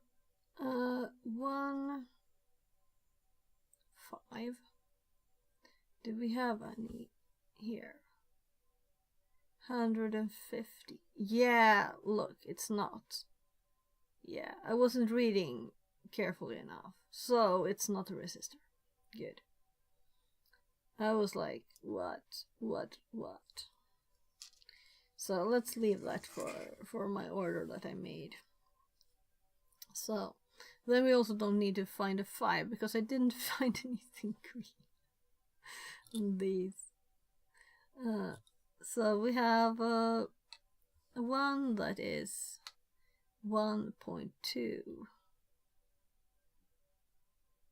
So I'm trying to hold them. Let's just take one at a time, right? I don't care which one is first. So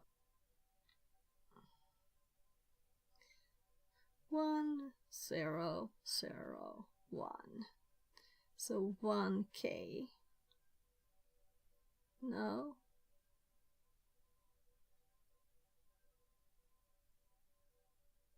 We don't have a 1K.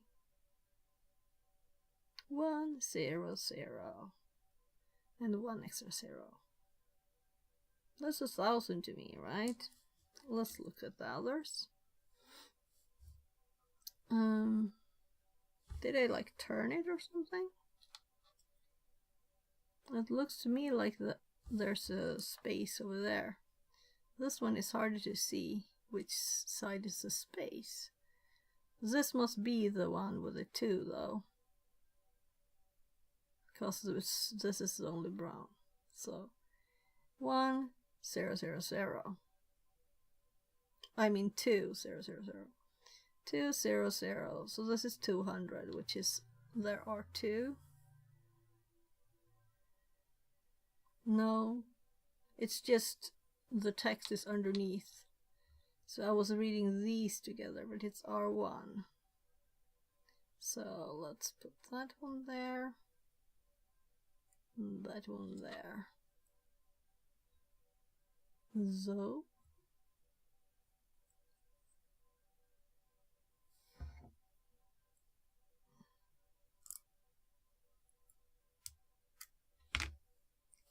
So and then we have the next one. So brown on both ends. Which one has the biggest distance?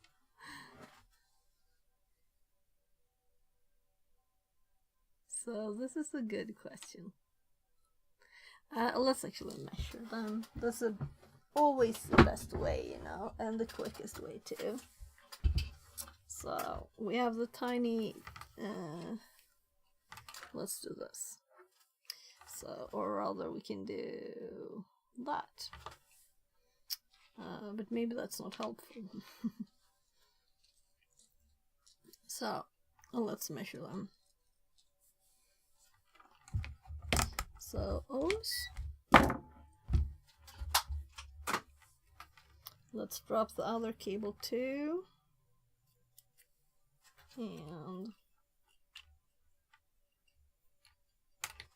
so these tiny cables, the problem with them is that they're getting messed up. So first of all, let's actually measure the ones we already put there. This should be 200 ohms.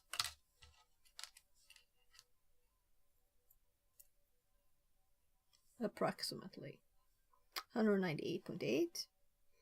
So this should be 4.7. I'm not getting the hook there. So 4.7K.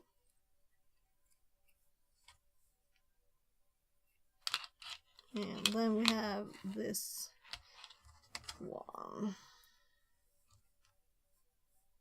that I thought looked like 1,000. So it says 1,200. Am I? So, okay, so I did read it backwards. So this is why we measure it, right? Because I can't see any difference in the distances there. They're just the same. So 1, 2, 0, and 2 zeros.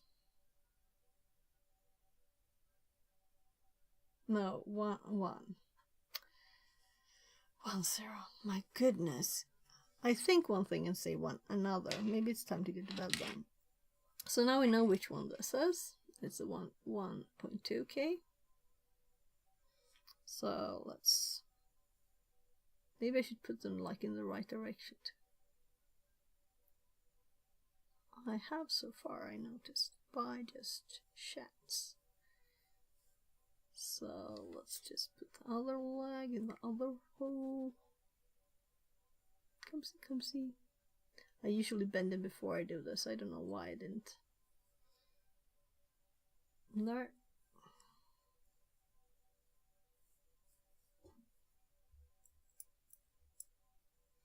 So let's see if the solder and the soldering station will be happier than yesterday when we desoldered stuff. It didn't want to do it until I gave up on it, and then it just worked suddenly. Well, it didn't suddenly work because there was problems at the end too. This now looked purple to me. So this one looked purple to me now, but I guess it's brown. It's probably the purple light that makes it harder to see, and this must be this direction, right? So brown, black, black, brown, brown. So 1, 0, 0.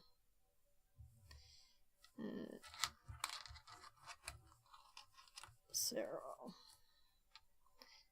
So I'm confused. Was this... Did I mix them up before when I was checking? So this is the one I thought was 1K. I must have mixed them up, but we don't have a 1K, right? So we have 1R and 10K. 1R. Okay, I'm guessing 1R is 1K.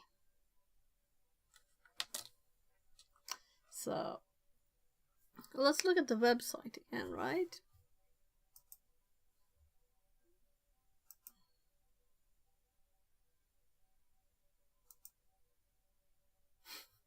Can we see the values? We did have this. Yeah. So let's see, what name did it have?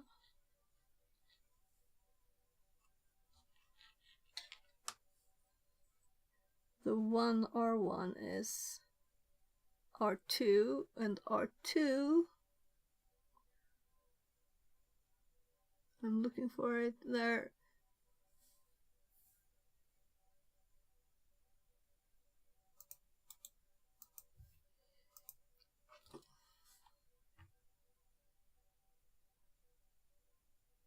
So this is 200R and this is 1R. This is 10K. And this is 200 ohms, by the way.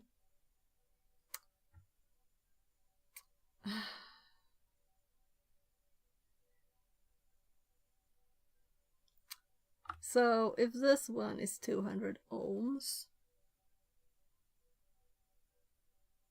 and this one is not 1 ohm, is it? I guess we'll just trust what we got with the kit.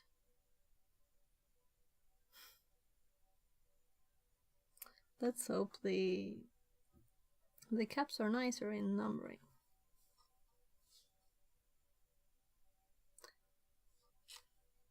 So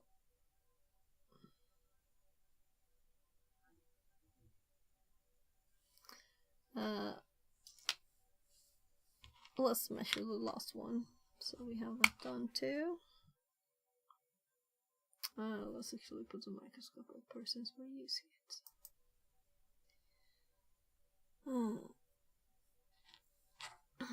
So that's the one that I didn't believe my eyes and brought this out for, and it was right, the value. So here we have 10K, 9.99K. So let's see the direction. There we have the red one, meaning it's this direction. So there, that's what I usually do with a band first. So 10K there, and come on.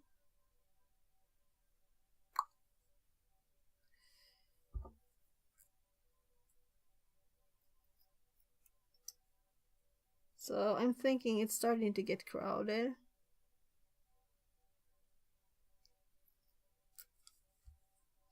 Starting to get crowded here, right?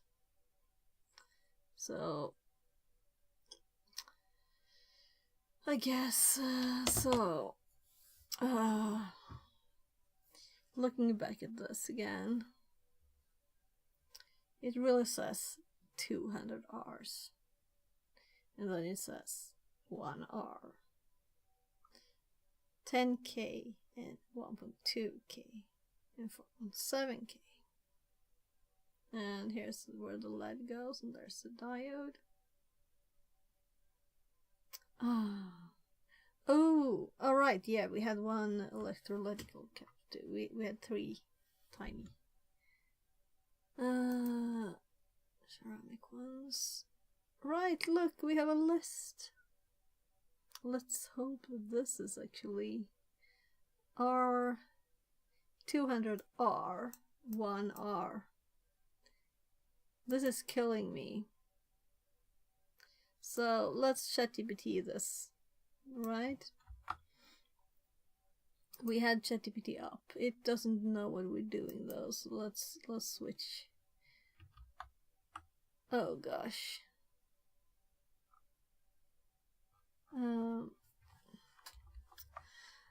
4 resistors. The one, let's measure it again, because the 200 makes me like, what am I doing here now?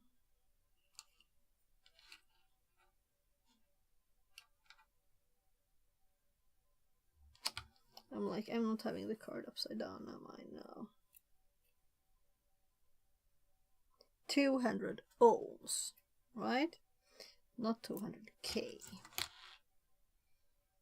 So, or can't means the same in both. It's impossible. The one saying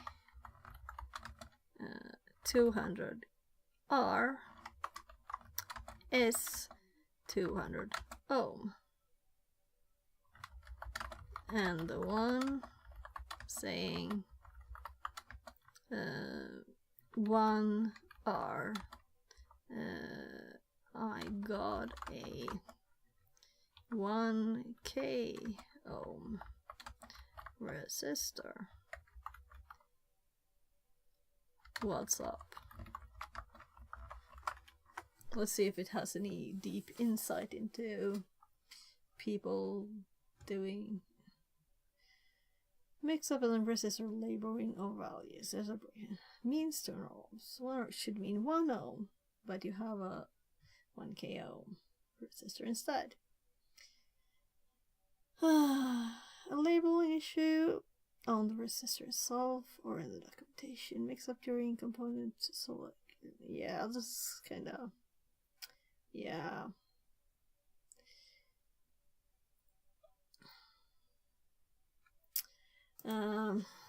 It is actually a 1000 ohm.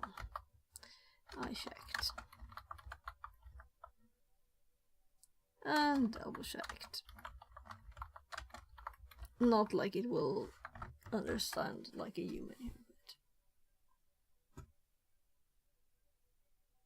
oh, 1000. Let's edit this one instead. I missed a 0.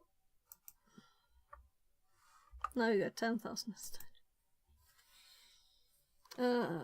If the 1R resistor is indeed, it's like a label or documentation error.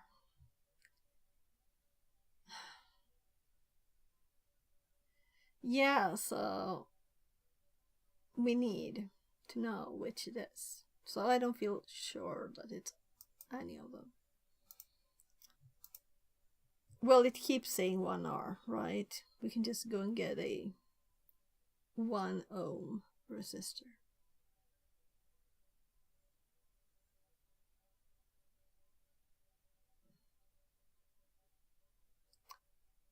This one just says 200 and 1R.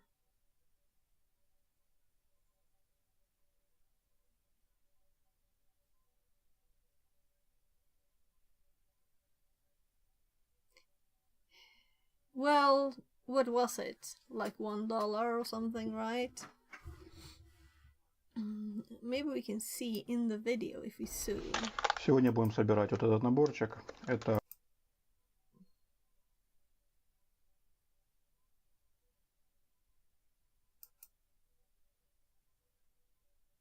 So I don't know the language, you know? Oh, he starts with those. Why? That's messier. Oh, and he bends them in a different way than I do.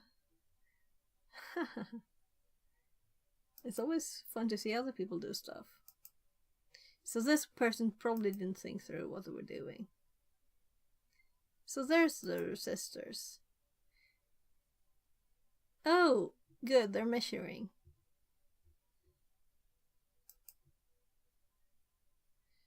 So let's see now. 1.18, that's a 1.2.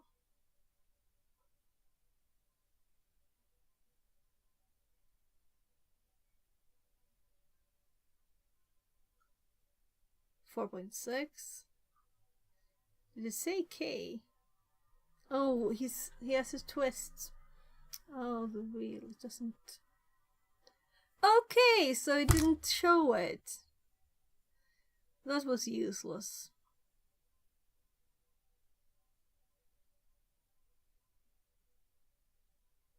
Oh well, let's see. There. Maybe we can see it.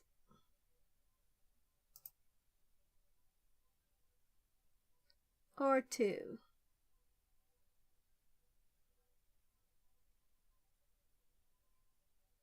That's very... It looks like gray, black to me.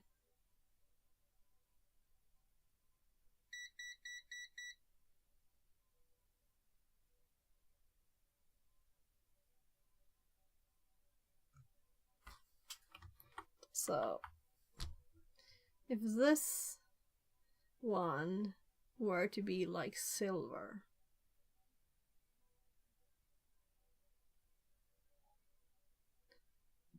it would be 0.1, meaning the decimal point hops 2 steps, meaning it's 1 ohm. So it might actually be 1 ohm. That is supposed to be 1 ohm. So the only color I can imagine this is silver. It looks a bit silvery there. My, what happened? Oh, we can go to YouTube too. Let's look at this.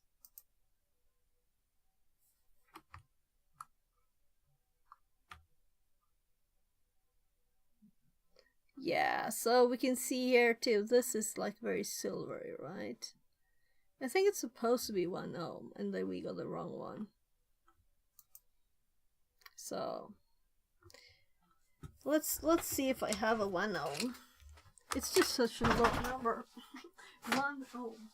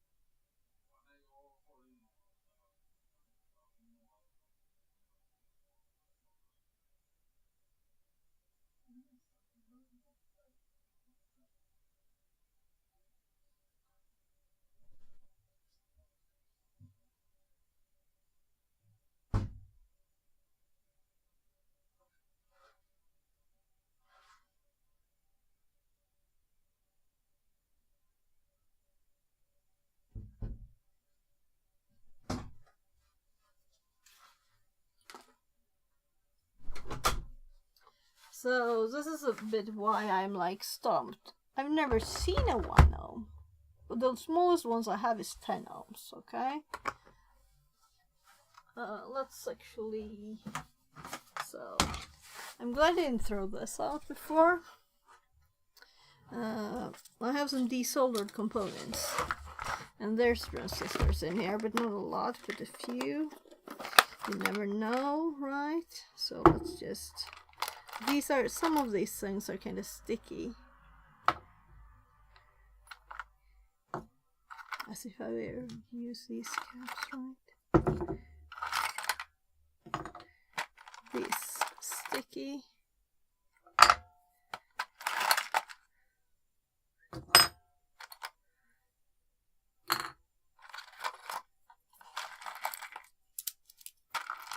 So let's just get a bit of the bigger ones today. So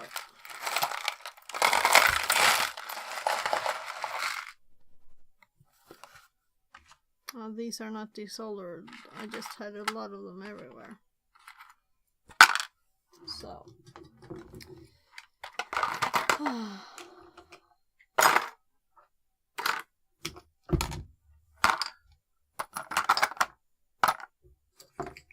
Fixerbot says, Welcome back, Cypher Enigma. welcome back. So let's see what we got here. So these are not tiny things. So let's just bye bye. Madam Fabulous says, You're going hard. Let's go fix it. Yeah, let's fix it. So, I've had fun desoldering stuff. Some of it is gooey though, right? So...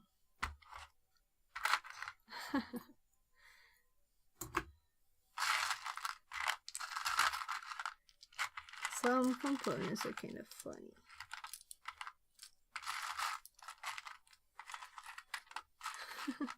A tiny glue ball. And as I said, these, I just have these everywhere. So, let's see. These everywhere. I think it dropped some, a tube of them. And then after that, they're just everywhere. So, let's see what's this. That's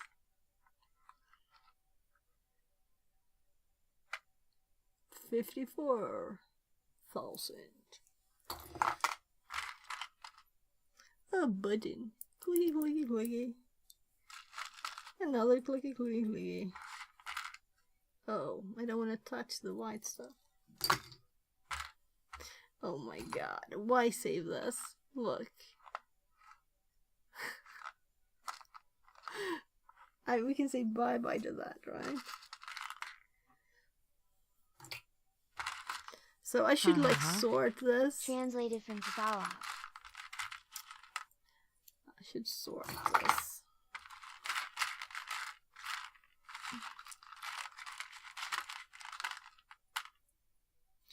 So we're looking for 1 ohm resistor. I don't have anything less than 10. So let's just like look like this a bit.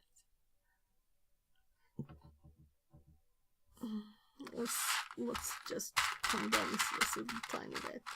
Oh my, these LEDs. Oh, let's get rid of some more stuff. Meditates harder ohm. Meditate. I have to see what you. Let's go microscope full screen on this, right? So look what stuff this is, right? Like all the kinds of different odd thingies. Look at this. So what? Where am I even? Here there's something. This is so tiny. Ohm is a mantra in meditation. I know you're working with ohms. D. Yeah. So what ships have we got here? Can we see what this is? Oh, I think it's upside down. Yeah, we want to see what this is. I think it was the same. I think the easiest way is to actually just put everything that's bigger away. So many... Look. 4.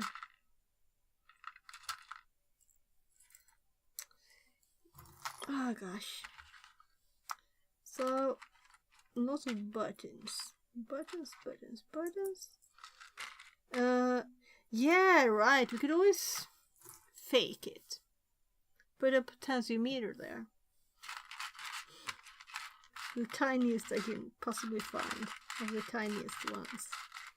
Both in size and like value then. A jumper? That's always the very most normal thing to have in your desoldering bin.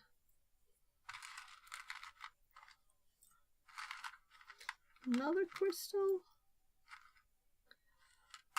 Oh, tiny green lead. Why would I even need that? So, now we have like a more condensed, only the tiniest thingies. So these are actually like insulating. I think it's ceramic material. So, yeah, I can see odd colors here. There's a little gold there. But I don't think everything is resistors even.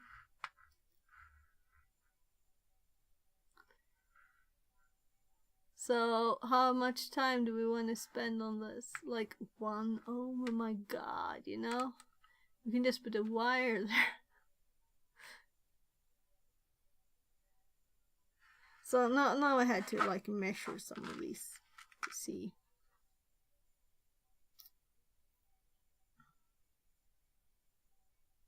If this really is.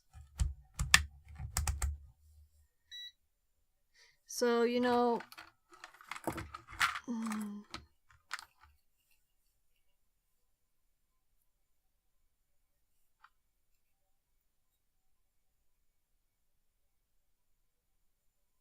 so, let's see here. I'm clicking desk. So my phone apparently said bye-bye again. Can't control stream anymore. So, too long stream, it's complaining, right? So, let's see here. This. Apparently, let's hop back to the list. As we know, red is 2, right? And I'm just checking, orange is 3. So it is correct. This is the resistor, 22 kilo ohms. And it's white. And has a bit of a funny shape. So we want a tiny one though, right? So we want something saying brown, black, and then gold or silver or something.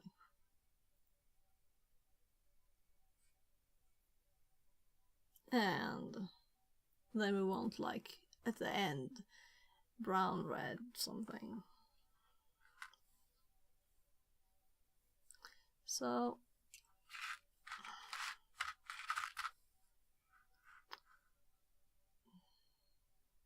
this feels so stupid.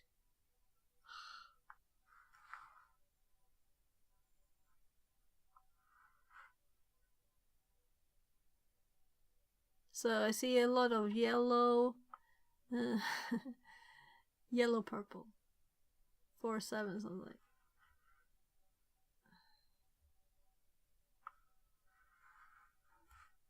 Maybe I have like SMD. So the ones we saw were definitely brown, black, silver, brown.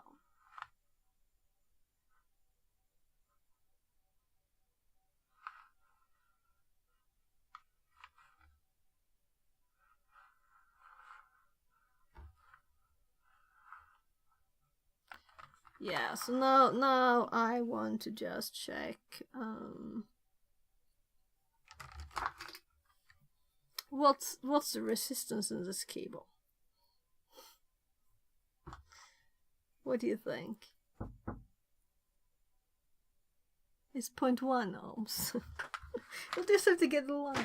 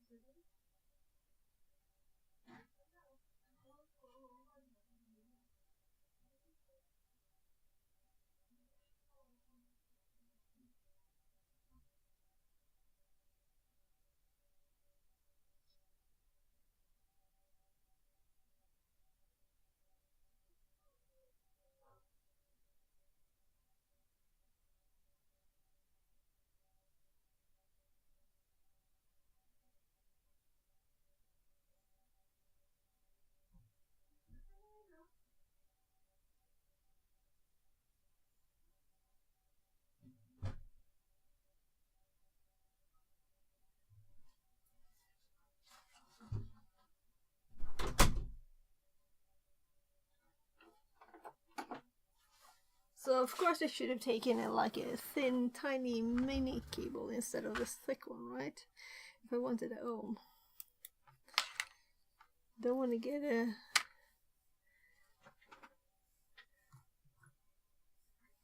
So let's check this. This is so stupid. So maybe I have like some old bad cables that can work. So it said 0.2 there for a bit, right?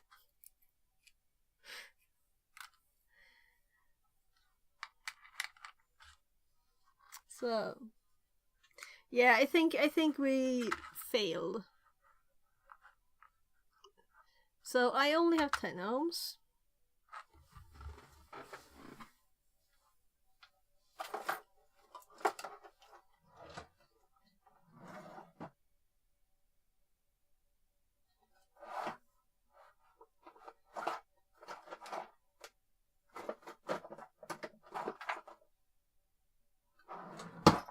So by the way,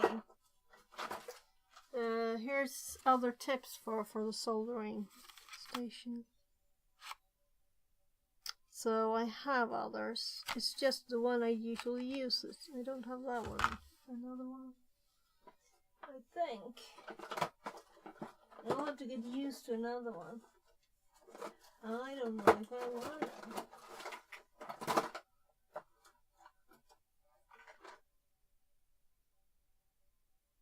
So why is this in my soldering bin?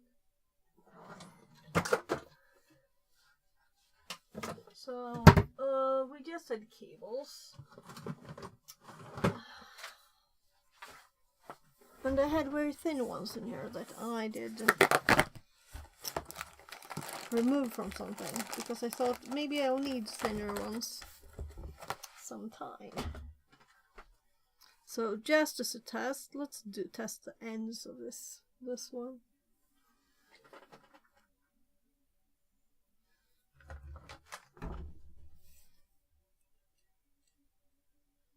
Let's see if this can do this thin thing. It's copper. Oh my god, I can't even see what I'm doing.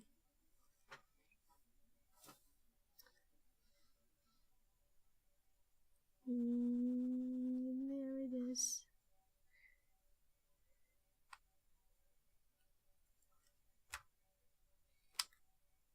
Oh, and it's several. So, not very fun to play with. As a test.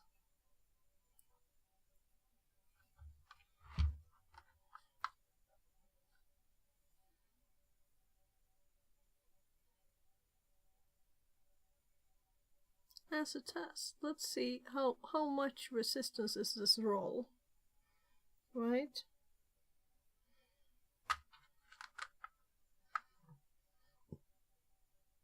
This is mostly for fun.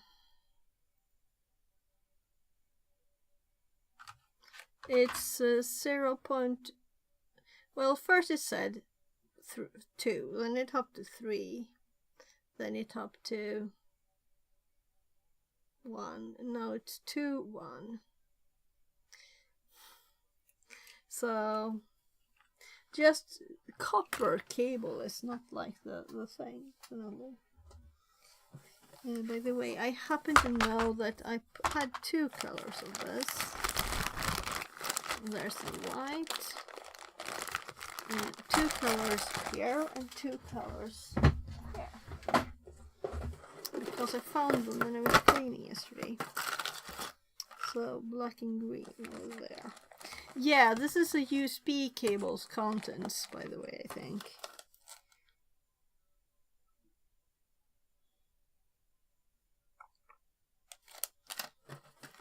Yeah, let's grab this tiny light bulb and put it with the other tiny light bulb in there. Oh, I have resistors here too. So let's put this back. And let's not mess up the newfound order in the room there, right?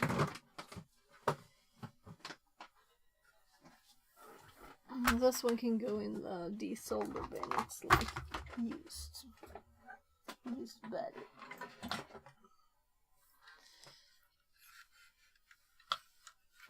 Like on the mouse, that's not a good place to put stuff.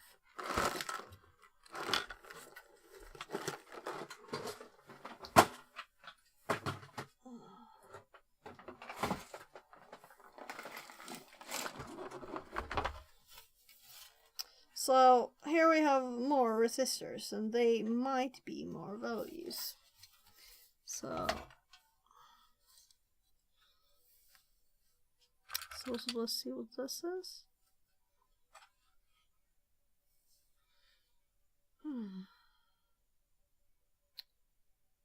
100k. Yeah. So we're not putting one of these, even if it was the right value. Probably should turn this around.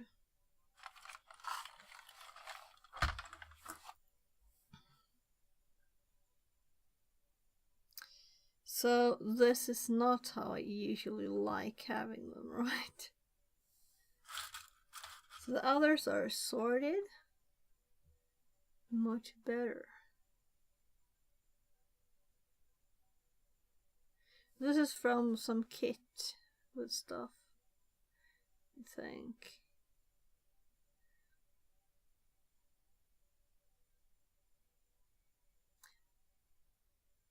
Yeah. So the question is what we do. If we just connect whatever we have and see what we get, and see what happens, you know? So the thing you sent it don't work. I connected it and I don't know what happened. It was $1 on AliExpress. How would I ever survive that it didn't work? So, my god, 1 ohm. Why would I use 1 ohm? Why do they use 1 ohm? Let's just Google it more, right? Maybe it's better at least to put a 10 ohm there instead of the one that was. Oh, another box. So, I don't think this one has it either. But since there are some resistors in here, if I can find the right place. Yeah, so definitely no one in here. So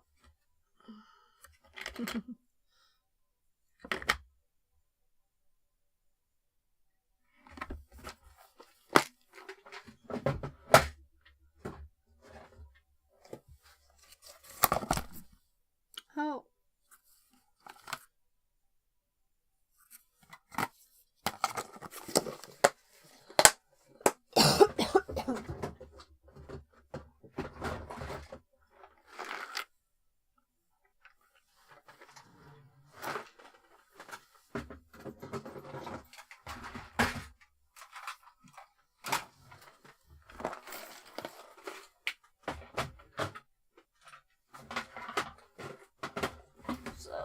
Everything back except for these.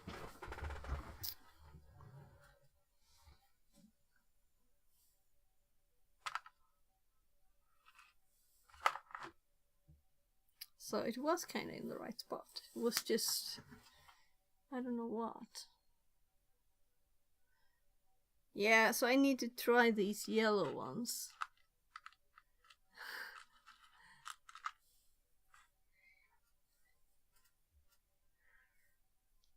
So my family is like going to bed.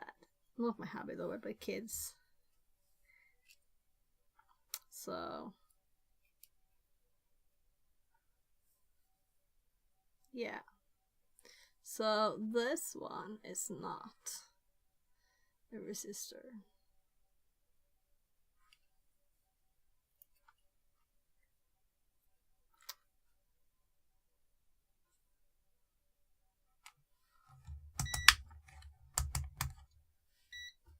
Just double checking.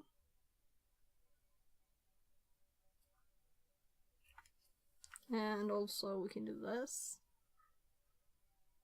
I have 1.5 mega ohm between my fingers.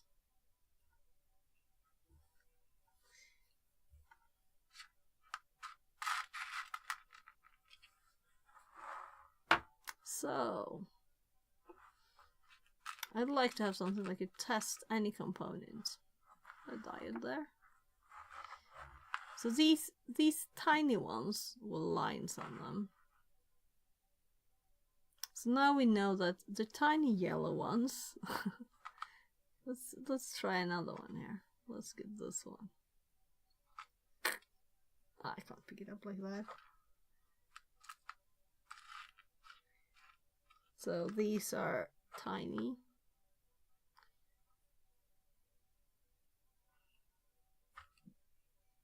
You have to try two to learn something for real, right? So these are definitely not resistors. But this one is, right?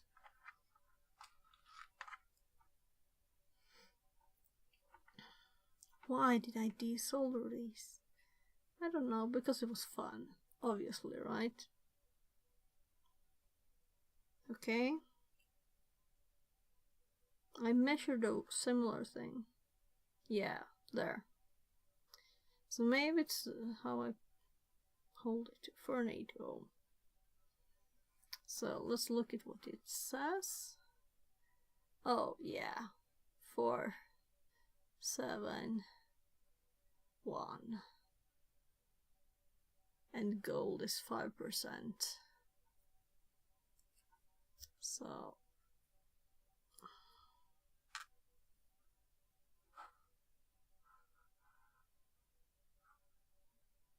let's actually do something. I'm just annoyed at us. Should I get a 10 ohm one? That's the tiniest one I have. So before I put anything away, or rather after I put these away, should I just pour them in here again?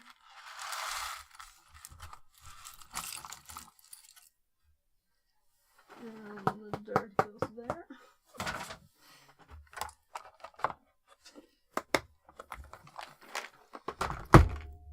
So let's measure this resistor again. That's over here.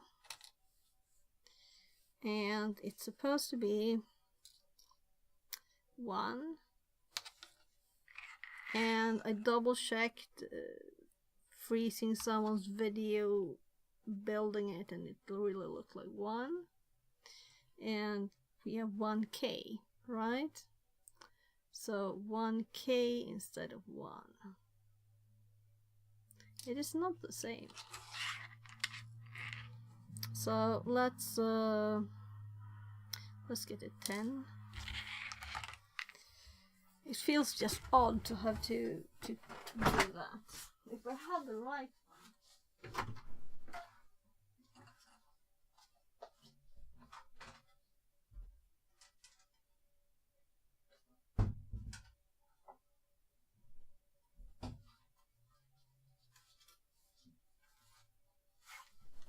Oh, I think I have a new pack of resistors too. Where's that?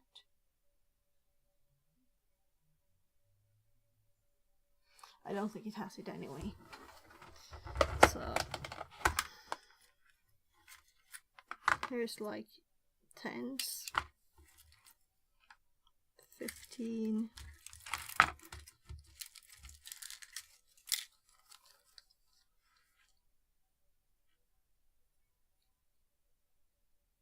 Why are these in a bag? 15. Oh, I have loose ones in the bottom.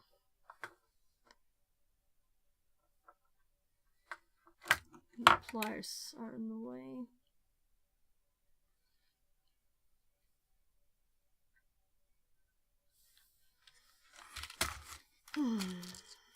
So let's just grab a 10. Blue, it looks the same. I mean, it's the same coloring, so it won't look off. So it would be closer to the number of ohms to put a wire there.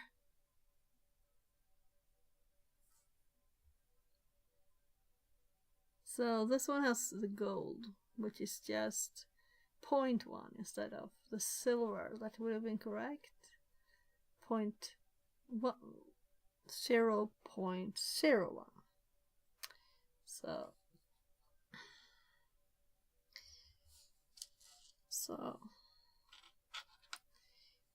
let's hope that this is correct now, because otherwise it's kinda... It'll cost me a whole dollar if this breaks, right?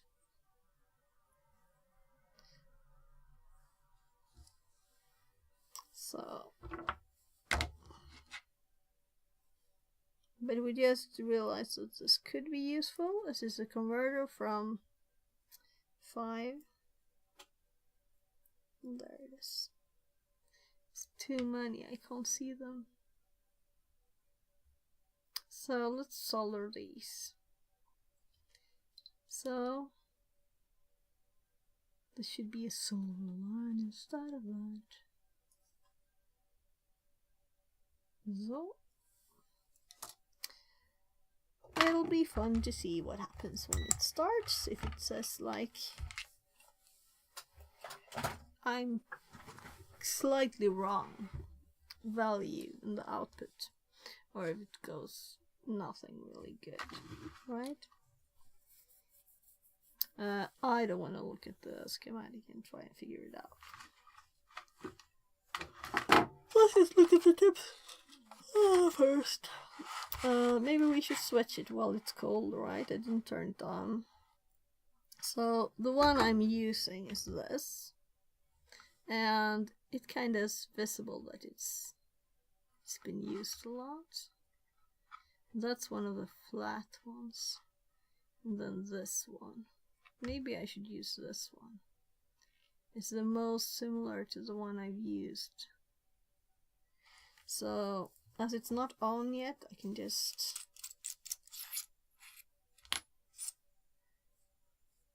Whoo! Do you see that?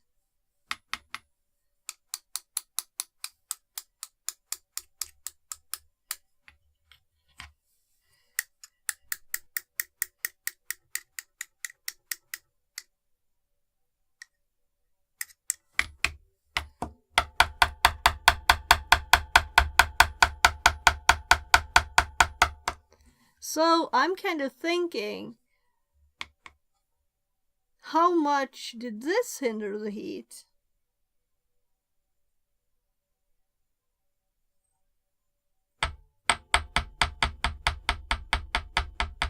So I've never done this before, obviously, right? And I've used this tip for years.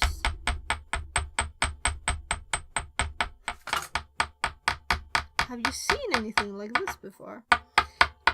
So no one's ever told me to clean the inside. This is just a metal sticker, right? So this one doesn't have anything special. Though it's obviously a bit ugly at spots. But this is what was inside. And it's a lot of it. It's a lot of it. So maybe it's already working better. So let's just move this around in there a bit. Oh, that was a lot of stuff.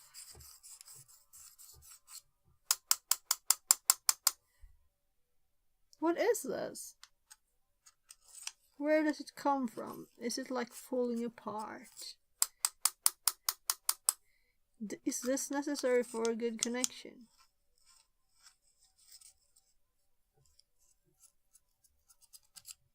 So I will definitely not switch tips right now, because now I have to test this, right?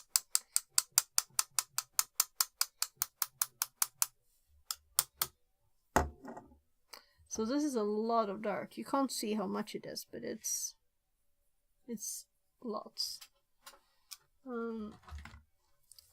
Ouch, I hurt myself with this, it's sharp.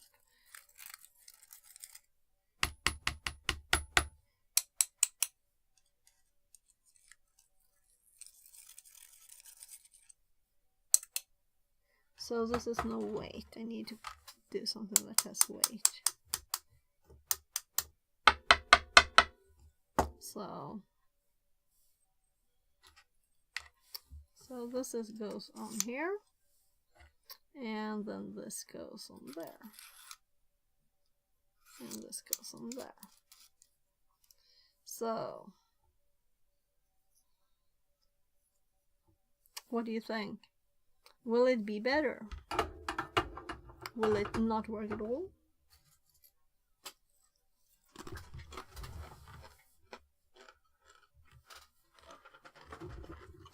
I'm like, where did I put those swipey thingies? Get rid of some of those.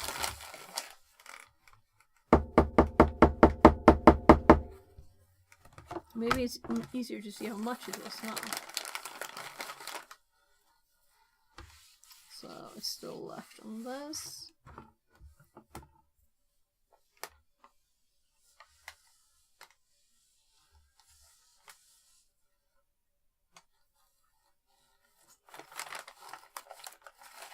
Cleaning the inside. And I didn't even check if it's magnetic. Whatever.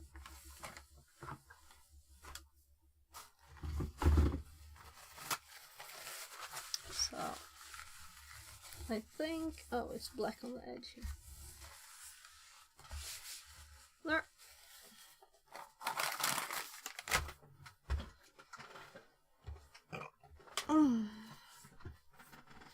So I guess I'll have to look for more of these too. Let's actually look at the inside of this.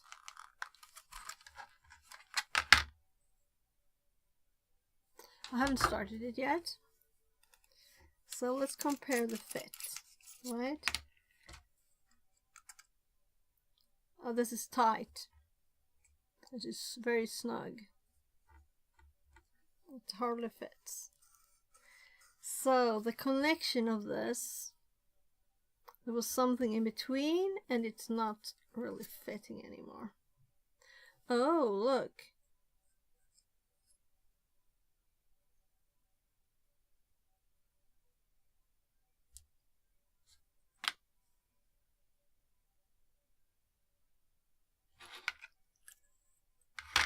Through the years.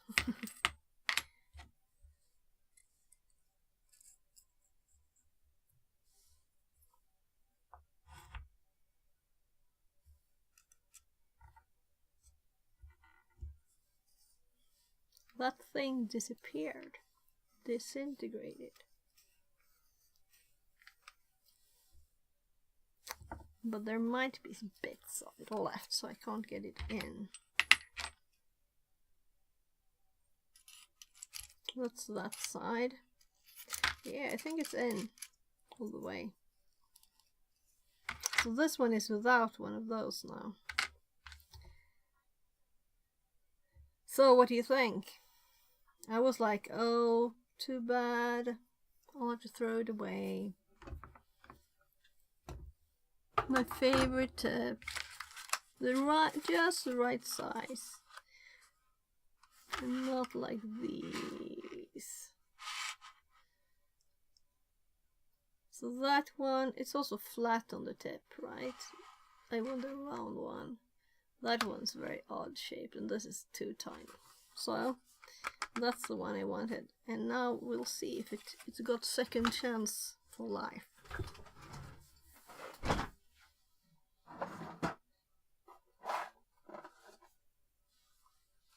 Well, this is old glass. So, look, this is also dried up.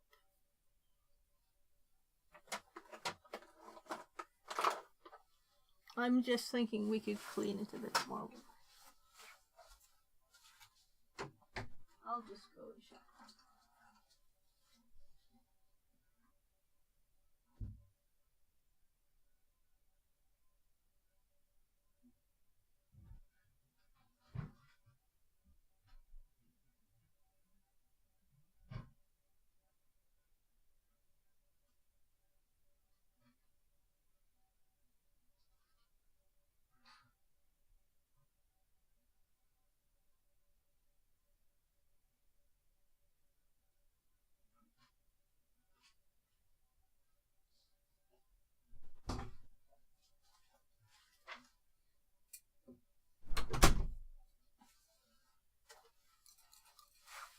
I think it's like nothing. Didn't I buy another sword though? I don't know.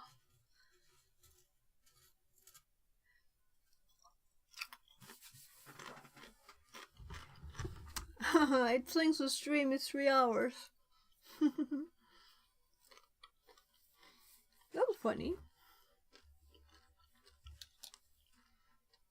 I'm turning it on. Let's just make sure we have stuff that we might need. So, assuming the solder is good, putting the pliers out of the way.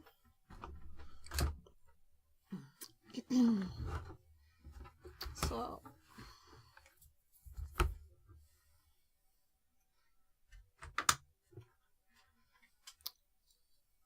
$25, $26, $30, $40, $50. So if someone here didn't hear me say that before, I think that I had this since I was a teenager. Oh, now it's going up quicker. 100 degrees.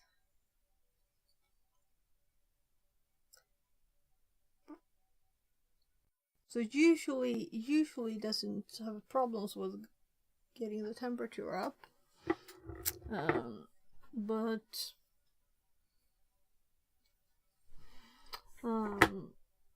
But yesterday I really had problems to melt stuff. The day before yesterday. We're on 230 degrees.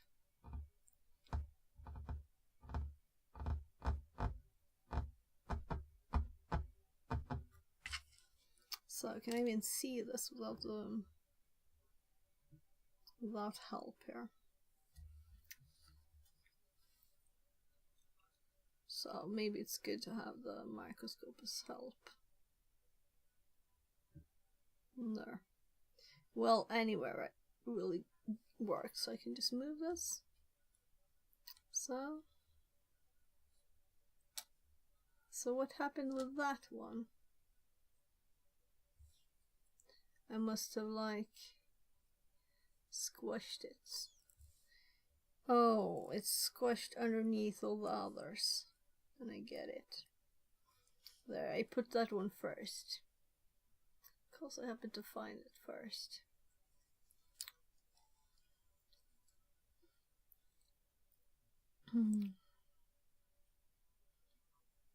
So, this one will be in the way. Let's actually move it. Because, let's do this first.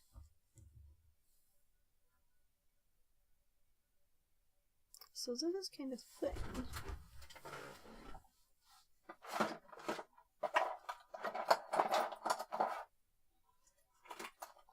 And I don't want to have yesterday's problem.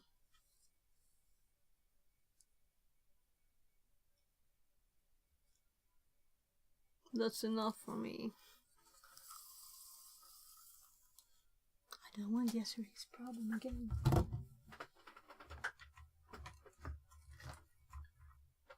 Where's the pliers? So I should reorganize these. I have them in like candy buckets, right? We'll need that. So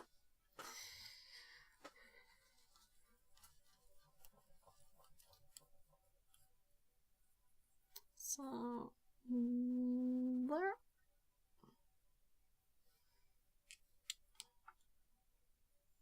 So this is blacker, right?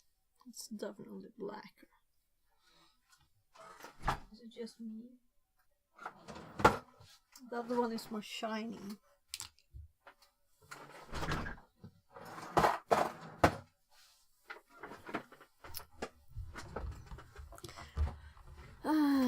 I actually have like filters on the way, and I'll just put a PC fan and it will like blow away a bit.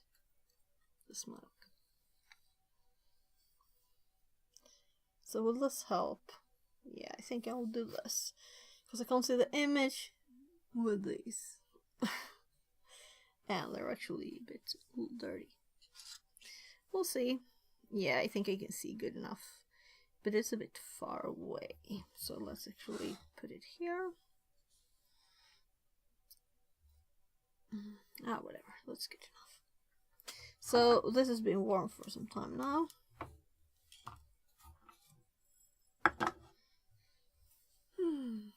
Alright, yeah. So before I did put this in my hair. Let's do that again, actually. So it helps here too, probably. Don't have to mess with my hair. So. Yeah, I usually have something holding this. Why don't I?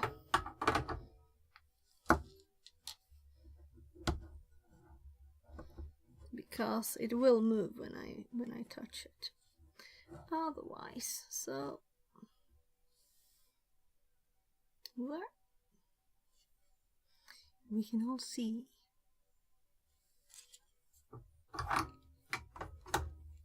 So it's a bit high up though, and I didn't turn the light on. That actually helps, especially with these shiny surfaces. I really can see the shine. So let's see. Will it? Oh, instant melt. Yesterday I couldn't get it to melt. I didn't get it to melt. It's a bit much here now, but that's not a problem. Let's just... that's so nice. Do you realize instead of a lot of dust in there, there was just dust in there. And it should have been metal. So this is not like perfect, but the difference is amazing. So I'm like bending them with this. I think I'll just do the other side at once. I usually turn it, but this worked so nicely.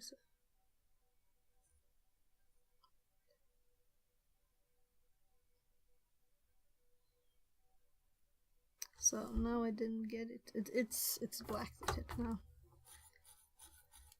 So that's just normal problems.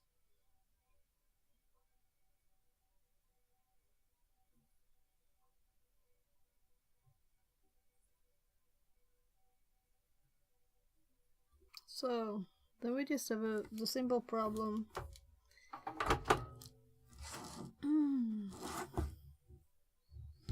So it's good enough.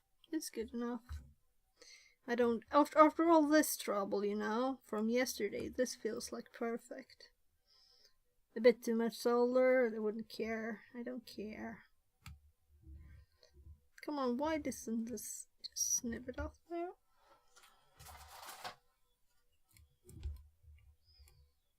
Yeah, and also much lower angles than I usually have.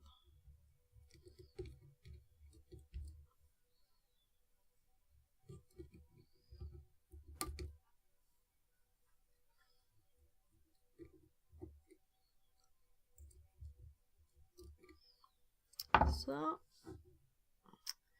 we cut those off. Let's angle this one right again.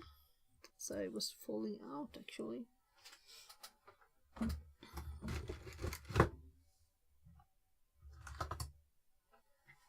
So I need to think of a way. I thought before I could have something to drag out where I had all the pliers, you know, under the desk. But I don't think that's a real good solution actually.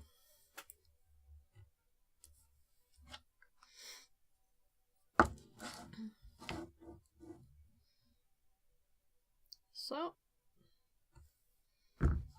right, I can move the blue thing too. It was like it's on the edge. So, now I have to try the other solder because, you know, was that the problem, or it must have been like a bit of the solder now. So we have several bunches of solder. They do look kind of the same, don't they? This is the one I definitely took from the leaded solder.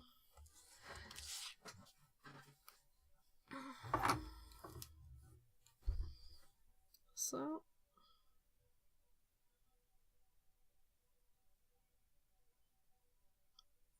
just melts. I increased the temperature yesterday, and anyway it was wouldn't melt. Yeah, that's too explicit. So I'm getting normal on the soldering. After yesterday, I was like, everything is good.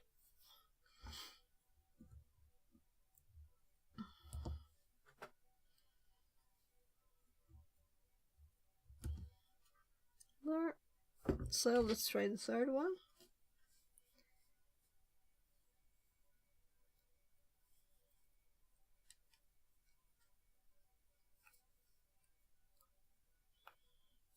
So there. We need to put more stuff before we start it again. So more components.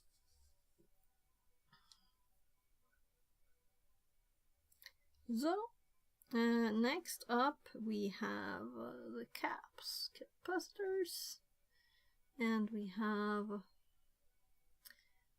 C1, which is kind of obvious. So we're waiting with C1. So 2 and 3, and there's 4.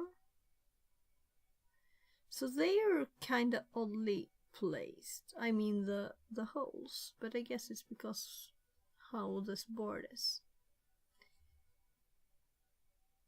So they're tiny. So this is what they look like.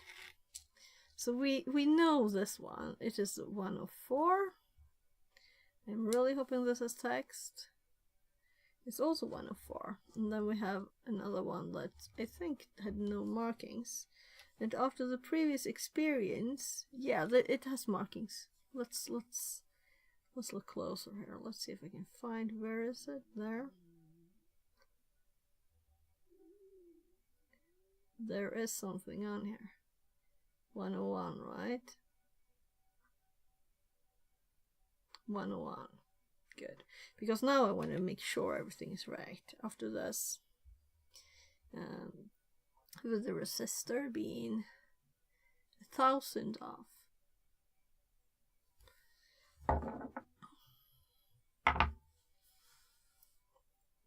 So I'm just checking their website again. Let's go back there. And let's go to the component list and make sure which one is which, right? So ceramic. So 104 is C2 and 4. So let's start with C3 as it's odd. It's also the tiniest one. So, and it's supposed to be 101. That's nice, right? When things are what they're supposed to be. So C3. There. So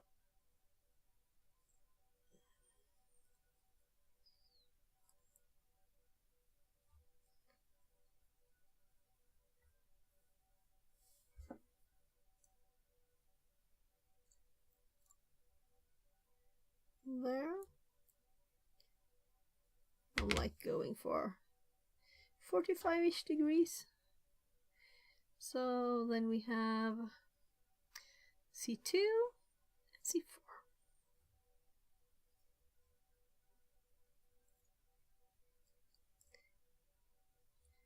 And C4.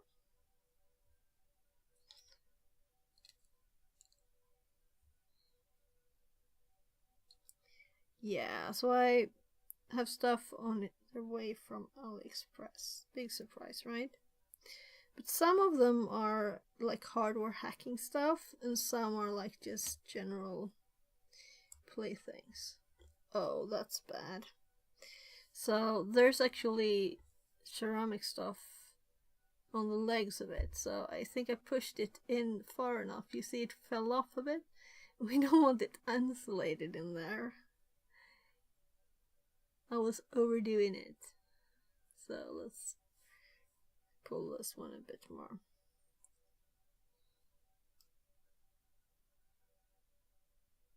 Oh, that'll be good enough. Now I pulled it again. So it was too easy to pull. So let's fix that. There. Hop the leg out.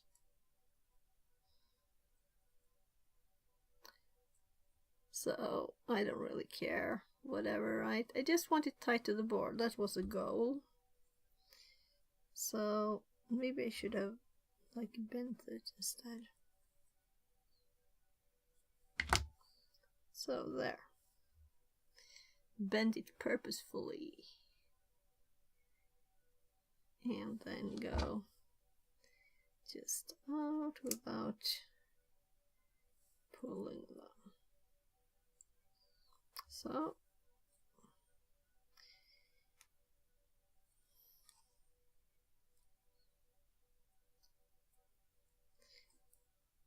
wobbly thingies there. Let's hope that's good enough. And let's get the holder.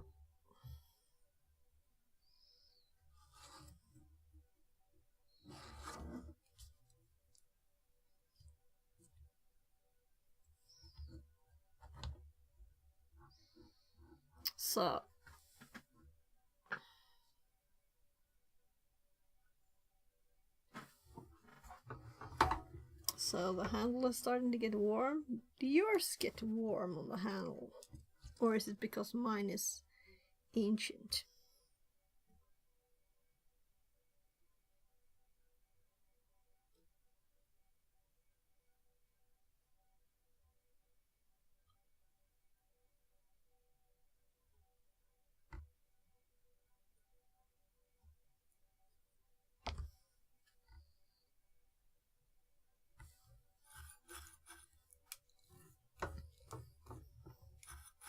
It's going black on the tip.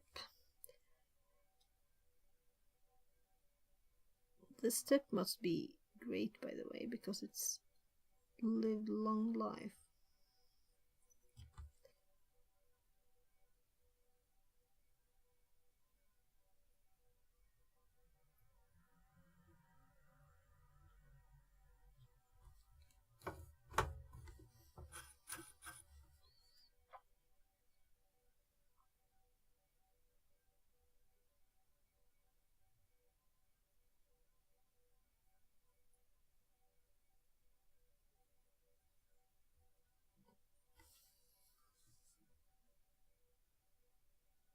So, I noticed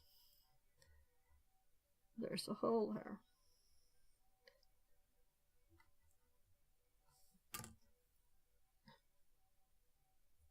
So let's fix that.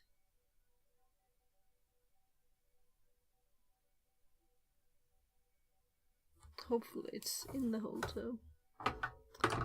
It's probably enough connected anyway with the pad. It probably was good enough before, but you know. So all of the solder works good. So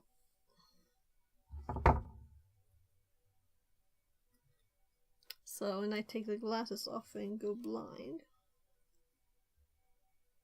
I need the microscope.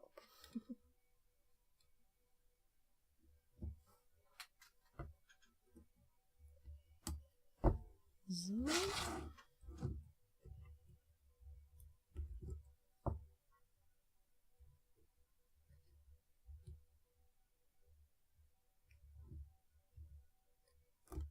Yeah, I really want to do those SMD things too, right?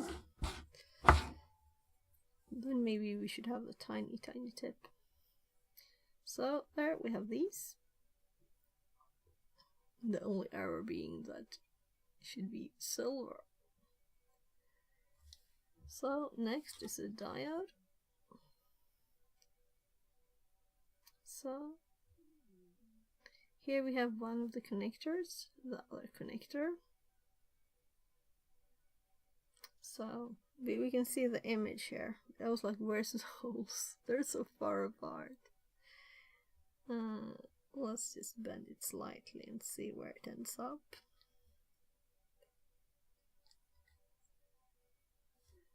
So we only have one, so we don't need to check.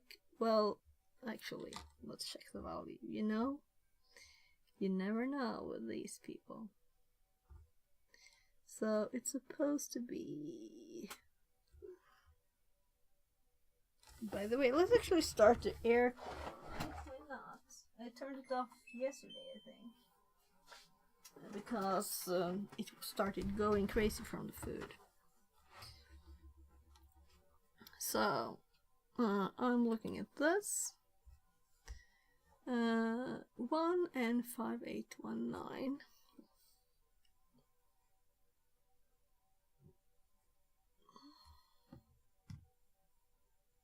I can see 58 there. 1, 9, 1N. So it is correct. That's always good to know, right? Especially after our resistor thingy. I was thinking I was wrong first, you know, when I read it, and I was like, there's no such thing in this list.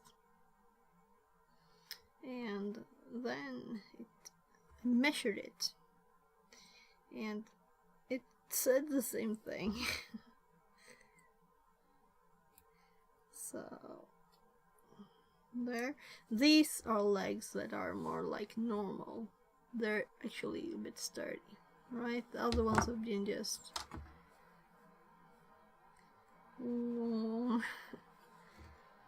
not really holding the components in place even. So yeah, so I know already where this is, right? So we have here.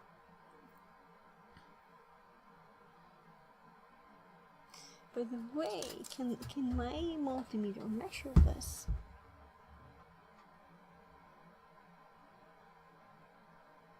I've never tried. Nah. Don't think it could. So let's again more sturdy legs.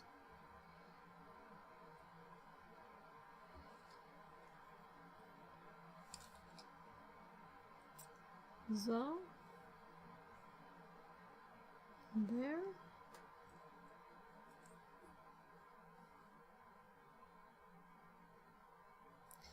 Ding, ding, ding. So the opposite problem.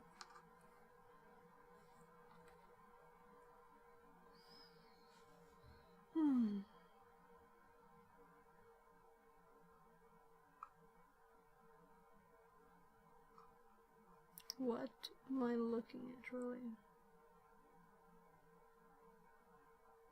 Whatever. This makes me think, is this right? So I wanted to check if there was like an image. Come on. You can do it.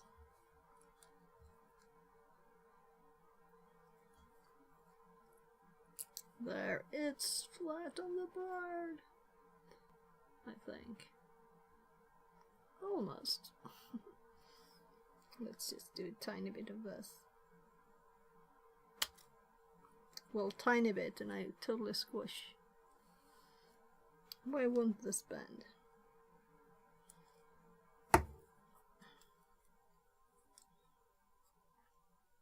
So I've never done this ever. There, let's see like it bent a tiny bit in the more better direction. whatever. Why isn't that good?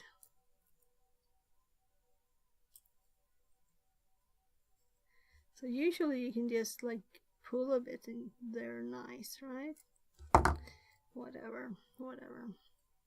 So then we have the... What? Oh, I just read D2 and was like, what? It's just one diode, but it's a LED. There. So the capacitor, and of course we check carefully. We know the short leg there, minus, but double check it.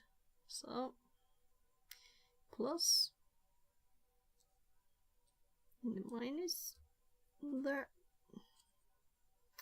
So I'm actually going to put the LED at the same time.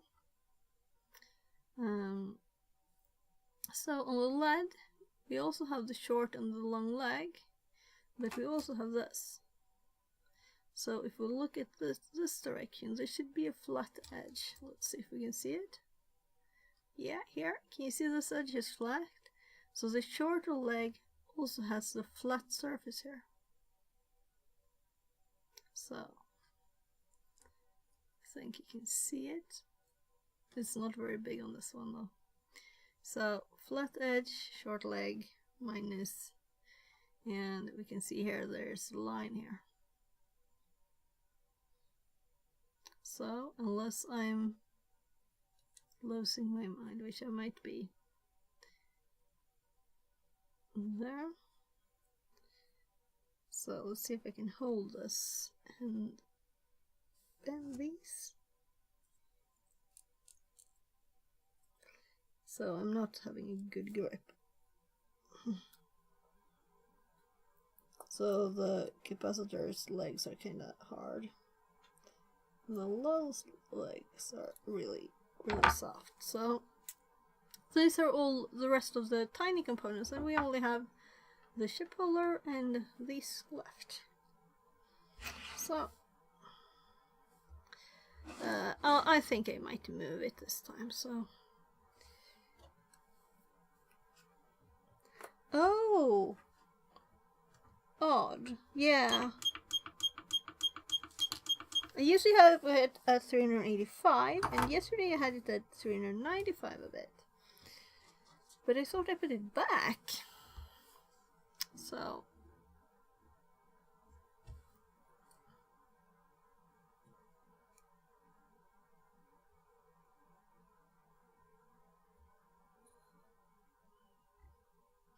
that's good.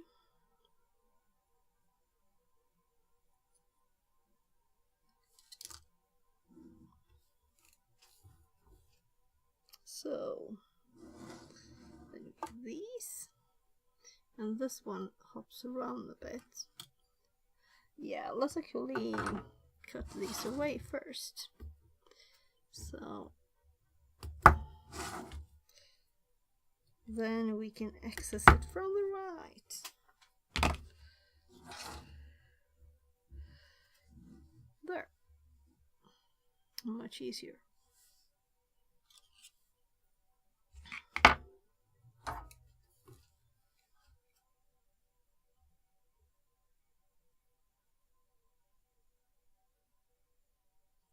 See? Come on, see?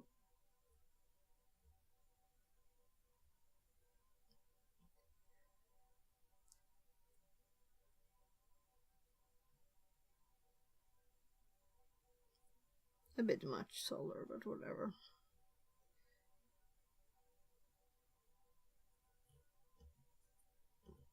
And it doesn't want to go up the legs.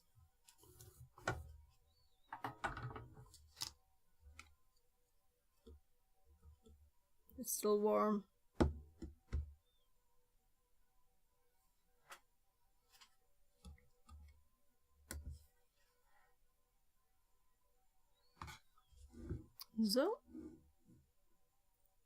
So these are a bit tight, but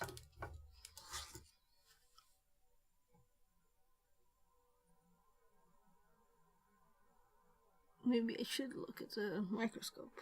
I can see better the legs in the way.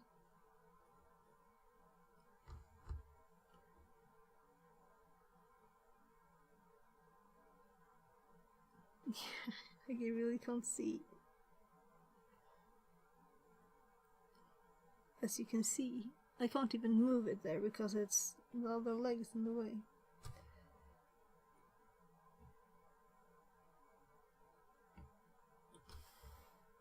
That's annoying.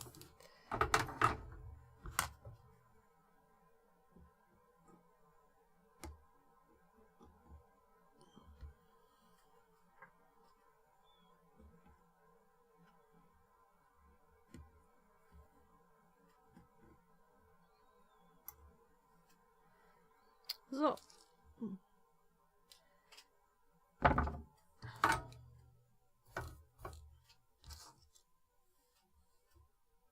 Now, I should be able to...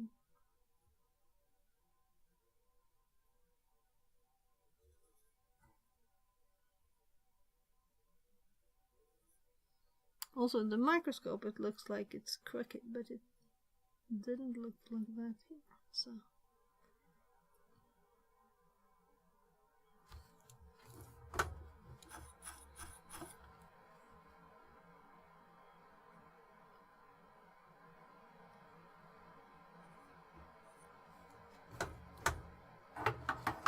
Yeah, it went red over there now. But now I'm actually doing something that might be good to have the air cleaner on for.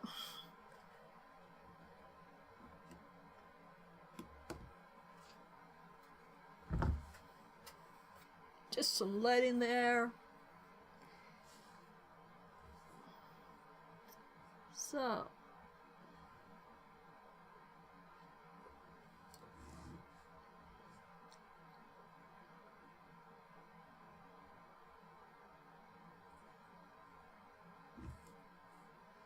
There. So very wide holes for tiny stuff and tight holes for big stuff. Well, so let's go for this one now. And we can see here there's a tiny dent, like on this one. So put it this way.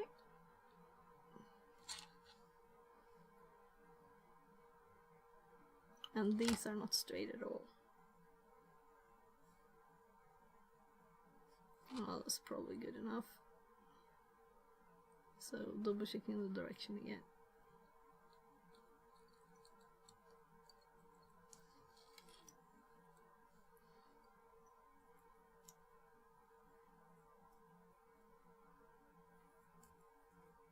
There. So I'm just pushing it down. Oops. Whatever. It didn't work very well since there were stuff that were higher. I was trying to put them in height order, but I obviously failed. So I usually push these with like that. Oops. Yeah.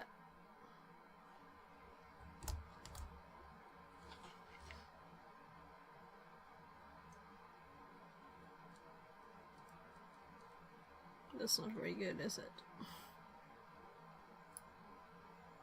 Why is this one so odd?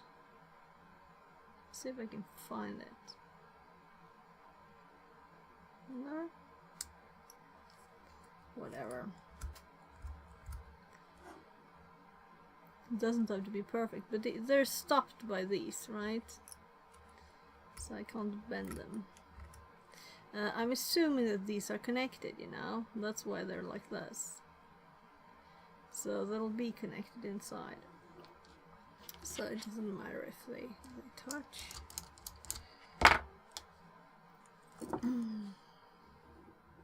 So I prefer to have it pushed up though. So instead of it hanging a bit out.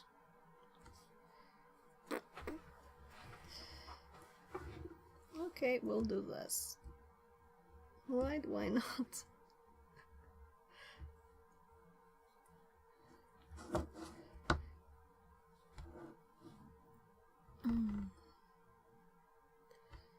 So There's a shrink tube on the metal, just to protect stuff, really, because those teeth are kind of hard. So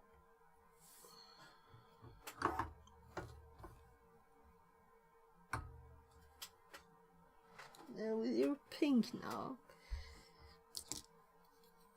going towards OKR. I should get that fan, shouldn't I? Right, actually, I have an idea. So anything is better than nothing, right? So I have a USB fan.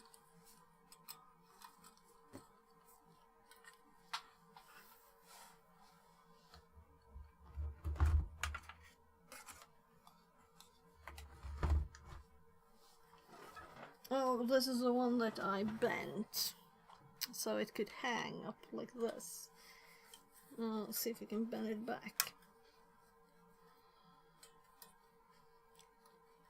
Finally, will like go by poof and go up and die on us. So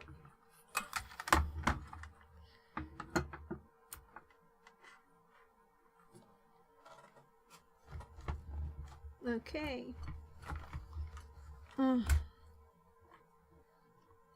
What I did do was to first, now it's going on battery. First I pulled it into the AC adapter that I thought worked, you know, for the tablet. And it didn't power on for this. So maybe it's bad anyway. So I'm sorry about the sound. I'm just trying to inhale less of the smoke. Yes, I'm actually trying to think about that now. So there, it's actually blowing the other way, right? So, ugly USB fan for testing. I don't know how loud it is.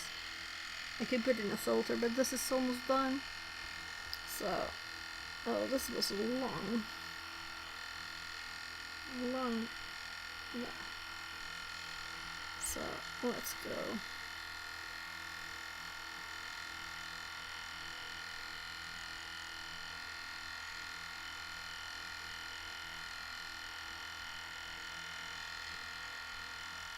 I don't see any smoke going towards me, at least. I don't smell it either. So, that one... it's just square.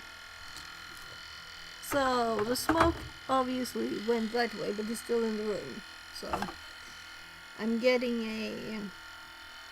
also going to use a silent fan, a normal fan, you know? Normal computer fan. So let's actually solder everything now and be done with it. So there. This is the other side.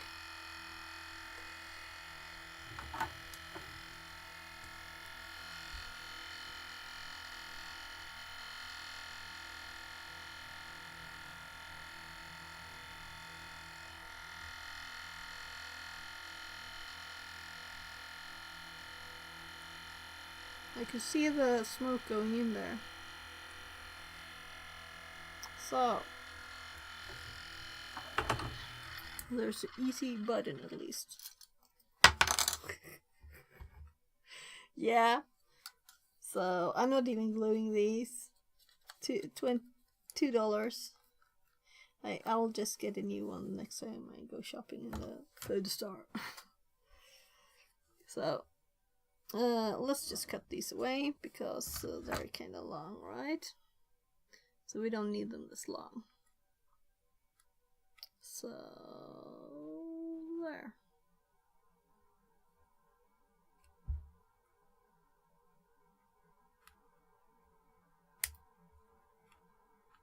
It's a bit tiny, the space.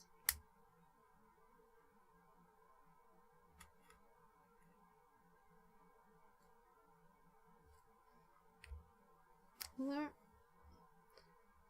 Other side. Let's get the right height to see in the microscope. I'll have to go this way here.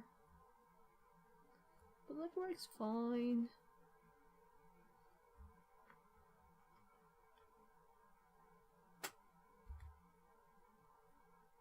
So, and so.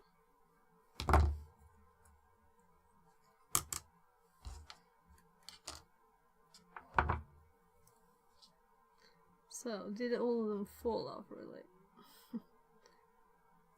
That looked odd.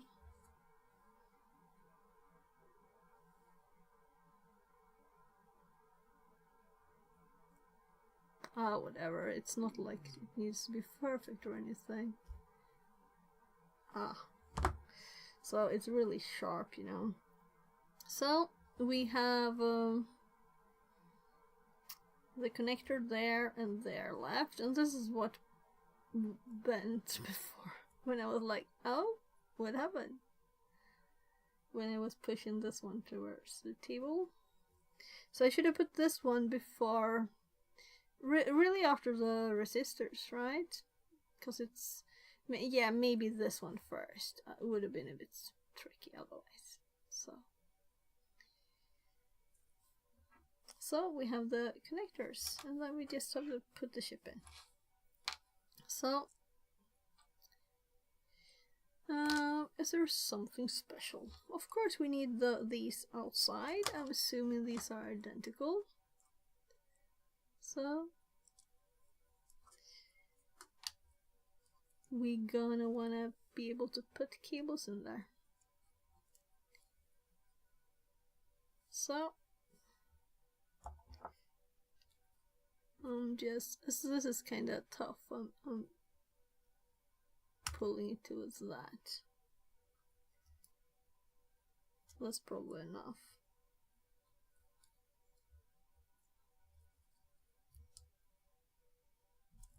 There.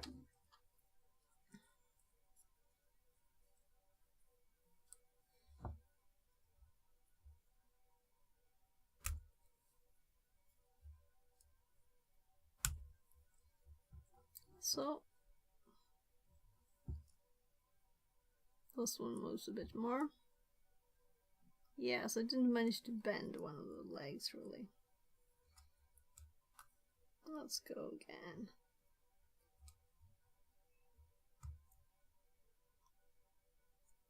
There. So now it's kind of steady.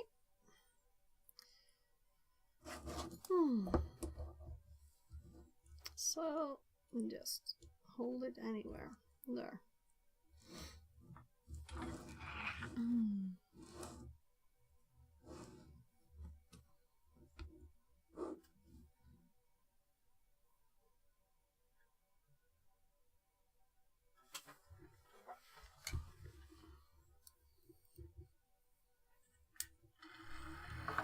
So next time, hopefully, the filters have come, but I ordered them like a few days ago, so maybe not. Depends on how quick they are. I think they're kind of quick actually. So I can feel how my ear thingy is falling out. Literally falling out.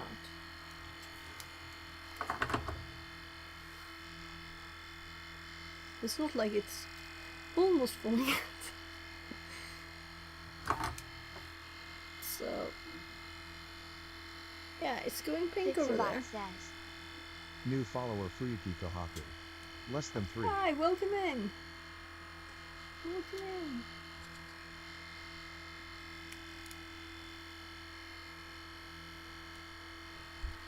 So let's see. Next time I'll have a better fan. That's actually a fan with a filter. So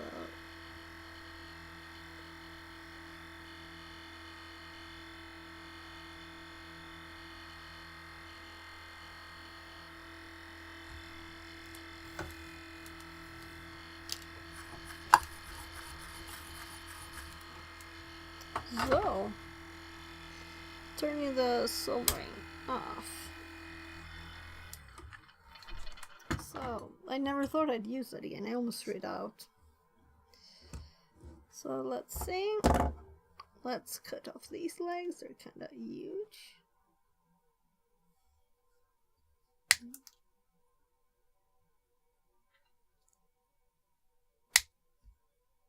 I just don't want to in the other end of the room, so covering it with my thumb there.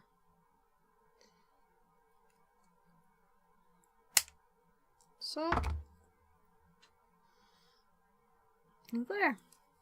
So then we have just one thing left, the ship itself. And as you can see, it also has this little notch here. So we can see which direction it goes. So we just put it here. And now we didn't have to survive a lot of heat and stuff. So this is always nice to have a little thingy-ma-do there. So.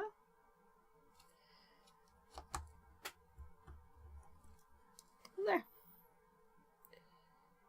I think you need to push it further, right? I'm not sure it goes further, actually. Let's take the hammer. Nah, but seriously, I think I totally scratched it there, right? So, I don't think it goes further. That's it. You can see how hard I pushed. Yeah, that's it. It's connected though. It will never go out from this. It's stuck here. Well, I could pull it out. So let's get, but just pushing the soldering station away a bit. Let's get rid of this. We didn't need that. And all of these are probably the leaded because it worked fine. Or it was just the crazy thing before. So the tips, for people who missed it, I just took the tip off out of it. And when I did, I was thinking like, oh, it worked bad yesterday. I did this and I just started falling stuff out. And black powder, you know? And I was like, oh, this is odd. I cleaned it as much as I could. It was like clear inside. And nothing more came out, you know. And then I put it back on. Well, it's a bit loose. This is odd. So I thought, well, I'll try it on. And then I took one of these out and I tested just to put it on. And it was really tight. And then when I pulled it back out, I noticed that there was this metal inside here. So this was pulver. It was black powder in the other one. So maybe it wasn't that odd that it didn't heat very well yesterday. It was just black powder. So I took the one from this one and put it in there. So now it worked great. So I don't have to switch to one of these that I don't want to use. Too tiny, flat, and this is flat on the other side. Let's rotate it there. So it's flat. I could live with that, but we'll see. So, and I have to like let it cool down before I can switch. So it's not easy to switch on this one.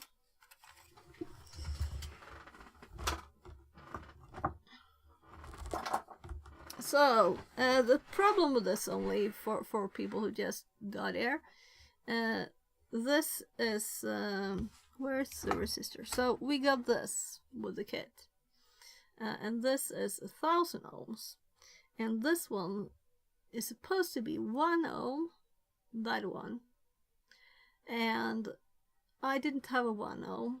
This is a 10 ohm, so hopefully it'll still work. We don't know yet. So this is supposed to be 5 volts in and 12 volts out. So let's test it now. Let's just get rid of some solder. So maybe I should have it on that still. This is really so let's go. The fan, as I said, is actually on battery. It worked fine on battery. This is what I put it in after the charger didn't work. One of the batteries I was thinking of throwing out. Obviously they still work, so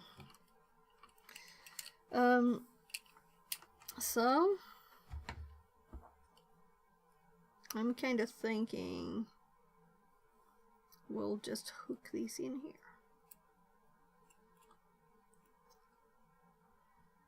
So let's just make a better sew, and let's loosen the screws. I think I have any. Let's see, it's tiny enough.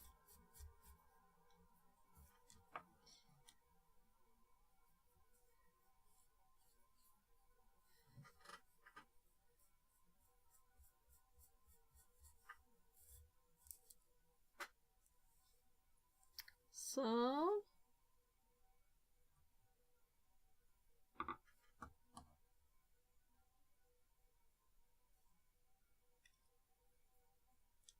I don't think it reaches.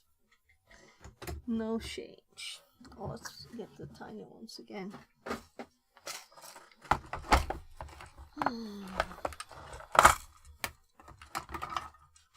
So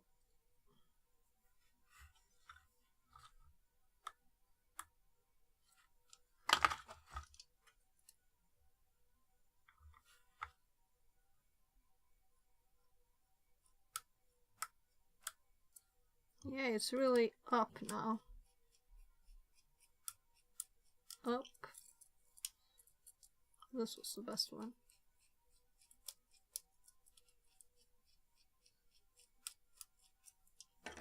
So, so let's see, out, plus, and push this one in here. And let's see if we can do that and tighten the screw.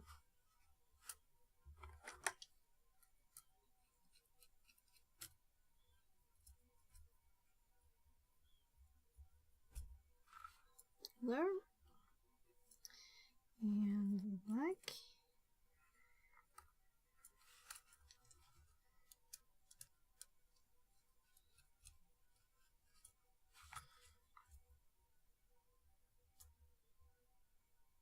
So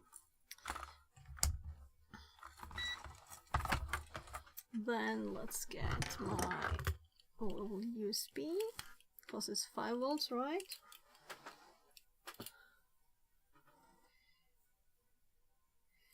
So what do you think will happen? It's built wrong, right? So it's not correct. We know it.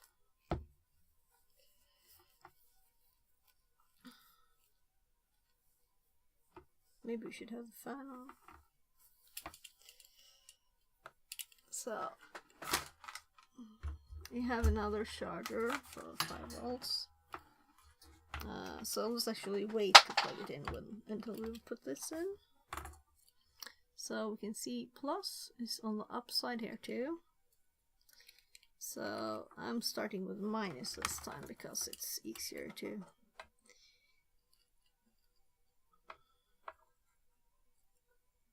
So I think these are tinier.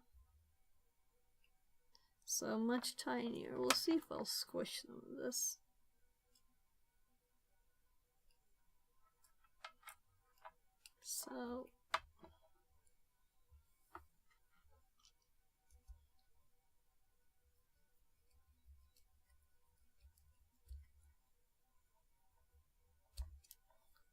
So, and then the plus one.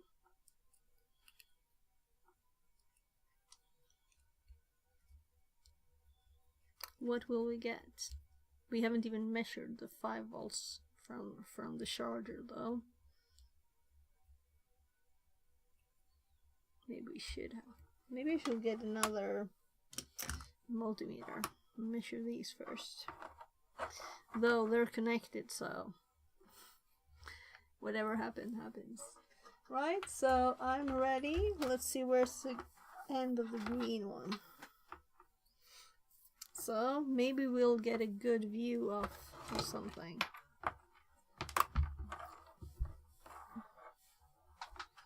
So I'm putting the box on the cable so we can actually like decide where we're gonna watch this. It won't just go all over the place. So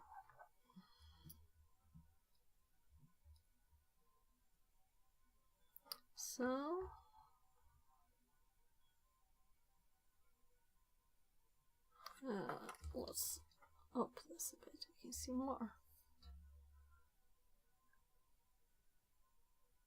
There, we can like see all of it, right? And we can see the multimeter, and I'm gonna plug this in.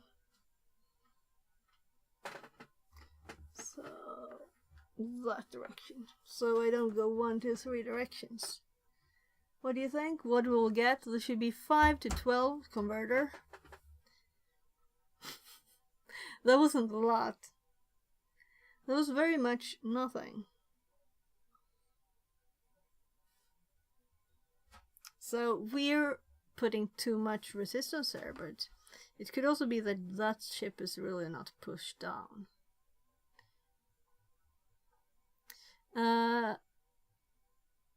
So let's disconnect these, right?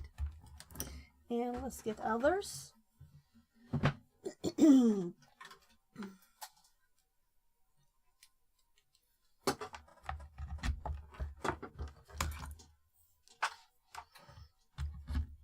let's measure if we have any in power. So here we have 5 in. So this resistor being 10 times too much might be the thing, and this is actually not really much in there. Might be the thing. I guess I will have to dare to push harder, right? On my poor table too, right? So let's put this back.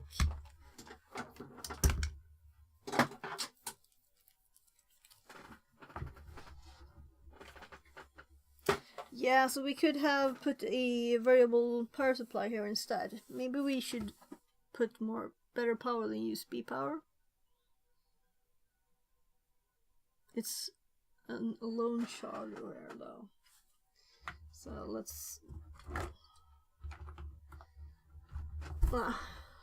it's kind of old though, I think. So this is the charger.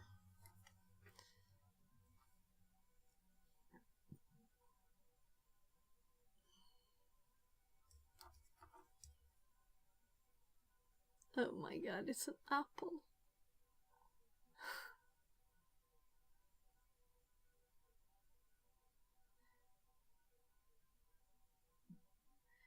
$5 volt, 5.1 volt, 2.1 ampere. So it's very old. We don't have like any Apple things. We have one Apple thing.